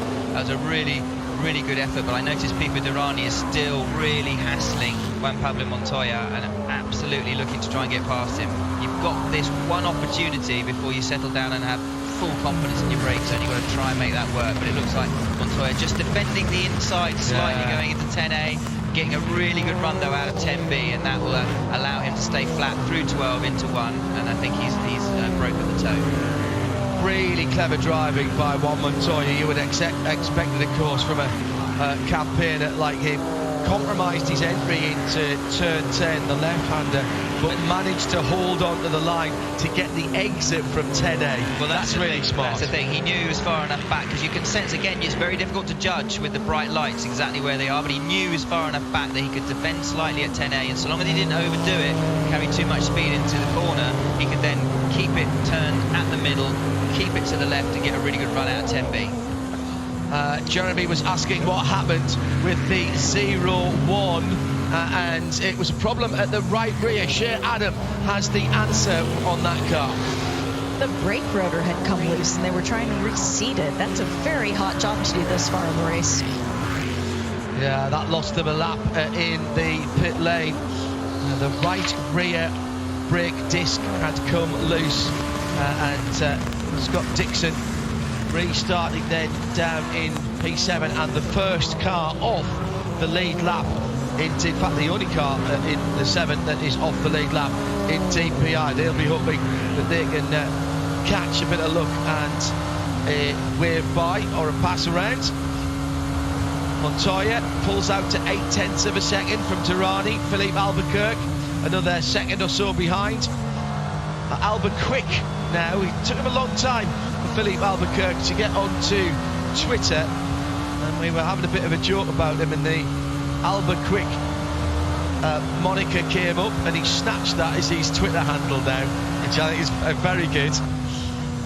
Smashing lad, Philippe Albuquerque, really good to talk to, very knowledgeable, what Jeremy would call a student of the sport, watches other parts of the sport, invested in it, and always have a good chat with him. So you say that about an awful lot of people in this paddock. We are very, very fortunate indeed to have such a good set of people. Something about sports car racing, Johnny, I don't know if you found it as well. Obviously, you know, we have to talk to people across a wide variety of motorsports. Something about endurance sports car racing, people seem to have quite a rounded view of the world and not be so much in a single bubble as perhaps some single-seater racers are, and that's not a criticism, they have to be like that because they're so focused in, whereas sports car racing people seem to be, as I say, a little more outward looking. Yeah, I suppose so. I mean, I find that in sports cars, I think it's the nature of, especially in America and in the IMSA paddock, you're actually able to mingle with a lot more of your sort of fellow drivers. You're not isolated like you are so much in single-seater racing at the top level. But even in IndyCar, it gets very, very friendly. I think it's more a European-American thing. And obviously in the IMSA paddock, you've got people coming from all over the world with very different opinions, very different cultures, and everyone mixes in together. It's one big circus, and I think that's why everyone loves it so much out there, because as we mentioned earlier and alluded to, it takes racing back a few decades to what it used to be like, and teams not necessarily looking to try and mess each other up, but actually when something happens badly, quite often teams are there for fellow teams, helping them with parts, helping them with whatever it may be, and that's sort of a, you know, race hard on the track but actually be friendly off of it, and I think that applies from the drivers all the way up to the top guys running the teams. Turner at VIR loaned one of their competitors for the championship an engine hoist, so they could there you go. do a change, help and put it together for them and showed them how and helped them change their engine, and that was somebody that they were battling for the championship. Yeah, and there are other top level championships out there, even in sports cars, where potentially that might not happen. No, I agree with that. 2 hours and 5 minutes to go. Jeremy Shaw, this is starting. We're back to green now, and there's still plenty of interest out there in all of the classes. Oh yes, we're coming up now, just 5 minutes away from the 8-hour mark, so more Michelin Endurance Championship points to be gained. Just looking at the championship battle overall now, the number 31 car ahead of the number 10. Those two nose to tail pretty much out on the racetrack, and whichever one of those two finishes ahead wins the championship. So a lot at stake there. The second and third place cars will part. Montoya leads by not very much. And then Pipa Durrani trying to hold off Philip Albuquerque. Came in, Durrani, number 31 team, they came into this weekend 19 points behind, wasn't it? And now they are just 10 points behind. They're certainly within a position's worth. So it's all to gain now in the championship in DPI. They come into this race here, just 9 points between them, so incredibly close. Whichever one finishes ahead wins the championship, and that's super exciting. There'll be some quick arithmetic at the end of this one before we head to Michelin post-race tech as we come down to the last 2 hours. Let's give you a quick Mazda in-race update.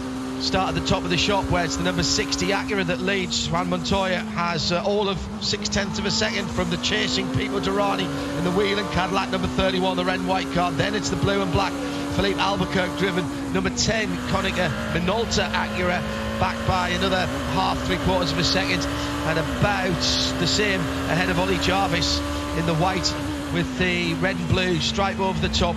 That's the Idemitsu Mazda number 55.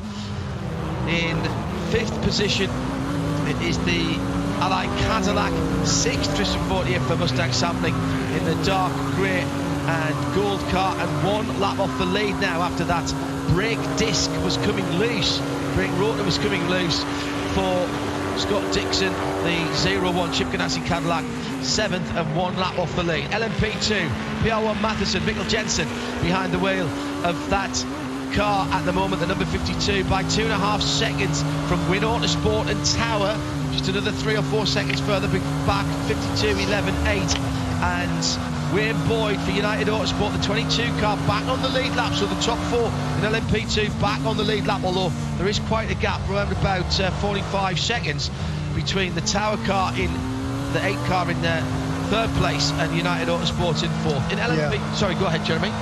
Well, I was just going to add to that to say that Wayne Boyd was into the pits after the restart. Whether that was a penalty, I don't know, because it had been in during the caution period, so has now made an extra stop. That's why it's a little bit further back from those other 3, John. LMP3, Riley Motorsport leads, number 74, GT Le Mans. It is the Corvette that leads, and what a bit of driving at the front of the field. The leaders in traffic coming down through turn 12.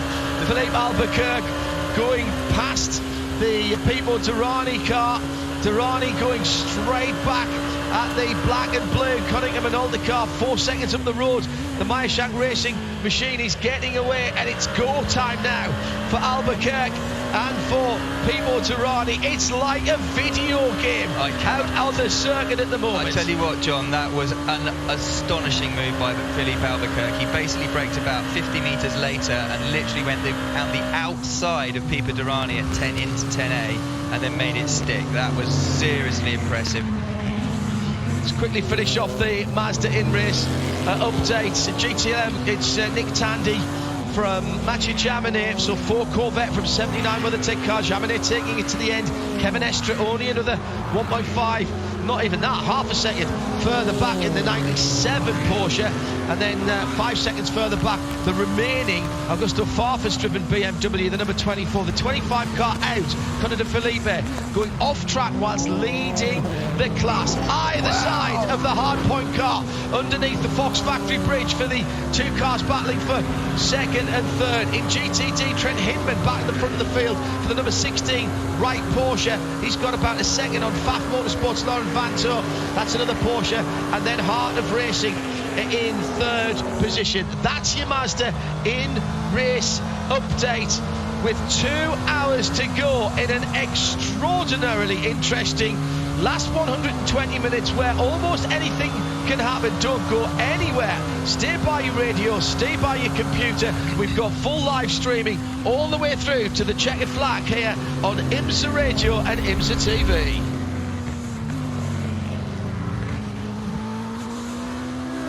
Well, a demonstration of driving skills which is as entertaining as it is impressive. Johnny Molam, the pass for second that went on a couple of moments ago, just unbelievable. We'll get back to that in a moment. Let's check in with the battle at the front of the GT Daytona field, where Roman De Angelis is just out of the Heart of Racing. Aston Martin is with Shea Adam.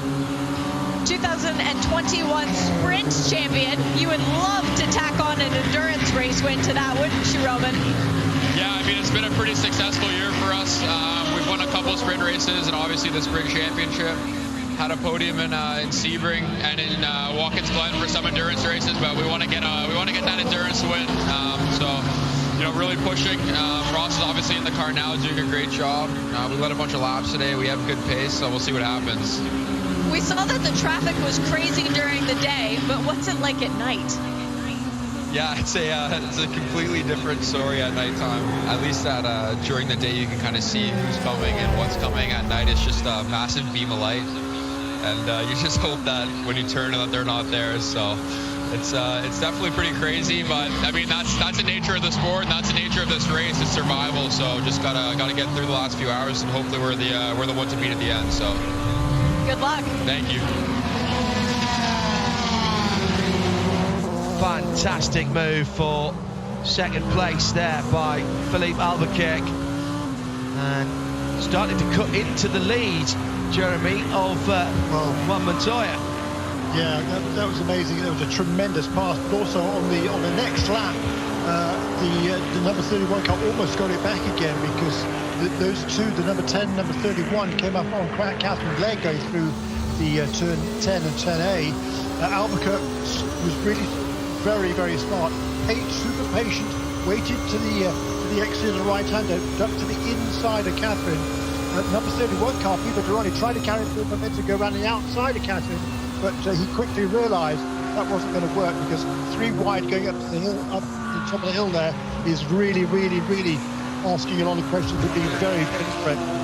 Particularly with 2 hours remaining in this race, that wasn't the smartest move. So the smart move was, and what he did was back off and tuck it behind. But that was super tight. Yes, that was diplomatic language there, Mr. Shaw. 3 wide underneath the bridge. Catherine Legg, though, to be fair, still gave him enough room, so he did have to back off and brake because he was running out of room, but then he still did actually go round the outside of her, coming up over the brow of the hill, dropping down into 12. So, yeah, he's taking no prisoners. Yeah, she was paying attention there. That was classy. Oh, yeah, that could have been the end of both of their races. Steering rack vibration issues on the 88 hardpoint car. Had overheating issues earlier on.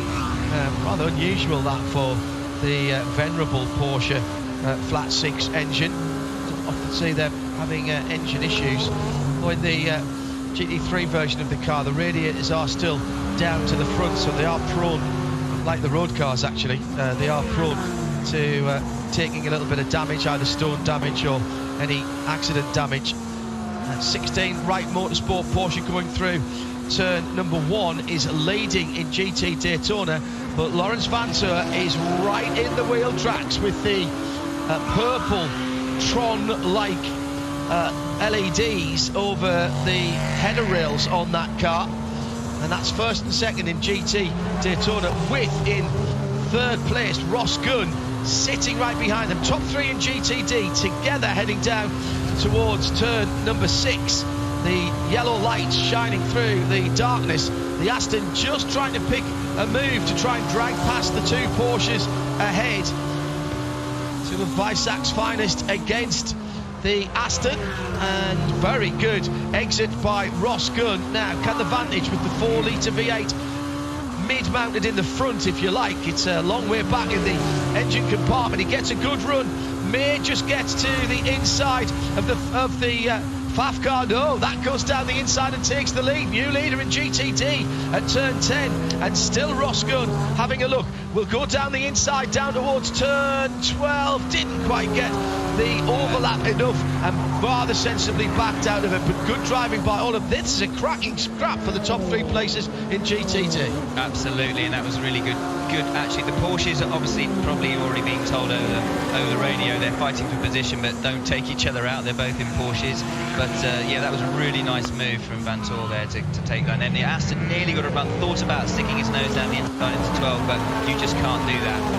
And then behind the DPI battle, you can see them desperately trying to actually overtake. I think Pippa Durrani's actually sort of holding up Ollie Jarvis and Simon Pagenaud behind him, but then with the traffic, the gap's coming back out and then in again. But you can tell that they're really trying to keep that gap down and use the traffic to their advantage. The 2 WeatherTech Porsches have just changed position as the 97 Kevin Estre has gone by Mathieu Jaminet just over the top of the brow there. Now, that's not a normal turn 2, that's a normal overtaking spot, so that might have been orchestrated as well. Meantime, in 8th position, that's the in their class, the battered and bruised number 2.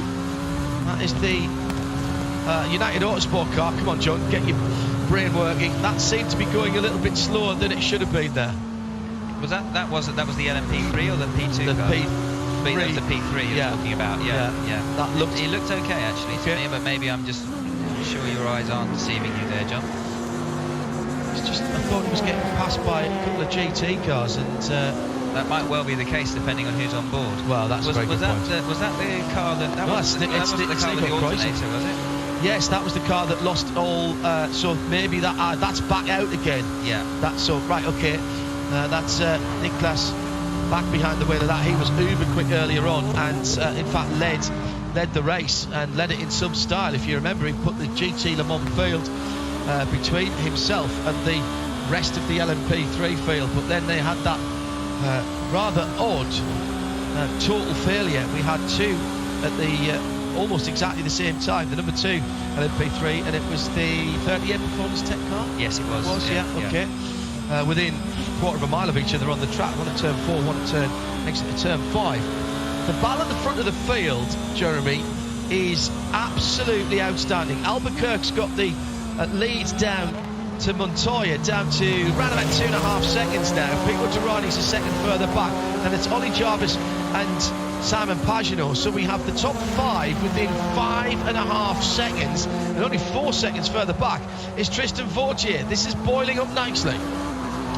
Well, it certainly is. This is fantastic, isn't it, right now? I mean, you picking a winner out of this lot, no thank you very much.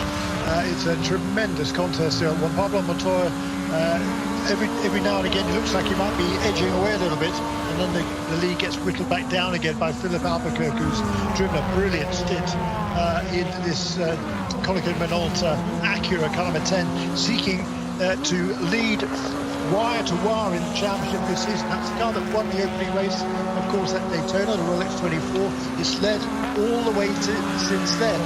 But if she's behind the number 31 car, she was behind it just a few laps ago, then he would lose the championship at the last hurdle. But Philip Albuquerque has momentarily at least set that record. He's back in front. And Jeremy, the GT Le Mans battle is heating up as well. So Jaminet let Estre go through and swap the 79 WeatherTech car in second to the 97 WeatherTech car in second. Estre has closed the gap down to Nick Tandy in the number 4 Corvette, Johnny, substantially, to the point where he's almost within striking distance. He's in the tour now. I mean, going down the back straight. He's looking a lot quicker, actually. He's looking like he's getting a really good exit out of 7. He's looking really quick on the straight. And again, it's like I said to you before, in terms of the lights behind you, you can't always tell exactly where they are. But Nick Tandy's a wily old fox. He'll know that he's coming. But he's getting really close. The last time he was just as close to, and then a prototype got in between them at 12, and he fell back slightly from Nick Tandy and Kevin Estre, that is, in the Porsche. But this battle is going to go to the end. Two fantastic GT drivers at the top of their game, fighting for the victory. And of course, Tandy knows all about the strengths and weaknesses of the Porsche and of Kevin Estre as well. He's driven with them in the past, including at the Nürburgring Nordschleife with Estre, which Estre, the French driver, did win this year. As long as we don't have a repeat of the contact like we did in the Bahrain race, we'll be okay. So I think that would have had somewhat of a different outcome had we had IMSA stewarding going on there. Incident responsibility is normally assigned very quickly. If he gets through 7 out of 7 that he got last time, this is going to be a case of Nick maybe having to defend down into 10A, because he's sat right behind him now.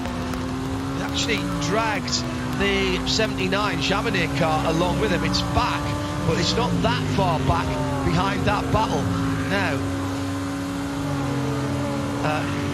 Ross Gunn has got up into second in GTD for Harter Racing, and that's because Trent Hinman's pitted in the number 16 Porsche from the second place in GT Daytona.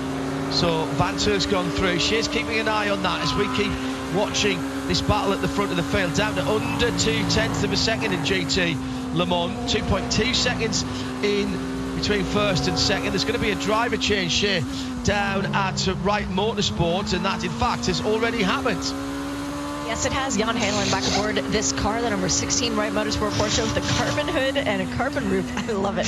They've already changed all 4 of the Michelin tires. They're lifting up the wiper. Ooh, windshield tear off. Wow, they are being really nice to Jan Halen a week after getting married to Margaret. Hello, Margaret. The air jet comes out and the fuel hose still attached. 30, 31, 32. So the Wright team with about 10 seconds to spare. No, it was 35 seconds worth of fuel. So that means that they were 5 seconds shy. They pulled Trent in to try and get Jan Halen back on track a little bit sooner. Maybe a little bit of strategy going on there, Shane. Thank you very much for that VP Racing Fuel pit and paddock report. Still Tandy leading in the Corvette, going down to 10 and 10A again. Prototypes about to get involved. They're passing the 44 Magnus Acura NSX with Spencer Pumpelly on board. Now down towards turn 12. Corvette seems to get a really good run out of 10B, but the Porsche seems to get a better run out of 7. Yeah. So quite different. Well, isn't that the joy, though, of sports car racing? Yeah, I know we talk about BOP and, you know, getting everybody on the same page, but what you can't ever engineer and should never be thinking of engineering out is the relevant relative strengths and weaknesses of a car. Even if they make the similar lap time, they're not necessarily making the lap time in the same way in the same places on track, and I like that variety. It is, so long as it is sort of spread out in terms of the corners and different types of corners and everything else, because there's nothing worse than having a car when you're on your own, you can do a very quick lap time, but you're doing it in the corners and then you're going up against a car that's making a lot of its lap time on the straights, because ultimately in a race situation, the one making it up on the straights is always going to be able to beat the one in the corners, because then you'll make it up on the straights, defend through the corners, and then disappear. And again, Kevin Estre this time, absolutely that prototype that ducked underneath Nick Tandy going into 7, and I suspect this is going to be a move down into 10A. I don't think Nick Tandy's going to be able to keep him behind here. Oh, well, this side-by-side there was contact, there was contact. Nick Tandy's keeping his foot in. Again, pushes him right out onto the grass. That was a little bit naughty, that, and actually that's now let Jaminet back through ahead of his teammate in the Porsche.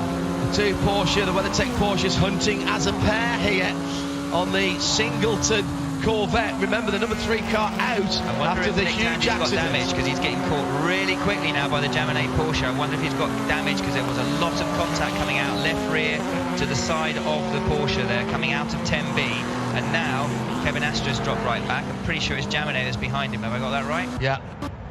And he's catching him quite quickly, so it looks to me like potentially very, very interesting. I'm sure that'll be being looked at. It was side-to-side contact through the first part of 10. It looked to me like Estre definitely got some damage. He got pushed very wide and it really kicked him out. He went right out into the dirt, and that was quite a lot of contact that Nick Tandy lent on him coming out, and actually there was side-by-side banging the rear wheels. Rule in IMSA is that even if someone tries to go around the outside, puts themselves in that dangerous position, which you try not to do, that you have to give them a car's width through the exit of the corner. I'm not sure that was the case there. Certainly the 79 of Jaminet came through, had to avoid his teammate actually as he rejoined. My worry there would be, is there any wheel damage or valve stem damage of the cars running so close together? But that would have happened straight away. Yeah, so I think that if you pull a valve stem, it just goes down immediately. It looked like Jaminet really caught Nick Tandy. Now, whether Nick was just assessing whether he had more damage, but he seems to have got his head down and started to inch away again. He's certainly not being caught as quickly as he was. And as we see the Kevin Estre in the pits coming into the pit lane, and it'll be interesting to see what damage down to Shea Adams. I'm sure she'll find out. They're changing all 4 tyres at the moment. Shea, was that car due in anyway before that side-to-side contact, or have they been called in as a result of that contact? Were they expecting him in? No. Is there right side damage? Yes. It looks Stark took a bite out of the dive board. On the right-hand side, the running board has a serious indentation in it, where there used to be carbon fiber, and now there's just carbon fiber shards. That was not a planned stop, but we do have DPIs with teams up on the wall. Mazda pitting soon, as well as the 31 Whelen Engineering Cadillac, and Felipe Nasser is back up on the wall for them. Yeah, that was only a 22-23 lap stint. So why would he pit though with that level of damage? If it's not damage to stop you, I don't understand why he'd come in and pit, because they didn't fix it, they just fueled and tired him, I think. So unless there was a tyre issue. Maybe. I was concerned when I saw that level of contact side by side. The camera, that the amount that the bottom of the tyre sticks out different to the front, because you put the tyres at an angle so that when you're leaning on them, they flatten out. So he's well within the window of still getting to the end of the race with the same amount of pit stops, so I can see that. We'll have Jeremy Shaw with the Michelin Endurance Cup points in a moment, but first of all, some more pit stops from the front of the field. Ollie Jarvis from Mazda and Shea Pipo Durrani for Whelen Engineering and Cadillac. Chelsea will be happy to hear that Ollie is staying aboard the 55 Mazda, which is quite dirty and a little bit smeared on some of the names, but it's still going round and round. Fuel and tires for this car. Fuel, tires, and driver change for the Whelen Engineering Cadillac, and Pipo out, as I mentioned, Felipe Nasr in. There was a pit stop also from the 12 Lexus. They were in not very long ago. Now just waiting on fuel, and now Ollie is left to lead. I think he's going to miss doing those kind of burnouts in the Mazda because they are different from any other DPI we have, and they go out nose to tail way closer than when they came in. Marvellous stuff. Thank you, Shay. Down in the pit lane. Jeremy Shaw, we should be getting all of the leaders in now. Yes, indeed we are. Yeah, and the last lap around, the two were pretty much absolutely nose to tail as they came across the start finish line, as they are now as they come onto the pit lane to complete lap 326 to make their scheduled stops. So at the pit lane speed limit, which always, doesn't matter what it's set at, always seems to be ridiculously slow. Coming down in there. Now, looks like full service for the Acura, the AutoNation XM Sirius XM car, and see above comments, Shay, for the second of the Acuras, the number 10 car. Ricky Taylor is now aboard that car. He will take it to the checkered flag for Wayne Taylor Racing. For the 60, it is still Juan Pablo Montoya, but fuel and tires, you are correct on that. The 24 BMW was into the pit lane. That was no driver change. Augusto Farfus got new Michelins, well, scrap Michelins, and a lot of fuel. Right, they're going to rejoin and reignite that battle quickly to Jeremy Shaw, who's been doing the arithmetic on Michelin Endurance Cup, and we have, I think, got a resolution in off for the second of the Acuras. That was the 10, the Cunningham and Alta car, and coming back on right in front of the Lexus, I think, as it was coming down through the first part of the S's. So that's cold tyres on the front of that car, just understeering off, Jimo. That's exactly what we were talking about. It makes it so tricky coming out of the pits, and he was really trying to keep it in there so that he could keep the Montoya. As you see, Wayne Taylor, Ricky Taylor, excuse me. Wayne Taylor looking to the skies, but that was a really tricky moment. And of course, now he's not only got cold tyres, he's got dirty cold tyres. Still the battle goes on in GTD, and in fact side by side on the back straight, Ross Gunn going for the lead. Lawrence Vanto is on the inside, the preferred line into turn 10. How late can he brake, and will the Aston be able to get around the outside? That Lexus is in the fight as well, and the number 10's just gone around them, that battle. So behind them it is the, I couldn't see whether it was the Aston or the Porsche that came out of that section of the track, but they were very close indeed down the back straight. I think the 23's taking the lead on the tracker. Yes, it has. Aston leads going into turn 1, so that's Roscoe taking the lead in GTD. Right, Jeremy, sorry, interrupted you in mid-floor there. We do have some resolution in the Michelin Endurance Cup. Yeah, but there's all sorts of things going on here. I mean, there's but number 48 car in the lead, by the way, that's Simon Pagenaud, so that becomes the 6th different leader out of the 7 DPI cars, the 21st lead change. Yes, Michelin Endurance Cup then. In DPI, the number 60 car led at the 8-hour mark, so gets 5 points. Number 10 car that leads the way coming into this weekend gets 4. It now has 42 and has officially clinched, well, unofficially clinched, I should say, the DPI Michelin Endurance Cup Michelin Endurance Cup. So in the LMP2 class, the PR1 Matters Motorsports car led again, so getting a clean sweep so far. That now leads by 4 over number 8 car. So that will clinch that championship as well for PR1 Matters Motorsports 42.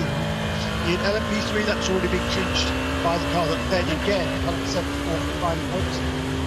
In GTLM, the Corvette number 4 now has insurmountable, so it will unofficially win the Endurance Cup in GTLM.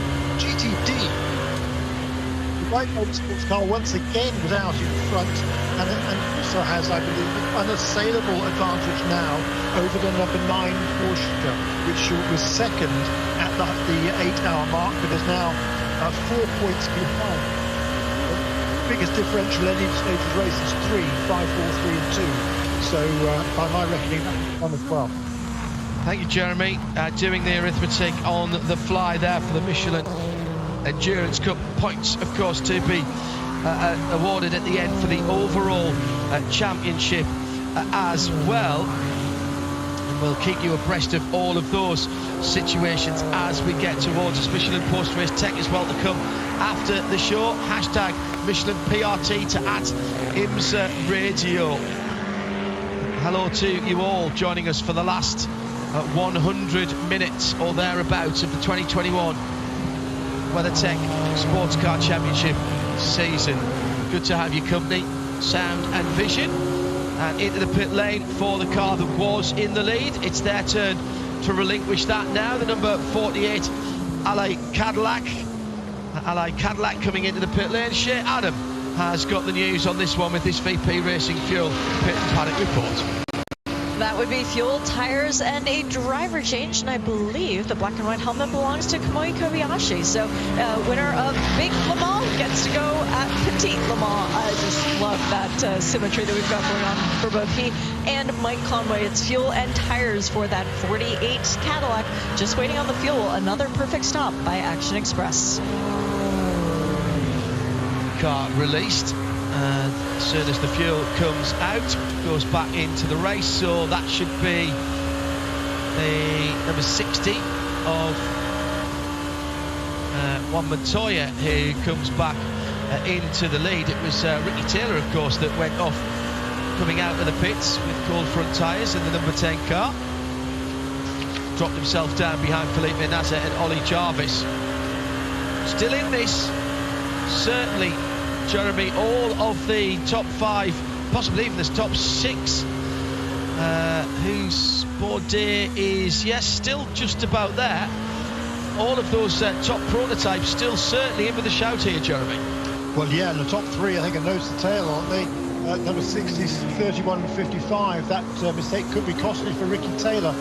He's all of a sudden now 10 seconds behind that trio, having led them prior to this round of pit stop, well, other than the 60 car, who's up into second place, and right with the number 60. So that could end up being a costly mistake, because that has put the we're now looking at the overall season-long championship. That has handed the advantage back to the number 31 car again. It's been back and forth all the way through. This is marvellous, Johnny, isn't it? I'm loving every second of it. I'm just almost living it.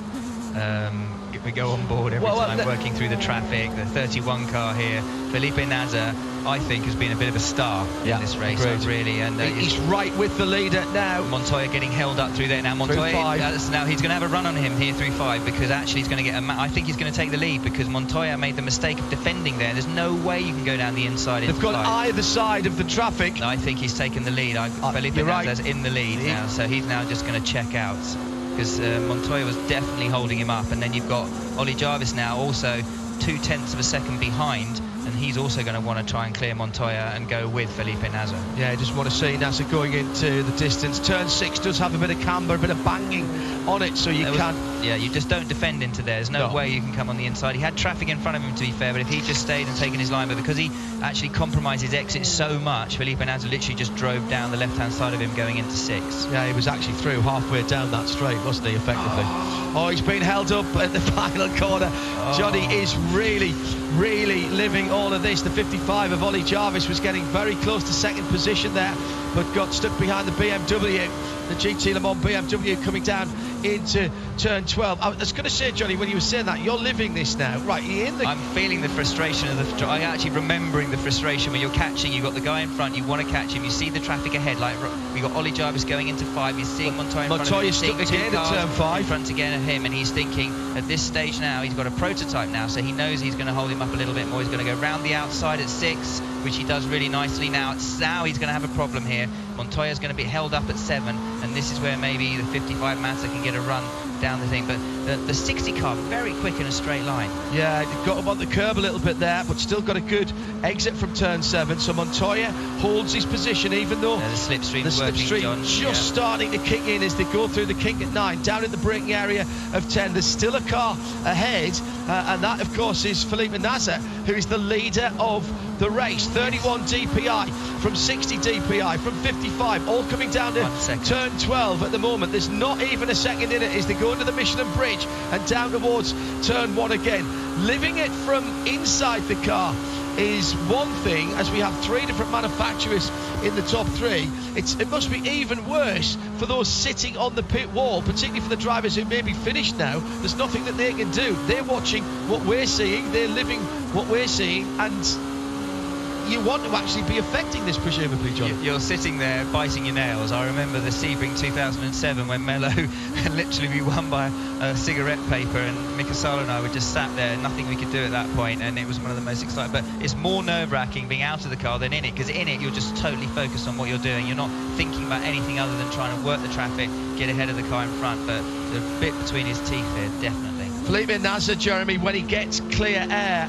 does seem to be quicker than Montoya. He's pulled out 1.6 seconds. Here comes Ollie Jarvis, not quite close enough this time. It would be a big lunge here. Somebody said earlier on, I think Brazelton Post Office will have run out of stamps by the end of this, because there's been so much sending it around these parts today, which I thought was a great tweet. As well, absolutely great tweet. I'm not taking credit for that. That was from one of the listeners. Into turn 1 again, but already, Jeremy, 1.5 seconds, Felipe Nasr gone. As soon as he gets clear track, he's away in that Whelen Cadillac.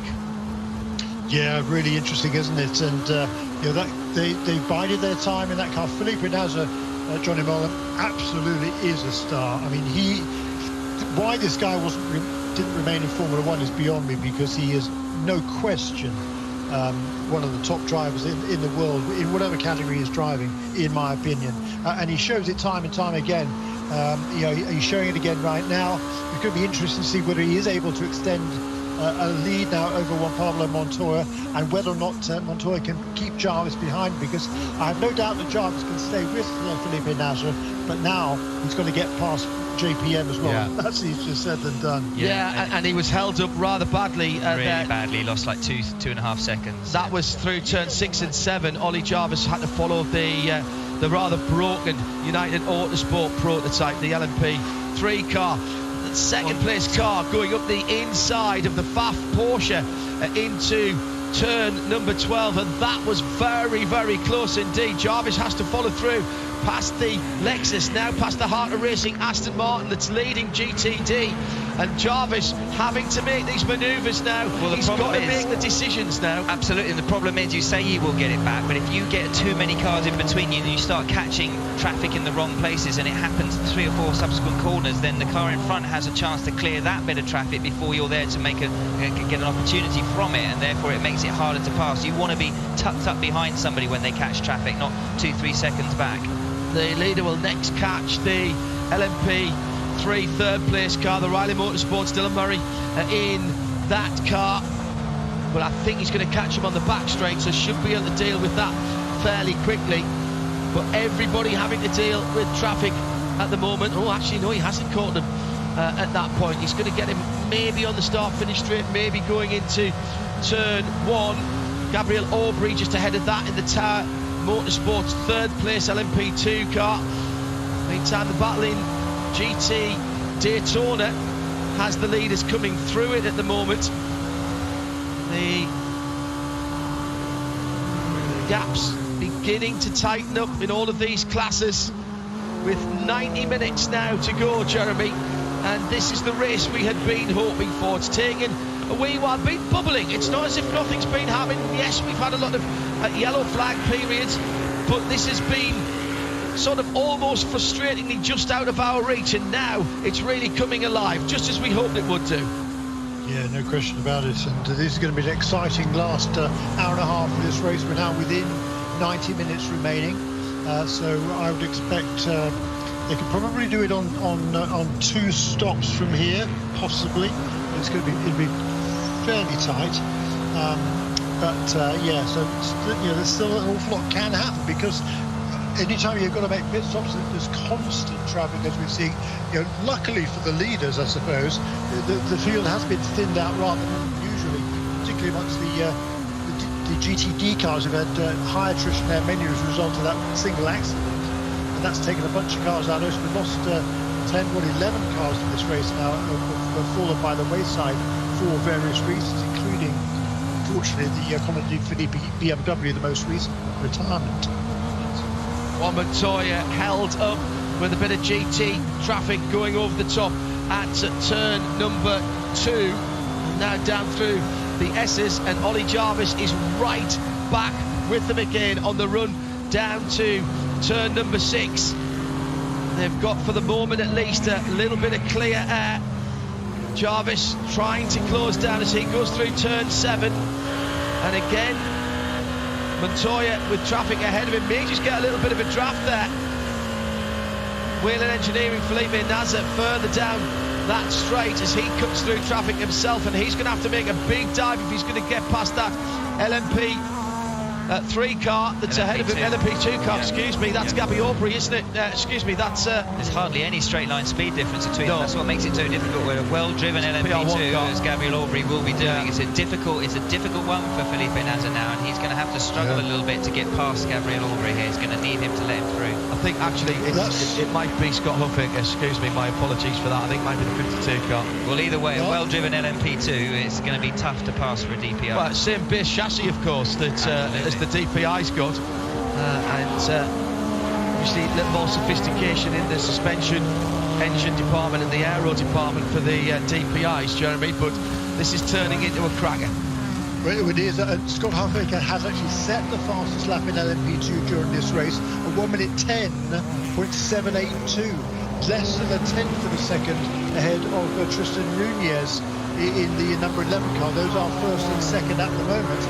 Thomas Merrill is driving the 11th car at the moment, with Huffing chasing him less than 3 seconds behind Gabby Aubrey, less than about 8 behind in third place. And he's actually got the best first sector of the whole race. Huffing has, yes, in an LMP2 car. Yeah, that tells you all you need to know, Johnny, doesn't it? Absolutely. In terms of the performance potential there. IMSA, of course, slowed the LMP2s down. And took performance away from them because the manufacturers in DPI didn't want to be racing them for the overall, but the aerodynamic performance of those cars is still very, very good indeed. Right, there's a lot of GT traffic ahead of Montoya. He's got like 7 or 8 cars heading up. Leader's been held up as well. 3. Yeah, they all have, and this is an opportunity for some lead changes. Yeah, at the track side at the moment, the Mazda has the very green top to it, the LED light bar, and that is chasing down, that's the 55, Ollie Jarvis chasing down Juan Montoya for the MSR number 60. That's got the purple top to it. Oh, very close going to turn number 7 and on to the back straight. And again, traffic right in the way of that scrap as they're heading down. Just a massive headlights heading down. The lead has cleared the traffic. He gets a clear run into turn 10. Felipe Nasr, not too much curb, quite a lot of curb on the exit there. That car's riding the curb very well. Confidence from the leader. It does look good, actually. I noticed that Montoya's car, especially at turn 2, taking the apex there, the rear of the car was really hopping over the curb there. He didn't seem to be taking it quite as well as either the 31 car or the Mazda. Mazda now looking at the back of the Mershank Acura. Right there, and there's more traffic ahead, still with a little bit of the Penske orange, I think, on the top plane of that wing from last year. This is an opportunity. Big opportunity at turn 5. This is where Montoya lost the lead, of course. He's had a better exit from turn 5. He's going to be at the dive down the inside. He's taking a risk, and there's almost contact. I think there was contact between Montoya and the prototype in front of him. That's the... that is the tower car. That is the car we were talking about. Being driven beautifully there, and he's in his own race. He doesn't need to jump out of the way of everyone, but it's really, you can see how hard it is for the DPIs to get past him, because cornering wise they're almost identical, straight line speed wise they're almost identical. Jordan Groves tweeting us incredible racing inside the last 20 minutes. Hope you're watching on, Jordan. free streaming video outside the US via IMSARadio.com. Hit the live video tab. It's got our audio on it as well. Thanks for being with us. Coming up to nearly 9 o'clock in the evening, 8 minutes before 9 13 minutes before 9 here at Road Atlanta. That means just before 2 in the morning in the UK. Johnny Morland. I take my hat off actually a little bit to Montoya here, because he's really working the traffic in such a way that he's not allowing himself, like he did when he lost the lead, to get tripped up by any car in front. He's judging it. You can see where he's working the traffic. Either getting incredibly lucky or he's being really clever at the way he's working the traffic, and I think it's the latter. He's not getting held up, because that's the opportunity where coming down into 12 you have to get out of the throttle. That's where somebody that's a second behind you just sails past you on the following straight. That's not happening, so you have to give him credit for that. Whilst we're keeping an eye on this, let's have a Mazda in-race update. GTD, Heart of Racing, Aston Martin, Ross Good has pulled out 4 seconds now, and Lawrence Vanto, and then it's another 30 seconds back to the third place Allegra Motorsports machine, the Mustang sampling number 5 car. Sebastian Bourdais is in the pits, and the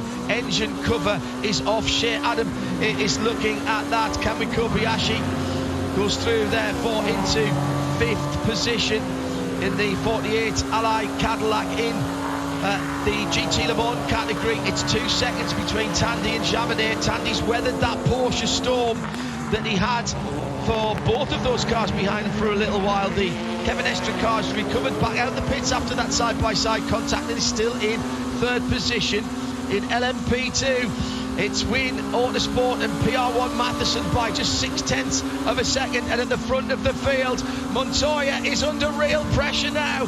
Ollie Jarvis has the smell of blood as he goes down into turn 6 through that banked area, now heading off to 7. A little bit more curb taken by the Englishman. My, Montoya gets that Acura out of turn 7 really well, but Ollie has managed to stay in the slipstream, now gets up to terminal velocity just over the top of the right. Don't think he's close enough here, but this is nip and tuck really at the moment, almost like a cat playing with a wounded mouse here, because Montoya doesn't have...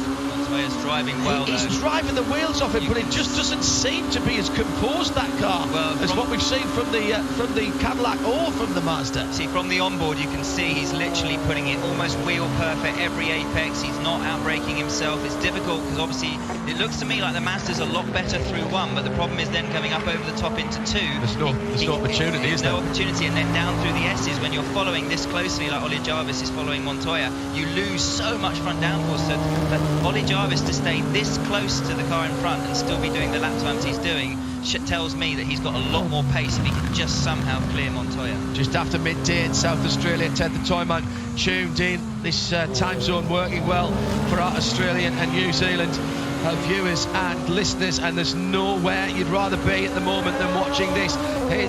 Coming up under the Fox Factory Bridge is the battle at the front of LMP2. Cross the line for the Win Autosport car, the number 11 going through, and right on the wheel track, Scott Huffaker, who's been driving beautifully in that number 52 PR1 Matheson car. And the number 11 still has just a little bit of performance in hand, I think.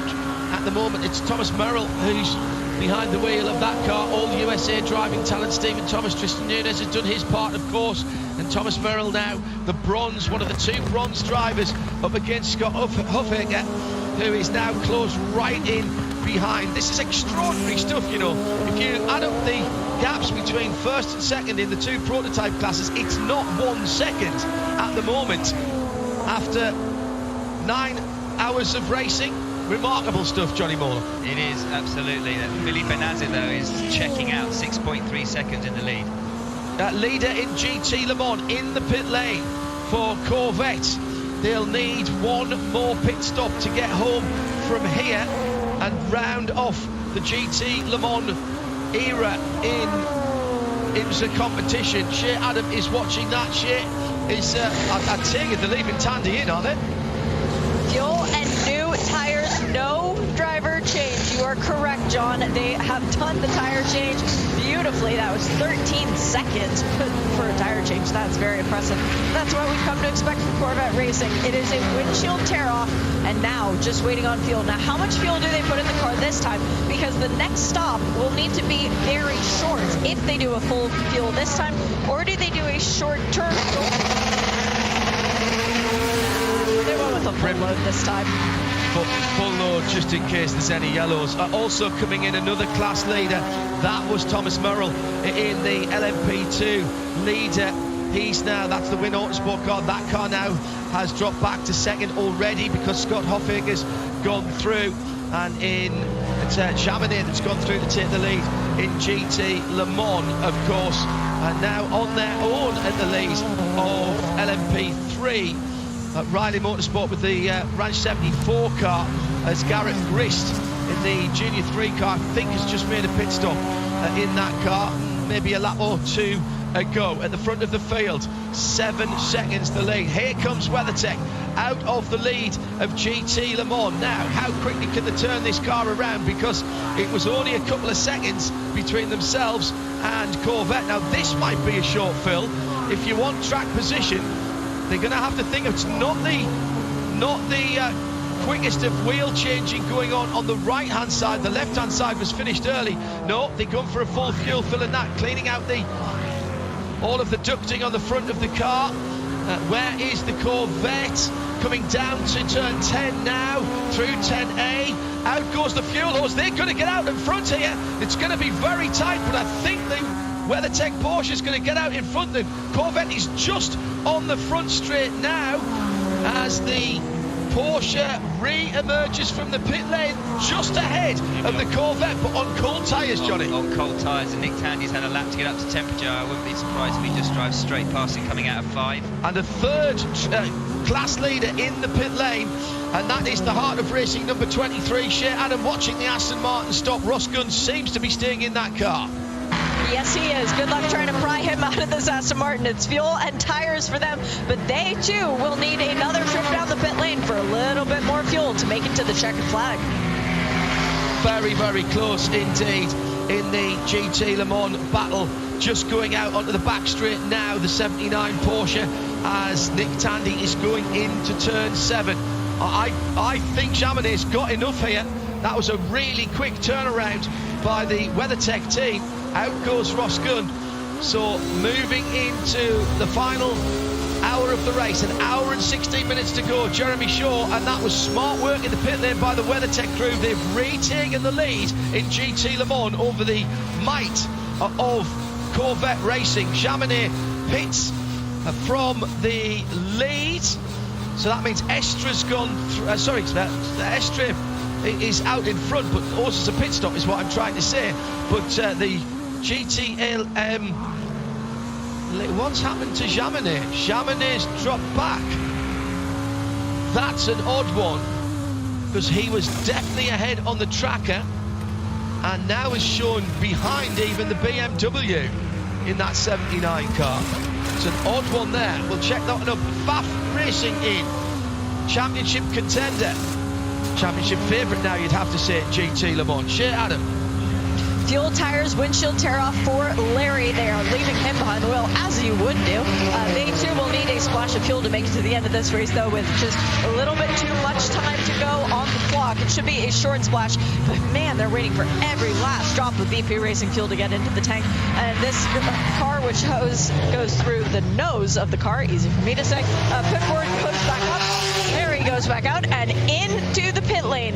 Mazda Motorsports. Remember, this DPI will not be racing with us next year, which means that the final driver for Mazda and the 55 will be Harry Tincknell. He has just been installed into the car for new Michelin tires. They are doing windshield tear-off for him as well. Seeing is very important at this time of night, as you might imagine. Waiting on the fuel, going out. See you, Harry. Yeah, and I reckon, John, they can get to the end of the race with just one more pit stop in that number 55 car. That's the first car, I believe, to have made its penultimate pit stop in this race. Yeah, and that you always want to make certainly your last pit stops first, so that you've got strategic options, so making your second to last pit stop first is not the worst thing either. And that car's got real pace had real pace in the hands of Ollie Jarvis, and Harry Tincknell's not going to be driving it any slower, Johnny. Absolutely, and they've got the pace. Maybe they can do a bit of an undercut here and get ahead and get some clear track, get those laps in, and then they can actually come out even after the next round of pit stops in front still. Cooler air, turbo engine will like that. A little bit fatter, it'll run well. Mazda relatively light on its tyres though, so that is something that you have to be careful of, getting some energy into that car's tyres when you first go out. Yeah, absolutely, and obviously Harry's driven in the dark before, and he's been having a really good run in this race, but he'll be up to speed quite quickly. Get those tyres hot and get going, and that was a supreme stint from Ollie Jarvis there. He didn't ever quite get past Montoya, but he was keeping him honest the whole way and got them back into a podium position. And kept us entertained as well. Is going to be critical. Outlap is going to be critical. Yeah, totally agree. Absolutely agree. All outlaps are critical here. PR1 going out. Mikkel Jensen in the 52 car. Gabby Aubrey in the number 8.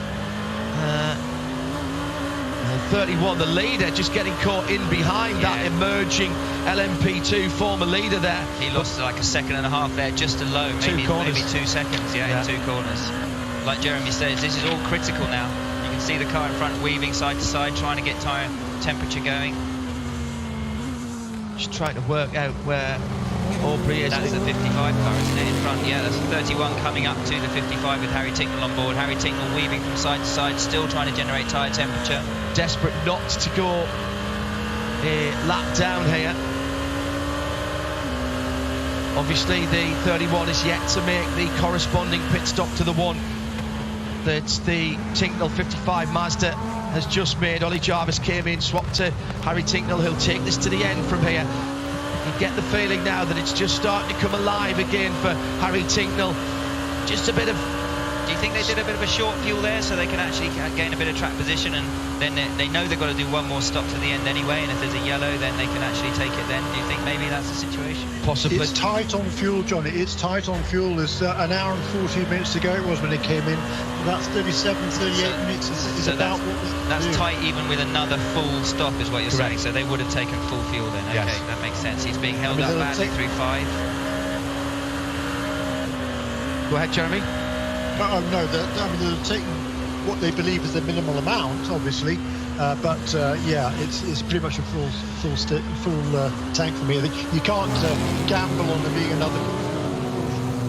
Out of turn 7, and this is not a battle for position, but it is a battle to stay on the lead lap. Harry Tincknell has every opportunity to do what he has to do. The BMW pulls across and almost hits the 24 BMW, almost hits the 55 car down the inside for Felipe Nasr, and there's off the track moment for the 55 Mazda, who's then almost hit up the diffuser by the BMW. Nasr got past, basically just stayed left, going down the back straight there, John, and they literally split. It was like a Schumacher-Hakkinen moment, splitting Gonta, I think it was. I commentated on that live from Spa. I was just praying that Tincknell would stay left, and he actually had to go to the right of the Porsche, and then Felipe Nasr just kept his footing, got a really good run, and literally just went down the left-hand side, had the inside for 10A. Harry tried to stay in on the braking, but just slightly went deep and then ran a little bit of dirt on the exit. Car's heavy at the moment for Harry, still getting the tyres up to temp and pressure. Lots more sparks from the 55 car through the final corner than from the 31. That tells the story visually for you if you're trackside here at Michelin Raceway Road, Atlanta. Just over an hour, or just on an hour and 10 minutes to go. Off the lead lap, yes, from Tincknell, but now he's got to get the pace up and he's got to keep pushing, because the equivalent pit stop from Felipe Nasr is yet to come. And Jeremy, that car should be in the pit lane in what, a lap or two, the lead car? Yeah, I would think so. It's certainly pretty soon now. Yes, on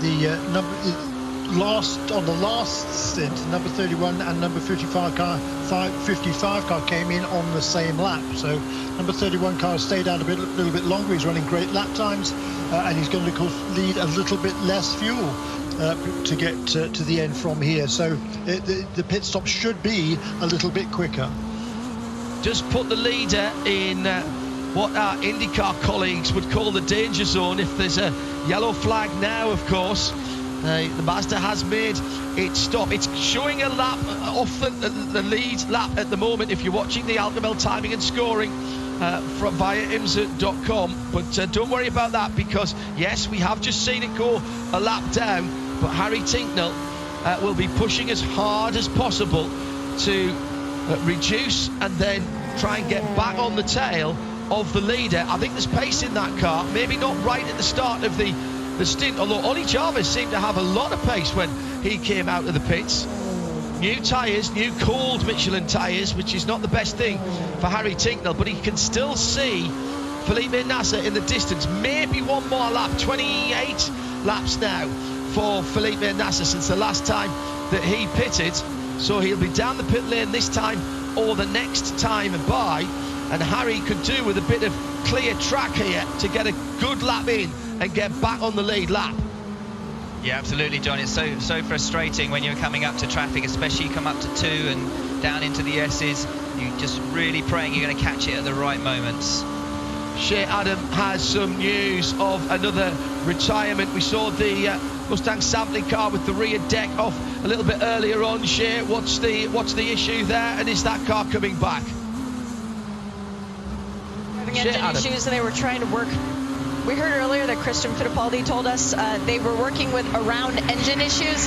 Well, they could no longer work around the engine issues, and it was too much. Looks like a cracked header. That car is retired. Exhaust manifold problems for that car. Thank you, Shea. Just translate that for the international audience there.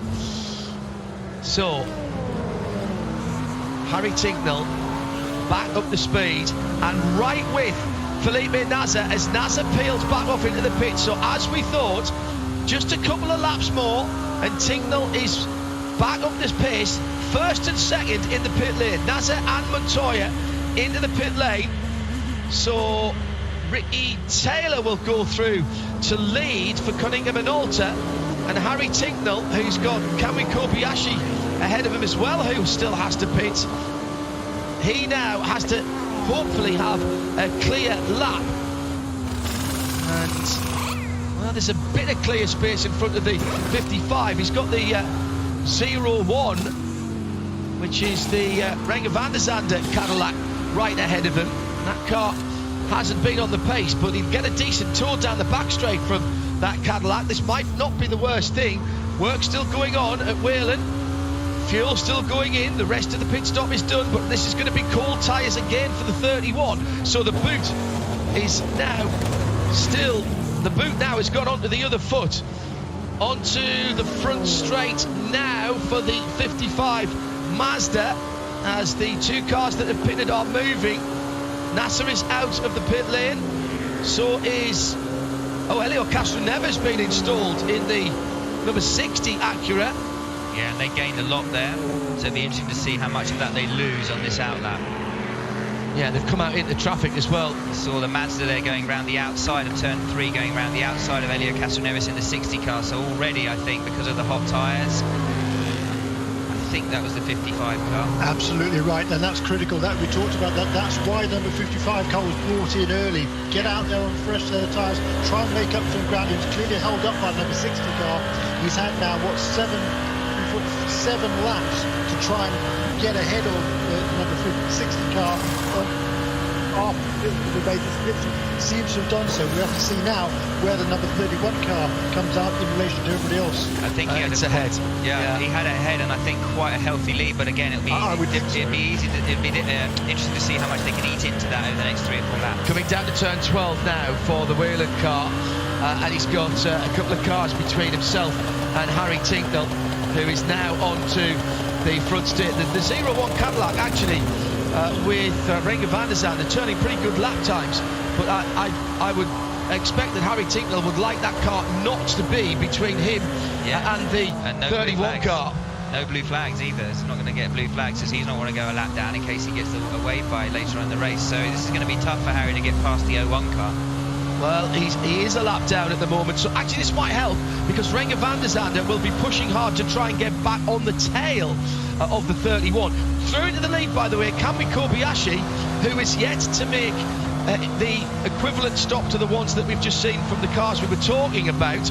Ricky Taylor back out onto the racetrack in the number 10 Konica Minolta Acura after his penultimate pit stop, and he is desperately slow. I mean, it was really painful coming out of turn 10. He was passed by an LMP2 car there as if he was chained to a post. Now gets back up to speed. It's the Wins car that he's going to have a look down the inside, but can't even make that one. It's just a question of patience here, Johnny, and getting the attempts back up again. Yeah, absolutely, and you can't overcook it, otherwise you flat spot a tyre, or worse still, you go off and have an incident that damages the car. Like you say, I mean, you could hear him there having a big lift through the apex of 12, and once his tyres are up to temperature, he'll be taking that flat without even thinking about it. Look, the number 55 car is less than 2 seconds now behind Felipe Nasser, and they are the pair of 10 seconds ahead of Elio Castroneves in the number 60. Number 48 car still leads. That has yet to make its penultimate stop in this race, but this is still a great contest and great strategy there, I think, from the Multimatic Mazda team to get that car right up with Felipe Nasser. Going to be passing is going to be difficult, but of course, on the next round of pit stops, number 55 car is going to spend longer on pit lane because it'll need more fuel to get to the end than will the number 31 car and the number 60. Elio Castroneves, remember, just been plugged into this battle, whereas Felipe Nasser and Harry Tincknell have been in for a full stint, minimum a full stint, before they came out the pits this time around. So Castroneves hasn't been in the car for a while. Really hard to just switch back on again. And he had a tough exit right into traffic as he came out of the pit lane. And on such things, Johnny, do racers like this turn? Absolutely, and again, Elio, fine racing driver, but he's the third driver in the team, so he's not going to be quite as up to speed of driving at night in the car, knowing what the visibility is like, knowing how it is when you get the tyre. We're talking about Elio Castroneves, John. Yeah, true. Talking about Elio Castroneves, I mean, he's... Look what he did in Indianapolis. Oh, absolutely. I'm not in any way. I'm just saying that obviously the DPI doesn't have the experience levels of coming out and being able to get right back on it, and so he's always going to take maybe a couple of laps longer than he would if he was racing the car all season long. Yeah, good point. And he hasn't had that much time in the car this week either. That's the other thing. I always feel sorry for quote-unquote third drivers. Yeah, it's tough because you come in, you're expected to be pretty much on the pace of the regular drivers. You get a fraction of the time in the car. Yeah, absolutely right. Let's take a Mazda in-race update. Cracking battle at the front of the field. Kamui Kobayashi is in the pits and will hand the lead back to Felipe Nasser, who's going through turn 1 now. Chased, hassled, harried by Tincknell as they go through turn number 1. A very quick stop by Kamui Kobayashi. He is emerging from the pit lane now. So it's Nasser in the Whelen Cadillac from the Mazda of Harry Tincknell, the 31 from the 55. Then Elio Castroneves, just another second or so further back down the road. Then Ricky Taylor is about 5 seconds further back in the number 10 car. In LMP2, the leader, Gabby Aubrey, Tower Motorsport number 8, is into the pit lane for his pit stop. That means Mikkel Jensen will go through retake the lead in the 52 PR1 car. In LMP3, Riley Motorsport leads in the 74 Ranch car, the number 74. Garrett Grist in the Junior 3 Racing 30 in second position, 40 seconds between those two. Estra leads for Porsche ahead of Nick Tandy. Still out there, Kevin Estra, and they're on a different strategy, of course. They were forced onto that when they got the puncture many moons ago, and they've been just staying off strategy. The two WeatherTech cars splitting their strategy just a little bit. Tandy 17 seconds away from the lead. And in GTD, Pfaff Motorsport lead for Porsche by 0.2 of a second. Great battle. Vanto versus Ross Gunn. And about 10 seconds further back, Zach Veach in the remaining Lexus RCF. That's your Mazda in-race update. The next hour is the last hour, and it starts right now here on IMSA Radio.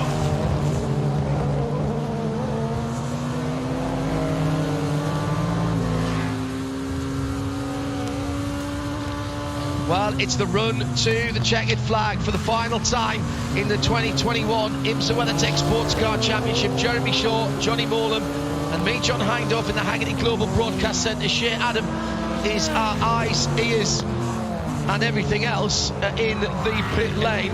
Our legs, feet, and everything. Clocked up a few miles this evening. And she's doing a phenomenal job as well, I have to say. Absolutely. She's doing such a good job. Powered by BP Racing Fuel. So, the battle for the lead. Whelen Cadillac coming down the hill to turn 12. Yeah, he's managed to stretch that gap out a little bit, John, using the traffic, and his tyres will now be up to temperature, so it's going to be a straight sort of fight with this ebbing and flowing with traffic, I should imagine. Jeremy's right, though. The next round of pit stops, I suspect, if Tincknell's going to have to really keep his head down and not think so much about trying to take the lead off Nasa, but just keep close to him, keep as big a gap as he can behind him to the 60 car, so in the next round of pit stop he doesn't fall back behind them and he can keep second place. Renger van der Zande, unwittingly perhaps, is doing their Cadillac teammates, in inverted commas, the 31 Whelen car, a bit of a solid here, because he's still got the 55 car, that's what the Mazda behind it. That was a nightmare for Harry. Yeah. Could really do without that. Changing lead for GTD, down to turn 10. Ross Gunn goes through and takes Lawrence Van Toor and immediately starts to pull away. Heart of Racing then, and Aston Martin back in the lead of GTD with 57.5 minutes to go. Jeremy Shaw. Wow. Felipe Nasser, by the way, just his last lap was a 1 minute 9.6 seconds. 6.7, so just a couple of tenths away from his fastest lap of the race. He is taking full advantage of the fact that Harry Tincknell got held up in a little bit of traffic right there. And that's what it's going to be. You've got to take the opportunities when they come. Yeah, and I think Felipe Nasser on a set of hot tyres, ready to go with a grip.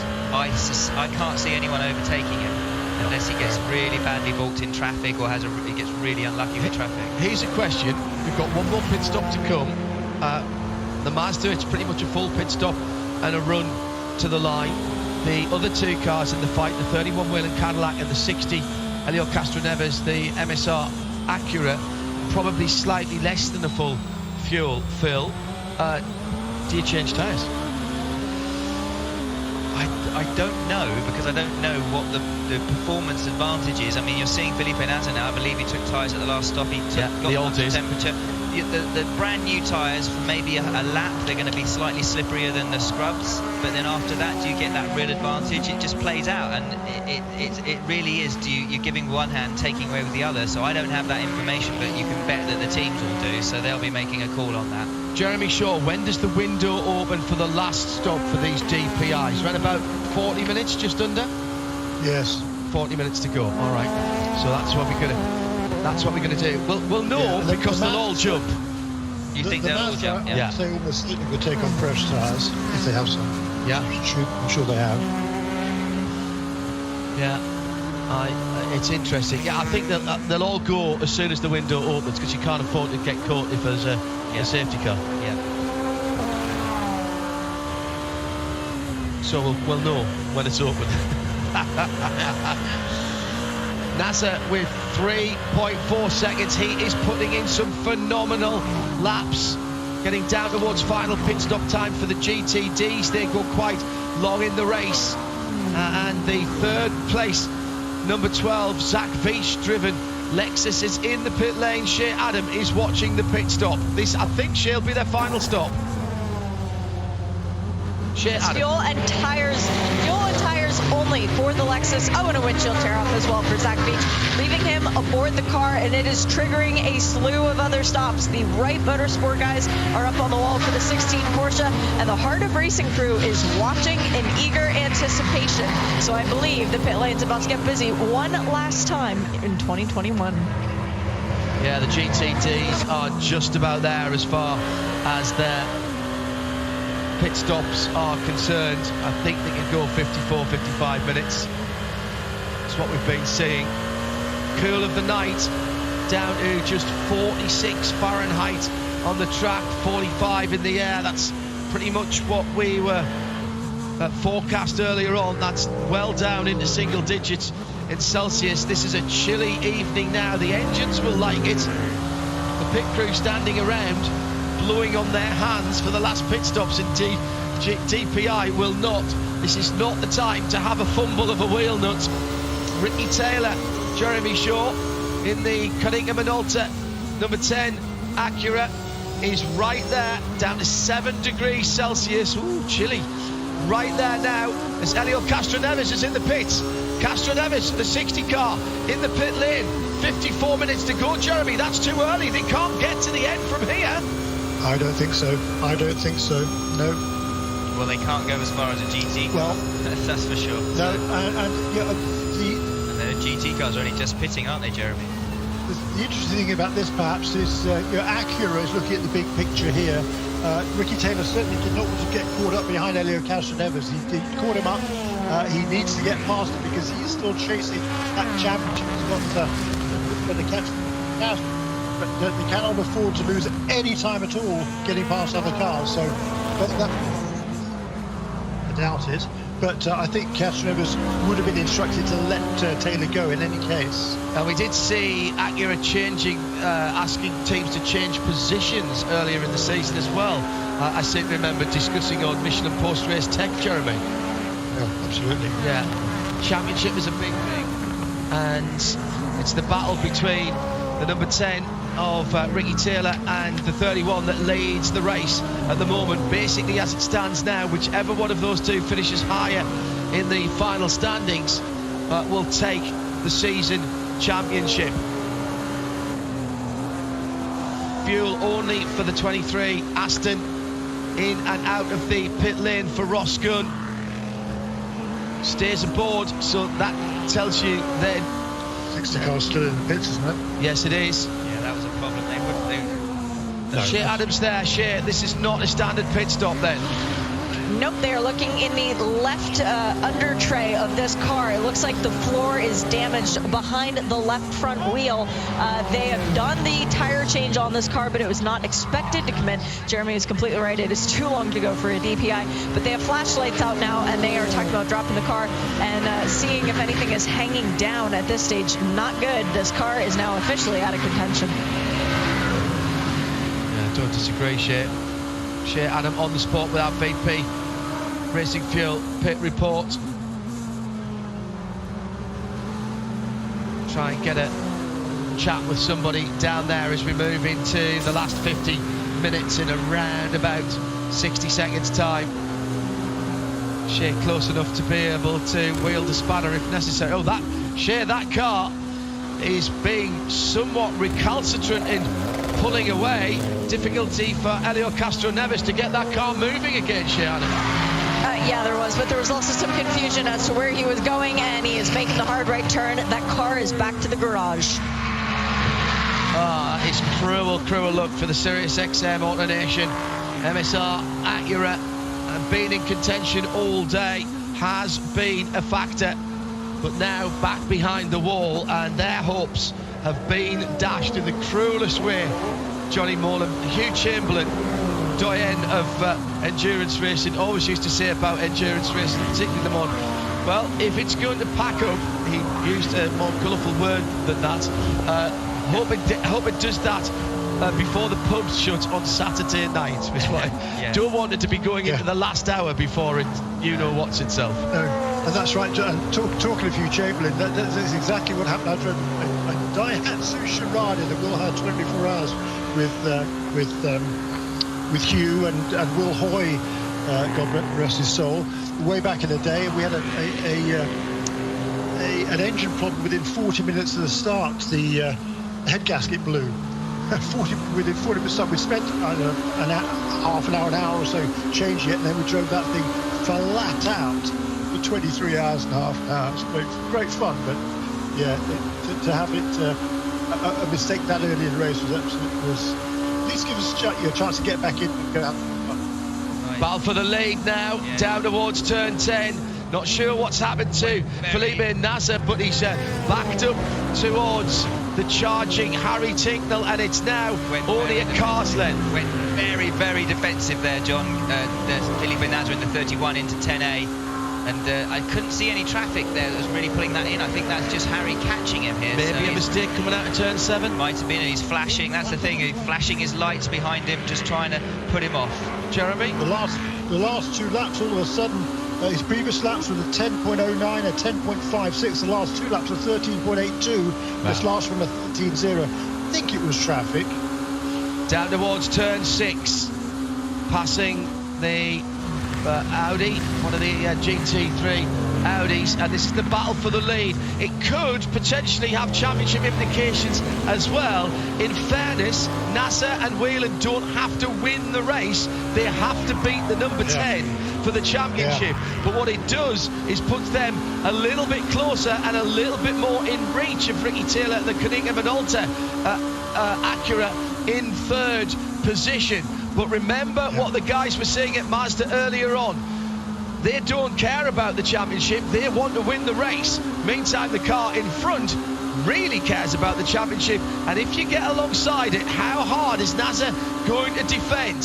Certainly there was an issue. He lost those 3-4 seconds in the blink of an eye in those last couple of laps. And Tincknell now has got the pressure back on again. Jeremy Shaw. Yeah, brilliant. So what a fantastic med race this is. Of course, Felipe Nasr, he won this race with Pipo Derani a couple of years ago in 2019. He wants to get another one, but at the same token, the championship really is the #1 goal for that number 31 Whelan Engineering team. Johnny Morland, this is tight, this is nail-biting. Ollie Jarvis will be to bury in the pit lane at the moment. He's done his bit, there's nothing more he can do other than sit on the wall. He'll be listening into the communications. Thankless task to be out of the car at this stage. Yeah, him and Jonathan Bomarito also did a phenomenal job earlier in his stints. Obviously he knows the car very well from last year, but it looks to me like I think maybe that was traffic, because Felipe Nasr now seems to be able to stretch away, not by a lot, but a little bit now that they're both running in clear air. But I think that Harry Tincknell's definitely got the pace to sort of hang with him, and as it yo-yos with the traffic, there could still be an opportunity. Don't forget, coming up after the checkered flag, it ends the race, but it only starts the conversation. We'll get some interviews from Shea in the... I noticed there was a downshift there. Harry Tincknell went into one and literally went for a downshift. So obviously beginning to work the tyres quite hard there, and just noticed that, pull for a downshift to try and get a better punch off the corner. Michelin post-race tech to come, hashtag Michelin PRT. What a finish to this race, and it's not over yet. Still 46 minutes to go in and out for the leading GT Le Mans car. Mathieu Jaminet, I think, has stayed at the wheel of that car. Yes, he has. Kevin Estra's gone through into 2nd position, but the 97 had gone very, very long last time around, and Tandy's right with Kevin Estra for 2nd position as the 79 is getting up to pace. He's got cover behind though from his teammate the 97, and then it's the Corvette. That's going to be a barnstormer between the top 3. They've got about a minute or so ahead of the BMW in 4th position, so 3 cars for the top 3 places in GTLM, but which way round will it be? And at the front of the field, it's back down to just a second again as Tincknell's working the traffic. He's right there, flashing his lights. The car just ahead of him is the leader of the race as he goes over the top. Really, really tight margins here. Look at all that rubber offline there as you drop down through the S's. You cannot go offline there. That is a one-groove track now, isn't it? Absolutely, and you can see that with the lights. It's just picking it up, and as you drive through this car, if you go a little bit off. And the trouble with the traffic here, John, as we're seeing with so much ebbing and flowing, is you have to work the traffic, and that involves going offline to pass them. And the rubber offline is just huge. Marvellous stuff. 10 seconds between 1st and 2nd in LMP2, PRO Matheson Motorsport. Tristan Nunes being plugged back in to the 2nd place number 11 Win Autosport car.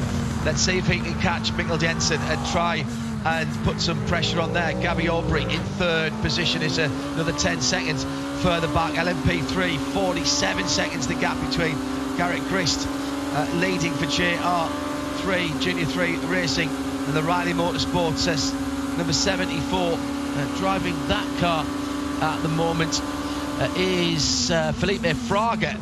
Felipe, no slouch behind the wheel. See if he can get that gap down. We've talked about GT Le Mans, GTD, 45 seconds now. Vanto ahead of Ross Gunn, but Gunn, I think, has made his last pit stop. So that may yet go the other way. How far can Faf go into this race? They've made one fewer pit stops than the car, the 23 Aston right behind him. Allegra Motorsports right in front of Harry Tincknell as he comes out to turn number 7. Didn't hold him up too much coming out of there. When you're going into turn 6s and 7 on this and you've got GT cars in front of you, especially with the LMGTs, actually they're going to be mechanically higher levels in grip than you are, so actually you don't lose that much time through 7. And you saw Harry there behind, he was just waiting, letting the 7 take his line. He also took his line. That's minimising. He lost a little bit of time. If he dive bombed him, he'd have lost 2 or 3 times the amount of lap time. So very clever driving from Harry there. Again, our Porsche keys to the race, decisions, and that's the kind of thing we're talking about there. You're driving a car on the ragged edge of adhesion, you're trying to stay with the leader ahead, and then you've got to try and work out what is the best way to get past that car in front of that without losing the time and letting the leader get away. And you're looking ahead all the time. You're not just looking at the car in front, but you're looking beyond that to the cars that are coming up in front of him, trying to judge where you're going to catch traffic, trying to judge where the car in front is going to catch traffic, and it's just a constant evaluation of what's going on in front. Looking forward to next season? Yes, of course we are. With some new teams, some new cars, some additional cars for established teams, but we're not finished with this yet. 42.5 minutes to go before we head to the podiums and to Michelin Post Race Tech, hashtag Michelin PRT at IMSA Radio. Let's have your comments. What have you thought about this race and indeed this 2021 IMSA WeatherTech season? Harry got a bit squirrely into 10A and B there. He just pushing quite hard, just lost the rear ever so slightly on a downshift there on the brakes. Just had to correct and get out of the throttle. That cost him about half a second. Tristan Nunes has pitted from 2nd position. That'll be the last pit stop for the Win Autosport number 11 LMP2. But that has cost him I think he's dropped a lap. Yes, he has. He's dropped off the lead lap. But surely Mikkel Jensen still has to make his last stop in the 52. Gabby Aubrey in 2nd place now for Tower. Those 3 have been battling all race long. Sad sight of the number 60 Acura being pushed away behind the scenes. That car went behind the wall. Now, is that car coming back to get back on the track? Yes, it is. Heading out towards pit in, you've got to come back into the pit lane. You can't just rejoin, and you have to go to your pit stall and stop before you go out. That's the sort of things you've got to remember. And that's what I love about racing in America, is you literally come out the back of your truck, you turn sharp left, there's people around, everything, and you drive through a crowd of mechanics and people just to the end, turn right into pit lane, and then you're on your way. Yeah. Well, whatever was ailing that car has been fixed. Access all areas for spectators in these races is incredible. Back onto, wow, big slide from the number 60, almost scattering the IMSA marshals. Now he'll have to stop at his pit lane, at his pit box here. Can't drive back out onto the track. It's going a very long way down. Where is the pit box? I think he's missed the pit box. Shea Adam, it's my understanding that coming back from behind the wall, you've got to at least pause in your pit stop. Is that not right? In your pit stall? Nope, you can go straight out. You can go straight out. Okay. Yeah, I think. Okay, fine. Thank you, Shea. So that should be okay. So we must be getting close now, Jeremy, to the Mazda 55 pitting, would you not think? Yeah, 40 minutes we said, Jeremy, didn't we, for the DPIs? Another lap or two, and he'll have to come in to take on his final service of the day. Not going to come in this time around, so I think he'll probably be in next time, the most probably the lap after that. And he's going to take a longer pit stop than it is number 31 car. And everyone will be pitting at that point, I guess, because they can get to the end. And as soon as the Mazda comes in, everybody else will have to jump Just try and do in case. 2 more laps, I think. Right. Dangerous game. The amount of fuel to get to the end is finite. It's not as if by going further you're going to need less fuel. The amount of fuel that all the cars need to get to the end now is already set from earlier in the race. But and judging by how squirrely it's getting for Harry Tincknell every time he tries to get the traction down coming out of the corners, they're definitely going to be taking tyres, I reckon, at this stop. Yeah, and that is the big gamble, isn't it? That really is the big gamble. Well, do you go for track position, but then they're doing it all together, so it's not really track position, is it? In the days when you had to separate the two out, but they do everything together, so you're just limited by your fuel anyway. So I suspect that means that in most cases it's better to take tyres, regardless of tyre warm-up issues. I wonder if rear's opening. Yeah, rear's opening. 2 tyres stuck. It needs a full tank of fuel. They might as well put on all fresh tyres. No, I was thinking for the tyre warm-up, Jeremy. Yeah. You know, just lose a bit less time on the outlap, but then maybe the fronts are rooted. It'll be interesting to see what the Cunningham and Alta car does, because they're 10 seconds behind and they've got to get ahead of the 31 car to win the championship. They've got to get ahead of that Cadillac. That to me might be the car that does something a bit funky on the final stop, Jeremy. And Wayne Taylor is not above doing something different. He understands if you do the same as everybody else, you're going to get the same result. And we've seen him before do some different strategies, and it's paid dividends for him in the championships in the past. Indeed, and for that number 10 car in the 3rd position, the gap now to the first 2 is 8.5 seconds. Only 7 or 8 laps ago, it was around about 13 or 14. So he's certainly he's gone a little bit closer, but he's not close enough right now. I think we reckon he lost about 10 seconds with that. Oh, 31 cars come in. 31 car is in first, so they've jumped first. I think the Mazda's followed it in. Yes, it has. So Nasser and Tincknell both in at the same time. So it's 37 minutes, as Jeremy said, on the nosy. So this is last pit stop time. Shea Adam fires up the mic for the VP Racing Fuel pit report as the 2 leading prototypes go through. The Cunningham and Alta Acura has stayed out. Ricky Taylor has stayed out. Shea Adam, you've got first and second. For Whelen Engineering, they are doing the rear tires only, it looks like. They don't normally change the rears first. For the Mazda, they did all 4. We are waiting on the fuel for both cars at this point in the race. Which car is going to get moving first? Remember, the Cadillac came in leading the Mazda. Also in the Fast Motorsport Porsche. The first car away is the Cadillac. Mazda still sitting in its box waiting on the longer fuel stop. That makes sense. It was out there longer. 31 seconds to share in the box for the Mazda. Fast Motorsports doing 4 tires for Lawrence Vantor. He's going to have driven a lot of this race, particularly towards the end. And away he goes. 19 seconds in the box. That is fast for a GTD car. Off for the 31 car, off going down the S's on the exit. The car looked extremely unsettled. The FAF stop, by the way, that Shea was talking about there, really important because that's their last stop, and the Aston Martin has already, I believe, made their last stop, so we have to see how that one works out. But Felipe Nasser, an uncharacteristic mistake for him. Kobayashi's gone through the lead. Ricky Taylor goes through in second. Here's Taylor onto the pit lane now. 6 seconds difference in the fuel fill time because the Mazda had stopped earlier on its penultimate stop, but some of that time has disappeared between those 2 cars. He lost a couple of seconds there, and I think that might have caught him out in the firms. He had more front grip than rear grip, and you saw he just turned in, lost the rear, had to straighten up, go straight across the grass, and then going through the S's again, you could see the rear just squirreling away, and I think maybe that just caught him out, not having changed all 4, because he was obviously had much less rear grip than front grip.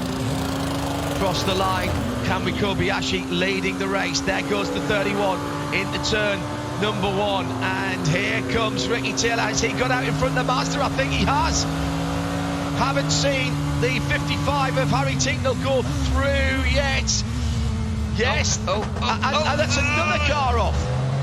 That is another car off at the same spot. And there's the Mazda. There's the Mazda going through. And that is what we were talking about. That is the undercut.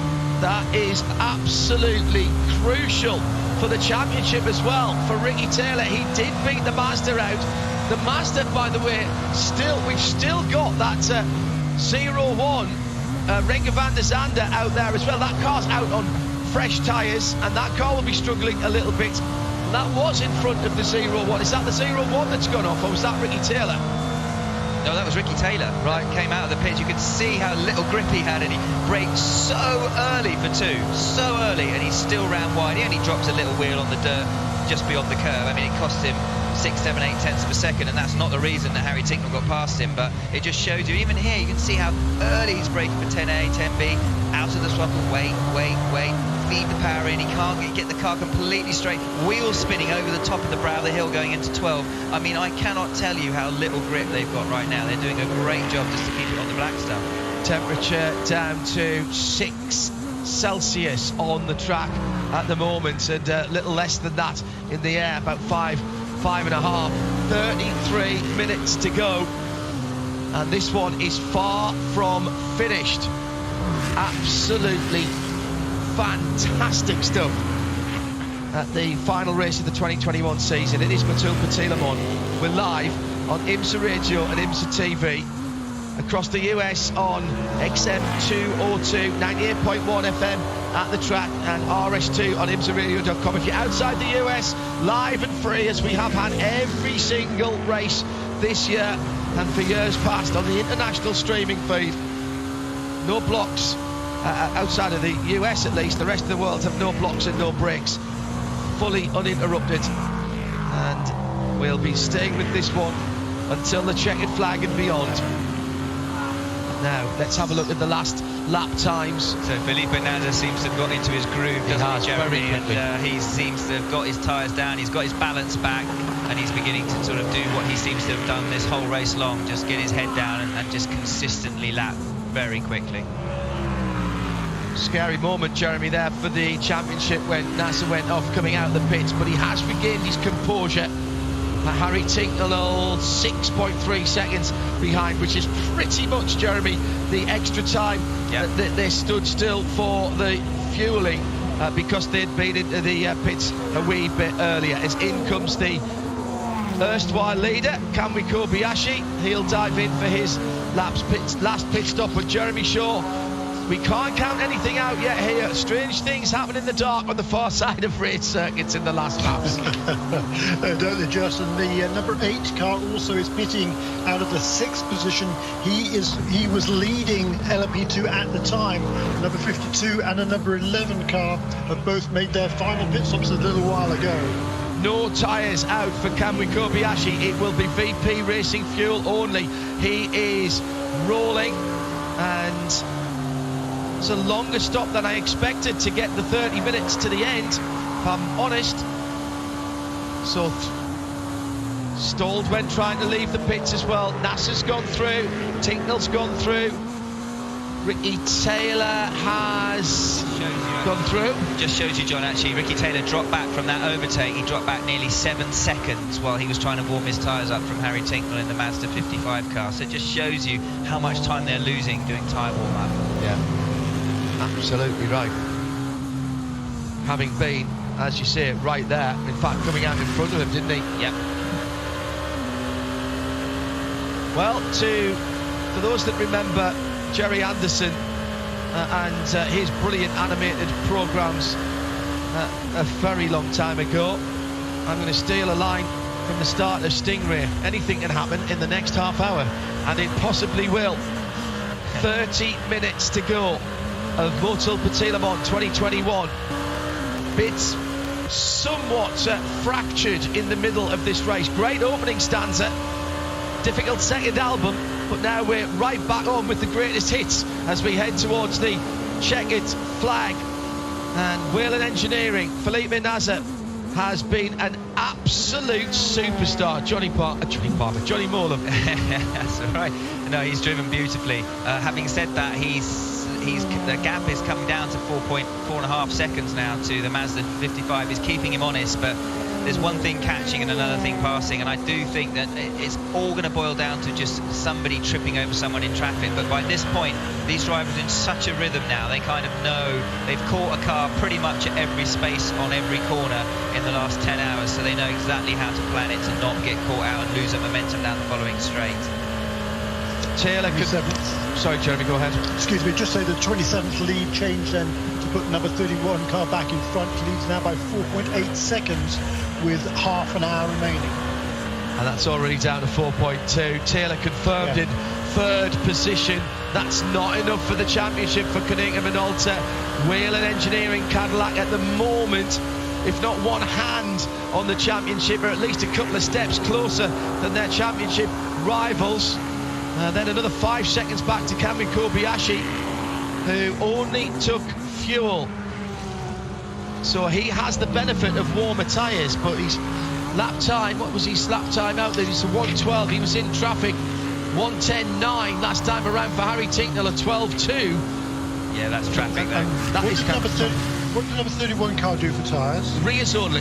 Rears only, Jeremy, yeah. And that's why he got caught out. But I think we'll see how that works for him. But that was definitely, that last lap was down to traffic. I noticed he had a lot of traffic through 6, 7 and also 10A. 2 tyre stop rears only for Felipe Nasr in the Whelen Cadillac. All 4 brand new Michelin tyres for Mazda. Harry Tincknell has taken the pain in that opening few laps. But we know once that Mazda gets its tyres working, and particularly at the end of a stint, it is very good indeed. 28 minutes to go. This is not by any stretch of the imagination done and dusted wherever you are in the world. Coming up to 15 minutes, 16 minutes before 10 o'clock. Yeah. And we've got 27.5 minutes to go. 15 minutes before 10 o'clock here at Braselton, Georgia. In Europe, it's 3:45 on a Sunday morning. If you've stayed up all the way through, thank you for giving of your time. Well into late morning, in fact, early afternoon in parts of Australia, where I know there are plenty of people tuned in, watching and listening. And this has been, if not a classic, it's certainly been entertaining. The highlights reel is going to be interesting because we've had some... It hasn't stopped being a highlight reel, has it, the entire race? All we need now, apart from all the full course yellows, obviously, but all we need now is another full course yellow, bunch it all up and restart. That's what we need, John. No, let them race, please. At this point, I want them to race. I want to let the best team win. Big shunts characterised 30-odd minutes behind the safety car. A couple of big shunts. We had the Era Motorsport LMP car going off into the wall at turn 12 and ripping the whole of the left-hand side of Dwight Merriman was fine. We've had a couple of comings together at the top of turn 2 and at turn 7 as well, but the big moment of the race in terms of accidents, fortunately nobody left with any injuries, although some very badly damaged cars. 7 GT cars in a big coming together on a restart, coming down the hill to turn 10, taking a lot of time to get involved. Gaps down to 2.2 seconds for the lead. Yeah. Catching is one thing, passing is another. Well, a couple of seconds again last time around. Felipe Nasr's catching the traffic in all the wrong places on this stint for some reason. Well, last time it was the Mazda that didn't get the rub of the green. Yeah. And these things sometimes balance each other out, sometimes they don't. Sport doesn't always work like that. It isn't fair. It is often said that being the leader is the worst thing because you catch the traffic first and then you wake up everybody else who's having their own battles. We're late in the race here. There's still battles going on. 15 seconds between PR1 Matheson Motorsport, Mikkel Jensen and Gabby Aubrey for first and second in LMP2. LMP3 down to 18 seconds now. Garrett Grist chasing down the number 74 Riley Motorsport car in the lead. GT Le Mans 10 seconds between the 97 Kevin Estra driven WeatherTech Porsche and the number 4, the remaining Corvette Nick Tandy, trying to close that gap. And in GTD it's 15 seconds between Ross Gunn in the Aston Martin. Can they make it to the end? They stopped at 54 minutes, remember, in the heart of racing, Aston Martin. No idea why I remembered that, but I did. And Lawrence Vanso is in second place there, and he's got a big gap back to Zach Veach in the number 12 Lexus. So those are the top three there. That's your Mazda in-race update with 25 minutes to go. Under 3 seconds at the head of the field, and that time around, just a little bit of time taken back by Felipe Nasser. We're talking very fine margins. Couple of tenths here, half a tenth, maybe half a second there. Yeah, absolutely. It's ebbing and flowing in the traffic. I think if you just removed all the traffic from the track and let these two go at it, I suspect that actually there'd be nothing to choose between them. Nasser seems to have a tiny advantage in clear air, but not as much as I thought he would have. And Harry is absolutely wringing the neck. Harry Tincknell wringing the neck of the 55. Last race, remember, for the Mazda in this configuration and with this team, the Multimatic team, taking over this season or so ago. And they had that wonderful summer of Mazda, didn't they, a couple of seasons ago when they won 3-4 races consecutively. Well, they won their first and then they got on a roll, didn't they? Yeah. They won the next two, or 3 in a row, I think. Yeah, it was 3 in a row. Yeah. Tincknell for a moment is under 2 seconds behind. Down to turn 10, and the leader's caught traffic again right through the turn 10 complex, and it is that number 12 Zach Veach driven Lexus now. Where is the Mazda going to catch it? With a bit of luck on the front straight, he might get through before turn 1, and that will be a net gain. 100% he will, and that'll have gained him a little bit of time as well. That gained him about 8 tenths. Under a second and a half now, and we know how good that Mazda is through turn 1. That may come down, is coming down on the micro sectors. Another tenth has disappeared. Right now, 31 is catching down through the S's as well. This is going to really lose him time, and Harry's had to check up. Bad that he's got a run at him. Have a run at him all the way down into 6. Oh, at turn 5, yeah, through into turn 6, and Tincknell was right there. It was good driving by Tincknell. Little bit of an early break from the leader because he's got one of the Porsche ahead. Down the inside to 7. In the clean, changes. Harry Tincknell goes through.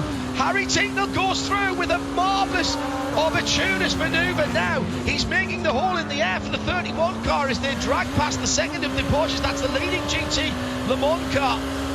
Has to defend to the inside. Harry's got to stay to the left.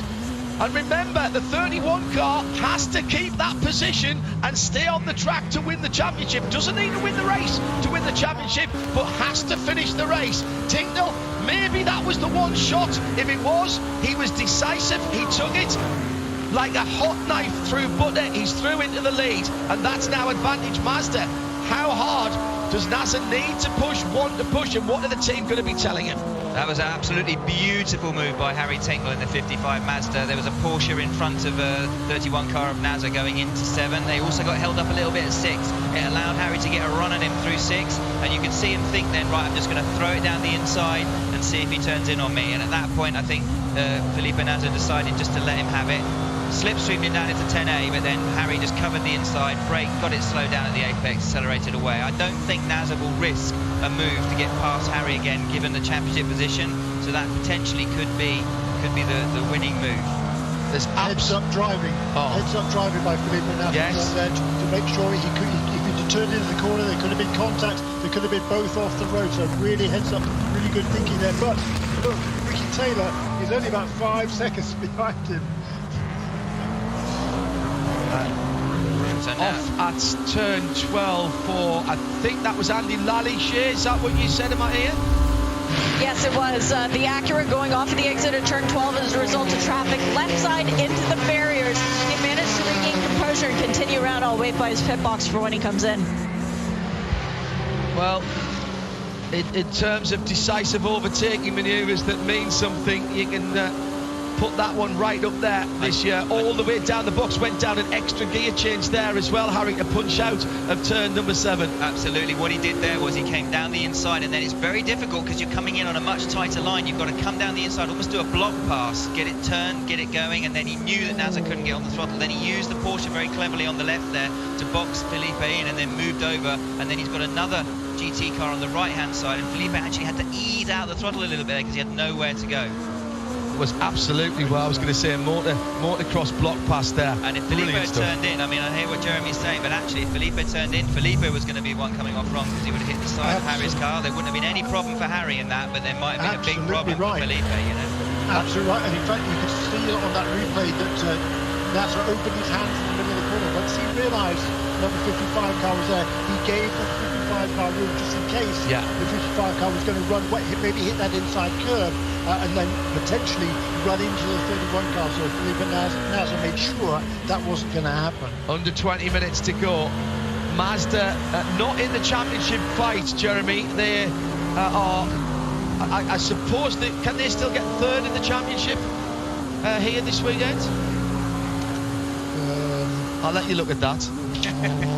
The championship fight at the top of the DPI is between the number 30. Oh, yes. Yeah, okay. So Mazda looking for third in the championship. They confirmed third in the championship. The championship first and second are now second and third. Whelen Engineering and Konica Minolta Acura. There are 4 seconds between them, and Ricky Taylor now has to be set on stud. He did a 1:10.1 last time around, taking 0.8 of a second out of Felipe Nasser. Harry Tincknell not getting away massively, half a second, but I don't think that's a real issue unless he gets caught in traffic. Big flash of the lights at turn 12, and that's going to cost him some time. Now, how hard does Felipe Nasser push? How much does he want this win in the race? No, he's let him go. Yeah, he's been very cautious there. Been very, very cautious. That Felipe Nasser there, he knew that he could have gone down the inside there. If he was fighting for the win, he'd have gone down the inside of that LMP car. Yeah, that was smart driving again, Jeremy, from Felipe Nasser. It is great stuff. We are watching the needle. Oh, absolutely. When people ask about golden ages of sports car racing, I quite often say, well, right now, actually, I know we've been in a bit of a state of flux over the last few years, particularly at Le Mans and in the WEC, but IMSA has moved with the times, and it's just kept going, and Ricky Taylor is nearly right with them. 1 second behind this. This is the championship battle. This is a championship battle, and this will go at it because Felipe's not going to open the door there like he did for Harry. No. Well, and there's previous between these two. Oh, yes, there is. With these cars. Yes, these two cars at this race from a few years ago. The 10 and the 31. It was a Cadillac back then. And it was Ricky Taylor and Pipo Derani, wasn't it? It came together in turn 6. Jeremy, remind everybody who's leading the championship at the moment. So if neither of these cars finished, who would be the champion? Well, Ricky Taylor and, well, it would actually depend in which order they are finished, because whichever of them finishes ahead of the other, even if they both crash out, whoever finishes ahead of the other will win the championship. Is that right? Yeah, and with only, 6 cars still running, then there will be points. Okay, so if there is a coming together, then it depends who can crawl furthest down the track with the broken car. Yeah, okay. And you know that Ricky Taylor is going to give it a go, because he's got nothing to lose. If they both come out of the race. Yeah. Sitting behind for Ricky Taylor is not an option, Jeremy, is what you're saying, if he wants to win the championship. Right, okay. This one could get tasty. Harry Tincknell's done what he wanted to do, what Ollie Jarvis and J-Bomb have been working towards, Jonathan Bomarito, and what the whole of the Multimatic Mazda Motorsport squad have wanted to do. 2 laps down earlier on in the race, but refused, nearly 3 laps down actually, refusing to give up. Larry Holt saying we're going to keep digging. They have dug and dug and dug, and they are now leading the motor race with 15.5 minutes to go. And Johnny Morlam said, well, hey, hang on, it's not there yet, so I'm not going to jinx it now, but at the end I'm going to remind everybody that's listening, including Oliver Jarvis, what I said about 4 hours ago. Yeah, engage we trust. Saint J Moore here, but it's a it's long 15 minutes. It's a long 15 minutes, so I don't want to say anything yet. This battle behind is still worth watching, because this is the battle for the destination of the IMSA WeatherTech Sports Car Championship for 2021. For a moment, there's no cars between the red and white Whelen Cadillac and the blue and black Cunningham and Alta Acura. Down to turn 12. Ricky Taylor last time around, a couple of tenths quicker. But Harry Tincknell, the fastest of the leading cars, a 10.4 against a 10.8 and a 10.8. Nothing between NASA and Taylor last time around. This is not just about second place in this race and one more championship spot. They're almost coming together there between Taylor and one of the back markers, but he's got through. Yeah, he got traffic quite badly there. Taylor down into one, got held behind a prototype, and that cost him a little bit of time. Championship on the line, the whole season championship. And Whelen Cadillac at the moment with the slight advantage, but it is only a slight advantage. It is, in terms of the championship, about a second and a half between winning and losing the championship after a full season of racing that started in Daytona in January. We've clocked up many thousands of racing miles this year. Been to the high banks of Daytona, the bumps of Sebring, the streets of Long Beach, plus the great natural terrain, road circuits of Road America, here at Road Atlanta, and right across the country, WeatherTech Raceway, Laguna Seca. It's the most varied set of driving conditions of any sports car championship in the world, and it's come down to the last 13 minutes and 1.5 seconds between the top two in the championship. Give the script writers a little bit of a raise, I think, Mr. Doonan. They've penned an absolute cracker here. And driving on board there, with the 31 car, Felipe Nasr, the front grip, I was just wondering whether not taking front tyres was maybe going to come back to haunt him in the last sort of 10-15 minutes of this race, but it certainly looked like he was flat down through the S's there. Didn't seem to be worrying, picking up too much understeer. So at the moment, anyway, that balance looks to be okay for him. Moni Elysium, hello Monica. Pacing in the living room now in the Pacific Northwest. After that wonderful Tincknell pass for the lead. Come on, zoom, zoom. Nail biting. There'll be a lot of Mazda supporters in the US and further afield. They've had great engagement with their fans and with Mazda owners around the world whilst they've been in the IMSA Championship. They stay with their IMSA connections with the Idemitsu Mazda MX-5 Championship, which has been ridiculously entertaining this year. Well done to Gresham Wagner for winning that in the last race of the year, after putting himself in the position to race by taking the penultimate race by being on the lock stops sideways and overtaking on the final corner. That's the sort of excitement that we get from Mazda. Harry's getting really held up by the wind car, the LMP2 car, I think it must be. It must be a P2 car holding him up that badly, and Nazar's cut right back up to him, got within 0.8 of a second behind him, and he's really struggling to get past there, flashing like mad. It's a P3 car. I mean, I can't believe it held him up that long, and he lost a ton of time there. Don't know why the P3 car just couldn't get out of the way of that. Has gone through now and down towards turn 10. Now, of course, the chasing cars have to get through. Now, this is not what NASA needs, because there's nothing between him and the third place car. Still hasn't got by. Jinx to the right, Jinx to the left, going through turn 12, and too wide in front of him, and now NASA gets by, but that's cost him some time. But of course, now Ricky Taylor has got to try and get by them. He's got past one of the cars. That was, I think, the number 40 LMP3. The Fast MD machine, yes it was. He's got a GT car in front of him through the S's as well. That's going to absolutely Magnus Racing magnify the loss through there. He would have lost a second and a half just there. And it's turn 5. He was only 1.1 seconds ahead of us across the line, and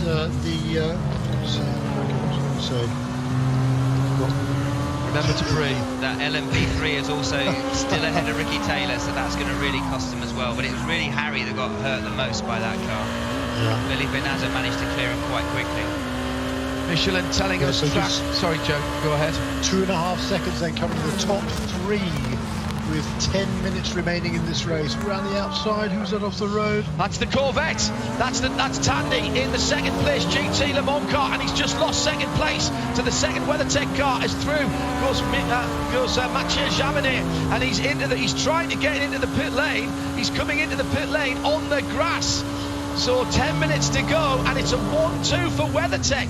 97, the second car from the championship full season car, the 79.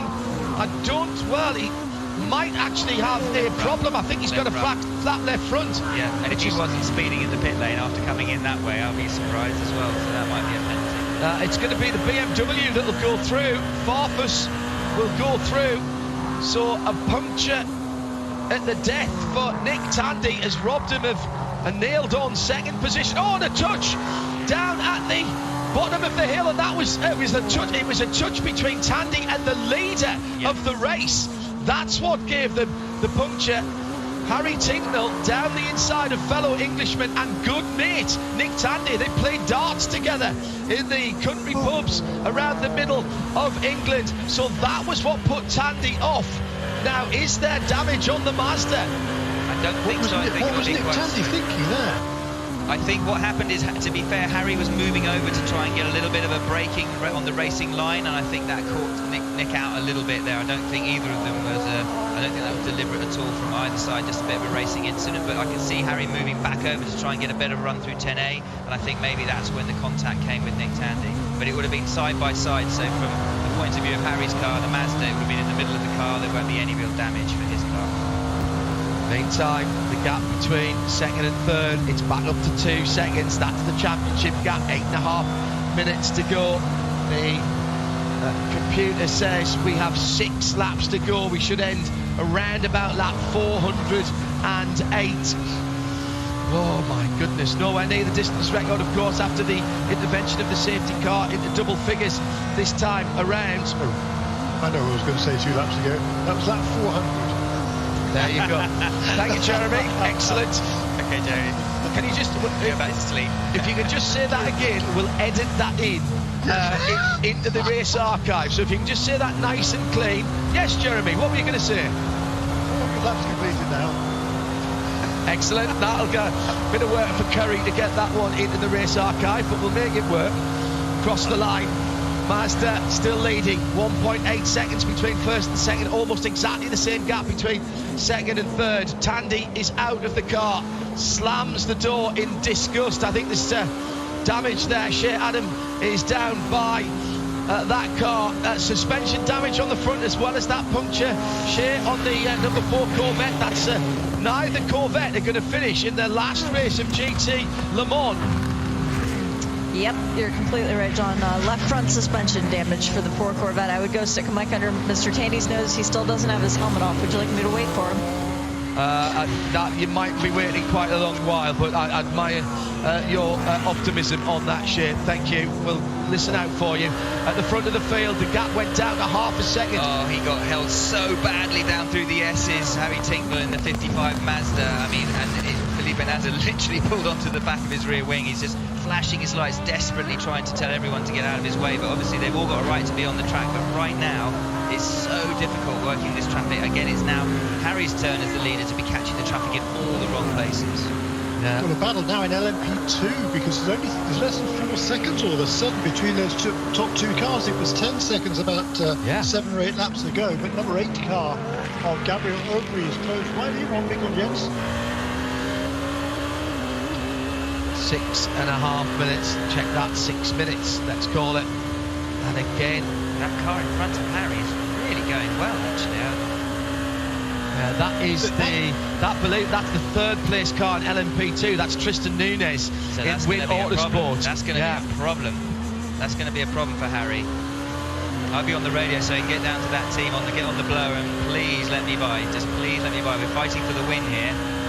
He's not in a fight at the moment. There's nobody in front of him in his class. Just let him by. And it's a Mazda. Shea Adam from the pit lane with a VP Racing Fuel pit report. Backed out there, backed out. That's exactly the wrong situation for Tristan Nunez, though, because his old team, Mazda Motorsport, his new team, Whelen Engineering. He backed out. He backed out and let them both through there, Shea. He did a really good job there. That was really very well fair. done. Yeah, very fair yeah. indeed. No shenanigans required. Great to see that Tristan's got that opportunity with Whelen next year. Pipo Derani on the pit wall, absolutely rapt his attention.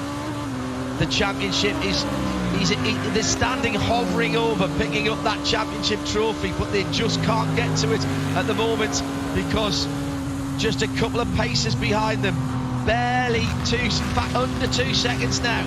Ricky Taylor last time around 11.0, Felipe Nasr last time around 11.0, Harry Tincknell at 10.9 last time around. Harry has found pace in clear air, and the 4-tyre decision from Lena Gade and the team was absolutely right at the last stop. The trouble is, though, he hasn't got clear air half the time. The traffic, again, just catching it in all the wrong places. The gap went down to 0.4 of a second. It's all going to be boiled down to traffic.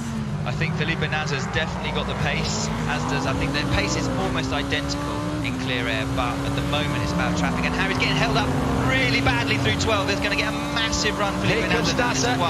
Here comes Nasr. Drops to the inside, he's going down the inside, he has a little look but then backs out of it. Nasr, remember, with his fingertips now on the championship trophy. And now Felipe Nasr gets held behind the GT car going into 2. I guess this is fantastic ebb and flow. That's the GT Le Mans BMW now in 3rd place. Only 3 GT Le Mans cars are going to come to the line, and believe it or not, no Corvettes are going to come to the line at Petit Le Mans in their last outing in GT Le Mans in IMSA competition.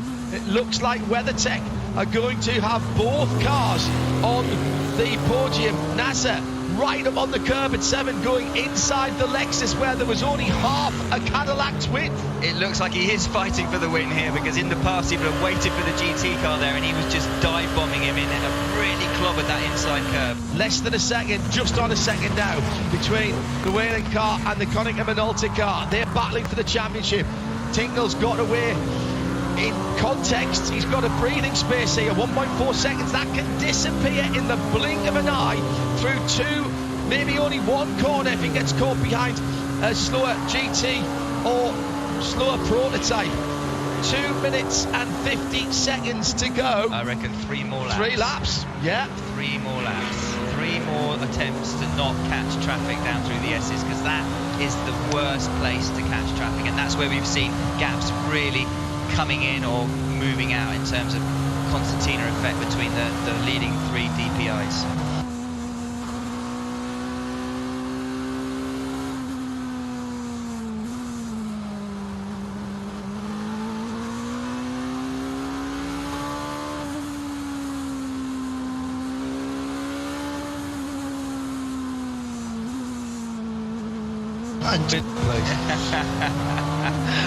It's not over yet. It is not. There's another 2 laps after this one and anything can happen. The gaps are so tiny. Derek McCord. 2 seconds there at P2. Derek McCord stuck in a parking garage after being watching the Columbus Blue Line Jackets lose, but is cheering himself up by listening on XM202. Derek, sorry for your loss today, but this is an absolute cracker. 2 to go. Across the line for Mazda, their final outing in DPI. The programme comes to an end at the checkered flag here. Is it going to be a fairy tale finish? They were 2 laps down, 5 miles off the lead, and Tincknell makes a very bold overtake round the outside of one of the LMP3 cars, and this is going to really mess up Felipe Nasr in 2nd place at turn 5. He got a really bad run out of it. And now down towards turn 6, Ricky Taylor can see the back of that car. This is as close as he's been for a very long time. Into 7, Johnny Morland can barely watch alongside me here in the Haggerty Global Broadcast Centre. And there's going to be the white flag. Another 2.5 miles next time around. There's more traffic to come. The hard point Porsche is ahead of them, and the right Porsche is ahead of them, and Harry Tincknell will meet those cars first of all. He hasn't caught them in turns 10 and 10A. Oh, this is absolutely brilliant. And you saw Felipe Nasr there weaving left to right, going down the straight towards 10A, trying to get that car out of the slipstream, and the white flag as they come over. This is the last lap. LMP2 leaders right together as well, just a second and a half between them. It's 6 seconds in the GTD battle and 33 seconds in LMP3. But the battle for the championship, as well as the battle for the race, Harry Tincknell, 2 seconds. That's the biggest gap he's had at the line for as long as I can remember, certainly as much as he's had in this last final half hour, or in this final half hour, or in this last half hour. The excitement levels are turned up to 11. Once again, IMSA WeatherTech Sports Car Championship is delivering it again. It's a touch from the second place car as he went past the right Porsche there. And he's weaving from side to side. Nasr trying to break the tour. One more opportunity for the Konica Minolta Acura. He's gone for it down the inside and they've hit. He's hit through the gravel for the number 10 car. It was a huge dive. That won't stand. That will not stand. He's going to redress the balance. Mazda win in their final race. And who comes across the line in second? It is Felipe Nasr who came home in second. Ricky Taylor had the good grace to lift off and give the position back. I don't think he left off. I think he had so much dirt on his tyres. He was just gathering himself and downshifting. And I think Felipe Nasr had the drive. And in GT Le Mans, Porsche bookend the GT Le Mans season. Tandy Pilet and Ricard Leitz won the Rolex 24 in 2014. That was the first GTLM class race, and Porsche ends the GTLM era at IMSA by finishing first and second with the 2 WeatherTech Porsches. It'll be Aston Martin, who won the Sprint Championship last time out, who take the final top step of the podium in GT Daytona as Ross Gunn anchors the 23 Vantage from Heart of Racing to the line. Johnny Molam is literally shaking his head here with what we've witnessed there. The overtake from Harry Tincknell to take the lead of the race, and then the audacious attempt. You've got to give him 10 out of 10 for trying. Ricky Taylor tried to come from a very long way back. Felipe Nasr had closed the door, bolted it, and put a sofa behind it to make sure that Ricky wasn't coming through. And still, somehow, we got through, but he couldn't get the car stopped. Shea Adam down in the pit lane. With Oliver Jarvis, Petit Le Mans winner. How good does that feel? That is amazing. I mean, what a drive by Harry at the end there. We had a great car. We got a few issues early on, but 3 laps down to win it. What a way to end the Mazda story, and what a way for myself, Jonathan, Harry, and the whole team to finish it off. And it finally got that big win it deserves. It sort of summarizes the whole program. Never stop believing, doesn't it? We never stopped, even 3 laps down. I mean, takes a bit of luck. We had a great race car. Huge thanks to everyone involved, Moldy Matic, of course everyone at Mazda. It's been a phenomenal effort. AER, we did it. There's not much else to say. I mean, we are over the moon. We're going to party hard tonight. John, what were you asking? Shea, can you just remind Ollie that Johnny predicted this and Ollie doubted him? Never doubt JMO. Johnny Molam predicted this, and you doubted him. Never doubt JMO. I know, I was just got out of the car, relaxing, and I heard him say, my money's on Mazda. And, I'm fully aware of the commentator's curse, so I was like, cheers, Johnny. But I think it was just meant to be our day today. Congrats to the 31. I believe they won the championship. They deserve that. Great team, really nice guys. Couldn't be happier for them. So, perfect result all around. Go get your champagne. Thank you. Classy stuff from Ollie Jarvis. There'll be words between those two later. Chelsea has stayed up as well. Congratulations, Chelsea. Your blokes just won Petit Le Mans birthday party earlier on today. Petit Le Mans win later on today. Be a present coming home for you, I reckon, when Ollie's coming back. An amazing finish to the championship with the 2 championship protagonists, Jeremy, coming together in turn 10 and across the gravel for Ricky Taylor, but couldn't hold on to it, and back through for Felipe Nasr. Let's go to the GTD winners. Ian James, Heart of Racing. Ross Gunn brought the car home. What a season it's been for Heart of Racing, Aston Martin. Shea.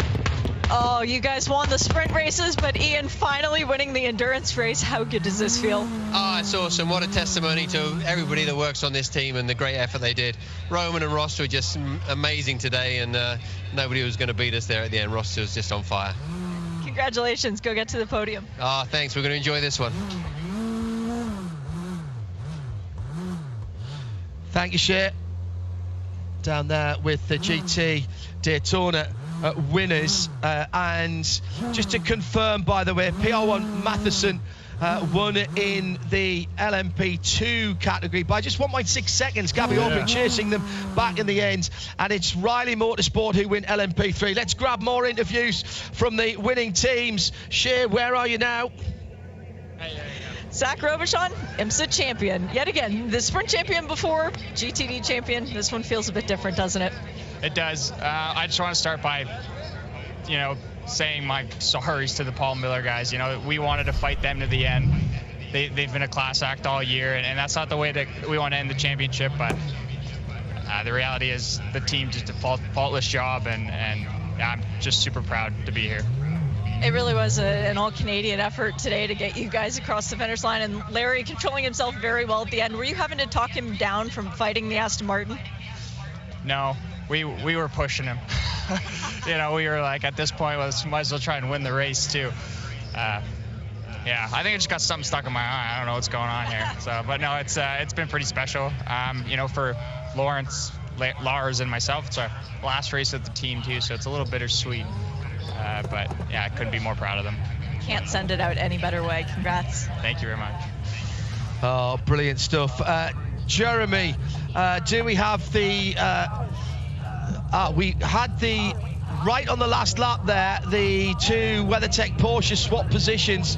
So the substantive full season car takes Petit Le Mans for Mathieu Jaminet and Cooper McNeil, so he'll get to stand on the top step of the podium. Jeremy, can we confirm the Endurance Cup results as well? We pretty much wrapped that up, I think, at the 8-hour mark, but just have a quick run through that whilst I gather the rest of my thoughts together. Yeah, indeed so. In the DPI category, Ricky Taylor, Philip Albuquerque and Alexander Rossi will win the Drivers' Michelin Endurance Cup in DPI. Konica Minolta Acura will win the Team Championship, and Acura, I think, will win the actually, I need to figure that one out for sure. Come back to me. I'll come back to you on the manufacturers one there. In LMP2, Ben Keating, Mikkel Jensen and Scott Huffaker for PR1 Matheson Motorsports number 52 car have clinched the LMP2 Michelin Endurance Cup. In LMP3, Gar Robinson and Scott Andrews, number 74 Riley Motorsports team, win that one. In GTLM, the number 4 Corvette, even with the DNF at the end, I think will win the Michelin Endurance Cup in GTLM. And in GTD, victory, I believe, for the number 16 Wright Motorsports Porsche. Well, that means Patrick Long is Endurance Champion. Just before we go and get a chat with him, with Shea, there is an incident that may affect LMP2. There is an incident under review between the car that crossed the line first, PR1 Matheson, and the number 8 of Gabby Aubrey, and it has indeed affected that. The PR1 car has had a drive-through time added post-race, so with 1.6 seconds behind, that means Tower Motorsport will take the LMP2 victory and at least then demoted the PR1 Matheson car down into second place. That we didn't see as it was happening, but that must have gone on as they were having their scrap for the win of the race. Shea Adam with Pat Long. Patrick, you go out a champion yet again. Michelin Endurance Cup, pretty good run. Unbelievable. Congratulations to all the champions and the race winners, but for us to take home the Michelin Endurance Championship is a sweet icing for the finish to this cake. We executed today. It started off terribly this week and in this race, and the boys put their heads down. We talked to the 9 car, and we worked together as a Porsche family today. Congratulations to them for the championship, but we'll take this Endurance Championship.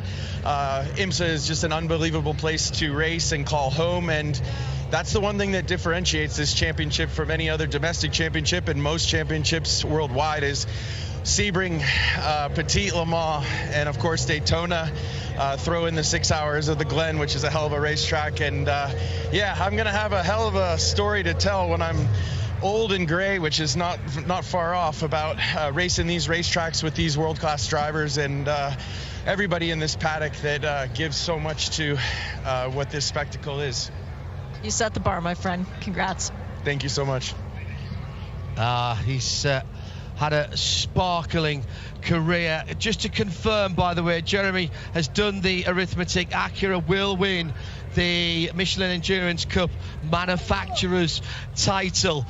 We're going to take a breath, but don't go away if you're on RS2, because Michelin post-race tech comes up next. For now, we'll hand the PA and 98.1 at Michelin Raceway Road Atlanta to Greg for the post-race formalities, with our great thanks to John Doonan and everybody at IMSA for the 2021 season. The promoters, the tracks, the teams, the drivers, and you, the fans, who've come back in your droves, particularly this weekend, to see what was a classic Motul Petit Le Mans. The countdown has started to 2022. It's not that far away, you know. We'll see you again on the other side of a quick breath and at the Raw before the Rolex 24 in January. Have a great holiday season, fabulous Christmas, and a happy and safe and successful start to 2022. On behalf of the IMSA radio team and everybody who's worked with us this year, particularly our technical support, we say goodbye for now. PRT next.